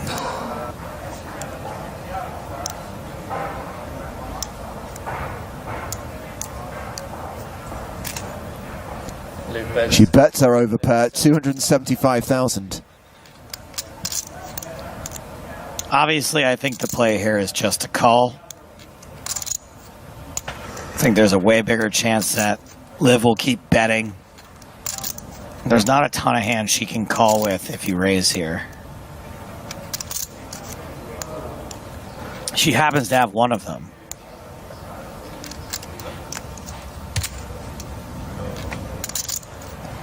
Well, Pettersson raises to 825,000.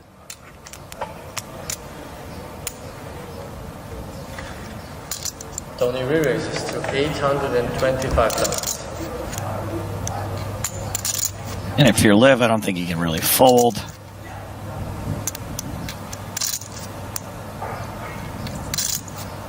All in. Call.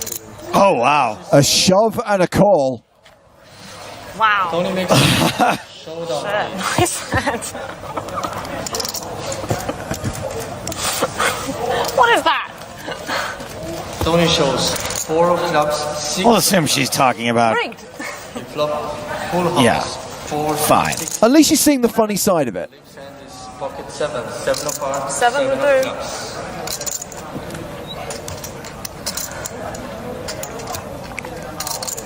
Is it always coming 7? No. Third card is an ace of hearts. 7. And the river card. No 7 on the river. Pettersson doubles up through Liv. At least she can say she lost with a flush.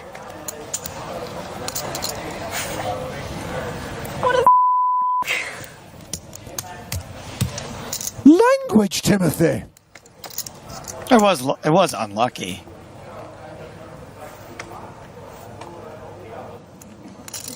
Blinds now 125, 250. Tony raises to 600,000. Check the plus. Pettersson raises the button with King Queen. Liv with pocket 3s in the big blind. A dead heat.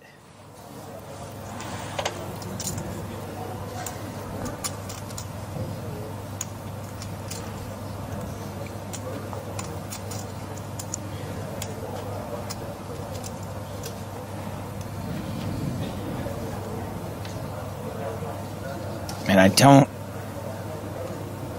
I think what people re-raise their small pocket pairs a lot more. Yeah. In this era.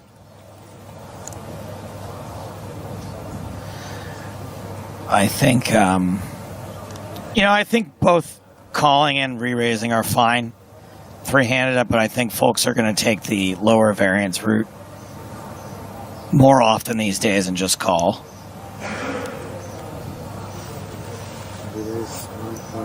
The re-raise is to 1.5 million. So a 3-bet to 1.5 million.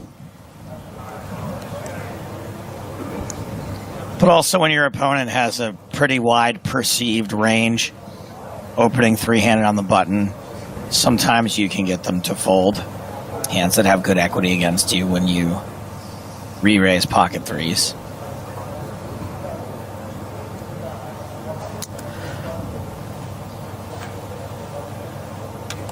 You know, you might get stuff like 7-9 and 10-8 and Jack-9. Those kinds of hands might fold.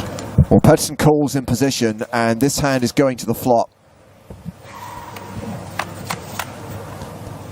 And there is a 3 on the flop and a king. It's top pair versus a set.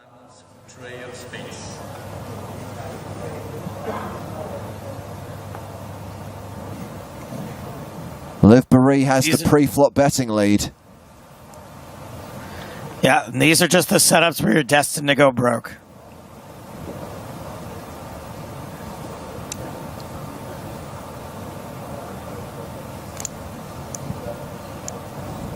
Or you're destined to win a poker tournament. Liv Barry continues for 1.5 million. Tony Pettersson loving the fact that it's a king-high board.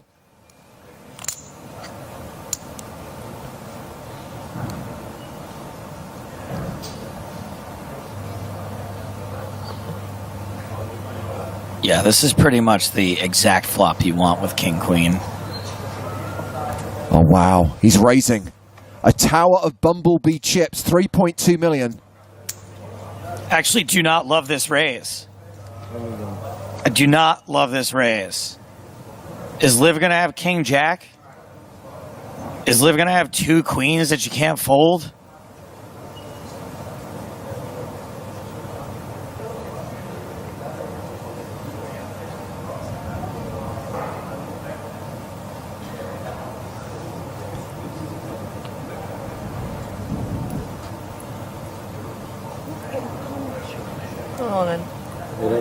She moves all in.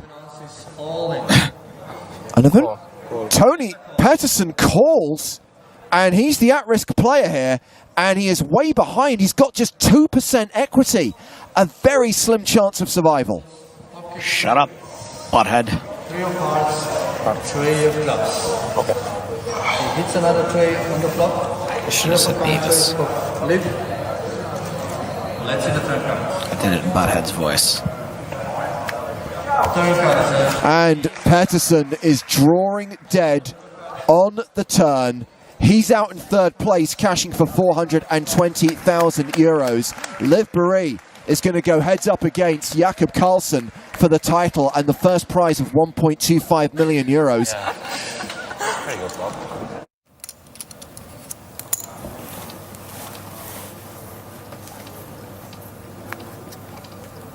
King-9 for Jakob.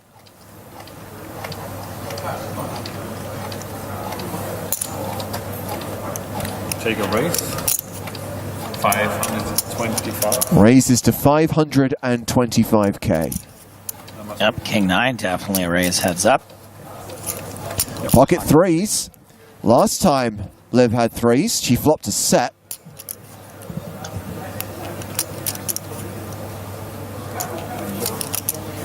Doesn't even need to flop a set, just needs to avoid kings and nines. All about dem crabs as she calls. And we go to the flop. Here's the flop. Flop comes 4,000. 10 for deuce. Threes are still good. Lift check. Threes are good and feel pretty good here. Karlsson would be raising lots of tens, but it's hard to make a pair. Jacob bet 600,000. Karlsson continues for 600k.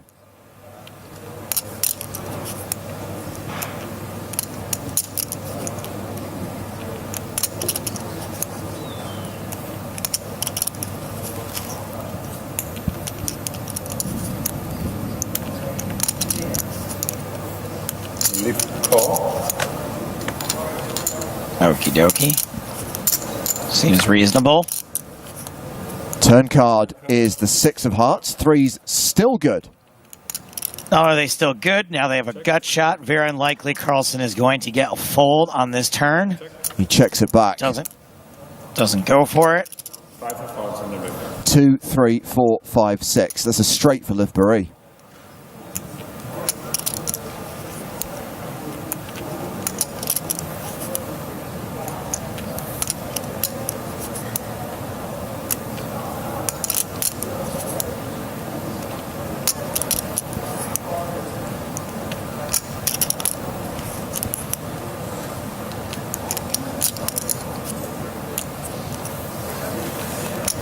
So she's going to lead the river. 2.2 million in the middle, and she's betting 1.5 million. Yeah, so even though we know she's unlikely to get a call from this, you can see there's tons and tons of hands that Carlsen would just check back. So yeah, leading here seems perfectly reasonable.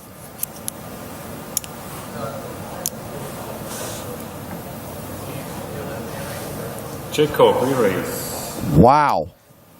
Carlsen bluff raises to 3.9 million.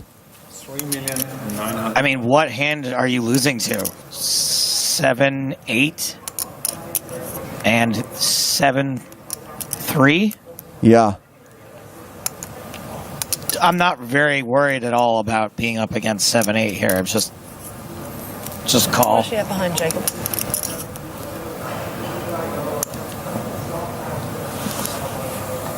I mean, I guess there's an argument for raising again, and maybe you get another 3 to fold. 9. 8-4. I don't know if that's part of the thought process at all. Even that 7-8's not totally out of the realm. I think I just call.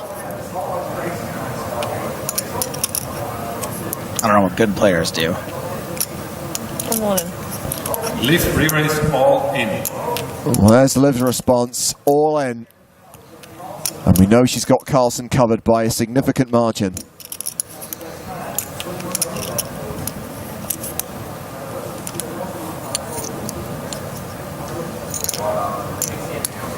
So yeah, sometimes you can get him in the fold to chop here. Pass and Liv takes it.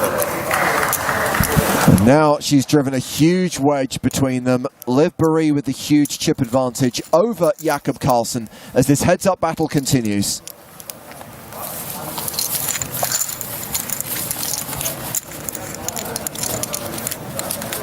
A469 says such a bad spot to bluff.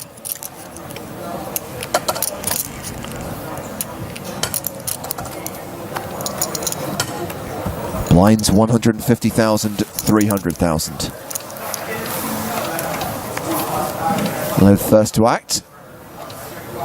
Pocket fives. Presto.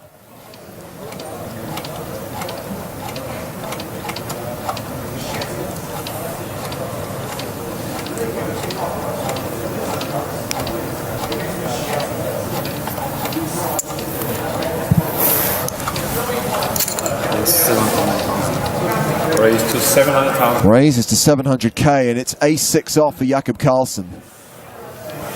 Jacob re-raise. He is all in for his last 6.35 million.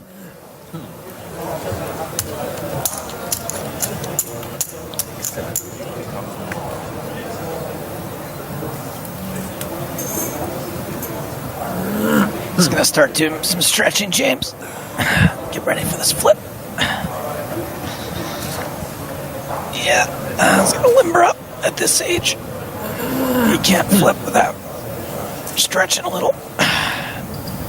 So you cause an injury. Cool. Liv Barry calls, and we are off to the races.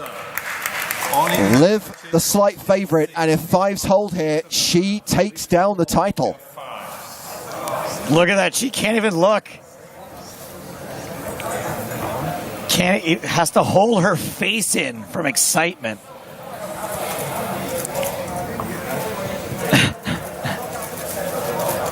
Ace of hearts, 6 of diamonds. Look at that. That drama.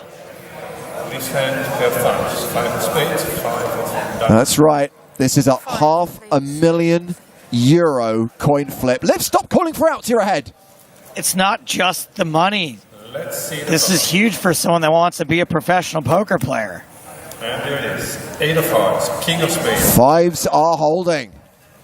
Liv is in the lead. I gotta tell you, losing this flip to a 6 is heartbreaking. 6.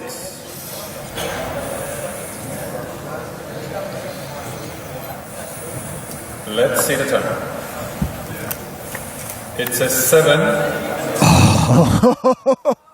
Jacob needs a 9, an ace, or a 6.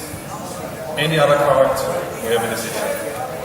Let's see the river card. Ace, 9 or 6 needed. It's a jack on the river. Liv Boeree wins. EPT 6 San Remo. Please give it up for our champion. Really well played.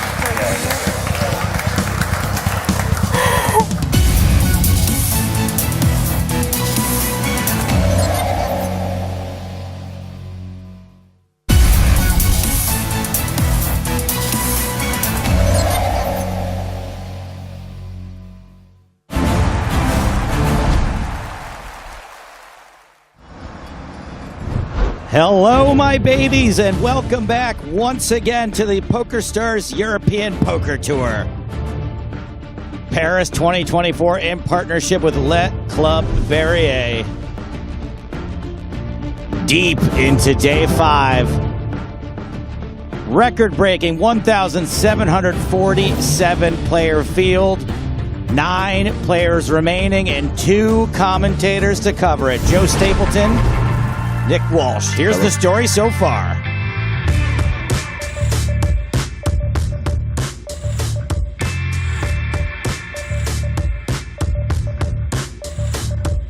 Francesco Del Foco inexplicably shoving 7-3 off into Hans Erlandsen's aces. No help for the Italian, and he was knocked out. Dimitar Danchev busted in 16th, meaning there will be no 2-time champion. More eliminations followed, mainly from the outer table. That was a lot of them. Heartbreaking, but it was Farid Jattin who went out in 10th, taking us down to 1 table of 9.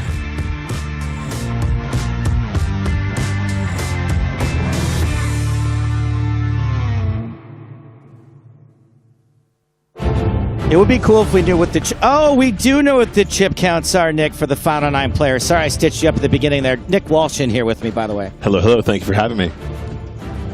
2 short stacks. That is the main story right now, I would say.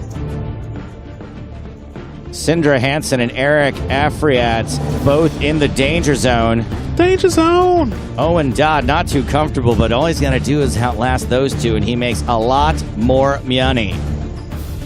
Ami Bearer, Barny Boatman, Peter Jorgna, and David Kaufman, names we know very well. They're your top 4. And we have finally reached this pay table. We've been looking at it for 5 days. Everyone now guaranteed $119,100. And look how big those ladders are. 35,000, 45,000, right? Now, something in there. Math is hard. Almost 50,000 from there. 60 after that. I can do that one. And they go up and up and up. The aim today is to get down to the final 6 players. I think we'll get there. We've got to finish around 11, 11:30, but that's 2.5 hours from now. It should be enough time to send 3 people home very, very unhappy.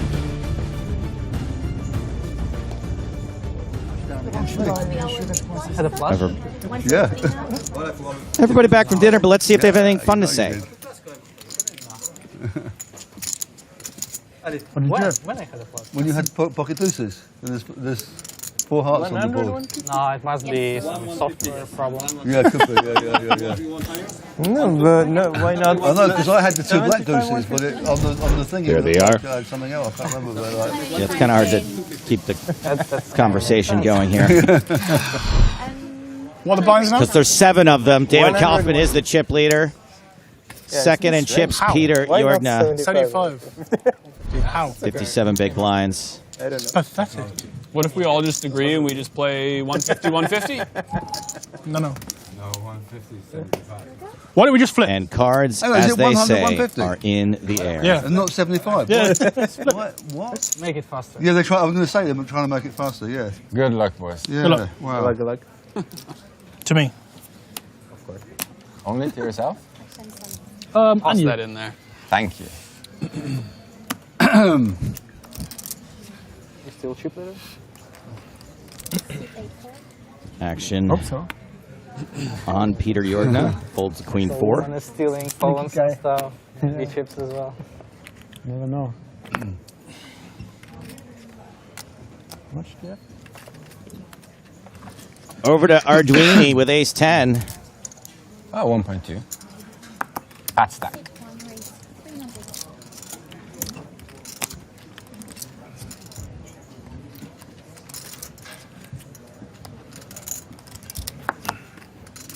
I've seen some comebacks in this tournament. What brand is that actually? I like this color.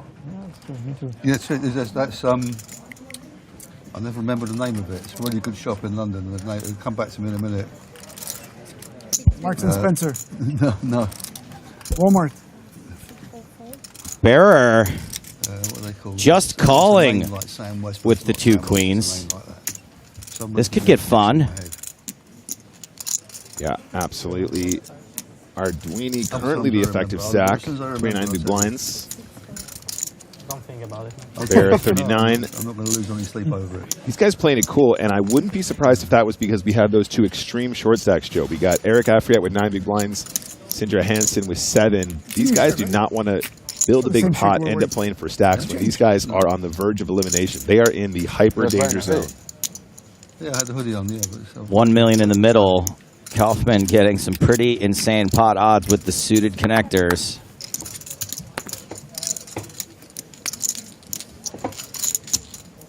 And we're taking this flop 3 ways. They gave you the candy, remember? King, Jack, Deuce, 2 hearts. Playing with him for 3 days. Terrible looking card for the queens. Doesn't actually connect with anyone. We know making that gut shot's going to be pretty hard. Yeah, I wouldn't be surprised to see a very small bet from Arduini or just a check. King, Jack, Deuce, when you've got a player calling in the hijack, is kind of gross. They are going to have some King, Queens, some King, Jack suited, that kind of thing. But you can continue into 2 players here, no problem. The C-bet is acceptable. The check, I think, is also cool, especially, like I said, with those shorties in play and on the verge of gambling for their tournament lives.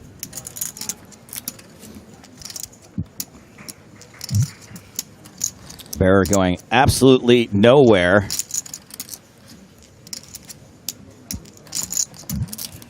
Elkanut's reminding us that Bearer also flatted ace-king suited pre-flop in the last hand before the break. All you need is for the board to cooperate with you when you play it like that, but is that too much to ask? Bither asked, what did they eat? I'm going to guess food. Thank you for your question. Yeah, it's a solid guess. 7 of spades on the turn.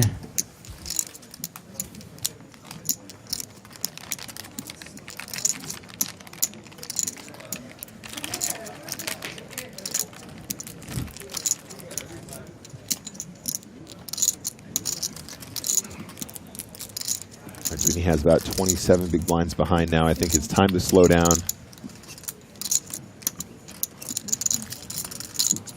Ami is deciding, is this guy going to check a king on the turn? Really? Looking out into your bearer soul. I think just a small bet from Ami is great here. But I think checking is also totally cool, given the fact that he will just have the best hand a ton of the time. And if his opponent does have just an airball bluff, doesn't have to defend from too many combos here. 4 of spades, very bricky, Joe. Yep, you don't have to worry about too many hands getting there with that one, do you?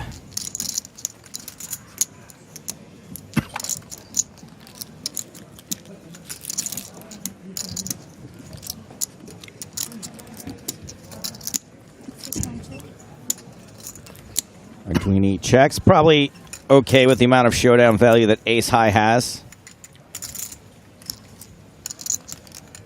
Nah, I think there's value bet now, Joe.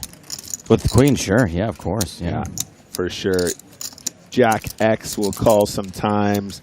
Pocket 10s might call sometimes. Pocket 9s might call sometimes.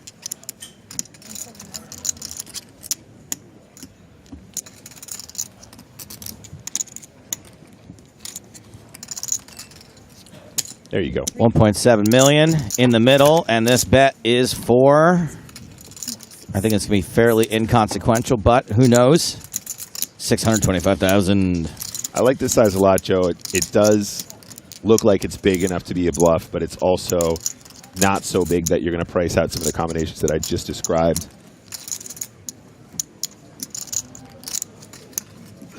I don't think Arduini can really check-raise bluff this river, especially not with this combo. There's not really a lot out there that would love to check-raise bluff that wouldn't just barrel 3 times. You know, King-Jack probably just barrels. King-Deuce probably just barrels. Again, King-Deuce probably not going to be in that range at all in the first place from that position. Maybe like a King-7 suited probably just barrels turn as well. Again, a little bit on the wider side given the fact we have some shorties and there's ICM pressure on these mid-stacks. Anyway, Ami Bear. 7.3 million, 48 big blinds, looking good. Do you think that David Kaufman is mad that he folded? Oh, hold on. That was kosher, no? I don't know. It's like 3 seconds. Oh, fuck, you're coming after my time cards now. Oh, my. You want me to start announcing, huh? Are you saying you like my voice as much as I like your rather aggressive nipples? I think they're fucking popping, dude. I don't know. You're beside him, so maybe you don't. It's a side glance? All right, anyways. As a guy who's often protruding, I would not like to be called out like this. Wow. Uh-huh. I mean, you think I should pay a time bank? Yeah. That's a complex You per really life. think that? Yeah, I wouldn't say. That's a great deflection, by the way. You think I have a time bank? What about your nipples? No, I don't care. Not pay attention. Barney, it's okay if you're turned on a little bit. Don't worry. I will announce, though, in the future. I'll avoid fold. I think his point is that he had mentally folded. He just hadn't pushed the cards I won't in do it yet. again, you know? Amazing. Was not expecting that on the final table. Well, congratulations on your promotion to tournament director, by the way. Just make it Yeah. To be honest, I don't understand any word you said. Oh, that's such a smart move. I was trying to be. GTO play. You said something. Joe, the metagame on this final table is absolutely out of this world. Same, I kind of missed like maybe 30% of It's for the best. But you could feel that he's Ami should start There was speaking, some kind you know, vibe. Yeah. Russian or something now. Just to really Just level translate up. it to him, yeah. Just to really level up. Kaufman's limped in with 5 deuce, king 4 for Ponakovs. Extra 10 minutes made a big difference. I was going to say it was 10 minutes too much. Yeah. I'm going to complain to the floor. I'm sitting around waiting for you lot to come back for 10 minutes. Next time, chew your food. You think Barney's What? excited? First guy back from dinner break. No, I injected it. What else was he supposed to do once Jeopardy was over? Ponakovs flops best. Just relax. Talk to I everybody. look forward to that. It happens to me all the time. Kaufman checks his 1% equity. Back to sweating. Back this way.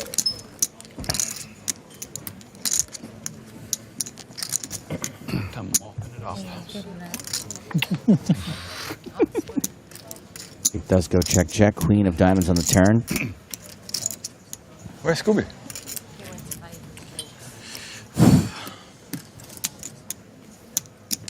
What the heck? Brandon, you were supposed to bring the beers to the booth, not just send us a picture. I don't know what booth that is. Back to the poker. Sorry, I thought I was muted. You saw. Kaufman checks again, this time with 0% equity. Who got the trash? We're both being very honorable gentlemen in the whole exchange. Okay. Jack of spades on the river. Pair of kings, still the best hand. Kaufman with a hand that a lot of folks aren't going to show down, but hasn't really made any sort of effort toward this pot.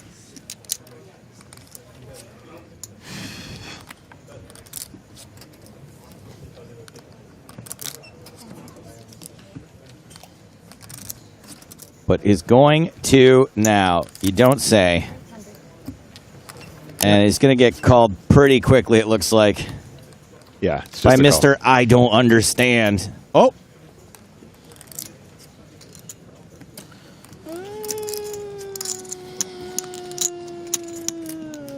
Come on, I'm running out of breath. Was that you? I thought it was on the table. That was me.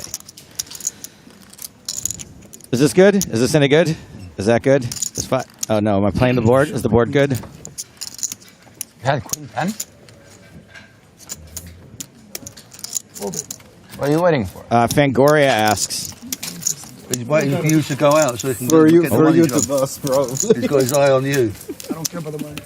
You don't? It's the last thing on my mind. Yeah, it's not. That's I don't care about the money. I'm a trophy guy. I like trophies. If you and me end up heads up, don't know I can what take they the were money, you saying. get the trophy with me. 100%. Can we shake on that now? Let's just see if we can Both of make them. it to You the throw me next the whip, I throw you the idol. I think I just like. What's the deal? Why we're at 10%. Except in this case, the whip is $1.2 million.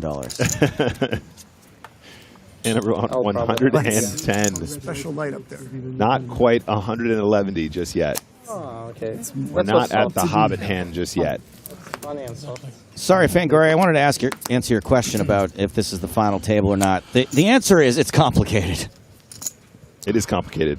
I know this is going to sound crazy, and if you're new to poker, this is going to turn you away forever, but I got to be honest. It's the last table, but it's not the final table. Our final tables don't start until they're 8-handed, so technically it's not the final table till one more person goes broken. I know it's ridiculous, but that's the truth. It's the unofficial final table. And Afriat has a hand that's going to be all in here. Pocket jacks, total of 9 big blinds going all in there from the hijack. Kaufman with ace-8 and all of the chips does have plenty of action to act behind. Hoffman, you have enough chips. Fold one time. Oh. 1-4. Interesting approach. Multi-way pot, sir. Still Multi-way pot. lots of action behind, yes, in case I have to say that.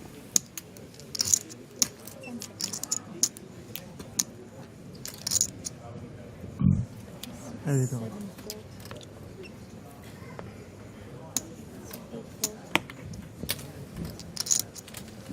Does fold. Jorgen folds big blind, and that will be a pickup for Eric Afriat. Pick it up without having to see a flop, a turn, or a river. Thanks for folding, buddy. I'm happy about it. And now, your 111th hand. You won't win the tournament today. Or you're winning the tournament tomorrow. So you did hear what he said. He explained. He explained it, okay. Yeah. Your speech still no. Fine. Yeah, I don't know. Look at this rail. Any of it? Kind of like 50% maybe. I was hitting on you, if we're being honest. I get the vibe. I can explain later what actually. You think about it. You should really be flattered because he blew me off when I tried to hit on him. I mean, when I say blew me off, I mean... You mean I didn't, and that's the problem. Yeah. What a final table we have here, Joe. But I knew he did it with a heart. You know? That's fun. Yeah. It comes from the heart, I know. You'd think that a final table with over $1 million on top would be serious and stuff. Who says we're not doing enough to attract women to the game? More nipple talk. But you know, you guys are just talking. He hasn't spoken for 2 days. I don't know what he had. I don't know what kind of alcohol or how many Red Bulls you take before dinner. But you've been very quiet. 300. It's a good, like I'm saying, you've been quiet, very quiet, relaxed. Panikos 40 bigs, repping Latvia. Relax. Gentleman. Quiet, I don't know. Always in a good mood. I'm only like 6 out of 10. Presto in there. Barney with ace deuce. Has Ponikov's covered. Doesn't necessarily want to get in a huge confrontation, however, with 2 very short stacks. Gonna have to flop pretty good to continue in this hand. Deuce of spades might not be good enough. Barney first to act, checks the pocket fives, which are the best hand.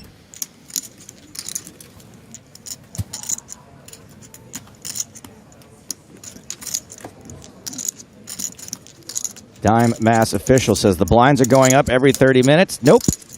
Thank you for your question. 150. Ponikov's going to want to put in a real small continue here. 150 sounds small enough. Is that small enough for you, Nick? I love it. I love it. Don't need to go big here. Boatman does need to continue with a spade, though, for that price. 7 of diamonds puts a gut shot draw out there for Ponikovs.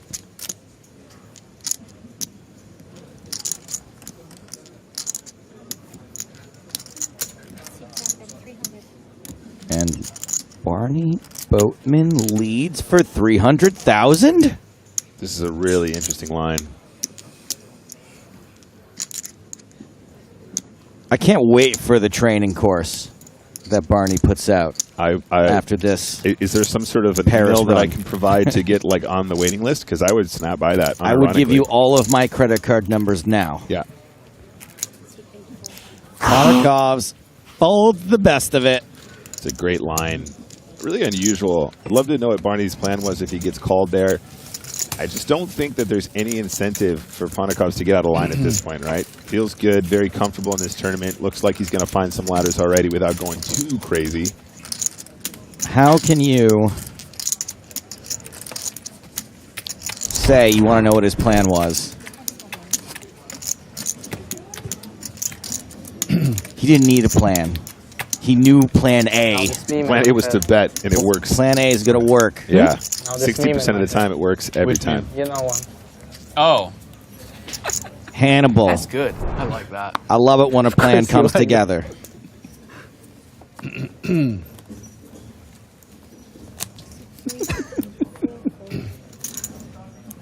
But I'm next to you. I'm next to you, not the one. Pocket kings for Afriat. You could say teamwork. Kings are a good hand, Joe. Top 3. Top 3 for sure. Top 3 starting hand. Debatable top 4, but top 3 for sure.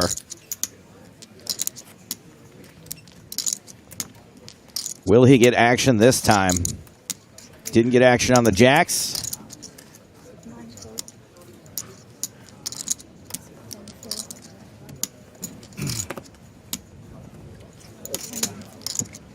That was crazy. That somebody's going to get excited. Maybe because I screwed. Again. Wow. All right. I think maybe that dinner break was a little good thing for me. Must be nice. Yeah, Indian food. Tikka masala chicken.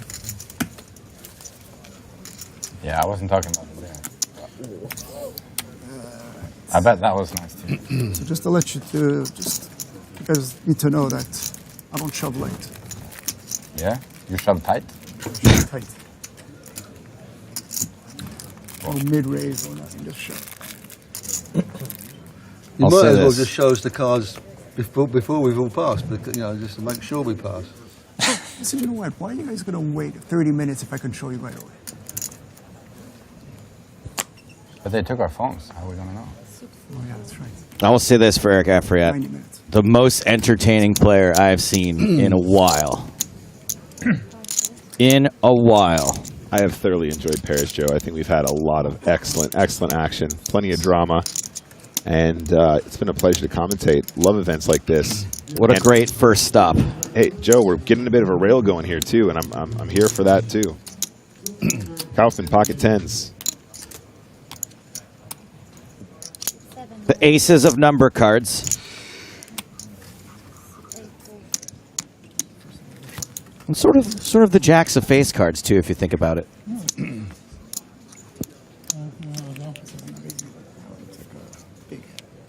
Pocket sevens for Peter Jorgna, last year's runner-up in this event. Yeah. These are the two biggest stacks at the table. Jorgna calls. Nick, would it be an absolute disaster to get into a massive pot as chip leader with the second chip leader and as second chip leader with chip leader? Wow, wait a second, Joe. Joe. My goodness. Now, the jacks are the jacks of face cards also. And that's what Ami Bearer's got. I would agree with that. Is it a disaster, Joe? The answer is absolutely yes, but this is shaping up to be an even larger disaster depending on how the pre-flop action goes down here. Ami's going to take his time here, Joe, because like you said, these are some big stacks going to war potentially here, and I don't know if they're going to want to play this really aggressively pre-flop, or they're going to want to keep it cool when they got two shorties on the verge of gambling for their tournament lives. Wait, aren't you just going to print here, though? Aren't you just going to print? Honestly, I would Can't risk it. I would Can't be very risk it. tempted, Joe, but I think ICM dictates you're allowed to be a lot more passive here as well. Okay. ICM, of course, meaning that we don't want to go broke before the shorties go broke. You're leaving money on the table. So we take the cautious route, and it comes Jack 10 deuce, set over set. Bring out the stretcher. Joe, this is about as nightmarish as flop comes. Kaufman, chip leading, final table, EPT Paris 2024. Barrer, 45 big blinds, can put a huge dent in Kaufman's stack potentially. And there's just no way that these hands are not going to get all the chips in unless something significantly changes here. How does Peter feel? In a multi-way pot with pocket sevens here, I don't see him getting past maybe this first bet. Might float here once just to see what happens on the turn, but you never know what the big blind's got. Oh, the worst thing possible would be for him to hit a set on the turn. Okay. Again, nothing against the call here. Sevens absolutely can be the best hand against that really small continuation bet from Kaufman. Continuation of 300,000 into 1.15 million. So not a lot more to call, and I appreciate this call from Jürgen. I think this is totally fine so far. Does Bear want to raise right now with top set? When it goes raise call, kind of, right? You're going to get action from someone, diamonds. right? You're going to get action from straight draws. I would be surprised for him not to pump it up right here. You could make it like 1.2, 1.4. How about 1.4? Yeah, I love it. I think this makes a lot of sense, and you'd probably be kind of silly not to try and put more money in here against those hands, but little does he know he's got about 90% as we speak. I can't believe this. Kaufman now looking at a pot of 3.1. Certainly will not be leaving this hand anytime soon.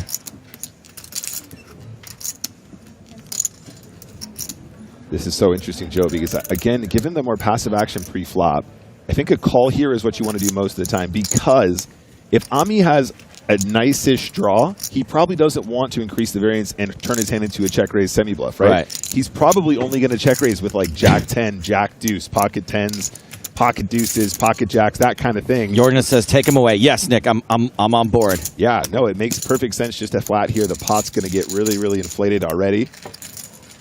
4.25 in the middle, going to the turn. 6 of hearts is that turn card. There it is. 4.2 million in the middle. Bearer, first to act, knows that Kaufman has got something pretty strong to have withstood this sort of action. Yeah, Ami's just got to carry on here. Maybe 2, 4, 5, 6, 7, 8. Needs to be a little bit more to make it less than... No, never mind. I take it back. Bar is the effective stack here. 5.45 mil.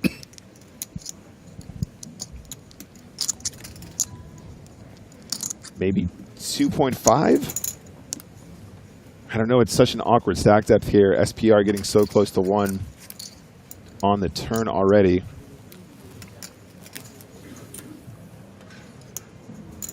You think he's still thinking about nipples?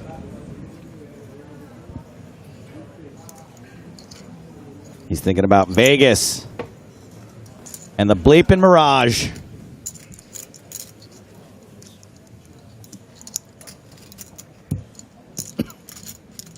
How big was it? 75. All I heard was 75. Give me the number. Give me the digits. 2.675. I dig it. Oh, baby. Green? 3 green stacks? Yeah, it's time to figure out how much is left in the effective stack, and that was about half of it. Kaufman's just all in here, Joe. He's going to get it on the turn. I don't think he's going to want to mess around now that we've got most of the chips in the middle. There's only 2.7 behind. Even if Ami folds this turn, if he folds any equity at all, you have won an absolutely ginormous pot.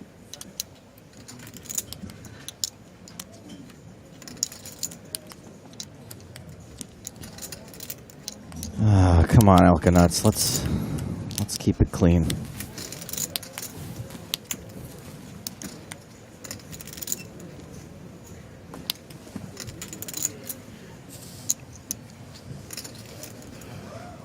Call. Just a call. That's going to leave Ami with like an eighth of the pot left behind. Math is hard for me, Nick. A quarter pot. If I keep saying numbers, I'll get there eventually, right? It's a little bit over a quarter, yeah, but it's close. Okay.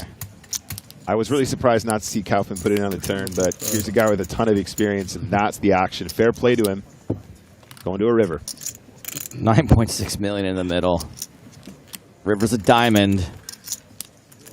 When you just get called a couple times, are you at all afraid of diamonds, Nick? I don't know. I'm not sure. Like I said, you think it's like it can't be a diamond draw because it just seems way stronger than that? I think the way the hand was played, I think he's going to have a lot more strong hands here than he's going to have draws. Sorry, I'm talking about Ami here when he check raises that flop, given the circumstances.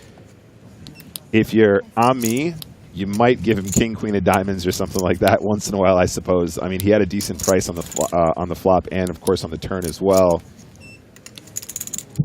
Does check. Oh, my goodness.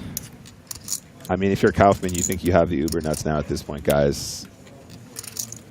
It would be so weird for Ami to do this with diamonds and then not put a quarter pot all in on the river, right, once he actually hits it. Right. It's like it's practically a check. It's literally a check.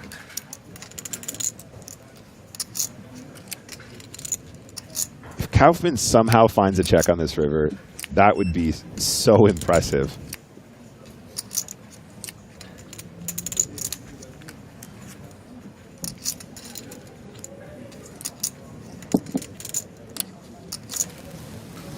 This hand is sicker than me and Hardigan have been all week.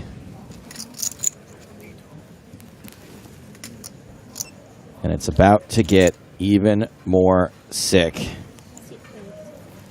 2 stacks.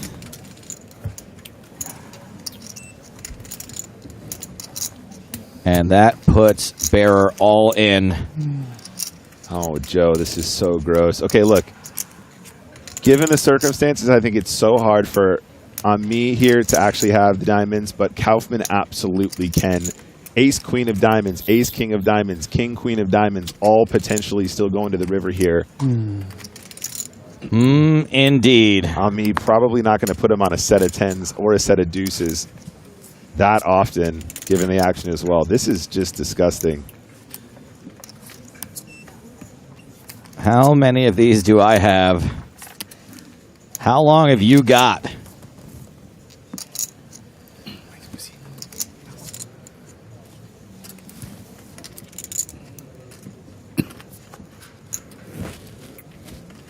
A lot of opinions flying around.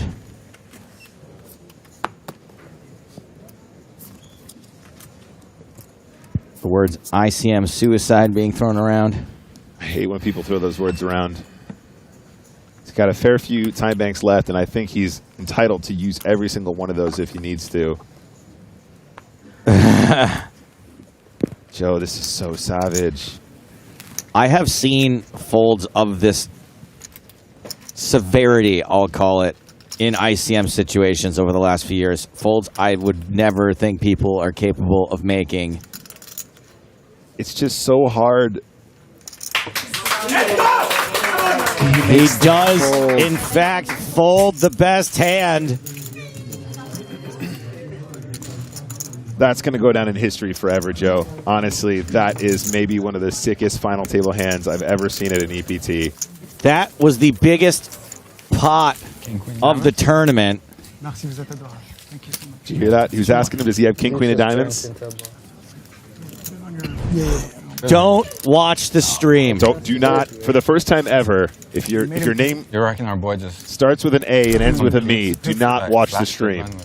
What's that pill from Arrested Development that makes them? Is it a forget me now? It was a forget me not or forgetsy or something like yeah, that. you're gonna need a whole bottle of those. Oh my days! That's the kind of thing like in Spider-Man No Way Home, they would go back in time to change that or make the world forget it. You know what's crazy about that, Joe? Kaufman absolutely thinks that was a value shove on the river. Does he? He does. Okay, I was going to ask that question. There's absolutely no chance that he was doing that as a bluff, which means he was calling on the turn so that he could shove the river for value, given the right conditions, and I think a check was definitely one of those great conditions that he was looking for. And he thinks he was shoving into aces or kings? Or I keep getting similar maybe hands. They're very easy to top play. and bottom That's or what something they like have going that. for I don't know.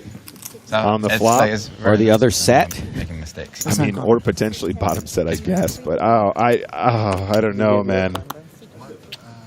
I would struggle to think that was actually some sort of ridiculously high level bluff. But had he played it as a shove on the turn, it would have been a complete reversal. He's still very focused. It takes some time to release the tension. So that's why. I'm sorry, I'm not over. I think I should step out for a sec. I'll be no good to you right now. I know.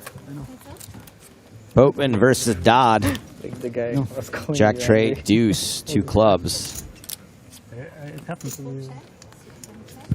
Actually, like a lot of people. Bruno Mars says, imagine if Kaufman would have held diamonds there. It would have been a world-class fold. It's just luck that he had tens.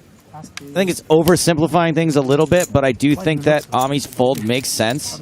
I can't fold Ami's fold. In that situation, you're not going to give them sets because you don't go set over set that often. You're going to give them diamonds way more often. And the problem is on Jack 10 of diamonds, Joe. There's ace king of diamonds, there's ace queen of diamonds, there's king queen of diamonds, there's straight flush draws as well. You could have queen 9 of diamonds as well some of the time from that position.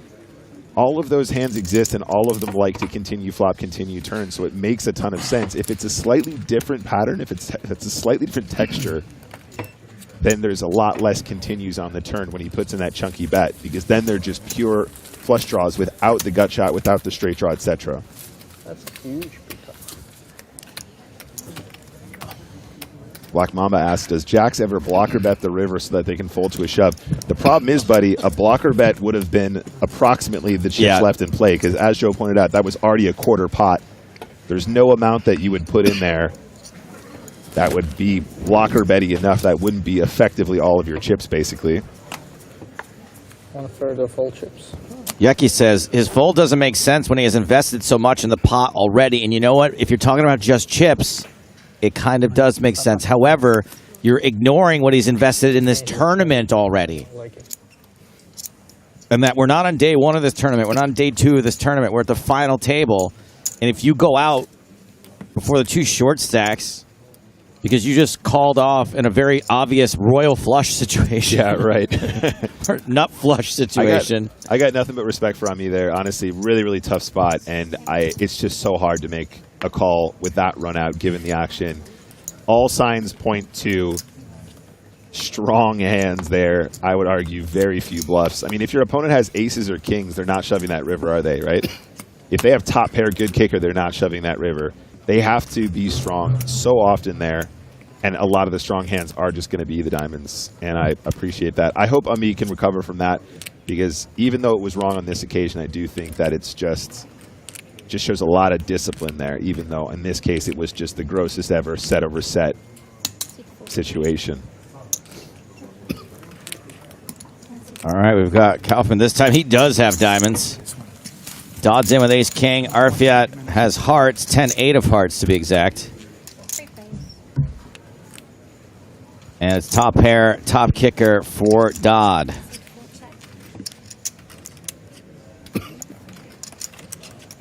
Diamond draw for Kaufman.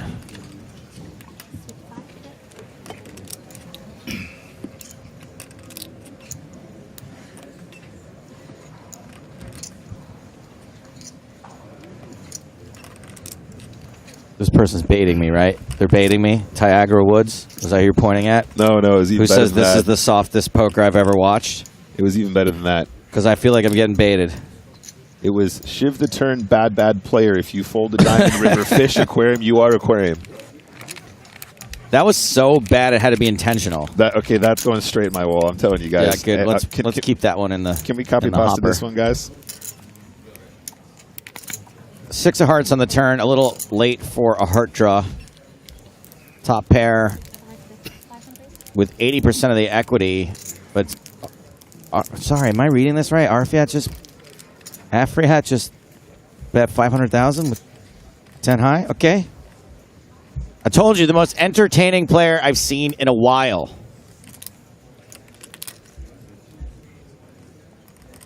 Kaufman. This has caused for a really interesting dynamic right now, actually. Because the worst hand bet, the second best hand called, and now the best hand is in a situation where they can overcall for like a huge chunk of their stack or just get it in here for basically a pot-sized raise. Again, though, ICM. Afriat, you don't want to go broke here before him. Yeah, once the blinds have come around, Afriat just 8 big blinds behind, Sindre 7. Sabotage, 111 says, such a nice spot to shove. It does feel like that, but then again, we can see all the hold cards. We can see what they're holding, indeed. Hold on. He does do it. We got Dodd here. I'm going to take these back, okay? Doesn't quite work like that. 2.5. And now Kaufman, who's got 16 million in chips, is getting better than 2-1 on a call, but decides with only the queen high draw to let it go. Only card you could have had is a 6. And you'll see. We got Dodson. Dodson up to 29 big blinds. Yep, been very, very patient so far. Doing it well, chipping up. We get the most chips that way. 29 bigs now. We get the most chips that way. Equity denial there. Love that from Owen. I like this here from Bruno Mars. Thank you, Poker, for such a nice hand. Post. Yeah, it's nice to thank the game. I'll take it. Thank the poker gods. I don't know, Joe. We've heard people called fish. We've heard people called whale. I think the aquarium thing is a new thing. Like, you're the whole aquarium, buddy. Catch up. You're the Seattle fresh seafood market. People throw you around early Monday morning. If you fold a diamond, river, fish, aquarium, you are aquarium. If you can't spot the aquarium at the table in the first minute 30, then aquarium are you. I'm getting that tattooed on my body somewhere in France at the end of this tournament. Peter Yorgna, out of the gun, +2, ace-10 off. There he is, the man himself. Runner-up last year here in Paris. Let's get in the mix. 51 big blinds to start the hand, puts in a min-raise. Ooh, gets the same hand to fold. That's good. That's plus EV.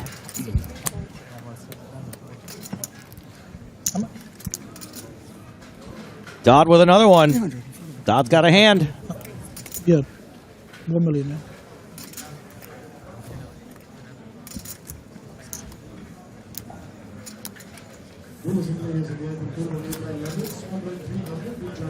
I mean, sure. Yeah, decides against it. I don't hate this at all. Very patient again from Dodd.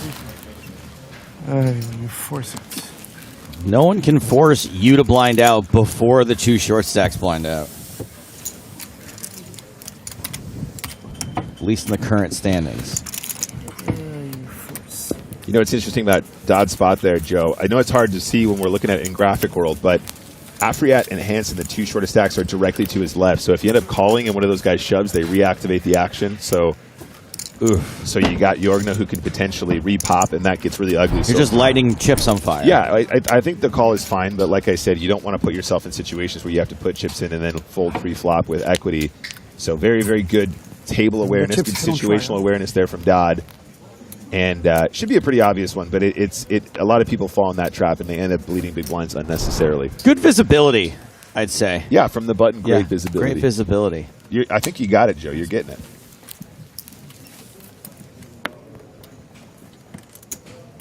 Pawn calls under the gun. King 6 suited. No, thank you. Jorgna, ace 8 off. Double check. Joe, not suited. How sick do you feel? You're Alfred and Hansen, they're too short of stacks, and your big blind is David Kaufman. Oh, you're going to shove into the far and away chip leader? The guy's got 15 million. Not great, Bob. Not great, Bob. Everyone folds? Yeah, good to double check that. On to Hansen. Yeah. 5 big blinds, 10-9 suited. It's a shove. It's 100% a shove. You have to gamble. Okay, so I say it's 100% shove. It is definitely a Nash shove on the final table. You're going to get called almost every time here for 5 big blinds. So do you want to take the risk now? No shade on Hansen, whatever he decides to do. I think you're supposed to take it every single time. He went along with it. Yeah, Queen Deuce is a call too, by the way. Oh no, yeah. Club's dominated too. Yeah, Queen Deuce suited, definitely a call for 5 bigs, especially with the big blind ante in play. How much is it exactly? Your opponent's... sorry, is it a dime or is it a nickel or is it just pennies? Sorry, I just need to figure out. Your opponent is supposed to be all in with loads of Jack X, loads of 10X, loads of 9X, loads of 8X, especially the suited connector variety. It's just a math game. Kaufman got the chips to gamble with, too. Yep, correct. He's ahead. Hansen does have live 10s and 9s. Not all doom and gloom with the queen high being out in front and the clubs being really, really bad. Yeah, and this is why you have to be in this spot, because you have tons of equity, even when you do get looked up by slightly better. Ace X, King X, no problem. 9-10 suited, beautiful hand. Unfortunately covered by the clubs, but you can see 50-50 to double up and actually get some chips to play with, and sometimes getting fold. It's a great duo. For 5 big blinds, it's about as good as you're going to get. Hansen's tournament life on the line. 30 some odd thousand. Pay jump on the line as well. Ace, Jack, 6, 1 club out there. Queen high holding. Hansen with the same 6 outs.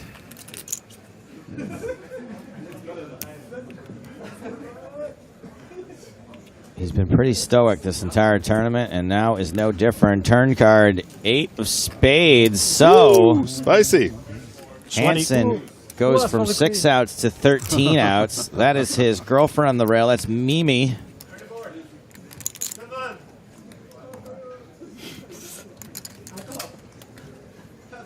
When the Polish guy thinks was I'm not sure if it's good luck or bad luck. Let's see that riv. It's a queen.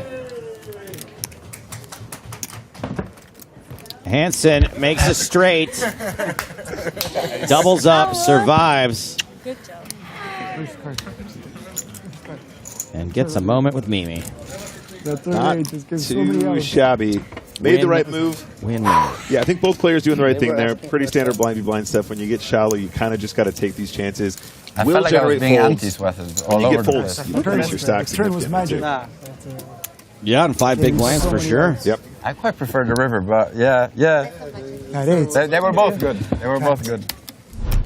They needed to cooperate. Nice to see a little life coming out of Sindre Hansen. And guess what, my babies? That leaves Eric Afriat as the shortest stack, 7 big blinds.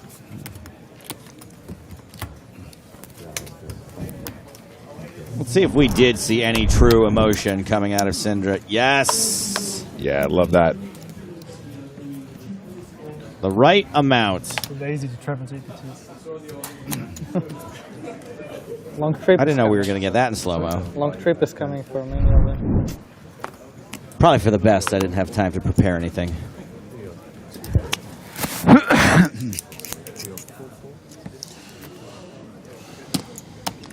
Oh my God.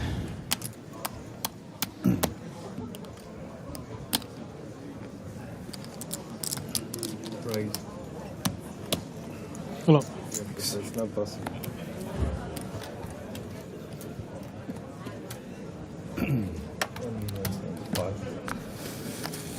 Well, that's what happens, my babies. We play on.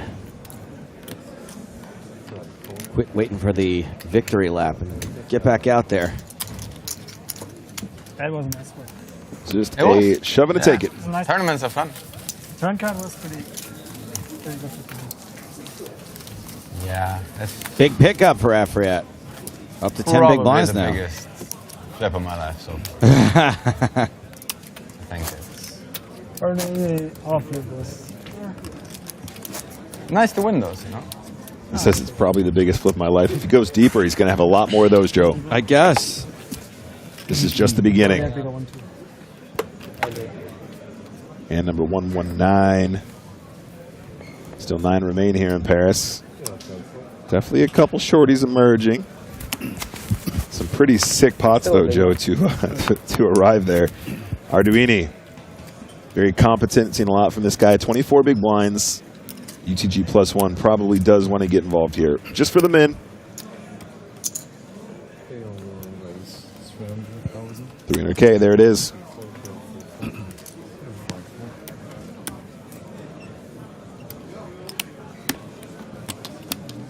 And folds around to Kaufman. Oh no, it's Queen Deuce. Ah, Queen Deuce coming back to haunt you. Not in the bin. 7 trade. First hand of the day. You don't want to. Poker is fun. Haha.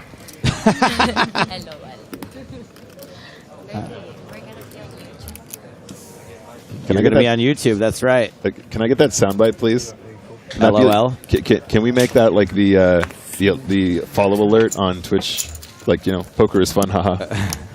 Poker is fun, LOL. Domination situation. Jorgna defending.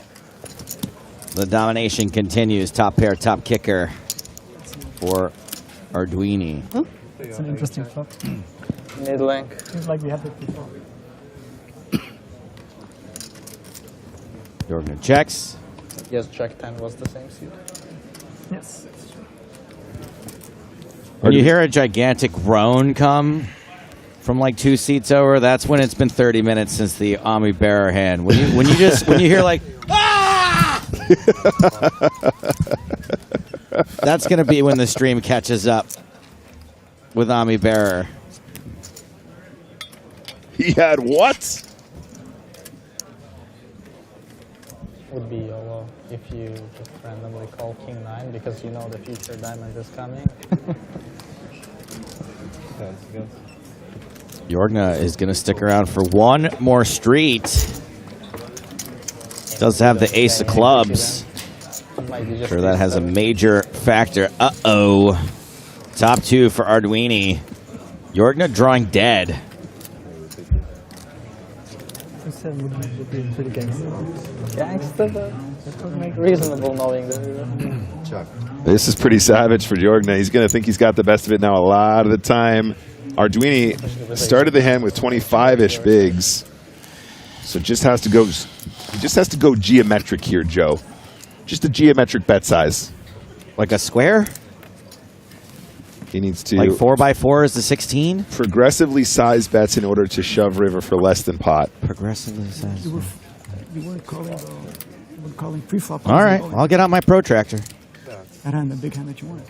If you weren't calling, I wasn't calling. But you called, my odds were... Arduini setting 850 into 1.4. I thought you was going to shove. I thought you was going to shove.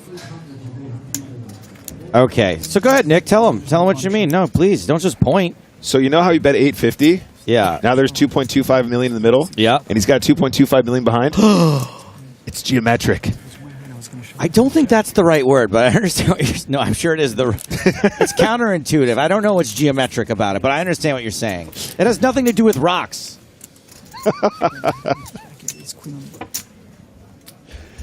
It's geological. Well, it's nothing to do with shapes either. You're losing me here, buddy. River card is the deuce of spades. Board pairs. So ace 8 is chopping with some, one hand now that it was losing to before? Should have never been in this position. This had to bluff this guy.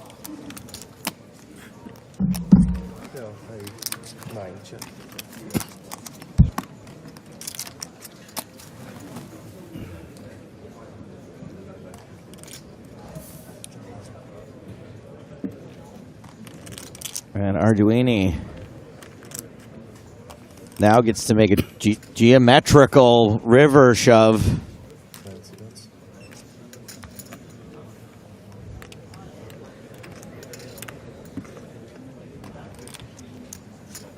Well, that's geometry. That's a rectangular time bank card.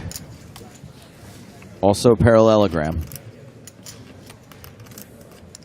But is it a rhombus? I think it's equilateral. He's going to make a scalene river shove.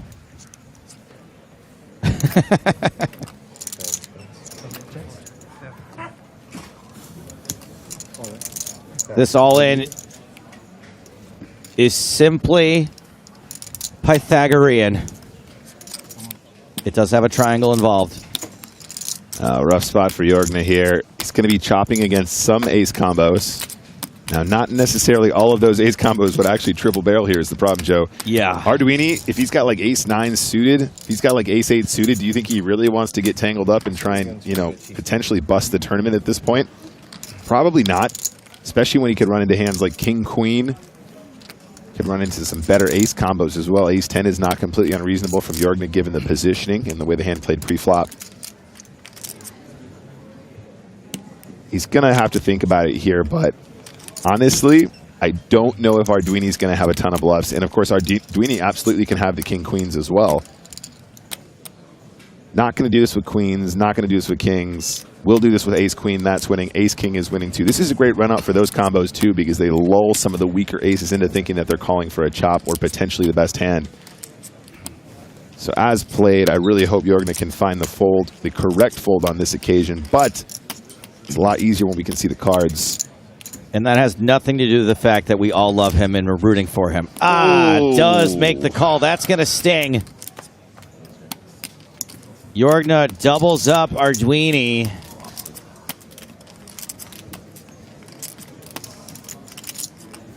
That's going to leave a mark. Arduini shoots up the leaderboard to third in chips, 7.6 million. Back.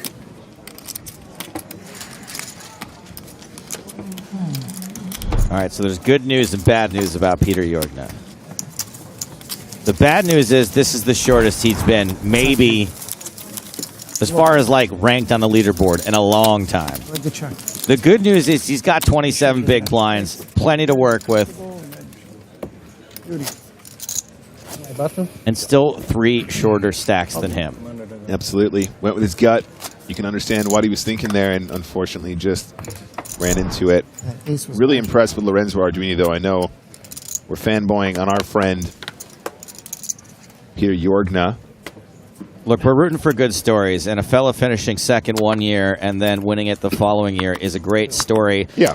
Serpico asked, can anyone explain to me how is the number of big blinds counted? I don't get it. Yeah, absolutely. So you take the number of chips that a player has, and then you divide it by the amount of the big blind, and that leaves you with the number of big blinds that they have. And really all it sort of does is shows you how many orbits, how many times around the table you can last without winning any pots. Quite right. Very important as well. If you want to study poker, you can't go in a book, Joe, and be like, hey, what do I do with 1,000,000 chips? Because 1,000,000 chips could mean anything if you don't know what the big blind was. And therefore, it's a way to understand how your stack relates to the situation in relation to the stage of the tournament. So when you want to study poker, you're going to go, how much did you have, John? Tell me about this hand that we can discuss. And you're going to say, oh, I had 1,000,000 chips. You go, well, okay, how much was that? It was 10 big blinds. Oh, okay, in that case, you can go all in with all these hands. But if you have 1,000,000 chips, and that represents 150 big blinds, it's a very different story. So it's just a way of simplifying. And if you want to study poker, very important that you understand how to calculate that and also use that to make reference to various charts and other materials so you can become a better player.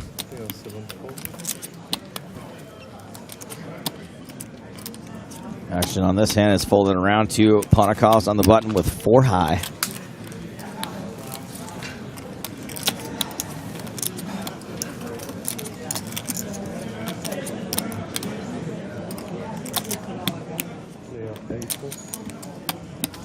Onto the blinds.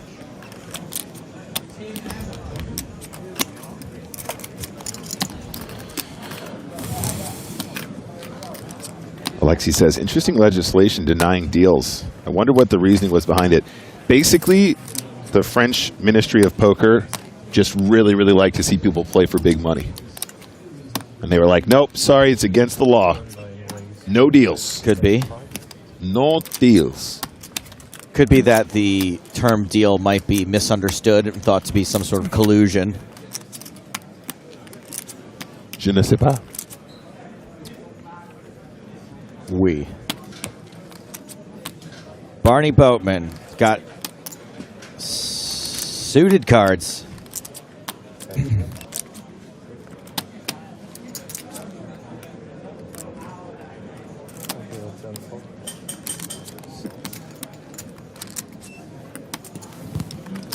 I know how Rich says, yeah, but it's not accurate because the small blind ain't being counted, so it's not the amount of orbits you can go through without winning a pot.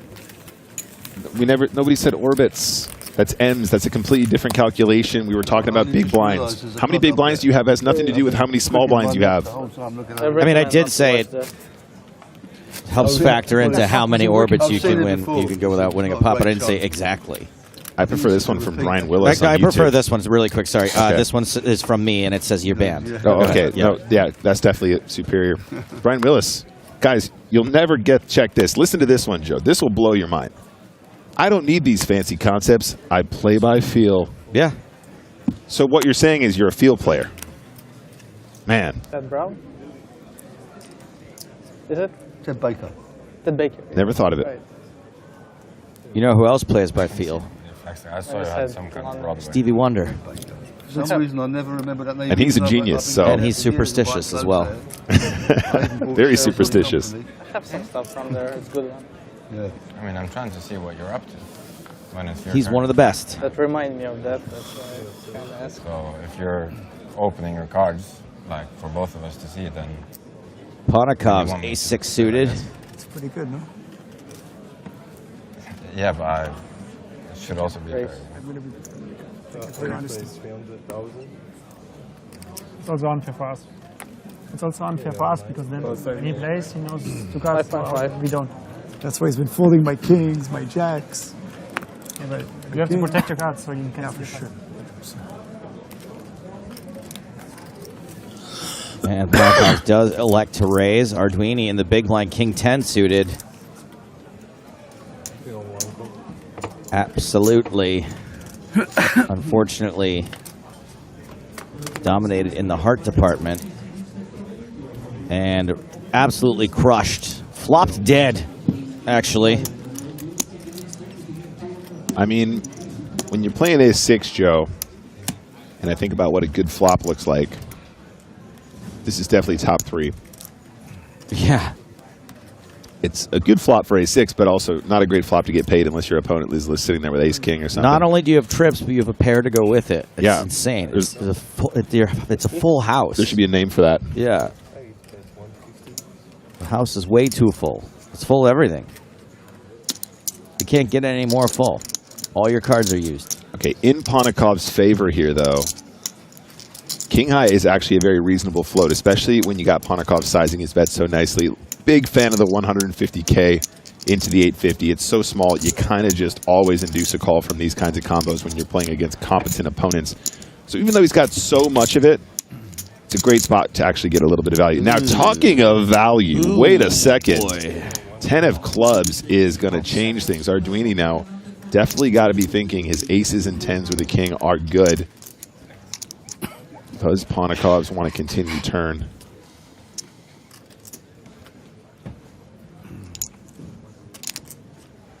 Sometimes you hit a lucky card you don't even know is lucky.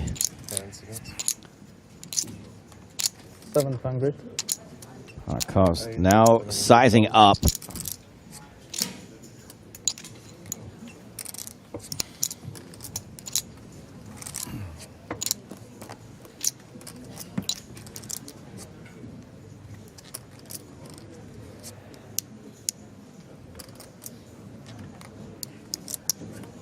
Is there any way you ever just get away from a 10?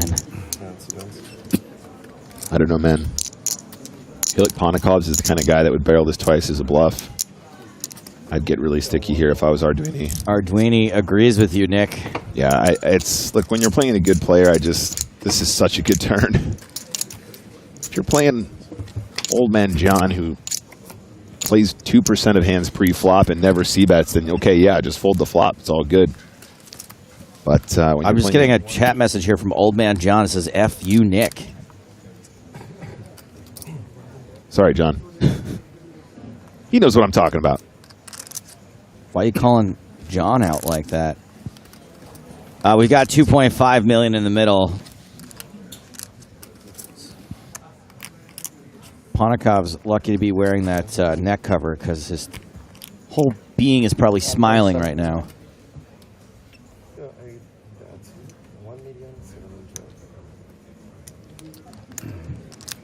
And it goes for 1.7 million. So now it goes for a little less than half pot.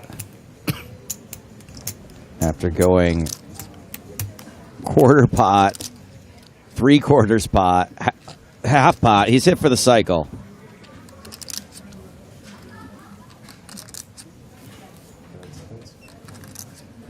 Quick shout out to VJ and look to windward out there. Good to have y'all.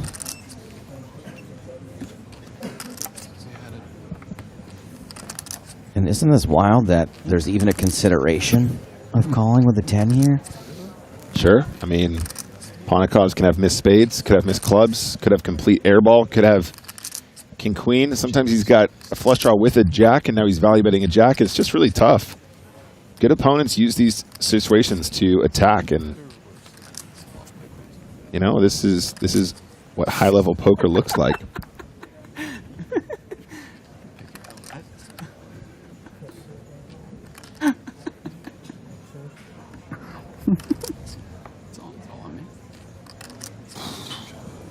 And Arduini. Rivers is horrible. You got no diamond, you got foldable. Oh! Can you shove it in here? You shoving any rivers in? You know what? It's been exactly 30 minutes. They're talking about the hand? Since.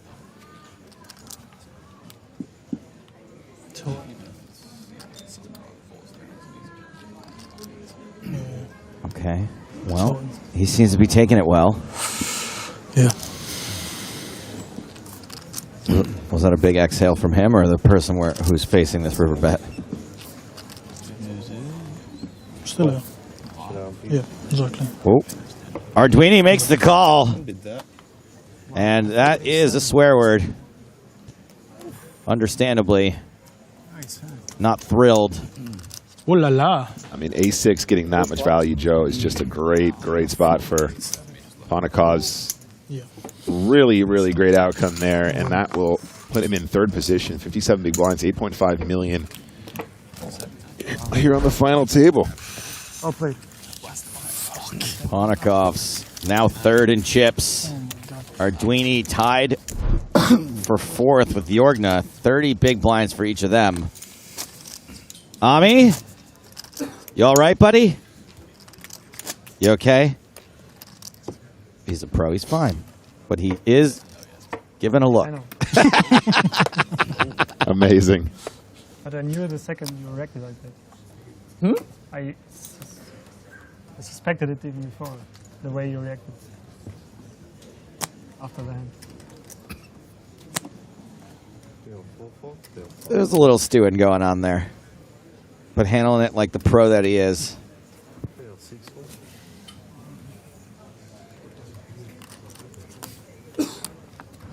Be hard pressed to find somebody that's won more money than Ami Bearer.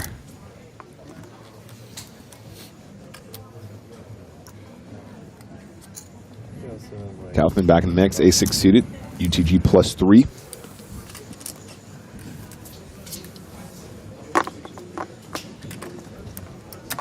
Wait, Ace 6. That's a good hand.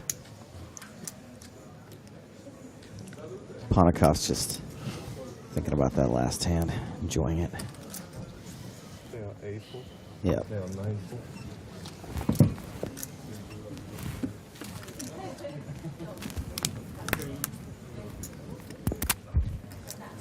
Come on, you really don't need to be pro for that hand. Just a bad play of him. What are you, aquarium? Total aquarium play. Absolute aquarium player. You are 4 walls of glass filled with water containing fish. Oh man, sick burn. Barny Boatman getting weird on the button, 7-5 suited. Gonna try to leverage some of that image, the OMC image. Never go full aquarium is just perfect.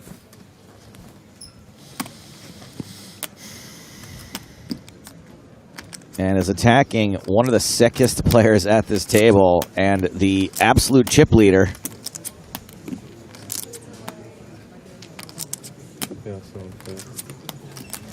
Came at the king and did not miss. Barney still got it, man. 5-7 suited, coming in with the squeeze. Sorry, the 3-bet, excuse me, from the button. The one-man squeeze. The one-man squeeze army. Hello. That right there is another one of Peter's coaches. That one is Michael. And apparently, Michael is a big fan of Griffin Benger? Am I reading that right? Michael was involved with the notorious night out where the wrestling occurred, too. I just have to let the joke go. 3, 2, 1. Okay, it's out of my head. I'm getting word that now that Peter Jorgen has found out one of his coaches is a fan of Griffin's, he's fired. Yeah, bad news. It's a good play.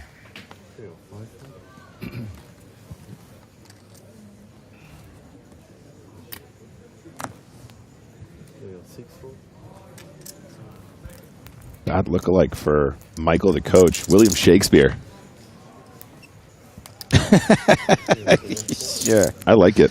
Why not? I think that's a compliment, too. I mean, nobody knows what William Shakespeare actually looked like, but I'll take it. As Sure. far as the image. There's historical paintings of William Shakespeare. Because Peter also kind of looks like Santa Claus, and no one really knows what Santa Claus looks like. Are they What just if it's like the League of Extraordinary Gentlemen that are coaching Peter Jorgen? If I see Copernicus on his rail, Is Dr. Jekyll somewhere? Have we been a Dr. Jekyll? oh, there's a shot of the Invisible Man. Perfect. There he is on the rail. Right on the rail there. Ponikov's, I mean, 300K with King 6 suited. Barney's going to call with Ace 9 suited. Is somebody going to squeeze behind? Not going to be Dodd. And Dodd was the big blind, so no squeezing.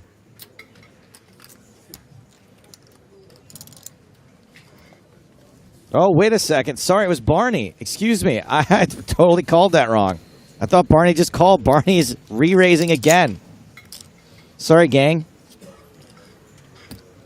And has once again attacked a decent-sized stack that can probably let this hand go. Wow. Barney, show one time. It's fine. Don't do it, Barney. Senor Boatman. Wow, even at his age, he can be peer pressured. Mr. Goatman. Yes. Did he? I don't think he showed. Did he show? I don't know. He did a hand motion. I'm pretty sure he just pushed him in. There was a showdown already for there. Yeah. What was that?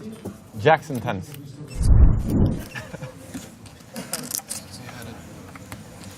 This is Barney, excuse me, Ami finding out again right here. Watch in the left corner.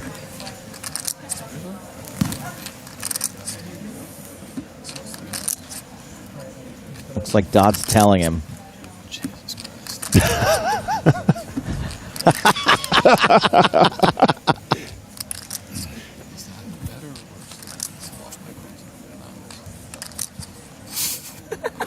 looks like Dodd is in just as much pain just to witness it.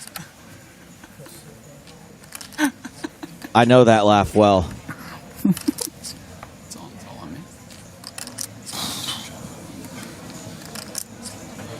That's a laugh to keep from crying. Joe, can you imagine if Dodd was just like toying with him? He's like, hey, you want to know what he had? I mean, if he wanted to toy with him, he'd tell him that he made the right fold, and then later he gets home and he's like, what?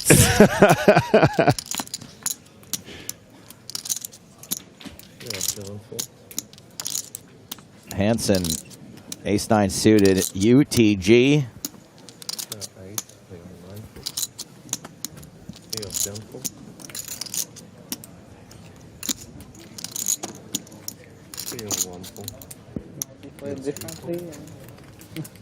It's gone through everyone. So Owen Dodd in the small blind with 9-8 suited. Can you even? Can you even, Nick, with 27 big blinds? Small blind. Short stack in the big blind who can shove. Yeah. Nah, I don't like it. Right, you gotta just... This is a playable hand from this position, but... Oh, maybe. Wait a second. I guess if you're gonna do it, re-raising is maybe the way to go. That'll do it. Wow, nice move. I am enjoying Owen Dodd's play, gotta be said. Finding the 3-bet there. You know, Joe, there's a lesson there, right? You go, is this a hand that I can play? Probably, kind of, maybe. But if it's that questionable, maybe I should just be 3-betting instead. But what if the other guy has a good hand? Nah, don't worry about that. Current chip counts, Kaufman out in front, Boatman next. Alexei Ponikov's in third. Dodd has leapfrogged Jorgna. Take that as you will. Sindre Hansen and Eric Afriat both in the danger zone. Danger zone! 8 bigs and 7 bigs, respectively. Cash for a minute.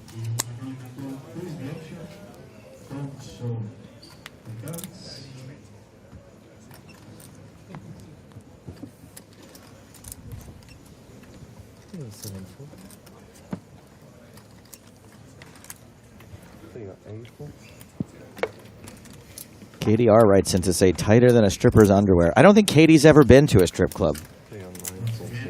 It's usually pretty loose. Comes off pretty easily. Good try, Katie.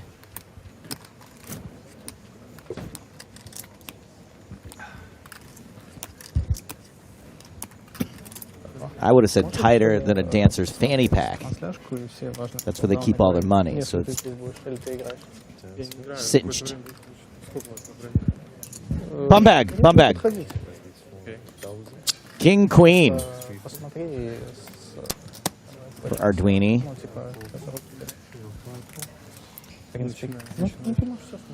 Is that going to get through? Going to get through? Poor Sindre Hansen would love to wake up with a hand here in the big blind. Hansen has been fortunate enough to find a double, but since then, very quiet, not a lot of good spots, and has blinded down back into the danger zone. Skjolda writes in to say, how many is left in the tournament? Well, we got about 4 on the left and 5 on the right, so that's 9 total. Thank you for your question. I know he only asked for how many were left. There's about 4 on the left. 4 left, 5 right. Yeah, there it is.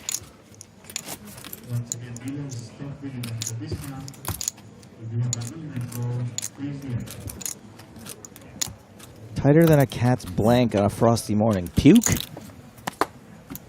Cats puke a lot. The cat's blank.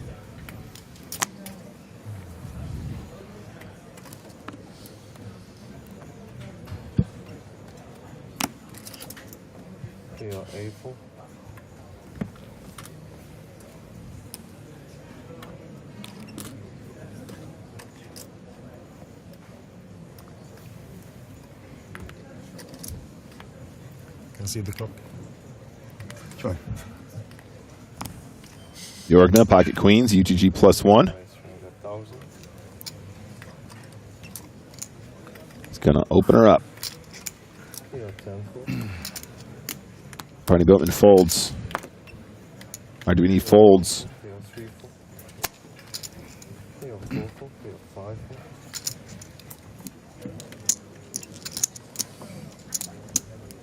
Peter. Oh boy. Hey, all right. Well, good news, bad news. Doesn't look like he's going to get in the action here, Joe.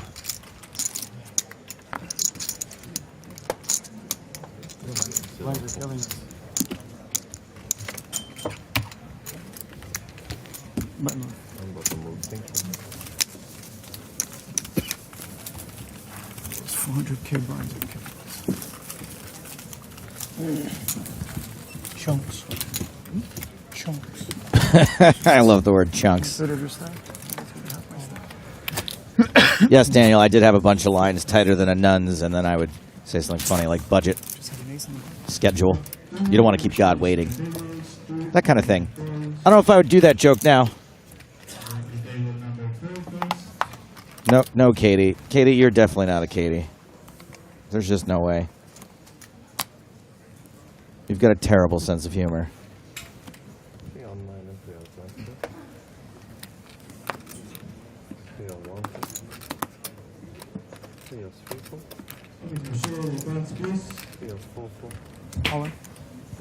Here it is. Afriat with jacks again. Just managed to get it in with big pocket pairs. Hasn't gotten any action. Oh boy, this time he is getting action. But it's from the other short stack. Hansen's got Afriat covered just. Do you fold this and maybe let him go broke? No. You get it in, and that way if you both go broke, he went broke first because he had fewer chips? That is a benefit, but you get it in here because you're going to have the best hand an insane amount of the time. But what if someone else is a better hand or just wants to call you with like 2 4s? Not we punt.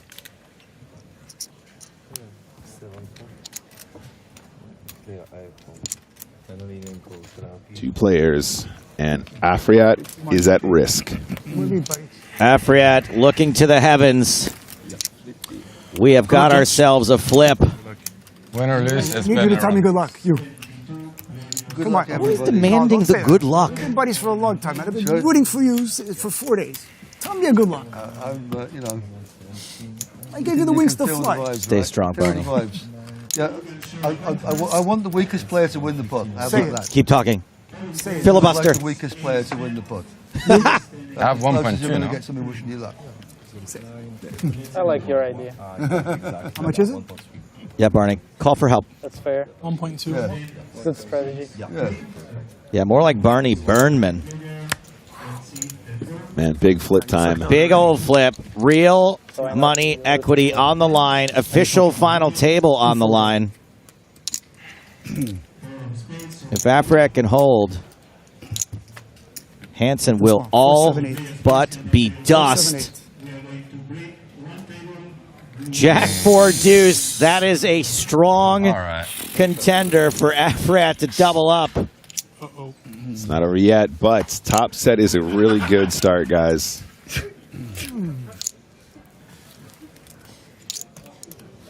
Hansen not dead yet, but very likely to be. No, he touched his. Thanks, Barney. It's with the drama. Mimi, look away. Yep. Luckily, he didn't go like this to you.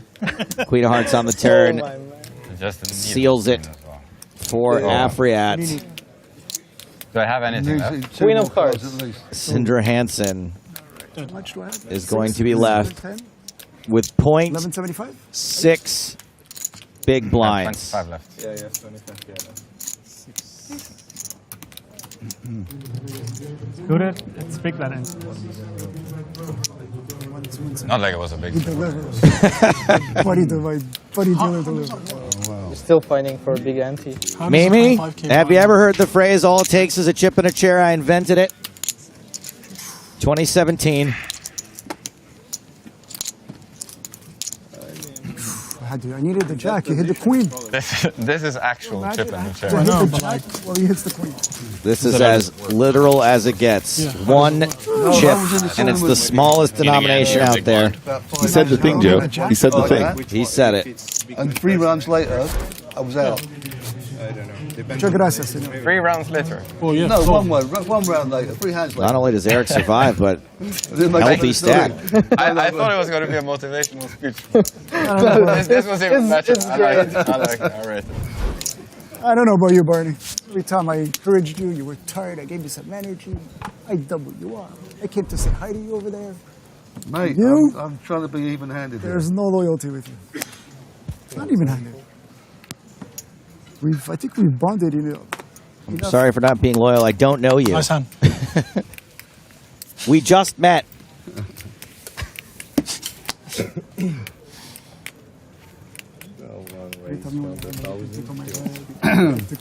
And time for Arduini to wake up with a big pocket pair. King balls. And Afriat folds. Hansen wakes up with queens. Oh my goodness, this come is on. just not fair at all. The poker gods have no chill. This is Lucy, Charlie Brown, and the football.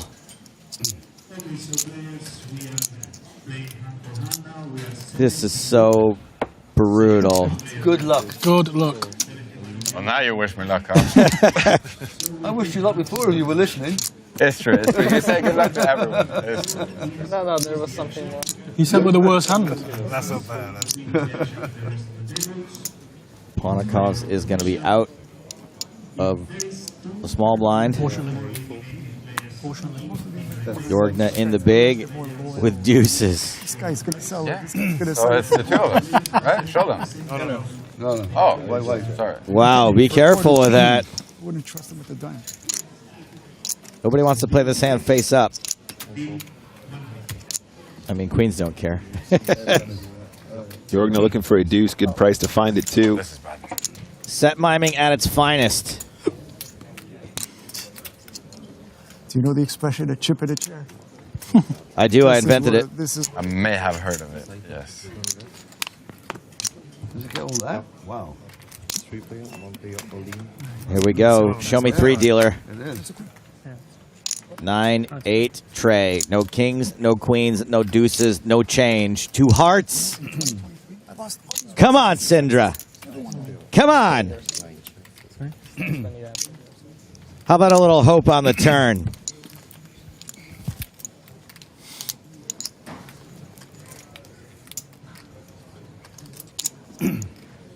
We do still have side action. Arduini betting 2 big blinds. Things a little funky now because of a side pot situation.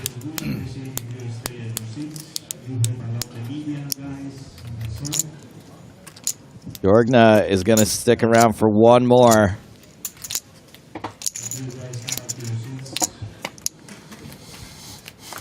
Turn card is the 10 of spades. So Hansen's got outs, right? A couple outs there. Plenty of outs. Queen or a jack.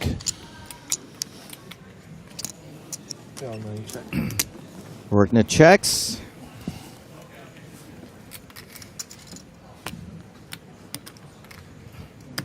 Arduini still with a pretty strong holding, even on this wet board.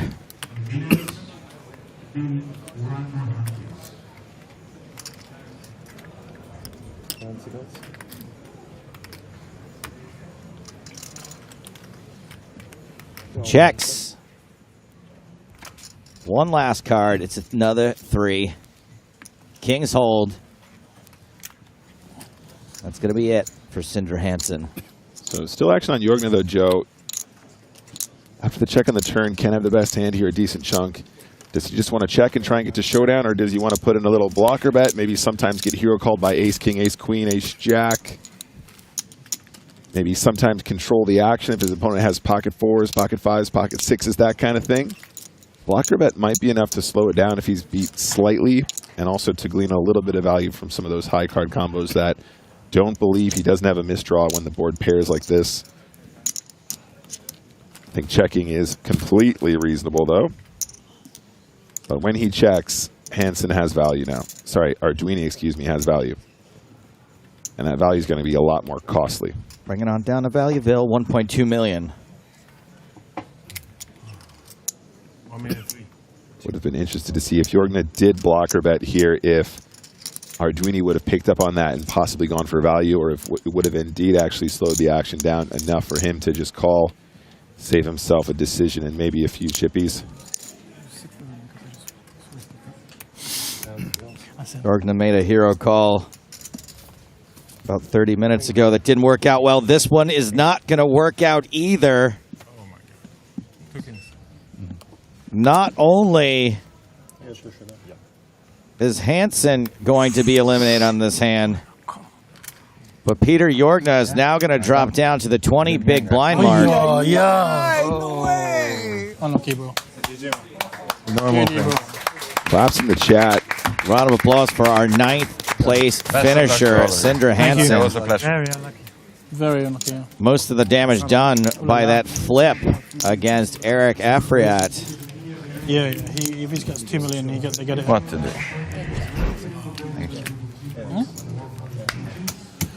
Congratulations. It's from 0 o'clock. Sindre's rail. And I get this thing off me. It's got 119,000 euros and a bunch of really great friends. Seems pretty okay to me. I saw you a few days ago. I said, this guy, he's got something special going on. This, of course, is Peter Jorgna's rail, who aren't going to like what they see in a half hour. Yeah, you must be sick.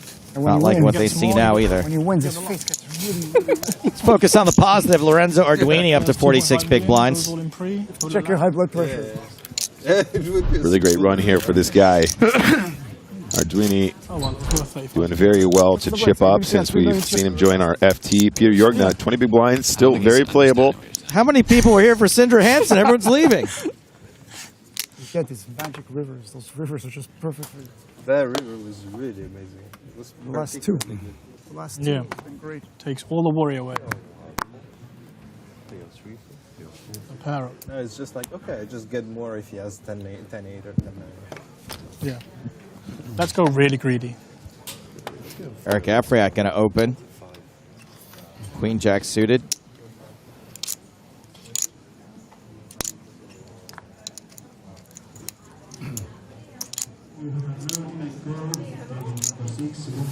Bang Wei is in to say, I've heard chipping a chair at my local poker house. Yeah, I'm sure you have.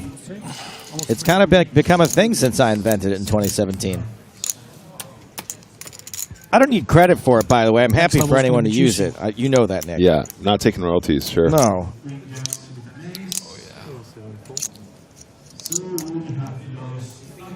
Mr. Afriat, fresh off that double, is going to put in a raise here with the Queen Jack suiting. 23 bigs. And a dream. Yeah, correct.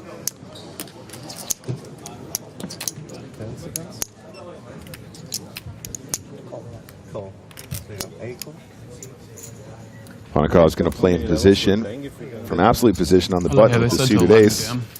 Does have the best hand for the time being against Eric Afriat. I don't have phones, so I fucking don't have this either.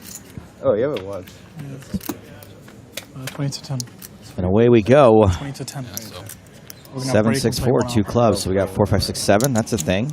Gut shot. 6, 7, 8, 9, 10. Makes sense. Queen Jack kind of in the weeds a little bit.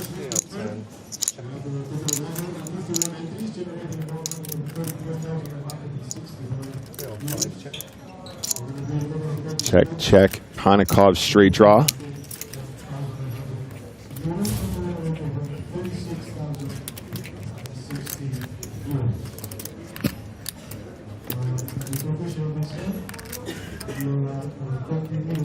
Tempted to take a free one here, Nick. I don't know, man. It is interesting. You could potentially get the initial raiser to fold a better ace, and therefore I think I prefer a small bet. Okay. Maybe a third pot. I guess you're folding out some equity here. And you're folding out hands that have equity as well, of course. Yeah, that's what I mean. Yeah, 350K is the bet. Love the size here. So far, very impressed with Ponikov. Barny Boatman has a really good price to call here, though. 2 overcards in the gut shot might just stick around. Barney currently second in chips.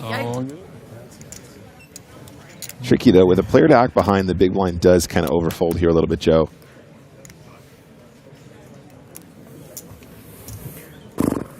The big blind has a name, and it's Barny Boatman. Sorry. Barny Boatman.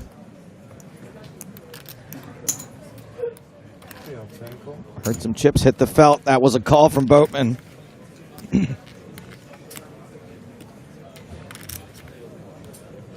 Mr. Afriat hating this action now.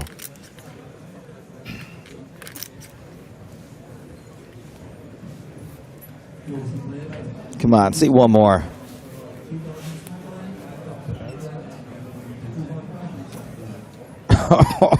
There we go. I do like this fold style, though. I can't pull that off. Turn card. Oh, no. He just folded queen jack. Oh, he's so mad right now. Ça marche, pas de souci.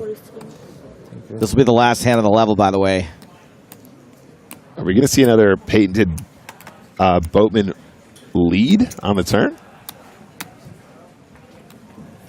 It's worked before. I know why he's Barny Floatman. The old float lead maneuver. He's been employing it, and it's been working. I think people forgot about it. It's like the Statue of Liberty play. Ponikov's going to be calling turn at least. Just got a great price to try and see that river with the straight draw.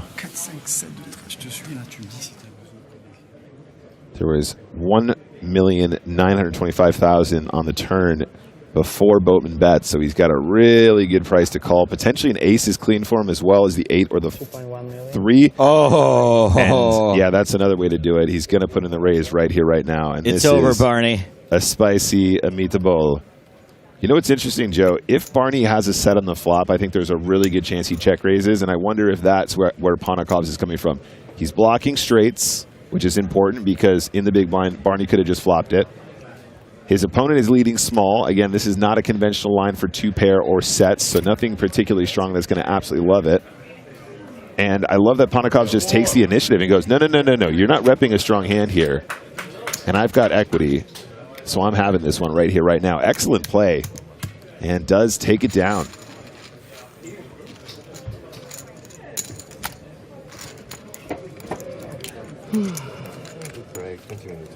Oh.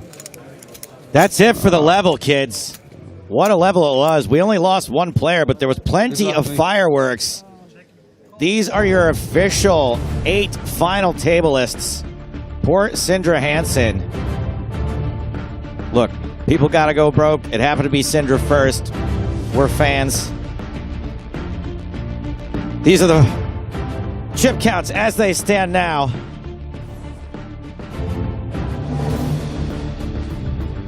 We are headed to break, but we do have a great story coming up about another Power Path victim. Nah, a winner. Julian and Sophie Gall, please enjoy, and we're back in 18 minutes. Bonjour, Julien Gall, 45 ans, webmaster. J'ai gagné, j'ai oublié. J'ai oublié. J'ai gagné mon Gold Pass. Alors, quand j'ai commencé le poker, ça fait à peu près 15 ans. Le soir où je l'ai gagné, avant de faire le tournoi, donc à table, à dîner, mon fils me donne un dessin et me dit que bah voilà papa, ça va te porter chance. Et puis du coup, voilà, j'ai fait ce tournoi, j'ai gagné, j'ai pas mal gueulé et réveillé ma fille qui dormait profondément. Mais voilà, j'ai pas pu m'empêcher d'exprimer ma joie. Mais en tout cas, ma femme m'a gagné tout à l'heure. Juste avant l'interview, un Gold Pass tout simplement, donc c'est extraordinaire. No way! C'est pas possible! My name is Sophie Gall. I'm a teacher and I just came here today because my husband, he was supposed to have an interview. So I just came in and was very lucky to pick the Gold Pass. I'm just in a bit of a shock because I was not prepared for that. I didn't even know I could win that. Actually, I thought I could have a toy or a t-shirt or maybe a bag. That was really disbelief. I couldn't understand what was happening. I play, I love to play, but only with friends. Et donc, j'ai vécu cette expérience magnifique. Un peu beaucoup de chance. J'espère que ça va pas tourner cette histoire, mais c'est extraordinaire.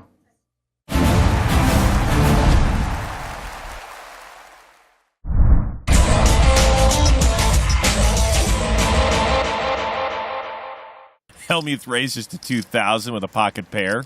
Fishman folds. Gamble! Gamble, gamble! The president spares a turkey every year, but I'm not sure what the policy is on donkeys. 3 to the flop. Trey Jack 5. Oh, man. Lock checks. I was actually thinking I was. I'm like, yeah, you will. I'll be back next semester. Hellmuth bets 5,000. Make it 15,000? Perkins raises with a flush draw. Hellmuth's got the best hand. This is a tough board to value raise on, so Phil may read it for the semi-bluff that it is. Quick and easy. Quick and easy's been called. Quick and easy's been called. Quick and easy. Lock folds. Now, whether Phil's making the right read here or not, these guys do not like folding on the flop, especially when they've already put a 5K chip in there. And we've got Police Academy's Michael Winslow in the 2-seat. Hellmuth calls. I check. Why? Why not? Why would you do that? It's not right. Phil's checked in the dark. Not right. 6 of spades on the turn. 20,000. Perkins bets 20 grand. Perkins and his choo-choo have picked up more outs, which is always a good time to keep firing. And by betting, you do build your own implied odds if you hit your hand. Phil calls. Oh, no. I think I might be in trouble. The river. Deuce of diamonds, giving Perkins bottom pair. Hellmuth checks. Phil's check, so this would be a decent card to fire again on the 4-card straight board. But there's also a chance Perkins may think his deuce is good enough of the time to just check behind. So, Phil, I got a question for you. Do you think that technology is the cause of humankind's problems, or do you feel that technology will be the salvation and the cure to people's problems? Some folks will sometimes ask a question like this to gauge someone's comfort level. No answer on that question whatsoever? No thoughts? And some folks just want to put Phil on monkey tilt. I guess he's a robot. I'm not getting involved in this one. Just looking at you just to look away from him. I check. What you got? You got a jack, you got me. No. Hellmuth shows the 10s. Nice hand. Nice hand. Wow. That'd be sweet if you turned over a 4. After saying that, you Oh, that would have been salty. Phil Hellmuth holding on with the underpair. Phil wins a pot of almost 77 grand. I should have said something. He would have bluffed again. And action begins on Phil. King, queen. Raise to 2,000. Fishman. King 8. Folds. 4 Trey for Perkins, who calls. I guess that's what he calls shifting gears. Queen 5, David Williams. Out. Lock folds. Ace queen for Kata. Calls. Kata's got Hellmuth dominated. Perkins, Fugats. 6 Trey 6. Perkins from worst to first for the time being. Kata checks. Hellmuth looking like he wants to maintain that pre-flop lead. Bet 7,000. Perkins calls. Kata frustratingly folds. So far, Perkins has once again outdrawn Phil Hellmuth. 7 of diamonds on the turn. How much you have? Oh, I see. 50. Okay. And then I check. Hellmuth checks. Check, go. 4 diamonds on the river. Perkins improves to a better 2 pair, but it's essentially the same hand he had before. Check. Hellmuth checks. It's actually not a very good card since it doesn't really add any value to his hand, and it puts a 4-card straight out there. I'm scared of you, Phil. Doesn't look like there's a ton of value in a bet here. Well, there's a bet of 2,000. That's the standard 1/10th river value bet. Still scared of him.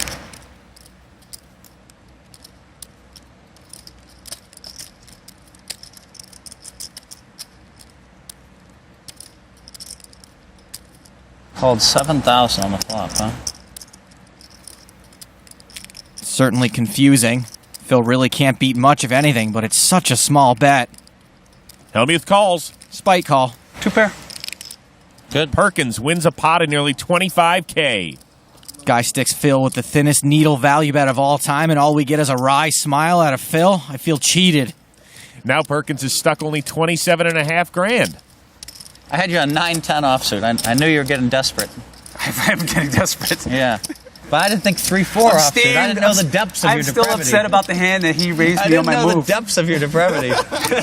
Now you know I'm just a straight degenerate fish. Supreme Donkey #1. Supreme Donkey #1 sounds like a combo meal at Taco Bell. Ace Jack for Phil. Raise it up. Oh dear. 2,000. Raises to 2,400. This could be seen as a steam raise, but Phil's got a legit hand and the best one. I'll give you the 2,000 you gave me last hand back. There it is. That's Perkins calls. Burn. So does Williams. 3 to the flop. Tray 9 deuce, 2 spades, top pair for Perkins. Perkins has again outflopped Phil. I have a feeling that any C bet is going to be C-alled. Action on Hellmuth. 55. Fires 5,500.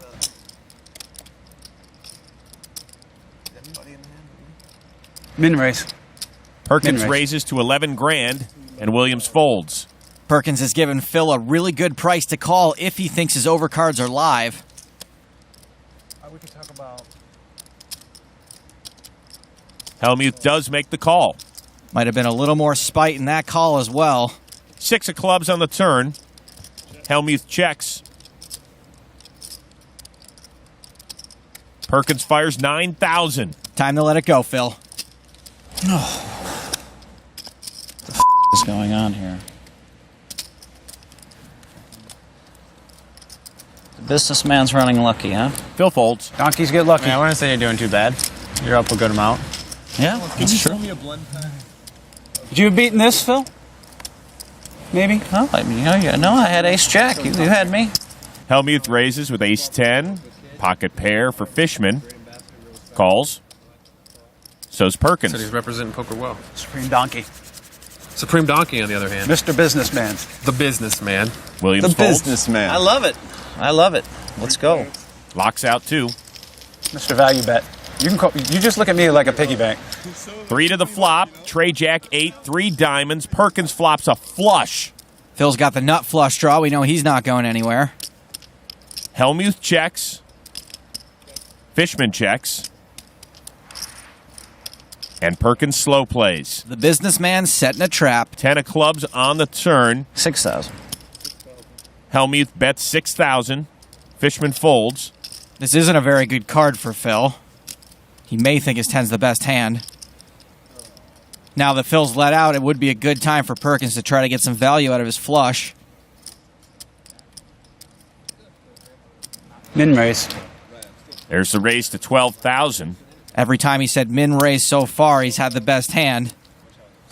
Hellmuth calls. Perkins has been holding over Phil Hellmuth so far. 4 of spades on the river. Hellmuth checks. The river bricked for Hellmuth, but Perkins may still be able to get some more value with Hellmuth holding second pair. Perkins fires 6,000. Another very tiny value bet.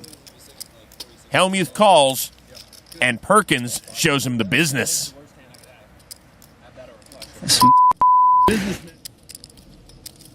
This she's running so good. Businessman is turning over queen high flushes. That's Supreme Donkey to you, sir. I mean, Ooh, I was dodging that. I was dodging that ace. I dodged that ace of diamonds. Bullets were flying. How did you flop 3 diamonds with the 2 in your hand, and then defend against 2 more diamonds coming out? How lucky did I get? I'm check raising them all in on the flop. I had the nut flush draw, and it's the businessman, you know. Hellmuth. No, you started it with me. 6-4 suited. And I'm gonna finish it. No. Calls. Fishman. King 8. Out. What are we, kids in high school? Relax. Perkins calls. Williams. He's in. Block. Calls. Maybe when these two are in the middle of a pot and you keep piping up and they're studying each other, maybe that's when you shouldn't be talking. Cata checks, making it a 5-way flop. 6, King, 4, 2 pair for Perkins and Hellmuth. Perkins is best. This should get awesome. I just want to tell you, the first time, just so you know, he asked me what was the question. So he spoke to me. Okay, well then that's fair. Okay. Wasn't fair to me, though. I didn't want him to say anything. Action checks to Phil. Fires 2,600. Is it wrong for me to talk to him during the hand when he wasn't having Kinda, it? actually, when two people were in a pot, for one guy in the pot to talk to someone else. Is it really? Okay. Perkins raises to 10,000. Who gets quiet all of a sudden when he flops huge. Action folds back to Phil. We know Phil's beat, but typically he should 3-bet here with bottom 2 against Perkins' range. Nope, just calls. A master trapper at work. The turn, the 8 of diamonds.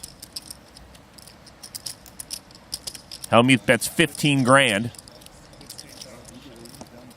Perkins still way out in front. Now he's the one trapping. Just calls.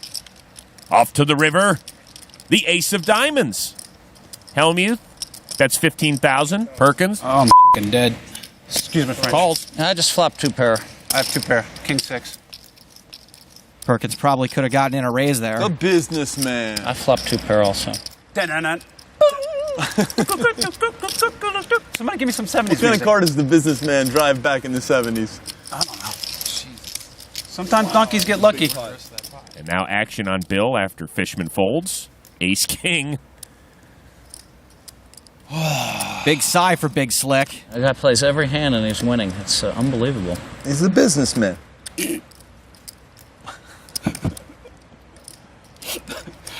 I mean, he just keeps hitting flops. It's crazy. I think you're going to lose 100. I think you're going to lose 100, but I think you're going to spread it around to these guys. I hope I can get some of it. Well, thanks for the vote of confidence, Mr. Cocky. I'm just speaking the truth, man. No, you're speaking your opinion, man. Yeah.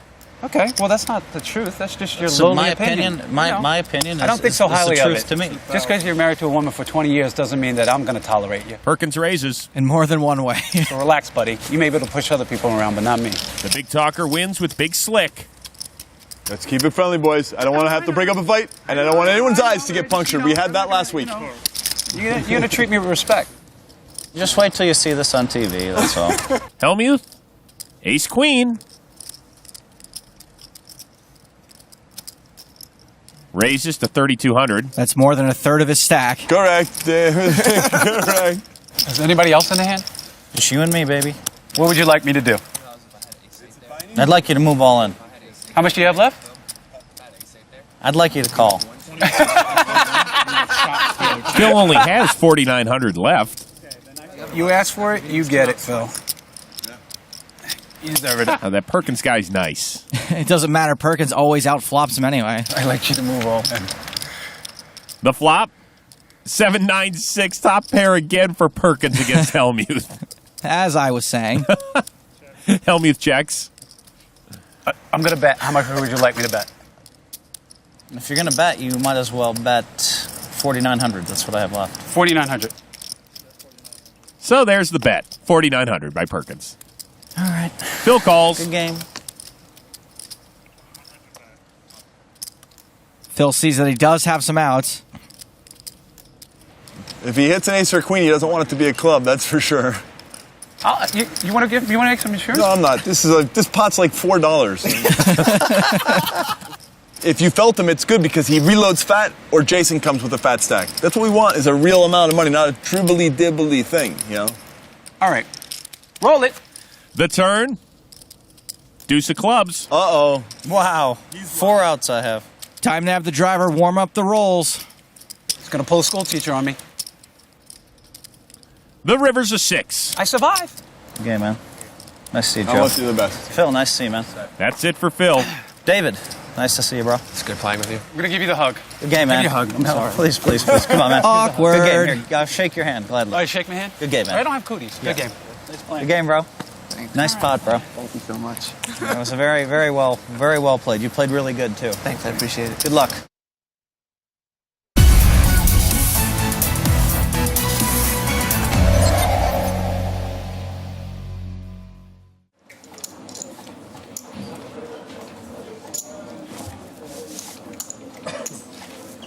Patrick.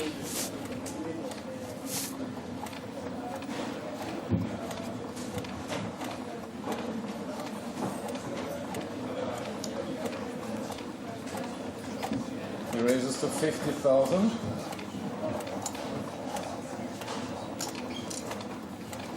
Antonius raising with 8-4. Queen 9 for Gunnar.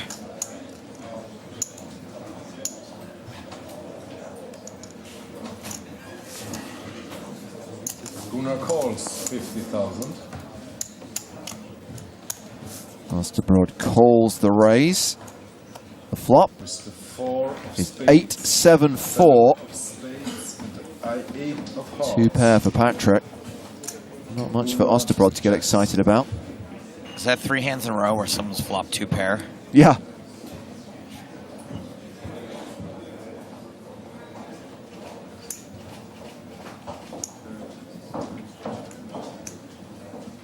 Patrick bets 60,000. Osterbroad really trying to figure this bet out. What can it mean?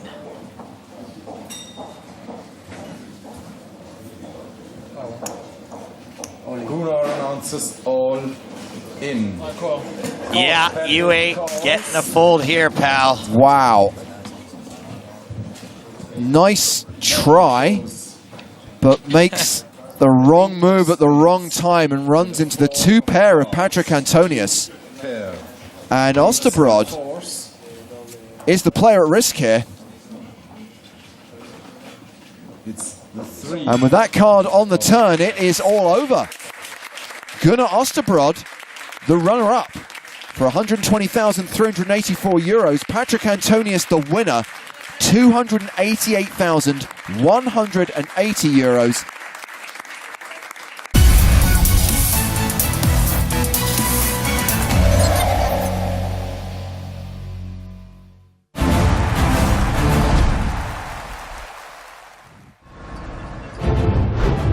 Welcome back to the year 2024, an era where Patrick Antonius no longer has hair. And the PokerStars European Poker Tour has come to the French capital. Yes, the EPT Paris Main Event in partnership with the Club Barry continues.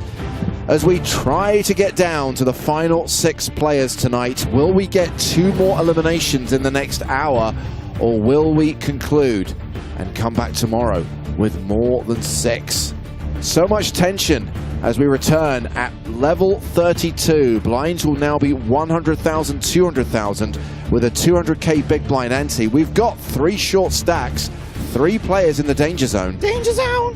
I'm James Hartigan, he is Joe Stapleton. Hello, my babies. She is Maria Hogue. Bonne nuit. Maybe you can tell us. Practically a local. After all the croissants I've eaten. Bonne nuit's the goodbye, good night. Oh, dang. What's the like good evening? Bonsoir. Bonsoir. You didn't realize what you had. I'm telling you. Bonsoir tout le monde, bienvenue à EPT Paris. C'est combat! Never go with Nick Walsh to a second bar. So, we are going to play 60 minutes of this level, and we'll conclude in an hour's time. Or we'll stop if we get to 6. One of those 2 things will happen. I don't know what it is about watching poker on 10:30 on a Saturday night, but now's when all the accountants come out and people start asking tax questions. I wanted to find out where I was. Top pair. Transmission, you are mistaken. Is the PokerStars transmission still from the top of the Eiffel Tower? No, we weren't broadcasting from the Eiffel Tower. That's where the sat link was for Maria last year, because she wasn't here. All in. Let's see if this all-in from Peter Jorgnek gets called. It does not. Yeah, obviously, Maria, you weren't here last year, so you joined us live via satellite. We had the sat link at the top of the Eiffel Tower. Yeah. Now, I'm going to pretend it's because we forgot and not because we're just cruel, but we did make Hayden walk to the top of the Eiffel Tower again with the black box. Just in case.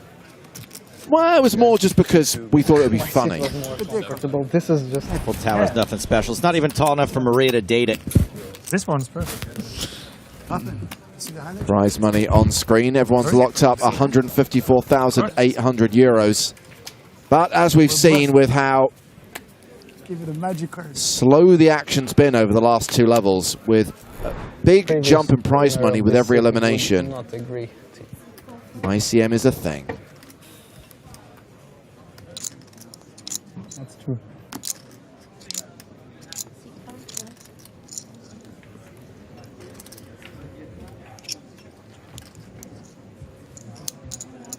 Looking at the chip distribution, certainly, you know, even Kaufman's stack is really starting to get a little bit shallower given the fact that we went for a while without any eliminations.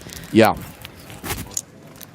And as far as average stack is concerned, and I appreciate that doesn't tell the true story, but we're playing, what, 32, 33 big blind average right now, so pretty shallow. And apart from Kaufman, Maria, no one has a 50 big blind stack.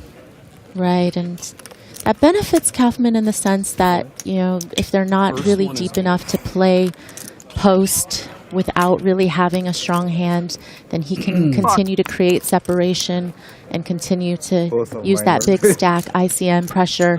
But something's got to give. You know, either these short stacks are going to start doubling or they're going to be out.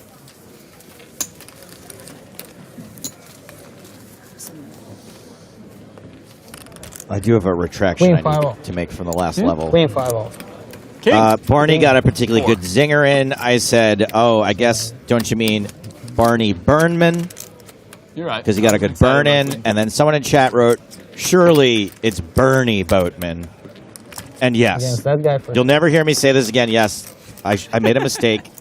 It should have been Barny Boatman. Thank you for your comment. You griffined it. You blurted it out without workshopping it first. I actually been thinking about it all day, waiting for it, and then I just chonked it. Yeah. Like Griffin does. Kind of, but he doesn't wait all day.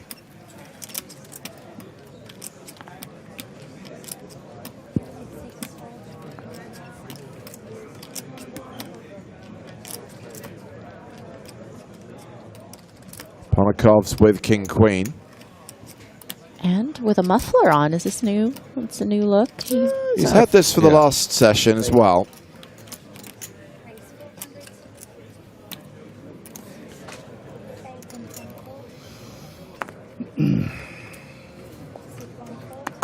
So Barney right now playing 44 big blinds.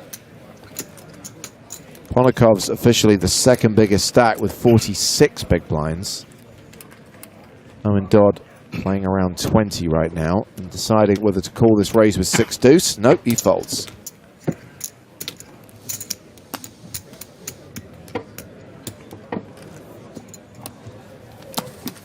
Ponokov's very familiar with these types of situations where you're playing for a lot of money, and he's going to know how to pick his spots, how to continue to chip up, making sure he's staying out of the way of Kaufman, but, you know, also having position on him helps. On the subject of Griffin, Tom makes a good observation. That watch on the ankle joke today was something. That was pretty bad. It might be the worst one ever, and that is saying a lot.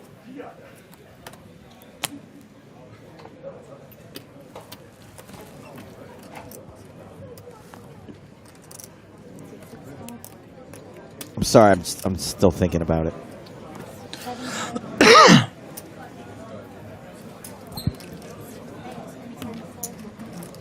Barney folds so quickly, we very rarely see him push his cards forward. By the time the cameras cut to him, they're gone.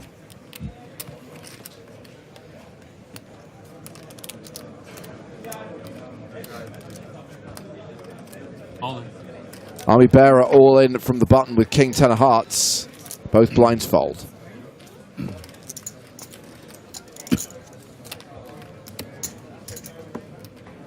How much you playing?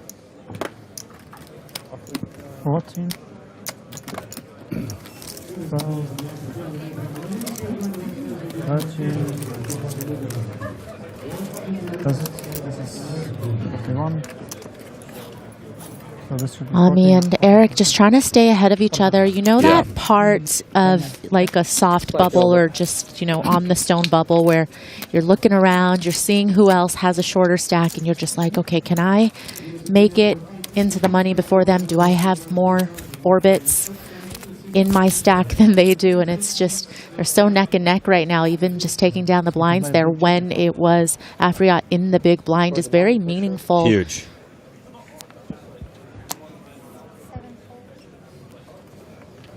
I'm ready. I'm ready. How about you? Probably. You Barny Boatman with ace queen. just scared of Terminator skill. Raises to 400k. You know what I like about Barney is he's fearless in his own way. He's not fearless like a Farid Jattin is fearless. He's just like, yeah, whatever. Well, I really enjoyed seeing his hand selection. You know, he definitely has been 3-betting with value hands, but also mixing in some bluffs as well. And his timing has been really great in that he's been able to get away with those 3-bets that were bluffs. And even as the stream catches up and these players might be getting info, if you're balanced, there's not a whole lot they could do to exploit you. Kaufman flops best. Man. Pair of 7s and a straight draw. Yeah, now's a good time to be detached. Don't get too attached to ace-queen here. Well, you know. Oh, my goodness. What a turn. Always an ace on the desk. Barney now a 3-1 favorite. It went check, check on the flop. Delayed continuation bet from Barney on the turn. Time to get attached, says Mark of the Beats. Kaufman has a very interesting hand in that naturally the ace on the turn is going to be a card that Barney is going to bet even if he didn't have the ace, but Kaufman has a lot of equity as well if he were to be behind right now with his pair of 7s. And, you know, you might sometimes be able to sneak in a little bluff ski if Barney decides to go for value. I'm not saying that you need to be doing that. I'm just saying you have the option when you have the 8 in your hand. It's a very clean river, though. Barney really happy to be targeting the 9x, the 7x, 6x's.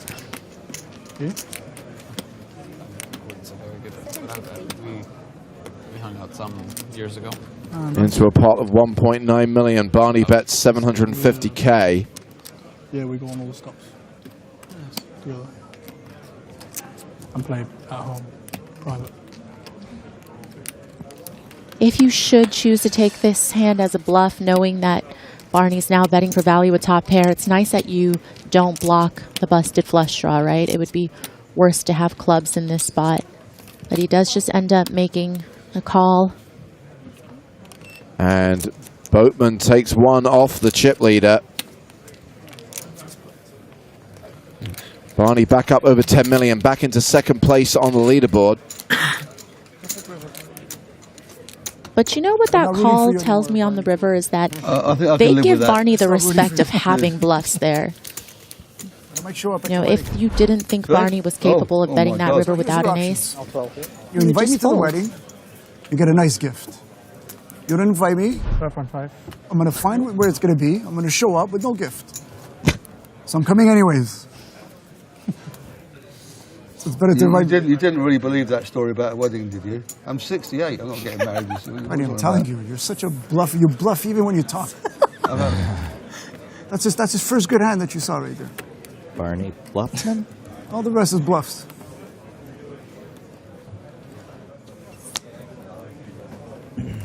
Man, just can't imagine how you live your life. Okay.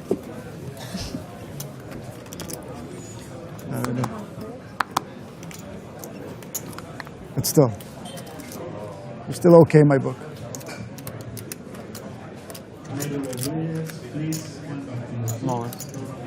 Ami.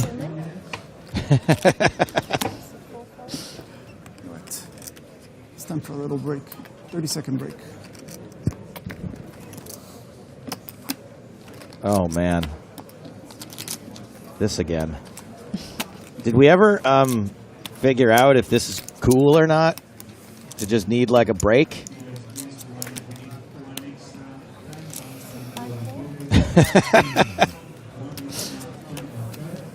It's pretty hard at this point to do stuff we haven't seen before.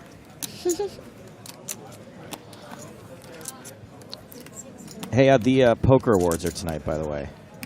And I would just like people to remember this when Final Table Performance is up next year, that Eric Afriat, I know it's a long way from the next ceremony, but keep us in mind for this. And it's not even over yet. Could win the thing. Behind. But also, as far as this year's awards are concerned, we'll know the winners tomorrow when we go live with the final table at 1 p.m. Central European Time. I've been up all night, every night this week anyway. I might as well have it on. See if Jeff Platt can put me to sleep. I'd really like to take a shot at him right now, but he's so nice and so supportive, and he watches this stream all the time. Yeah, we do love Jeff Platt. Shout out to our glorious leader, Francine Watson, not with us in Paris, but in Vegas, a nominee at this year's Global Poker Awards, up for Best Industry Person. We wish her every success tonight. And of course, if a long shot comes in, if we somehow win Best Podcast again, or if this wins Best Live Stream, she'll be there to collect those awards as well.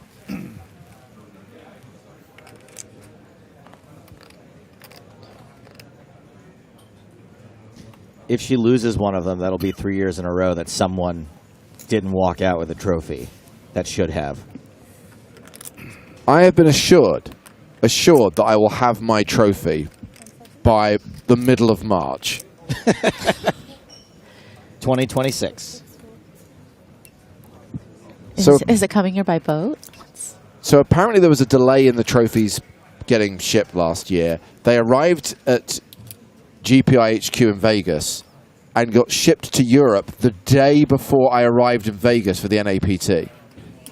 So kind of like, I'm always in the wrong place at the wrong time, but... Story of your life. Okie dokie, a little big slick energy. 1,175. Just going to go for the 3-bet non-all-in sizing with the intention, of course, to call it off, but don't think Dodd's going to be putting his whole stack in with this hand. What time do the awards go live, by the way? Do you actually know the exact time? Sure don't. I'm figuring it's going to be like 3 a.m. here, right?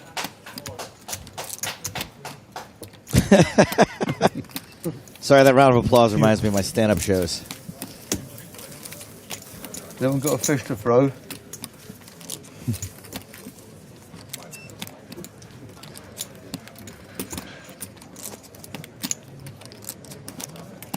My backer for this turn. Like tag.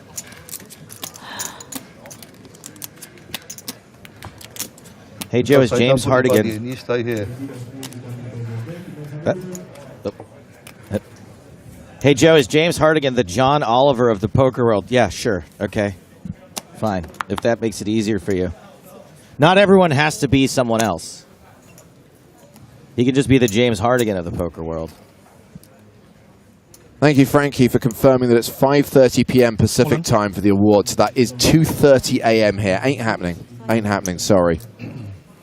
I'll just be getting into my 8th or 9th coughing fit by then. So Dodd shoves with 8. Chip leader David Kaufman has ace-jack of clubs.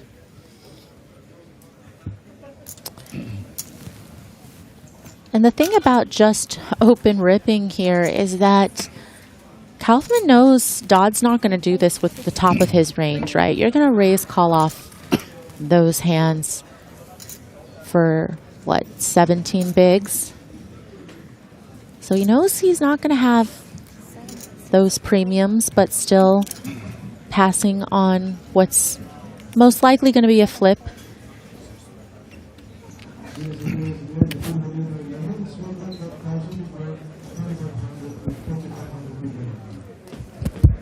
Kind of surprising to see Dodd open rip, though, with so many other shorter stacks versus just raising. But again, maybe he just didn't want to get blown off his hand, realizing that some of the big stacks are just going to leverage.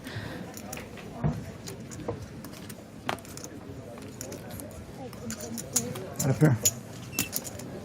Dodd, Dodd, Dodd. No good.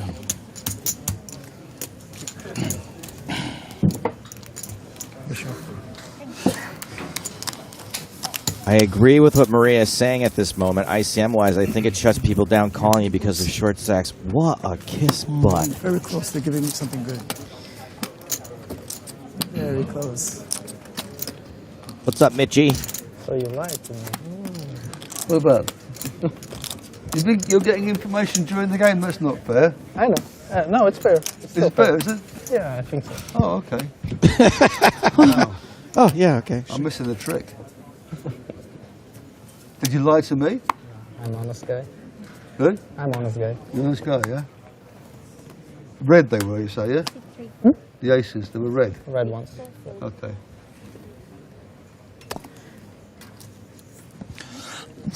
Just kings and jacks and kings and jacks. Yeah, Must be really- nice. Really seems to be able to pick up big hands when he needs them. Only 3 WPTs for this fella? All in with kings. Yeah, definitely very sus to just open to a min raise off of 9 bigs. So this actually makes his hand look weaker. Let's see if he's going to get any action. Still has enough fold equity. Almost. Isn't really going to get called by any 2. Wasn't worth looking. And nah. I didn't mean to upset you. I just meant to confuse you. Hand has been it's been on me every single day. Well, Ooh la la, I don't suppose cowboy. you care that much. You've got a million chips off me, so I don't suppose you really care. Still good results. Or like I would have Yeah, yeah. looked one. If it wasn't an ace, I would have just. Merci. I told you she was getting close. It just. What happened to my chips? Okay. Did you see the Ami Bearer hand? Oh, yeah, that was crazy. But I can understand why If I could've Ami opened on didn't these put hands, I would've him made so many on chips. shoving for value with the worst set there. I mean, that hand was just so interesting. I get why Ami gave him credit for having a flush there on the end, but oh, it's so gross. Included? Wild. Absolutely wild. I wish I could have scrubbed the internet of the hand for him so that he didn't have to see it.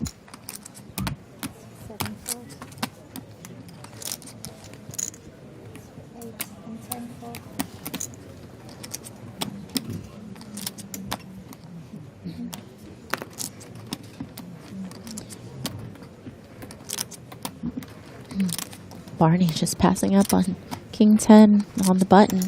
He only wants to win big pots, you know. Who cares about this raise from the button into the blinds business? Oh, man. 500? Into Ami's big blind.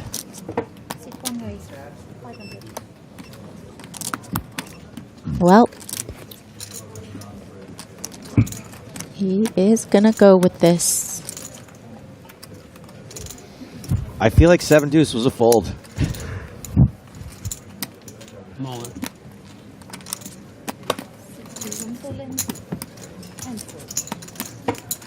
Yoink.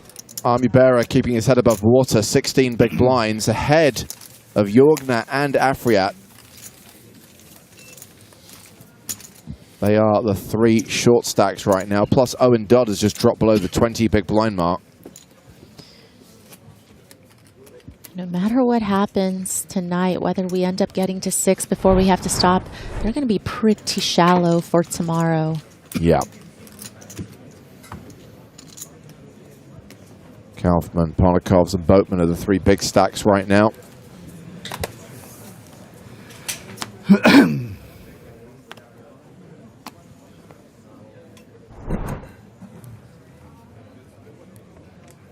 That's right, Tom. Their seats do remain the same for tomorrow. When we redrew for 9, it's the final redraw. Ready for aces now. And because of that, they'll just play out the clock tonight. They won't play for a certain number of hands. I need some red bullets. We'll literally come back and pick up where we left off tonight. Kings aren't good enough. the jacks, kings. He's like, I need aces. Uh-oh. Arduini with ace queen. So he has 30 bigs to start the hand. Fold. There's 4 players at under 20. Okay, call, but only stay in the hand if you flop trips or better.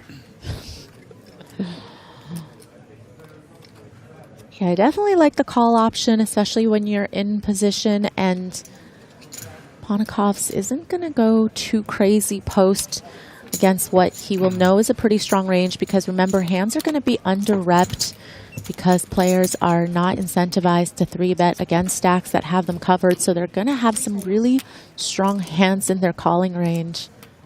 Okay, maybe calling was the right play. Always an ace on the desk. But he didn't flop trips, though, so he has to fold if Ponikov c-bets, right? I may walk that back.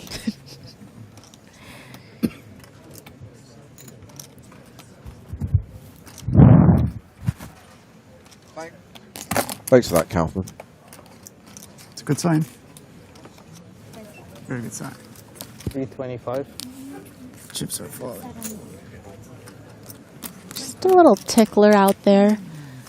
You know, will get called by some Jack X's, some of those suited Broadways that will have some gutties here, some pair and backdoor straight draw, some pair and, you know, hands that kings do have beat, but obviously there's gonna be a lot of this ace queen, ace jack suited, ace 10 suited. Those hands will all be in here.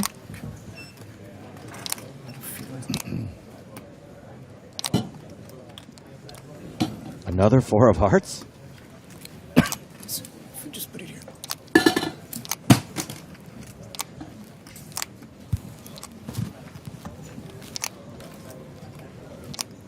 It's hot in there. I feel like I lost 5 pounds already.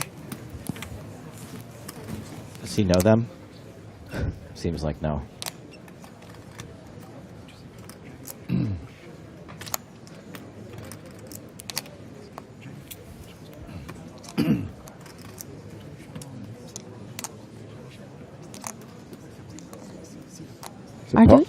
He has slowed down, obviously. Checks to Arduini. Yeah, and Arduini doesn't really have a hand that he can go 2 streets of value with comfortably, especially without a heart here.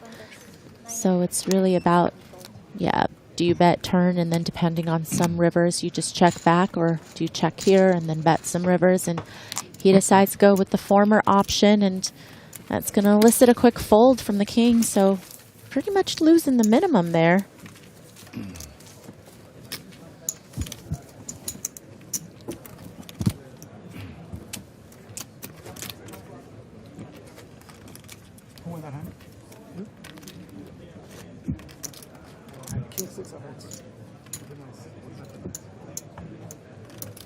I wish I had the same thing.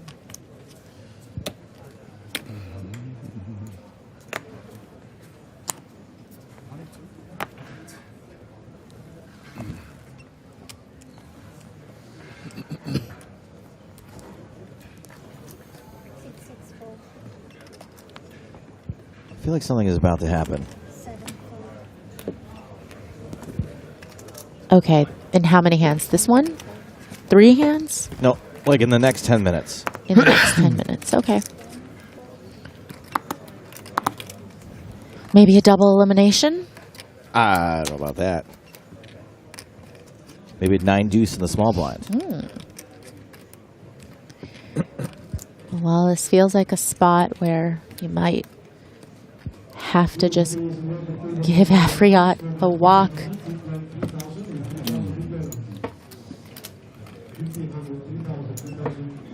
He took a walk.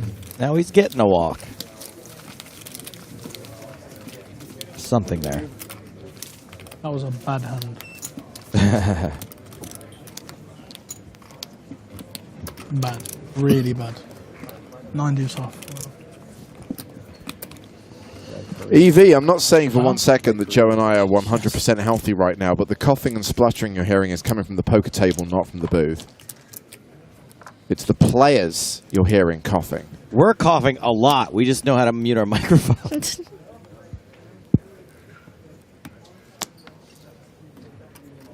I just have to fade it for I know, one Maria. more I'm day, sorry. you guys. I'm turning away I'm going from you on a every time. vacation after this.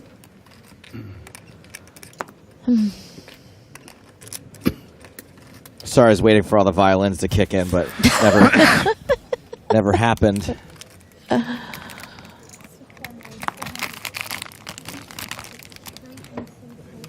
No, Shredder, the players can't really mute their mics. It's not their fault.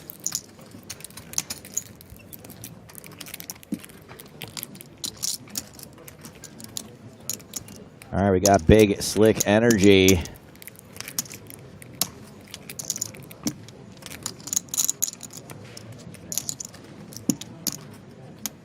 PMG asks, is this live? Sorry, is stupid. They often show replays. This is not live. We just have the best writers on the planet.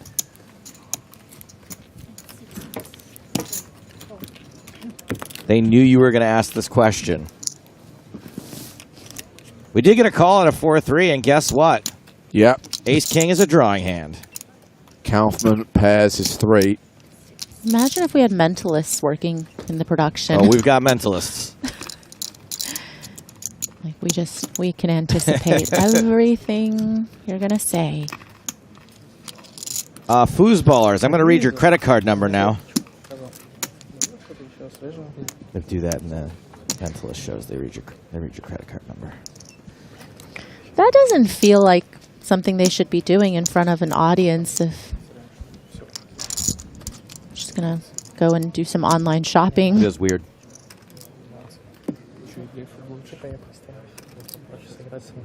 That 3 still good. After the old check. Repeat 9 on the turn.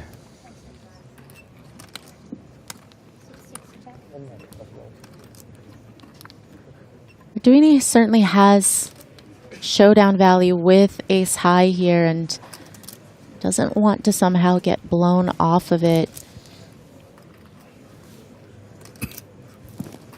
You do want to deny some hands equity, just the random 2-card holding from the big blind that you don't want to pair up, but bad news is Kaufman has already paired his 3s, and now does Kaufman want to stick around? I mean, some of the delayed c-betting range from Arduini is going to include ace highs, and he's beating those.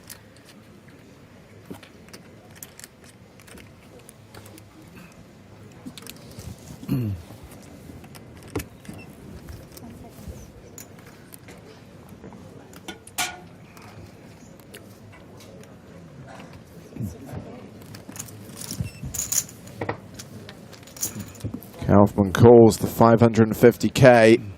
Jack on the river. Kaufman's still good. Check to showdown. Kaufman wins. Brutal.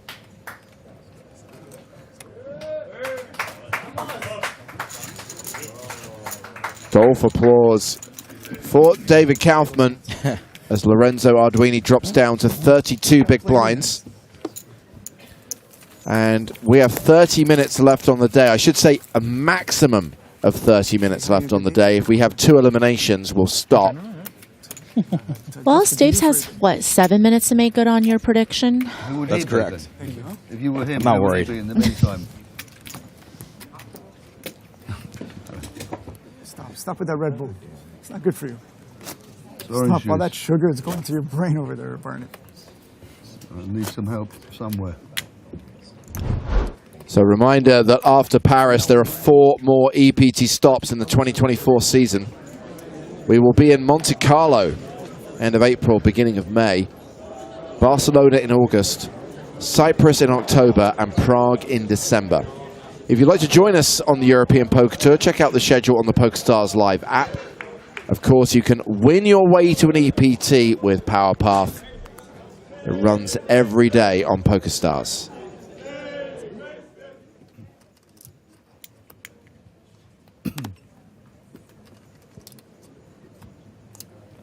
It's going to be a great year if this first event is any indication. Could see it, but I haven't. Huge turnout, great personalities, fantastic poker being played. Sorry, what? You saw it? He said he could see it. Yeah. I haven't, but I could. I Here was or not over there? watching on purpose. I'm going to be very, promise I'll be What? very careful. That's actually the response more often than not when I tell someone that I can see their cards when they're folding. They get mad at you. Weird. He did say, promise you I'll beat you, right? Maybe I misheard. Maybe I misheard. Maybe I'm being unfair.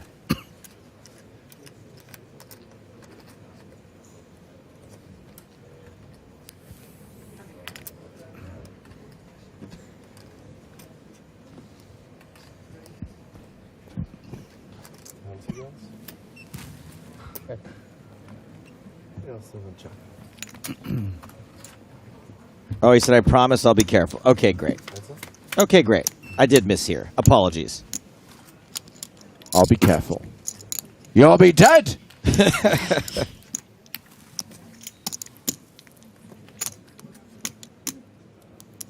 Full name of that character? Dr. Cornelius Evasion. James Bond? Star Wars. The Cantina. Oh. The pig face guy. Correct. What's the other guy's name? Walrus Man? Yeah. Ponda Baba. I did know that doctor's name at one point. I had his card in the card game. Yeah. Kaufman limp called the race here pre-flop with King 9. Just a little too good to fold. So I was just thinking about the Robot Chicken sketch where Ponda Baba is a promising architect, and because his arm gets chopped off, he like tries to draw with his left arm, and it's not good enough, so he gets fired. Yeah. Both players have the same straight draw. Ponikov's a little bit of showdown with ace high.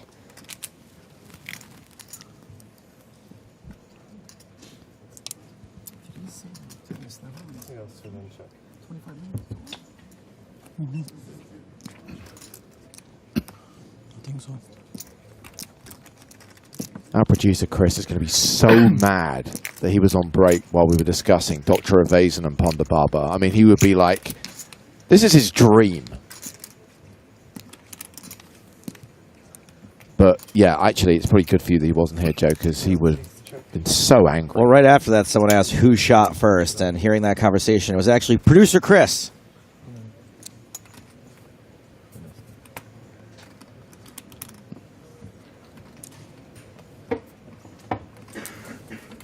So not a lot of action on this hand. 5 more minutes. Big book. Cute.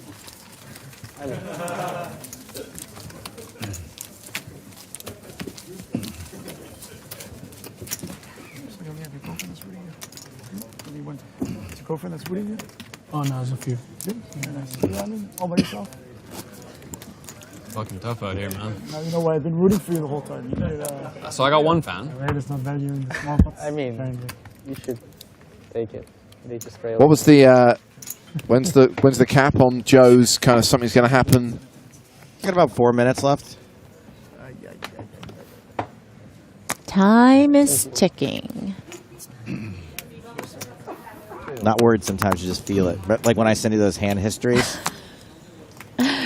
Right. Where I call it 10-6 I was offsuit like- because I was just feeling it. Right. I was like, well, what's your reasoning for playing this hand? I had a feeling. I always start there. You know, I try to give you the benefit of the doubt. I never just immediately say, You give me a why are you chance. playing this Yeah. hand?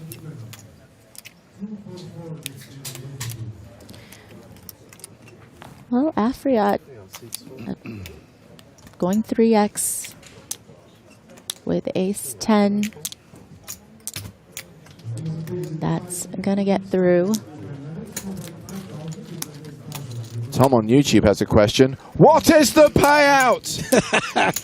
No need to use caps, Tom. Next player out. It's euros. Thank you for your question. Gets 154,800 euros. Up top is 1.28 million. The 6 is almost like a shot.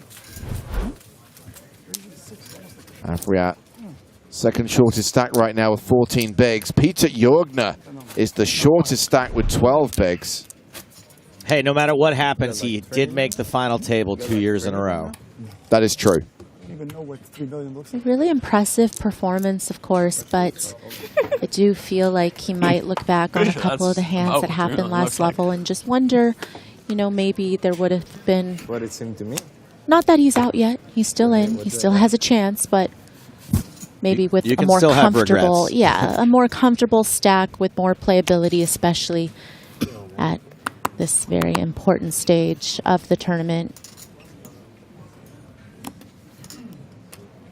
Army Bearer with kings.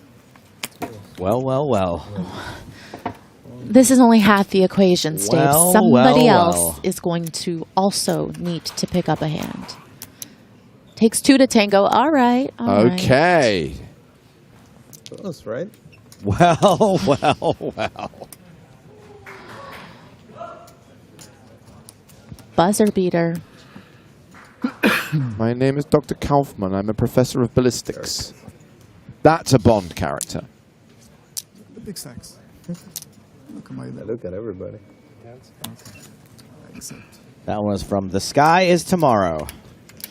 One of those words is in the title.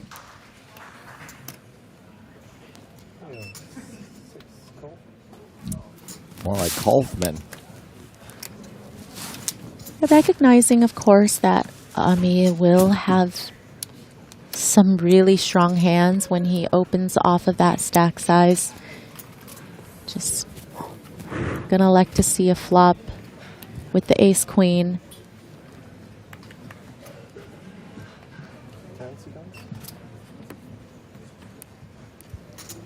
Sano says, can you guys do the chop pot thing? Well, if there's a chop pot, yes, but we're not just going to do it in the middle of a hand. Oh, Jorgner checking out his pot odds. Yeah, well, they're pretty good, and the suited connectors, a good one to C3 with, especially when you're already in for one big blind. Folding also fine. Yeah, I'm sorry. I thought he was in the big blind. I think folding from the small blind is fine. I think defending from the big blind would be not mandatory, but welcomed.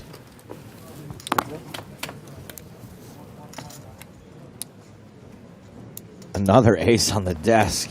King's cracked. What good are they?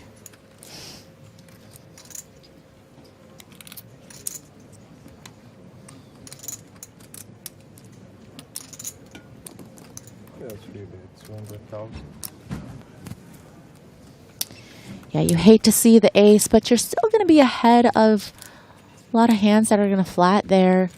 You know, a lot of those hands that some of the pairs that don't want to 3-bet, recognizing your strong range, and some of the suited aces, I think, might just fold against an under the gun +1 open from 12 or 13 bigs. When I get called here, I just open muck. We're good. Move on. Next hand. Yeah, getting called here is... What did Peter have? Yeah, he had 8-7 diamonds.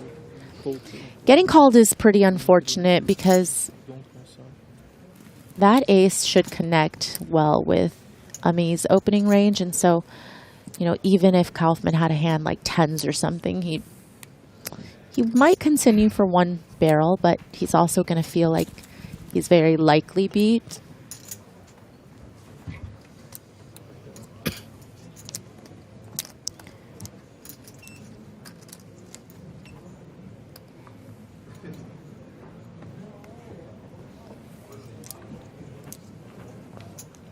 Obviously, there's a ton of other boards that could have come down where Ami would have felt very comfortable going with this hand. Now slowing down, now feeling a little uncomfortable at the idea of getting his whole stack in. I like that felt pun. You said he might have felt. Yeah. Thank you for giving me credit for That was that. good. Do more of those.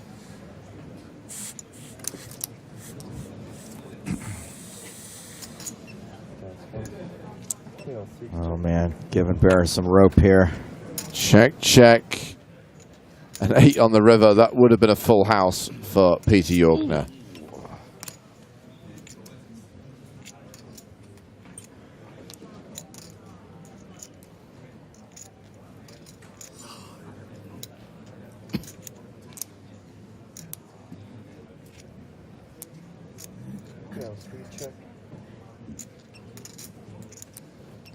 Army Barrett checks again. Does Kaufman value bet? And if so, does that bet get paid off?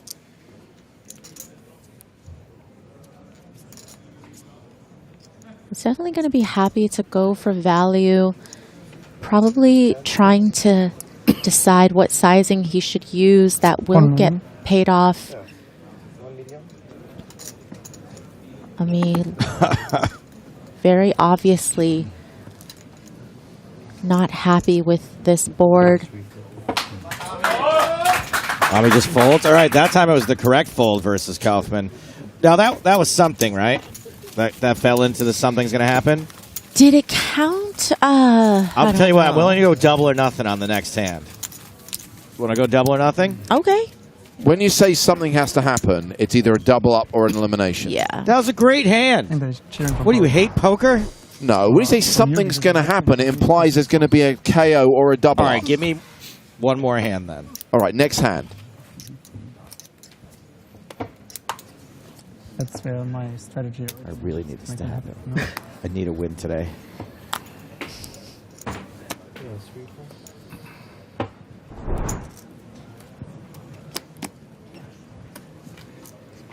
It's tough. You have to Feels process like a of swear things. word. Never look to your Sixes for Dodd. So far, He yeah, I've folds. seen something, but Afriat is out. Kaufman, ace-3 of hearts. Chip leader with 14.5 million, 72 big blinds.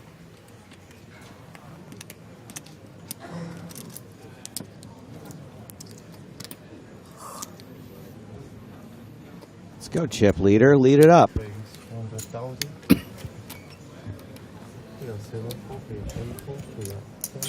Can't say it's looking good for you on this double or nothing. You're right. Oh, buzzer beater.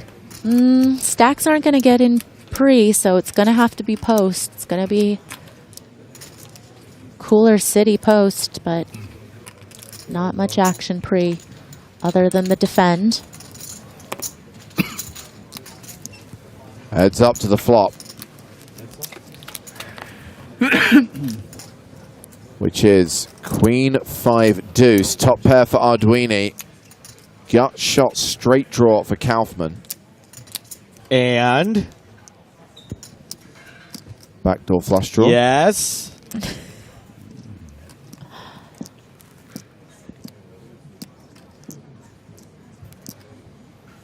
Arduini's 4th in chips. He's not going broke in this spot. Your parameters are a little insane. I think it was you that had to specify what the parameters were before making this prediction to begin with. I said something was going to happen. Last hand wasn't good enough for you. Now I'm delivering on this hand.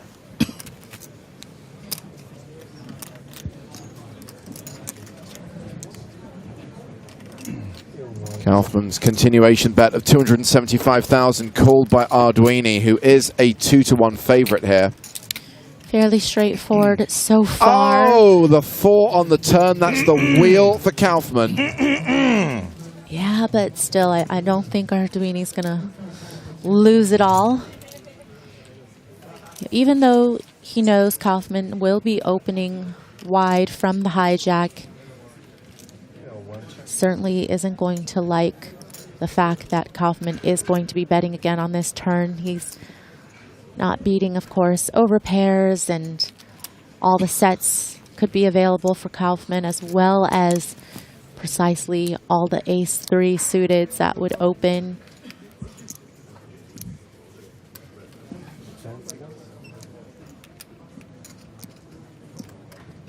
$1 million.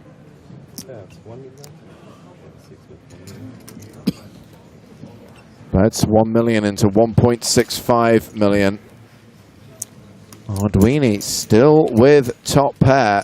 Kaufman with a disguised straight.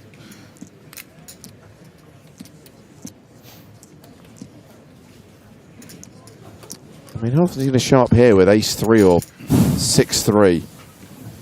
But how often is he going to show up with an air ball also? So once again, Arduini makes the call. And this hand goes to the river. I hope for Arduini's sake he doesn't improve, because he's drawing dead.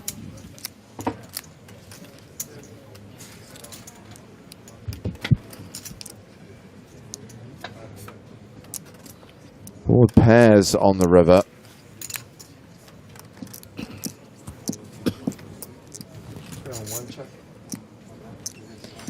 When he faces this river barrel from Kaufman, he is not going to like it. I mean, there's not going to be a lot of 5x that's going to bet both flop and turn, so he's not afraid of trips. But when we think about the type of hands that are going to triple here, you know, there were no backdoor flush draw possible, so there's not going to be some type of backdoor flush draw equity that bricked that's going to need to bluff here. You know, it really does feel so value heavy, but again, you're up against the chip leader and your range is somewhat capped. So a quick call from Arduini. Is that 2 million, right? 2 million from Kaufman, called by Arduini, who's going to be left pretty short after that. Arduini now playing 13 big blinds, third off the bottom. 7.5 million chip pot, not good enough for you? Was not an elimination, wasn't the double up, doesn't count. Yeah. Wow, the goalposts are on wheels here. Whoa, whoa, whoa, whoa. The goalposts were very clear. Yeah, once my time had run out. Listen, I still count 8 players at this table, so... Do you want to go double or nothing on the next hand? I mean, how I've been many escalating this chances whole do you way. need? What do you mean chances? I'm delivering more and more every time. Why don't you just pull Right out there. the cranker? Right there. Joe called it. Oh, now? The crowd is on my side. Now? You're basically calling out. I agree with Joe. That was good enough. That's my entire brand. Good enough.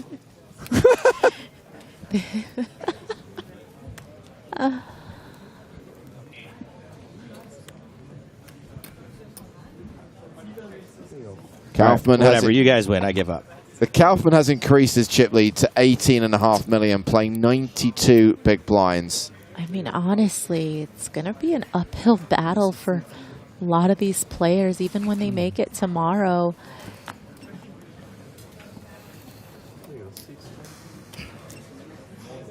Kaufman really has been in control all day long, picking up his fair share of hands, but also playing well.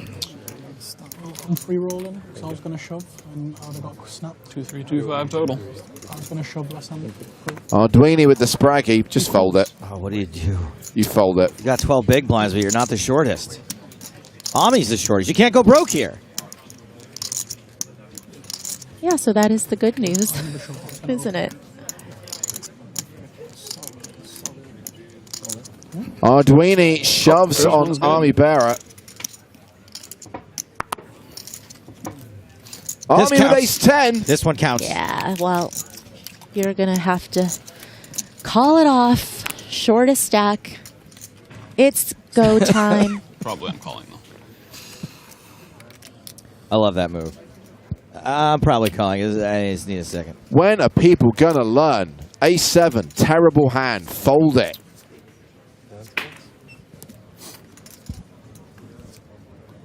I've been reluctant to agree with you on that, but you've been so right. No, I call. Army Bearer has Lorenzo Arduini dominated. Now, if Arduini gets lucky here, Army Bearer will be eliminated. If ace-10 holds, Arduini will be left with a grand total of a single big blind. I think he covers by a couple hundred, yeah. Also, he covers, right? So if you lose this, you can still pass him. Maybe.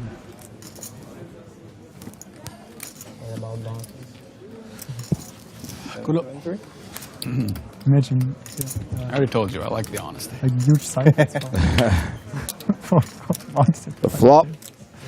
Queen 9-5. Arduini with 2 immediate outs.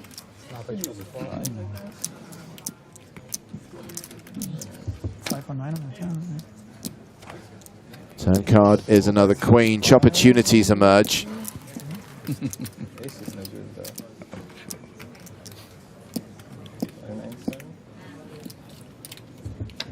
River card is a 4. Ace 10 holds. Army Bearer doubles up through Lorenzo Arduini. Bearer is now playing 24 big blinds. Lorenzo Arduini is left with a single big blind. Oh, yeah. Double or nothing on the next hand. Sorry, I did say that. Yeah. I mean, if you keep doing that every hand, eventually you're Something's happening every hand. Eventually, you know, the blinds go up. We're not gonna stay here forever. So. Back anybody.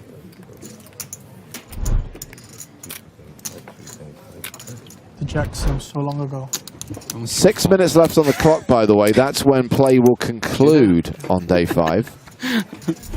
They were a while ago, actually. I mean, we could lose 2 players in the next 6 minutes. We could, but I'm also thinking that despite the fact that he's down to his last 350k, he has got an entire orbit to go now, so Arduini could fold into tomorrow. True. Bit of a cold deck for Arduini there, by the way. Yeah, absolutely. As Guardius puts it, he could bag and tag a single big blind. Yeah, thank you. In the middle. Yeah, good news is he's on the button, so he's got a few hands before he'll be in the big blind, so.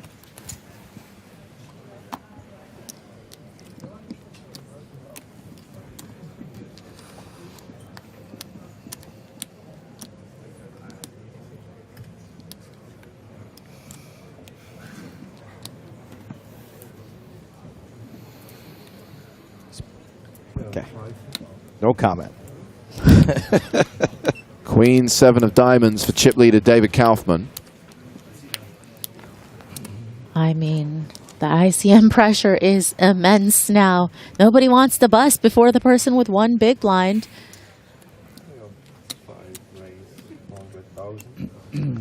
Raises to 400,000. Ponokov's with ace 5, folds.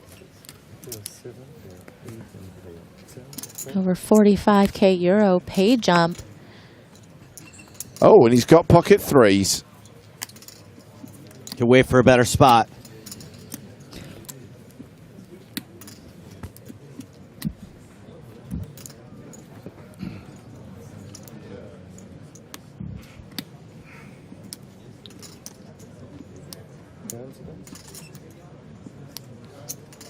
It's these situations where you wish you had enough just to reopen the action to get some Right. protection, but it's not going to be the case, unfortunately. It's just going to be a feeding frenzy.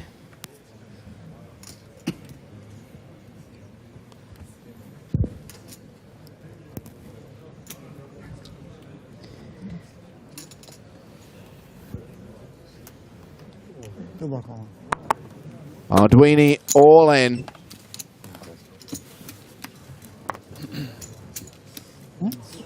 And is Dodd in as well from the big blind? Looks like it. And he has ace something. No protection. Gonna have to fade quite a bit. 10-8-6 on the flop.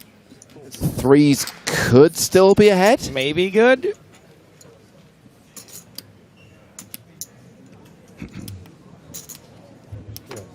Check, check.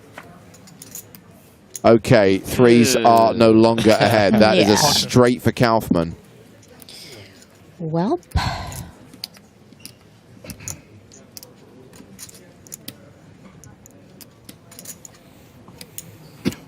Dodd has checked.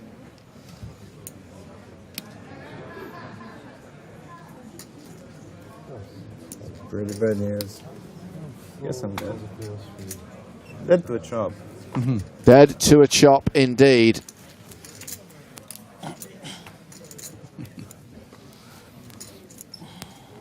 Are we going to be singing? That's good news.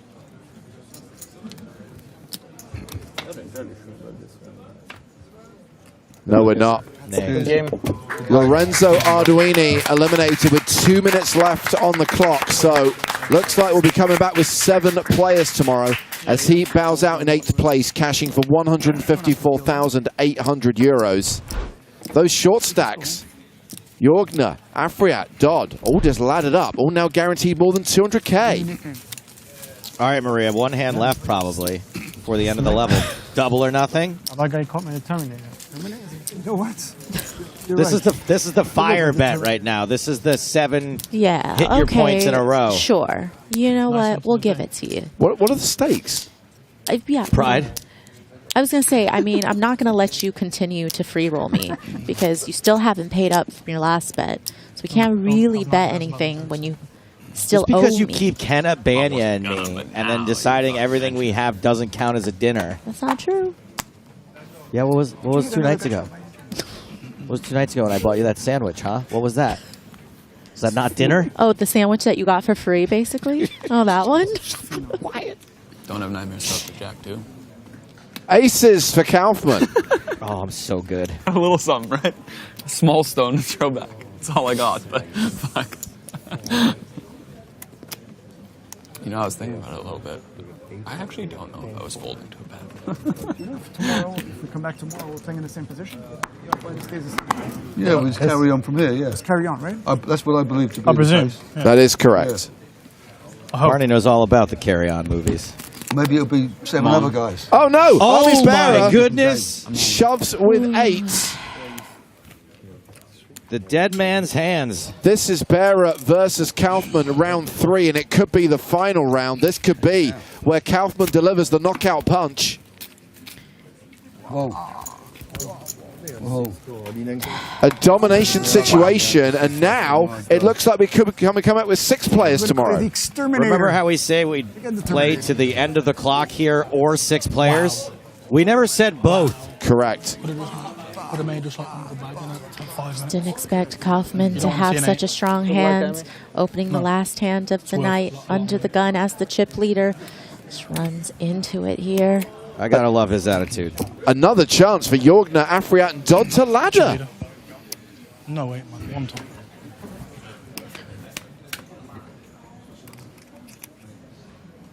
Queen 10-4 on the flop. Army Bearer needs an 8.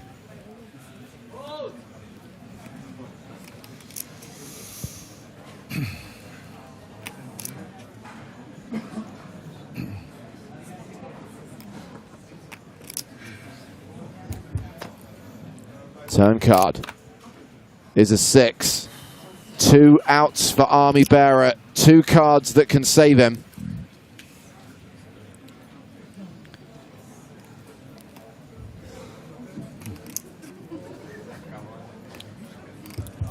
The river card is a queen.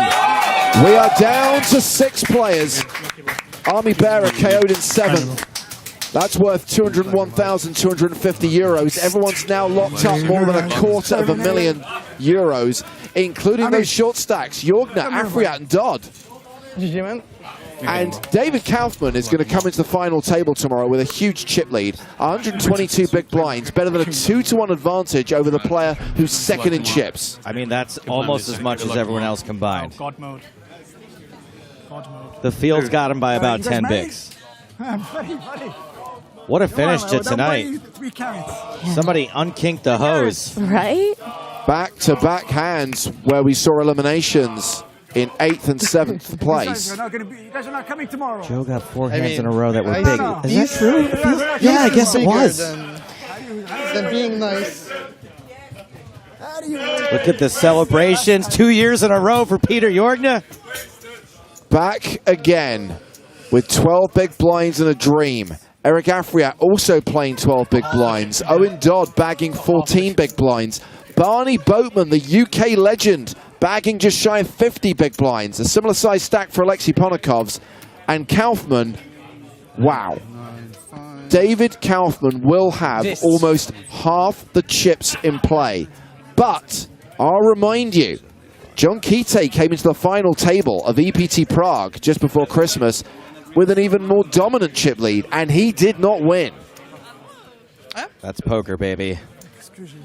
Nothing is guaranteed. We will play this out tomorrow from 1 p.m. Central European Time, playing down from 6 to a champion, the first winner of EPT 2024.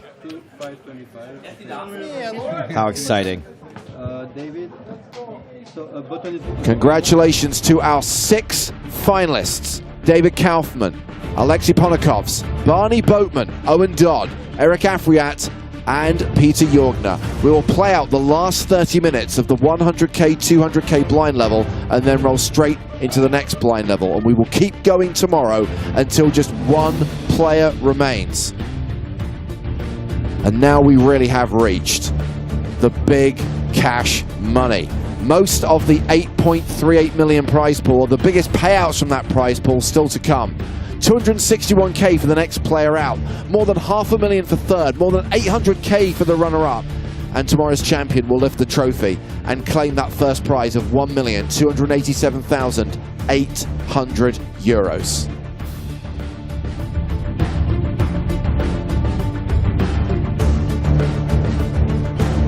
If you want to learn about our 6 finalists, if you want to learn about what's happening in the other events here at EPT Paris, go to the PokerStars blog, updates and stories from the European Poker Tour, and join us tomorrow, 1 p.m. local time, 1300 Central European time, for the final table of the EPT Paris main event. It's been exciting so far.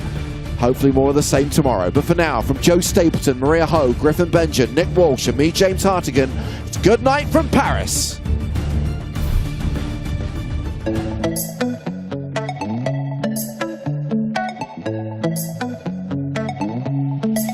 I'll never go less than 100%.